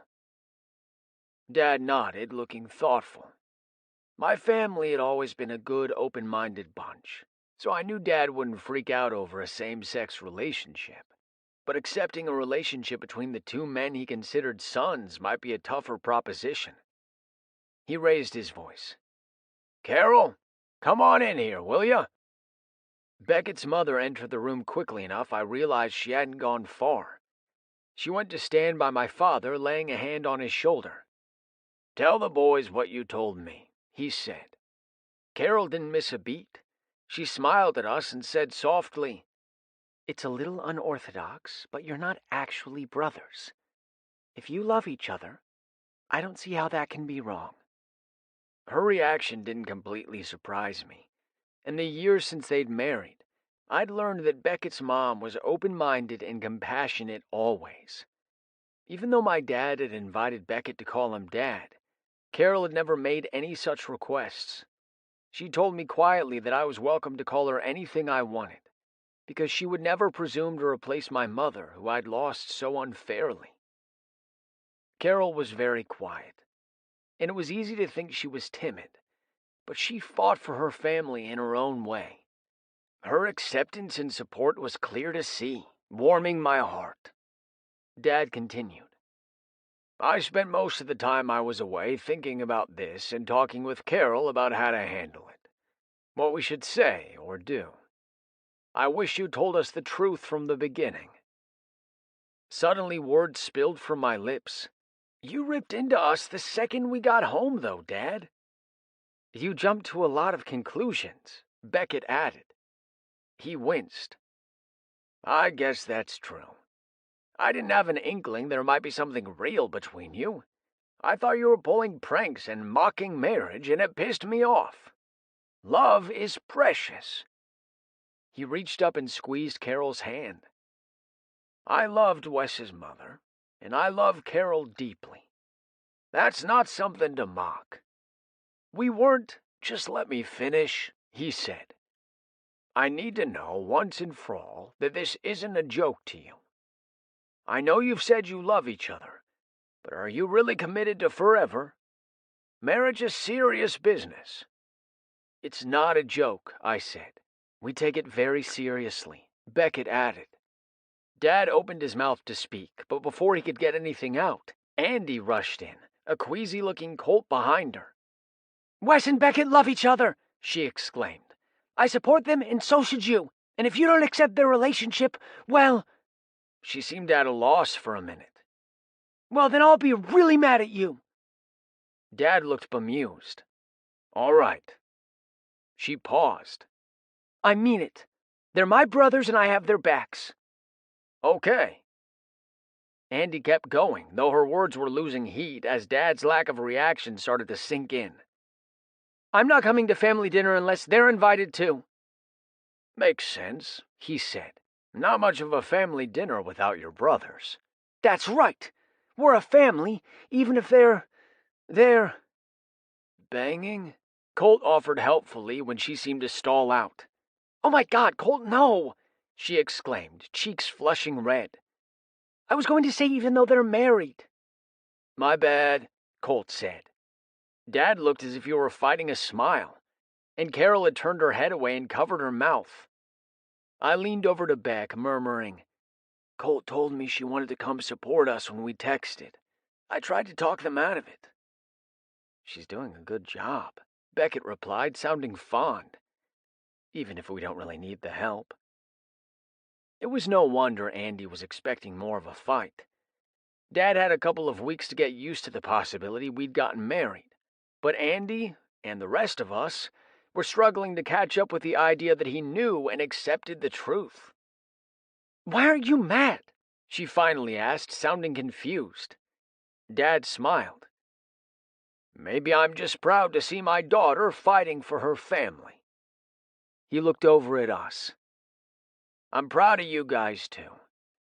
I know I came down hard when I thought you'd messed up. But the truth is, I was feeling guilty for putting everything on your shoulders. You wanted us to prove ourselves," I said. "We understood." He shook his head. "You shouldn't have to prove anything. You've been doing most of the work to run this company for years. And even if I do sign over the business, I'll still be available as a resource for you, which is what I should have been throughout this whole process. And it's what I'm going to be now." He looked at his wife. "Carol, break out the coffee. We have some work to do, me and the boys, to figure out this water drainage issue." She nodded. "Sure thing. You want some pie, too?" "Is that even a question?" She smiled and kissed his cheek, then left the room. We'd all just dug into a delicious strawberry rhubarb pie Carol had bought from the diner when a sleepy-eyed guy wandered in, sun-bleached brown hair mussed from bed, skin a golden tan, a cute spray of freckles over his nose. It took me a second to place him, but then Beckett's eyes widened and he exclaimed, "Holy shit, Fisher! I can't believe you're here!" He jumped up, making his chair scrape loudly, and tackled his cousin in a hug. Fisher laughed, his whole face lighting up. "I needed to get away from that place." Carol said quietly, "Man problems." Fisher pulled out of Beckett's embrace. "I heard that, but no, there's no man problems. For man problems, there'd have to be a man." His eyes narrowed, his expression broadcasting irritation. "And as far as I'm concerned, that man does not exist." Beckett caught my eye, a slight smirk on his face, even as he patted Fisher's arm in solidarity. "You'll find the right man eventually." "I guess." Fisher cast his gaze around the room, taking each of us in. His gaze lingered on me the longest, making me wonder what Beckett had told him. "I thought family dinner was tomorrow night." We all exchanged glances, laughing. "This is just a preview," Carol said, smiling. "These guys have a work problem to hash out tonight, but I'm still planning a meal for tomorrow so you can get a proper welcome when you're fully awake." Beckett returned to his seat by me, a grin on his face. "We'll be here. Fish and I have tons to catch up about." Fisher eyed how closely Beckett sat to me, and I realized we didn't have to hide anything, so I pressed a quick kiss to Beckett's temple. "Yep, lots going on around here." "I see that," he murmured, eyebrow arching.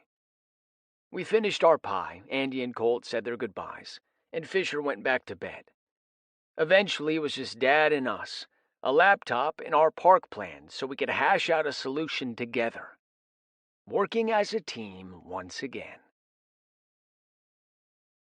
Chapter 27. Wes. "You boys really did do great work out here."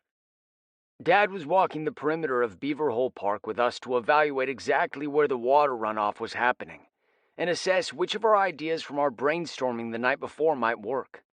As we walked, he got his first good look at the finished landscaping around the edge of the pond, which had been accented with water-loving plants and encircled with a rock barrier that helped it stand out from its surroundings. The new picnic and play area that had been installed, complete with shade trees, and my favorite part, the gazebo, which had been surrounded by shrubs that would flower at different times of the year, ensuring a beautiful setting for wedding receptions or other special occasions. We'd expanded the park into the previously vacant lot, enclosed the driveway there, and planted grass and bushes to create some privacy screening between the park and the neighbors. Unfortunately, enclosing that vacant lot had only worsened the water drainage problem that had already existed. Before, some of the water had escaped through a driveway. Without that exit point, it now had nowhere to go but toward the other yards as it continued to run downhill. I wish people at the town hall could have seen this instead of us taking a public beating, I said. Well, son, running a business isn't for the faint of heart, Dad said. When mistakes are made, you take a flogging, and you have to learn to take it gracefully. Sucks, though. Dad chuckled. Sure as hell does. By the time Tucker and Paul arrived, along with the reporter Link, we'd assessed our options and agreed on a plan. It almost seemed too easy in the end.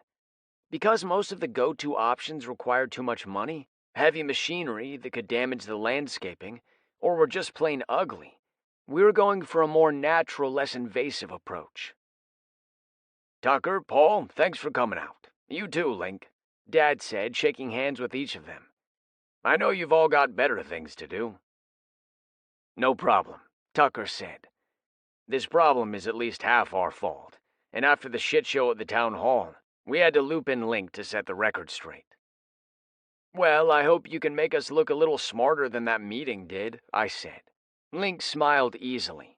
Hey, you were put on the spot. That's never easy. I just hope to provide some clarity and update everyone on the plan going forward. Paul cleared his throat, sounding sheepish as he said, I really can't believe I didn't think to mention the drainage issues in my talks with Wes. I assumed the park redesign would mitigate it, and was focused more on the new ways the park expansion might affect the neighborhood. I didn't do my due diligence, and that's on me. Me too, Tucker said. The city did get complaints. I've spent the morning looking into it. The complaints were filed by the former property owner and dated years ago. Somehow that little detail fell through the cracks, even with our public input meetings. He rubbed at his eyes, looking almost as tired as I felt. I apologize you had to be the scapegoat for our mistakes. Sounds like a lot of miscommunication all around, Link said. Tucker smiled wryly. Yes, we'll be revisiting our research policies before we break ground on future projects. Please be sure to print that. The important thing now is that we fix it, Dad said. Why don't you walk them through your plan, Wes? I felt a little flush of pride, along with an uncomfortable sprinkle of guilt. Well, Beck deserves most of the credit. I got the idea from a landscaping plan of his out at the Fleming place 4 years ago. It was your idea, Wes, Beckett said, giving me a nudge. You're good at this, so just take the compliment. Okay, I said with an embarrassed chuckle, knowing he was right. Designing landscaping plans would never be in my comfort zone, but my years of experience did give me insights I hadn't fully appreciated. It's not that impressive, but here's the gist of it. I explained that we couldn't give the water a place to drain, so we needed to give it time to absorb into the ground without affecting the neighbors' homes. A larger-scale rain garden, which would involve digging to create a depressed area of ground for the water to pool, and planting native plants that could capture and temporarily hold the water, could give us that time. Of course, there was still the matter of ensuring the runoff ended up where we wanted it. But Beckett had been quick to piggyback the idea of digging swales, or shallow trenches we could hide in the landscaping, to channel the excess water toward the rain garden and away from the homes. It'll mean giving up some of the green space in the expanded area of the park, Beckett said, but we can make it look intentional with a little work.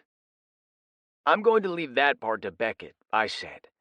Maybe I've got some ideas, but he's got the magic touch when it comes to design. Beckett looked as if he might scold me again, but Dad nodded. It's a smart man who knows how to play to people's strengths. I agree Beckett will do a good job. He looked at Tucker and Paul. Assuming you both sign off on this. It's better than what I was expecting, Tucker said. I worried we'd have to go back to the city council and get more financing, perhaps even extend the project timeline. We've got enough discretionary funds for this, though, so I'm all for it. Paul nodded. I think the neighbors will love it, assuming it won't be ugly since it's going to be within their line of sight. We'll make sure it's not, Beckett said. Well then, I think we've got a plan, Tucker said. Official enough to print? Link checked. Yeah, but if you hold off a couple of hours, we'll get you some more specifics about the steps involved. Sure, no problem. Just shoot me an email. Once the 3 men left, it was nearly lunchtime, and I was thinking that perhaps I could convince Beckett to indulge in a little afternoon delight. Last night we'd crawled into bed well past midnight, too exhausted to do much more than cuddle. It feels wrong to just go to sleep, I muttered into Beck's hair as he'd snuggled into my arms. Should we fuck to celebrate surviving the night? He'd huffed hot air against my shoulder. Romantic. It is romantic. We're a real couple, babe. We don't have any more secrets. He'd craned his head up to peck a kiss to my lips. We don't, do we? That's awesome, but I'm so tired. Maybe we can celebrate being a couple by not having sex. I'd chuckled. Sounds legit. We'd fallen asleep in each other's arms, and there was something comforting about knowing that Beck would be there for me with or without sex. Of course, now that I was rested up and a little less stressed about this whole situation, I wanted those long legs wrapped around my waist while Beckett moaned under me. But when we walked Dad to his car, it became apparent those plans would have to wait. I'd like you two to come back to the office with me, he said. We've got some more business to discuss now that things are back on track. Beckett and I exchanged a look. He seemed as unsure as I did. It could be that Dad just wanted to talk about some housekeeping matters now that he was back in town and trying to get up to speed, or he could finally be ready to talk about formally retiring and handing over the business. But where I'd once have been a ball of excited nerves, I felt calm and steady, realizing that whatever happened, I already had everything I needed. Beckett's love was more than enough to make me happy and excited for what the future might bring. Everything else took second place. Beckett. Dad waved us into the seats in front of his desk, then pulled open a filing cabinet and retrieved some paperwork. My stomach somersaulted. This had to be about passing the business on to Wes.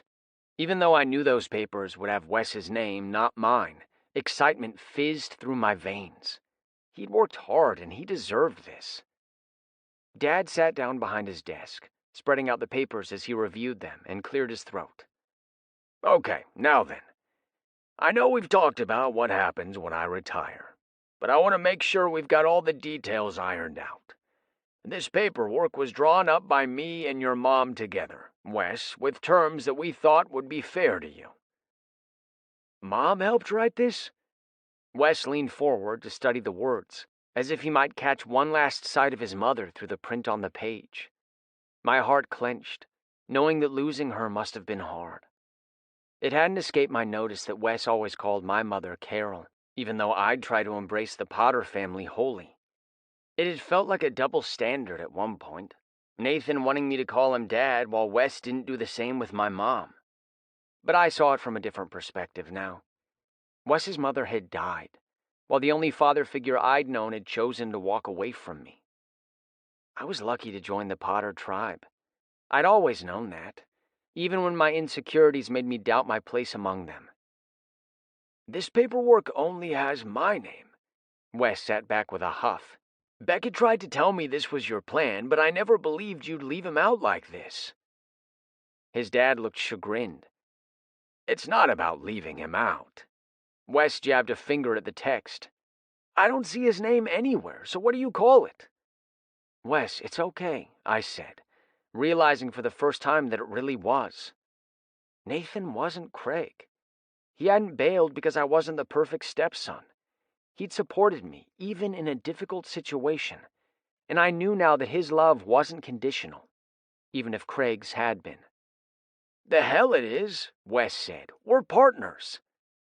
You're not just partners, Dad cut in. You're married, which means half the business is Beckett's no matter what the paperwork says. Wes hesitated. But that's not the same. I mean, think of how this makes Beckett feel. You always say he's your son, too. I thought you meant that. Dad looked stricken. I do mean it. Beckett, son, this is not about playing favorites. Then what is it about? I couldn't resist asking. Yes, I could accept it if the business passed only to Wes. I knew he'd always treat me as a partner. But I would always feel that I hadn't measured up in some way. I've worked so hard to prove that I'm worthy. Of course you're worthy. God damn it. Dad stood suddenly, face stormy, and I half expected him to yell at me. Instead, he circled the desk and yanked me into a hug, squeezing me. I fucked this all up. So make it right, Dad, Wes said, his tone firm. I widened my eyes at him over Dad's shoulder.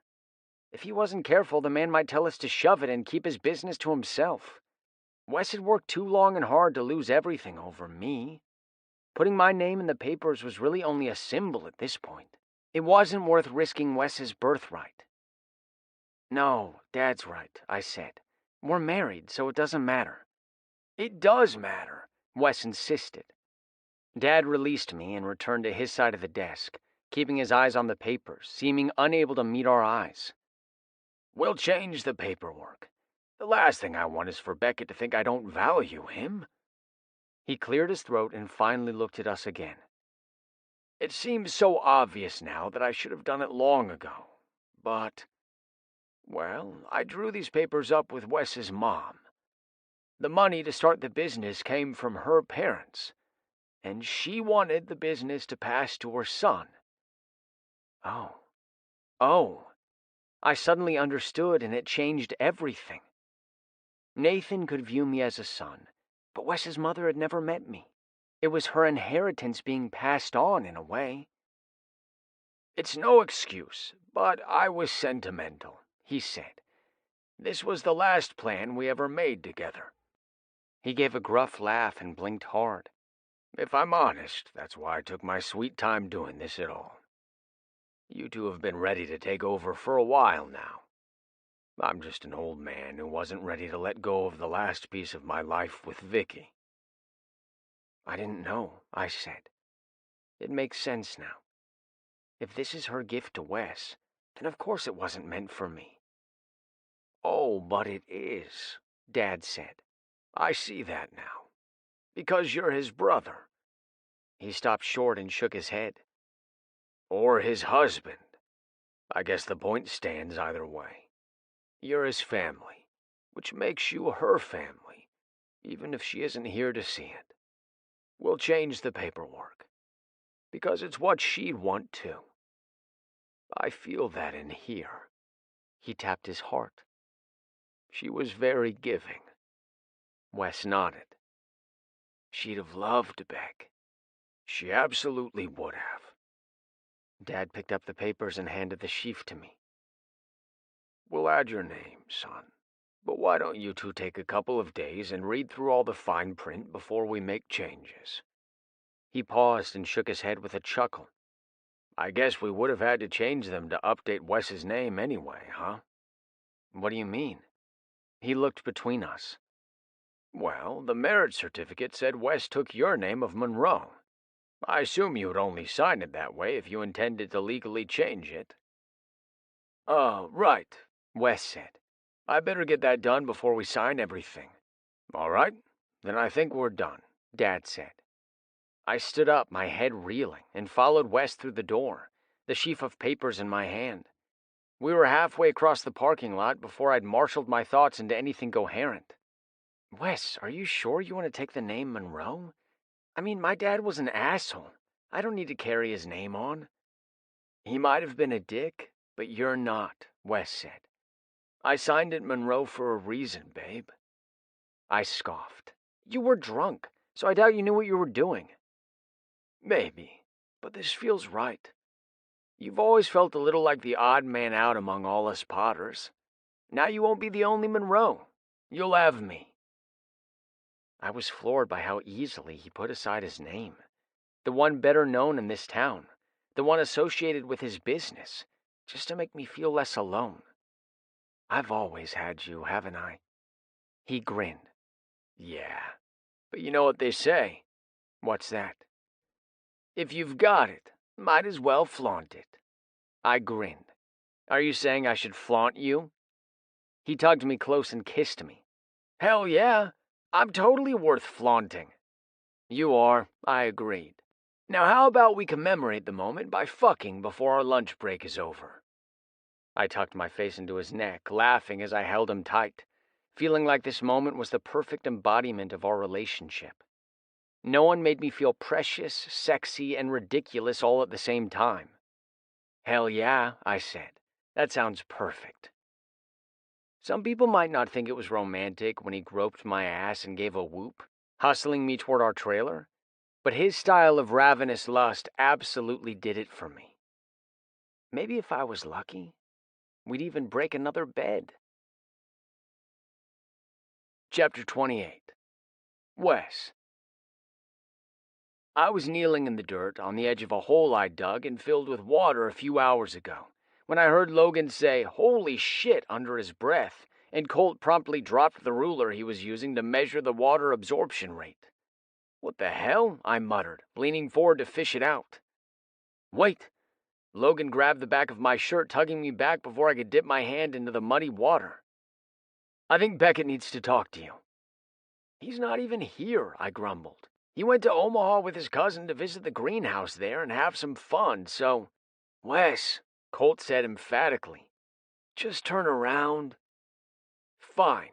You fish out the ruler then," I said as I pivoted on my knee. "Not like I want to get all muddy and—" "What?" My brain blacked out, unable to process what I was seeing for a minute. Beckett was on one knee, a ring box open in his hand. "Hi," he said. I rose to my feet, staring. "You're back early." He smiled, lips trembling enough I could see he was nervous. "Well, not really. That was all part of the plan." I cocked my head, my eyes taking in the ring box, but not fully comprehending what was happening. Was he... But we were already... I thought about doing this at a fancy restaurant or at home with just the two of us, but I decided that here was more fitting. My brow furrowed in confusion. "At Beaver Hole?" He chuckled and shook his head. "No, just on the job. Doing what we both love together as partners. I think it's really here that our friendship began, you know? And that was the beginning of everything." "Oh." Beckett and I had bonded while working on the crew together as teens. Before that, we hadn't seemed to have much in common. He was quiet and I was loud. He seemed withdrawn, and I was a huge extrovert. But our first summer on the crew, we'd bonded over the long hours and aching muscles. Yeah, I guess this was our first love. But not the last, Beckett said with a small smile. I swallowed hard, emotion hitting me like a wave. I was pretty sure Beckett was proposing. He had a ring. He had love declarations. I was a little confused because we were married. But yeah, it was all adding up. Beckett cleared his throat. "Wes, I think you know by now what you mean to me. I hope you do. You've taken risks to be with me, gambled your future to bet on me, and I've come to love you more for it every day." "Well, we did get married in Vegas," I teased. "It seemed fitting to gamble a little." He laughed. "Well, still, you could have folded and walked away. You didn't. That means everything to me. I'd never walk away from you." His eyes were warm and he smiled indulgently.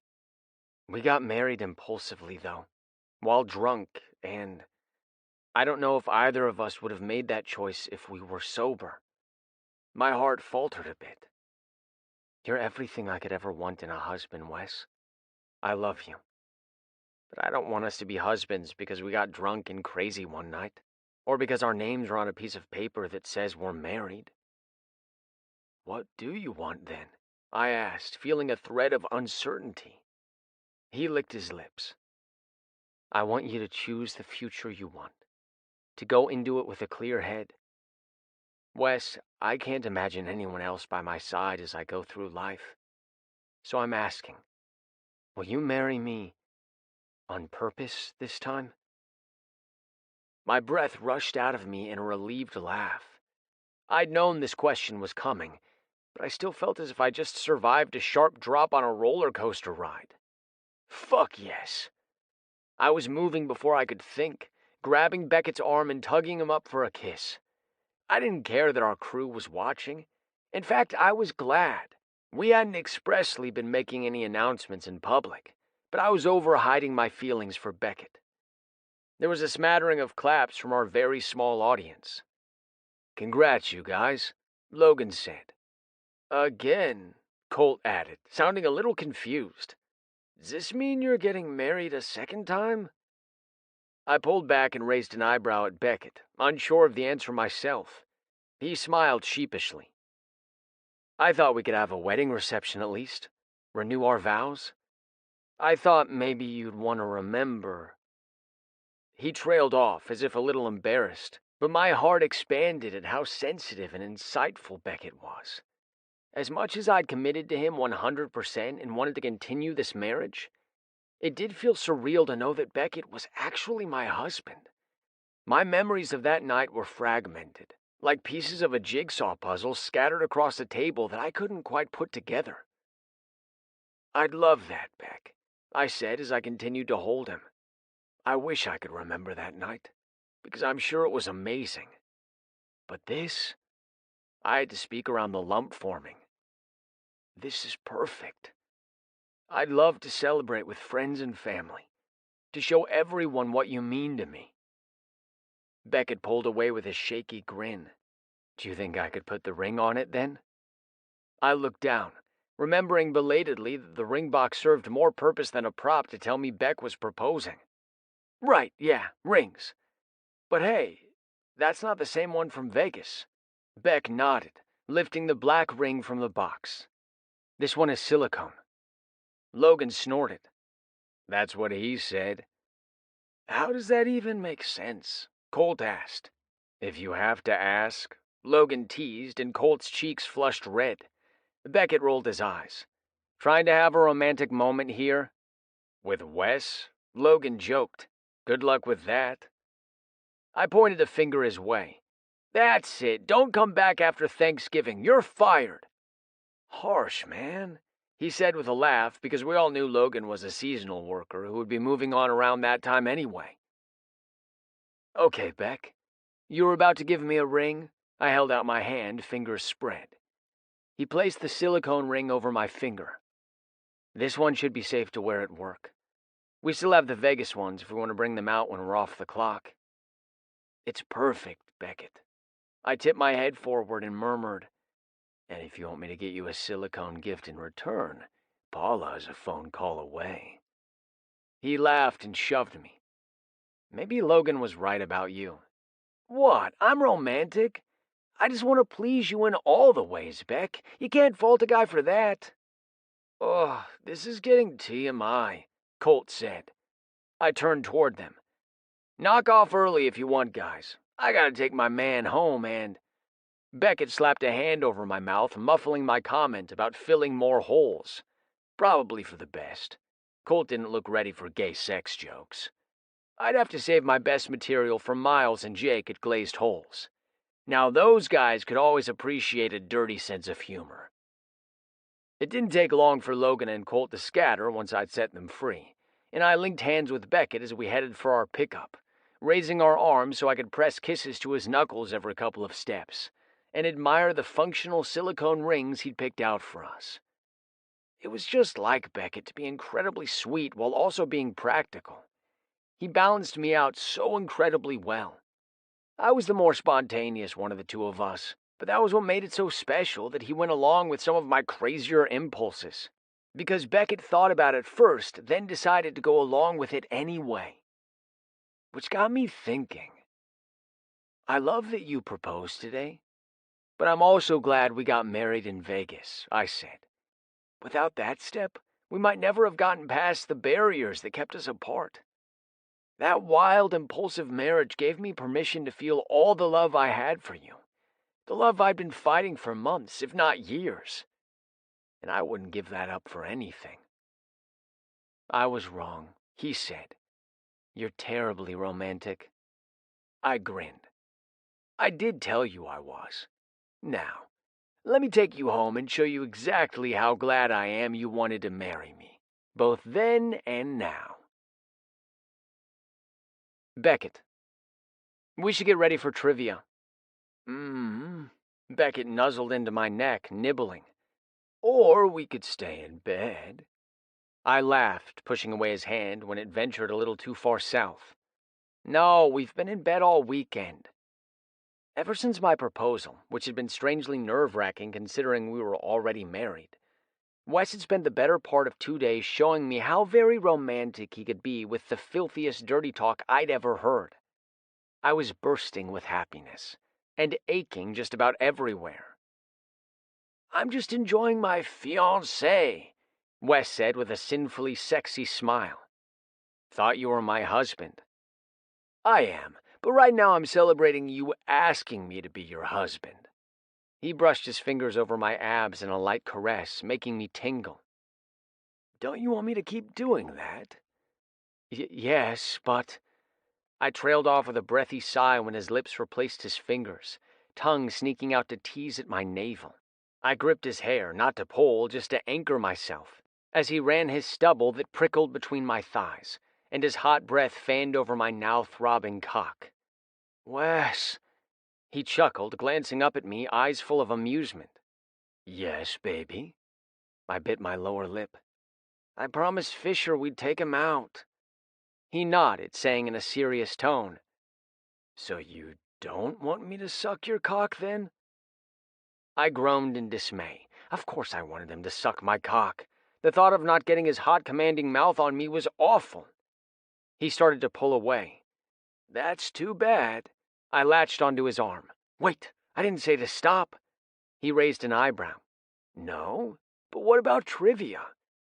I pulled at him, but he didn't budge. He wouldn't until he was good and ready. But I wasn't above begging. "Please, Wes. We can be quick, right? We'll only be a few minutes late." "You want it quick and dirty, huh?" "Yeah. Sloppy." My breath accelerated. "Yes." His dark eyes were intensely focused on me. "Beg me." I shuddered. "Wes, please. Please blow me. I'm dying here. I need... Fuck!" Wes dove down, taking me deep. He couldn't have done that even a week ago, but we'd gotten a lot of practice this weekend. His tongue worked the underside of my cockhead, and I shivered. When he plunged down again, swallowing around me, I was gone, giving a strangled warning as I spurted over his tongue. Wes sucked me through it, then finished himself off with a few hard strokes and climbed up my body to kiss me. "All right, now you can get out of bed," he said. I snorted. "So you're done enjoying your fiancé just like that, huh?" He grinned. "Nah, I'll enjoy claiming you as mine in public, too." My stomach clenched with nerves. His words were a reminder that we'd be going out as an official couple for the first time. Gossip would have traveled by now, of course, but we hadn't left our place all weekend. Tonight would be our first taste of how our neighbors were going to take the news. "Hey, it's going to be okay," Wes said. I swallowed. "I know." He brushed one more kiss across my lips. "Come on, let's go face the music before you think yourself into an ulcer." He knew me so well. By the time we'd showered and dressed, I'd gotten my nerves under control. The most important people already knew the truth about us. If a few neighbors didn't approve, we could handle that. We picked up Fisher at our parents' house and then drove downtown to the Stag. Wes slung an arm over my shoulder, and I wrapped mine around his waist, taking strength from the closeness, even if it did make us more conspicuous as we entered the pub with Fisher. We were claiming each other for everyone to see. There were second looks and hushed whispers as we passed the bar. Loretta, an old regular, grinned our way. "I knew you two were too close for brothers," she crowed. Her comment unleashed a wave of chatter, some of it directed our way, and some of it just said to the room at large. "But they're brothers." "They're only stepbrothers. Still kind of weird, though, right?" "I always knew they were hiding something." Percy Helix, one of our trivia rivals and Clark's worst date ever, stepped into our path, scowling. "You lied before. You said you weren't together." "Pretty sure you drew your own conclusions," I said. That first visit to the Stag, we had to let people believe our marriage was a prank, but we'd never outright announced anything. "Yeah. What did he say, Beck?" Wes asked. "Something about us not having any chemistry?" Clearly he was wrong about that. Fisher muttered. "If you guys had any more chemistry, you'd have to charge everyone here admission to the show." Wes chuckled. "Jealous?" Yes, Fisher said emphatically. Have mercy on the horny virgin and stop making out at every opportunity. My face heated as I recalled the way Wes had kissed me at the last stoplight, the two of us so gone that Fisher had to tell us to break it up when the light turned green. Percy wasn't amused, which was pretty much to be expected. A lie of omission is still a lie. You two should be ashamed. He stalked off, and I glanced at Wes, a flicker of guilt rising inside. No, you don't, Wes said firmly. He's kind of right, though, I said quietly as we continued to make our way across the room, the weight of half a dozen gazes burning on my skin. Did they all think of us as liars? Fisher spoke up. You don't owe everyone your truth. It's your relationship, not theirs. Wes squeezed me tighter against his side. He's right, baby. We didn't know what the hell we were doing when we came home. We weren't ready to explain anything. I guess that's true. But now we are, right? I smiled nervously. Yeah. Good. He grasped my jaw and pressed a soft kiss on my lips, right there in front of everyone. Let them all see you're mine. I think you mean that you're mine, I argued. A whistle cut through the room, then a catcall and some laughter breaking the tension of our arrival.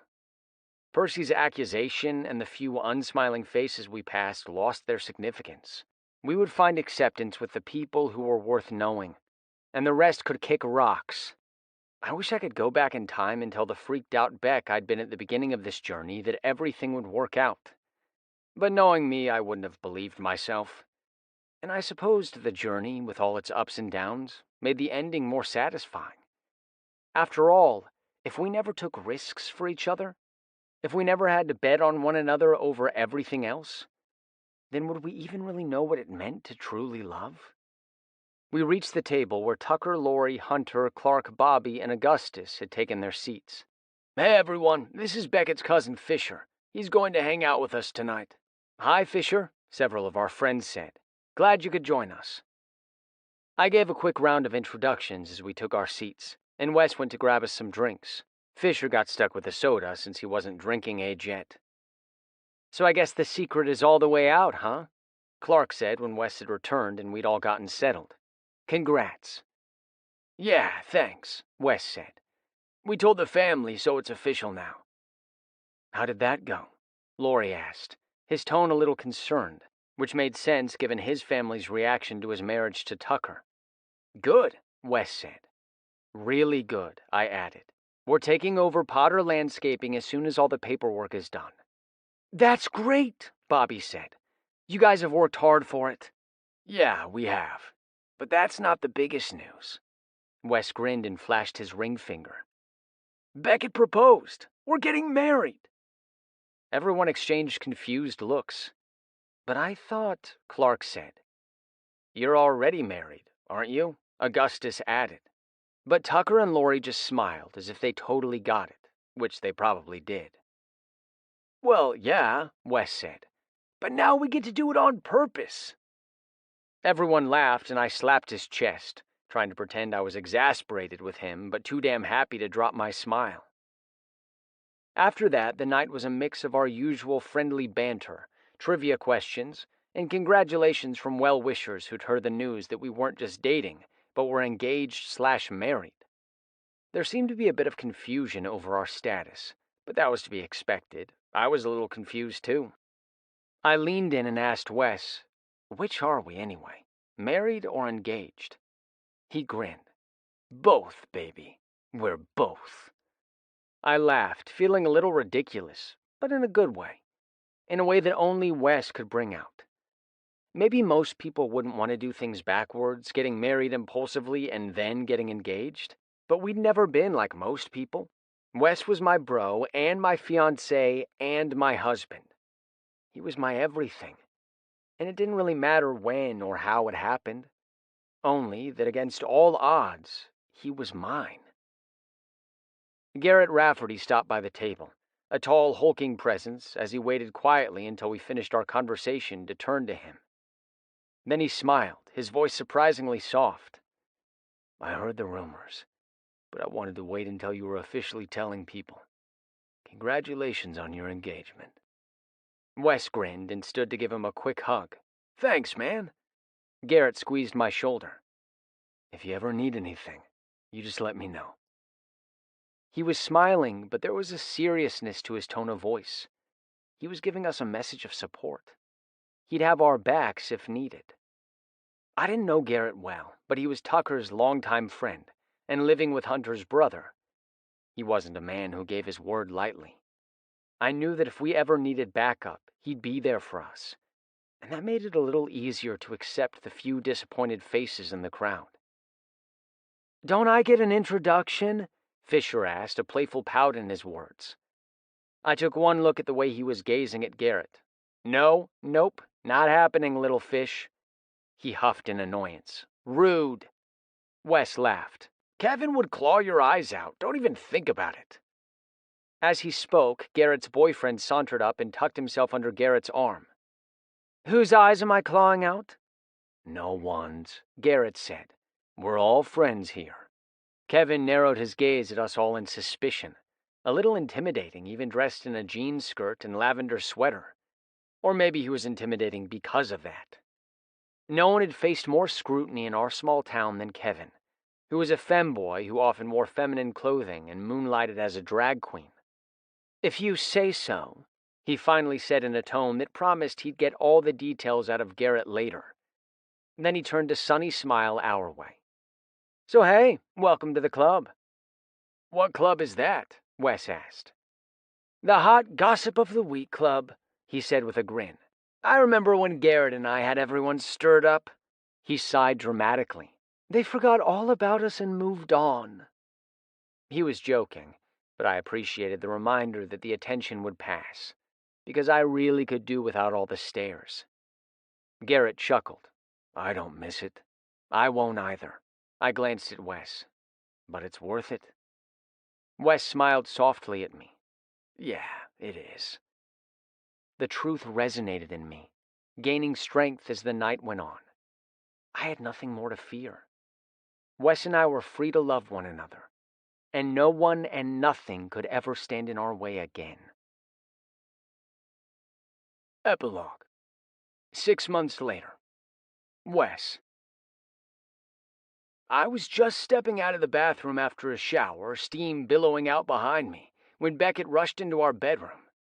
We'd moved into an actual house 3 weeks ago, and we'd chosen one with a large owner's suite with an attached bathroom, a space for a large, sturdy bed that we hopefully wouldn't break. Beckett was sweaty and panting for breath, his t-shirt sticking to him, his red hair darkened at the temples, and his cute freckles standing out against deliciously flushed cheeks. "Damn," I murmured, reaching for him. "Is it time for the honeymoon yet?" He dodged around me. "There won't be a honeymoon if you touch me right now. We're running late." Beckett pulled his shirt over his head, his words muffled as he continued. "Besides, I'm filthy." "Well, you know I love my filthy slut," I said playfully. "Ha, well this filthy slut needs a shower and you need to get your sexy ass into that tuxedo." I followed him into the bathroom, watching as he kicked off his shoes and shoved his jeans down, admiring the flex of his back muscles and the bunching of his glutes as he undressed and started the shower. "Where were you anyway? I thought you just ran out to check on the cake." "I did," he said, "but then I ran into Iola and we got to talking." "Uh-oh. Was it another guilt trip?" "Oh, yeah." He pulled the shower curtain aside and stepped under the spray. "She's very disappointed I didn't tell her I was into men. She definitely would have matched us up otherwise, because she knows a perfect match when she sees it." I laughed. "So, how does that explain you being all sweaty?" He grimaced. "I sort of volunteered to mow her lawn real quick." "Seriously? On our wedding day?" "I didn't know how else to get out of the conversation. Mowing seemed quicker." I chuckled. "Well, that's fitting. You got into the matchmaker mess by mowing, and now you're getting out the same way." "Maybe," he said, voice muffled by the fall of water. "Something tells me Iola has a long memory." He ducked his head under the water to shampoo, and I retreated to dress in the formal black tux hanging on my closet door. Beckett joined me soon enough, dressing in a navy blue tux fitted to his torso in all the right ways. You look stunning." His cheeks reddened. "Stop it. It's funny that you blush at that, but not when I call you a filthy slut." He laughed. "Shut up." I pulled him into my arms and cupped his face. "You're my beautiful slut too, you know. You should own it." His eyes were warm. "You should put that in the vows." "Oh, I did. Don't worry." He laughed and pushed me away to grab his shoes. "You better be joking." "I guess we'll find out." "The honeymoon might be a little chilly if you do," he warned, eyes narrowed. I rubbed my hands together. "I can't wait to get you back in the city of sin. This time I'm going to press you right up to one of those hotel windows and fuck you while the whole city watches." "Fucking hell," Beckett muttered, pressing the heel of his hand to his crotch. "Can we save the dirty talk for the actual honeymoon at least?" I grinned. "I'll try, but no promises. You make me want to say dirty things to you all the time." "One of the things I love about you," he said. "You look really gorgeous too, Wes. I should say it more often." "That's okay," I said easily. "You show me every time I touch you. So modest." I collected my wallet and phone, and Beckett returned to the bathroom to style his hair. It felt strange to know that in a few minutes we'd be exchanging vows of love and commitment. My heart skipped a beat each time I thought of it. I wasn't nervous. I knew I loved Beck, and we were already married and had been for months. But there was a simmering anticipation, a thrill to knowing that I could finally share this important moment with our family and friends. Beckett stepped out of the bathroom. "Are you ready?" "More than ever." He smiled at me, affection and warmth emanating from him. "Then let's go get married on purpose." Beckett. We drove to Beaver Hole Park for our wedding ceremony. It was more a celebration of our existing marriage than a legal proceeding, so we didn't need an officiant. But it was a chance to exchange vows that we could remember clearly, words of love and commitment that we both meant because we'd planned this wedding rather than leaping into it impulsively. Not that I could regret my actions in Vegas too much. They had led me to a future with the only man I'd ever wanted. As we drove through downtown, we passed the street beautification project in progress. Wes's plans were coming together beautifully despite his anxiety about designing something on his own. Small ornamental trees, benches, and brightly flowering perennials gave the street a vibrancy that made it feel alive. It was similar to our downtown Main Street, but with just enough differences to complement it rather than copy it. We continued on through the Dix neighborhood, where the house renovations were finally complete, creating 2 blocks of lovely but affordable homes, and circled around to a parking area on the other side of Beaver Hole. It was spring now, and everything was blooming so beautifully that I felt a rush of pride. This park had been our test, as work partners, but as lovers too. We found our footing while we planted the flowering shrubs around the gazebo where we'd exchange vows. Just as the plant's roots took hold, so did ours. Those roots had already been there as we became brothers and friends, but they'd branched out, growing even stronger as we bloomed into lovers and husbands. White folding chairs were set out in rows in front of the gazebo, just one solid block with no rows between, since we were all family. Not just Potters or Monroes, but every single person in Granville. Because that's what this town was. A big, extended family full of close, giving friends, annoying pests, and nosy grandmas. People were already mingling as we made our way across the lush grass. Lula Miller and Paula Goodman were over by the picnic table, setting down gifts wrapped in sparkly paper. I could already guess what was in those, and judging by Wes's smirk, he could too. Darren Rafferty and his boyfriend, the reporter Link Tate, were off to one side, chatting with a small group of friends, including the assistant football coach Dawson Woods and his boyfriend Evan Moore. Lyle Jennings gave us a nod, and his more effusive boyfriend Truman Scott waved with a big smile on his face. Wes had told me that Lyle helped him through some of those tough days when we were both coming to terms with what we really wanted from each other.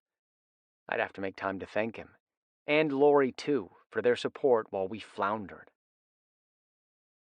Beyond the group of friends was Elmer and Agatha Boyd, owners of the news blog in town, as well as 2 stores downtown. They'd remarried about a year ago, after many years as bitter exes, and already defied the odds by staying together this time, though they appeared to be bickering about a car. Anna and her new boyfriend Derek watched with wide eyes. Iola had told me at length this morning about the new match she'd made with Anna and how well it had turned out, so at least Anna had gotten a happy ending too. And Iola had a feather to put in her cap, even if I had scuttled her matchmaking plans for me. Wes and I veered away to avoid getting ensnared in Agatha and Elmer's argument, only to stumble directly into the path of Leroy and Eugene. "Ah, the grooms-to-be," Eugene said with a smile. "Congratulations." "Thanks," Wes said. "Don't get too used to being the men of the hour," Leroy said, eyes sparkling. "I'm going to drag Eugene up to that altar next." "Oh, are you engaged?" Eugene appeared to be a little flustered. Leroy dropped to one knee. "Jeannie, will you make me the happiest man ever and marry me in this beautiful park?" Eugene gasped, looking horrified. "Leroy, you can't propose at someone else's wedding. It's so tactless." "Life is too short for tact," Leroy responded. Ever since he'd had a near-death experience on the operating table a few years ago, Leroy had approached life with a carpe diem philosophy. Wes laughed. "It's okay, Eugene. We don't mind, do we, Beck?" I was smiling so wide it hurt. "Nope, we're happy for you, assuming you're going to say yes." Eugene's eyes widened, and he turned back to Leroy. Yes, of course. I'll marry you, Lily." "Thank goodness, Muffin," Leroy said, then groaned. "Now, can you all help me get up? My old knee is not cooperating." Wes darted forward to help Leroy to his feet and limped to a chair, a beaming Eugene settling beside him. We finally made it to the front row, where Mom, Dad, Andy, Colton, and a few of the crew members were finding their seats. Mom rushed over and pulled me into an embrace. "Oh, honey, everything is so beautiful." Dad was a few steps behind her, a relaxed contentment to him. Retirement seemed to be suiting him, though he checked in with us every now and then to talk shop. "You really did an amazing job with this park. It makes the perfect setting for a wedding." "You both look great, too," Andy said. My mother had moved on to hugging Wes, sounding weepy as she spoke into his shoulder. "It's going to be a beautiful ceremony. I'm so glad you two decided to share this with us." Wes patted her back. "Well, we couldn't rob our mom of a chance to see her sons get married, could we?" My heart skipped. I'd never heard Wes call her anything but Carol before. It was clear he'd caught my mother by surprise, too. She froze for just a moment, and then the biggest smile spread over her face even as her eyes spilled over with tears. She pressed a hand to Wes's cheek. "Thank you." It wasn't clear if she was thanking him for the wedding itself or calling her mom, or perhaps both. Dad handed her a handkerchief. "Come on, Carol. If you keep hugging the boys, they'll never get married." He shot us a wink as he guided her into a chair, and we continued toward the gazebo. "You called her Mom," I said softly. "You didn't have to do that." "I did, though," Wes said. "I got used to calling her Carol, but she's been my mom in my heart for a long time. It doesn't mean she's replacing my mother. I can have more than one." "Of course," I agreed. "I've definitely had more than one dad, though I have to admit, this one is a major upgrade." Wes laughed. "You finally believe that, huh?" I smiled sheepishly, knowing that I'd held too much doubt in my heart for far too long. Maybe my insecurities were helped along by Nathan's original plans to give the business to Wes rather than both of us. But now I could see all the ways he'd shown me his love and support. "Yeah, I do." "Hey, save those words for the altar," Wes teased. "Speaking of, are you ready to marry me, bro?" I gazed into his dark eyes full of love and devotion, and knew without a doubt that I'd made the right choice to take a risk on this man.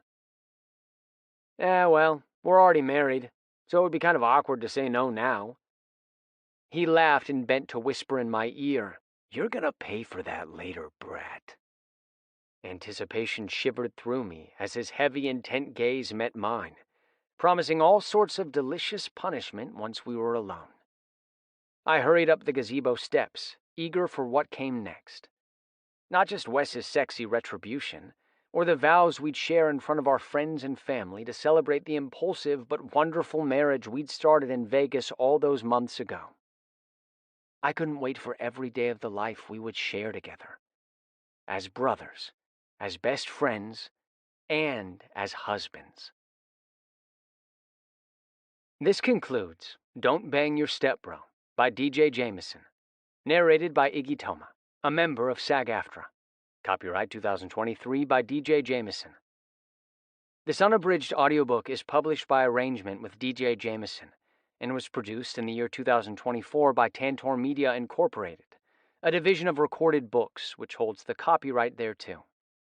Please visit tantor.com for more information on our growing library of unabridged audio.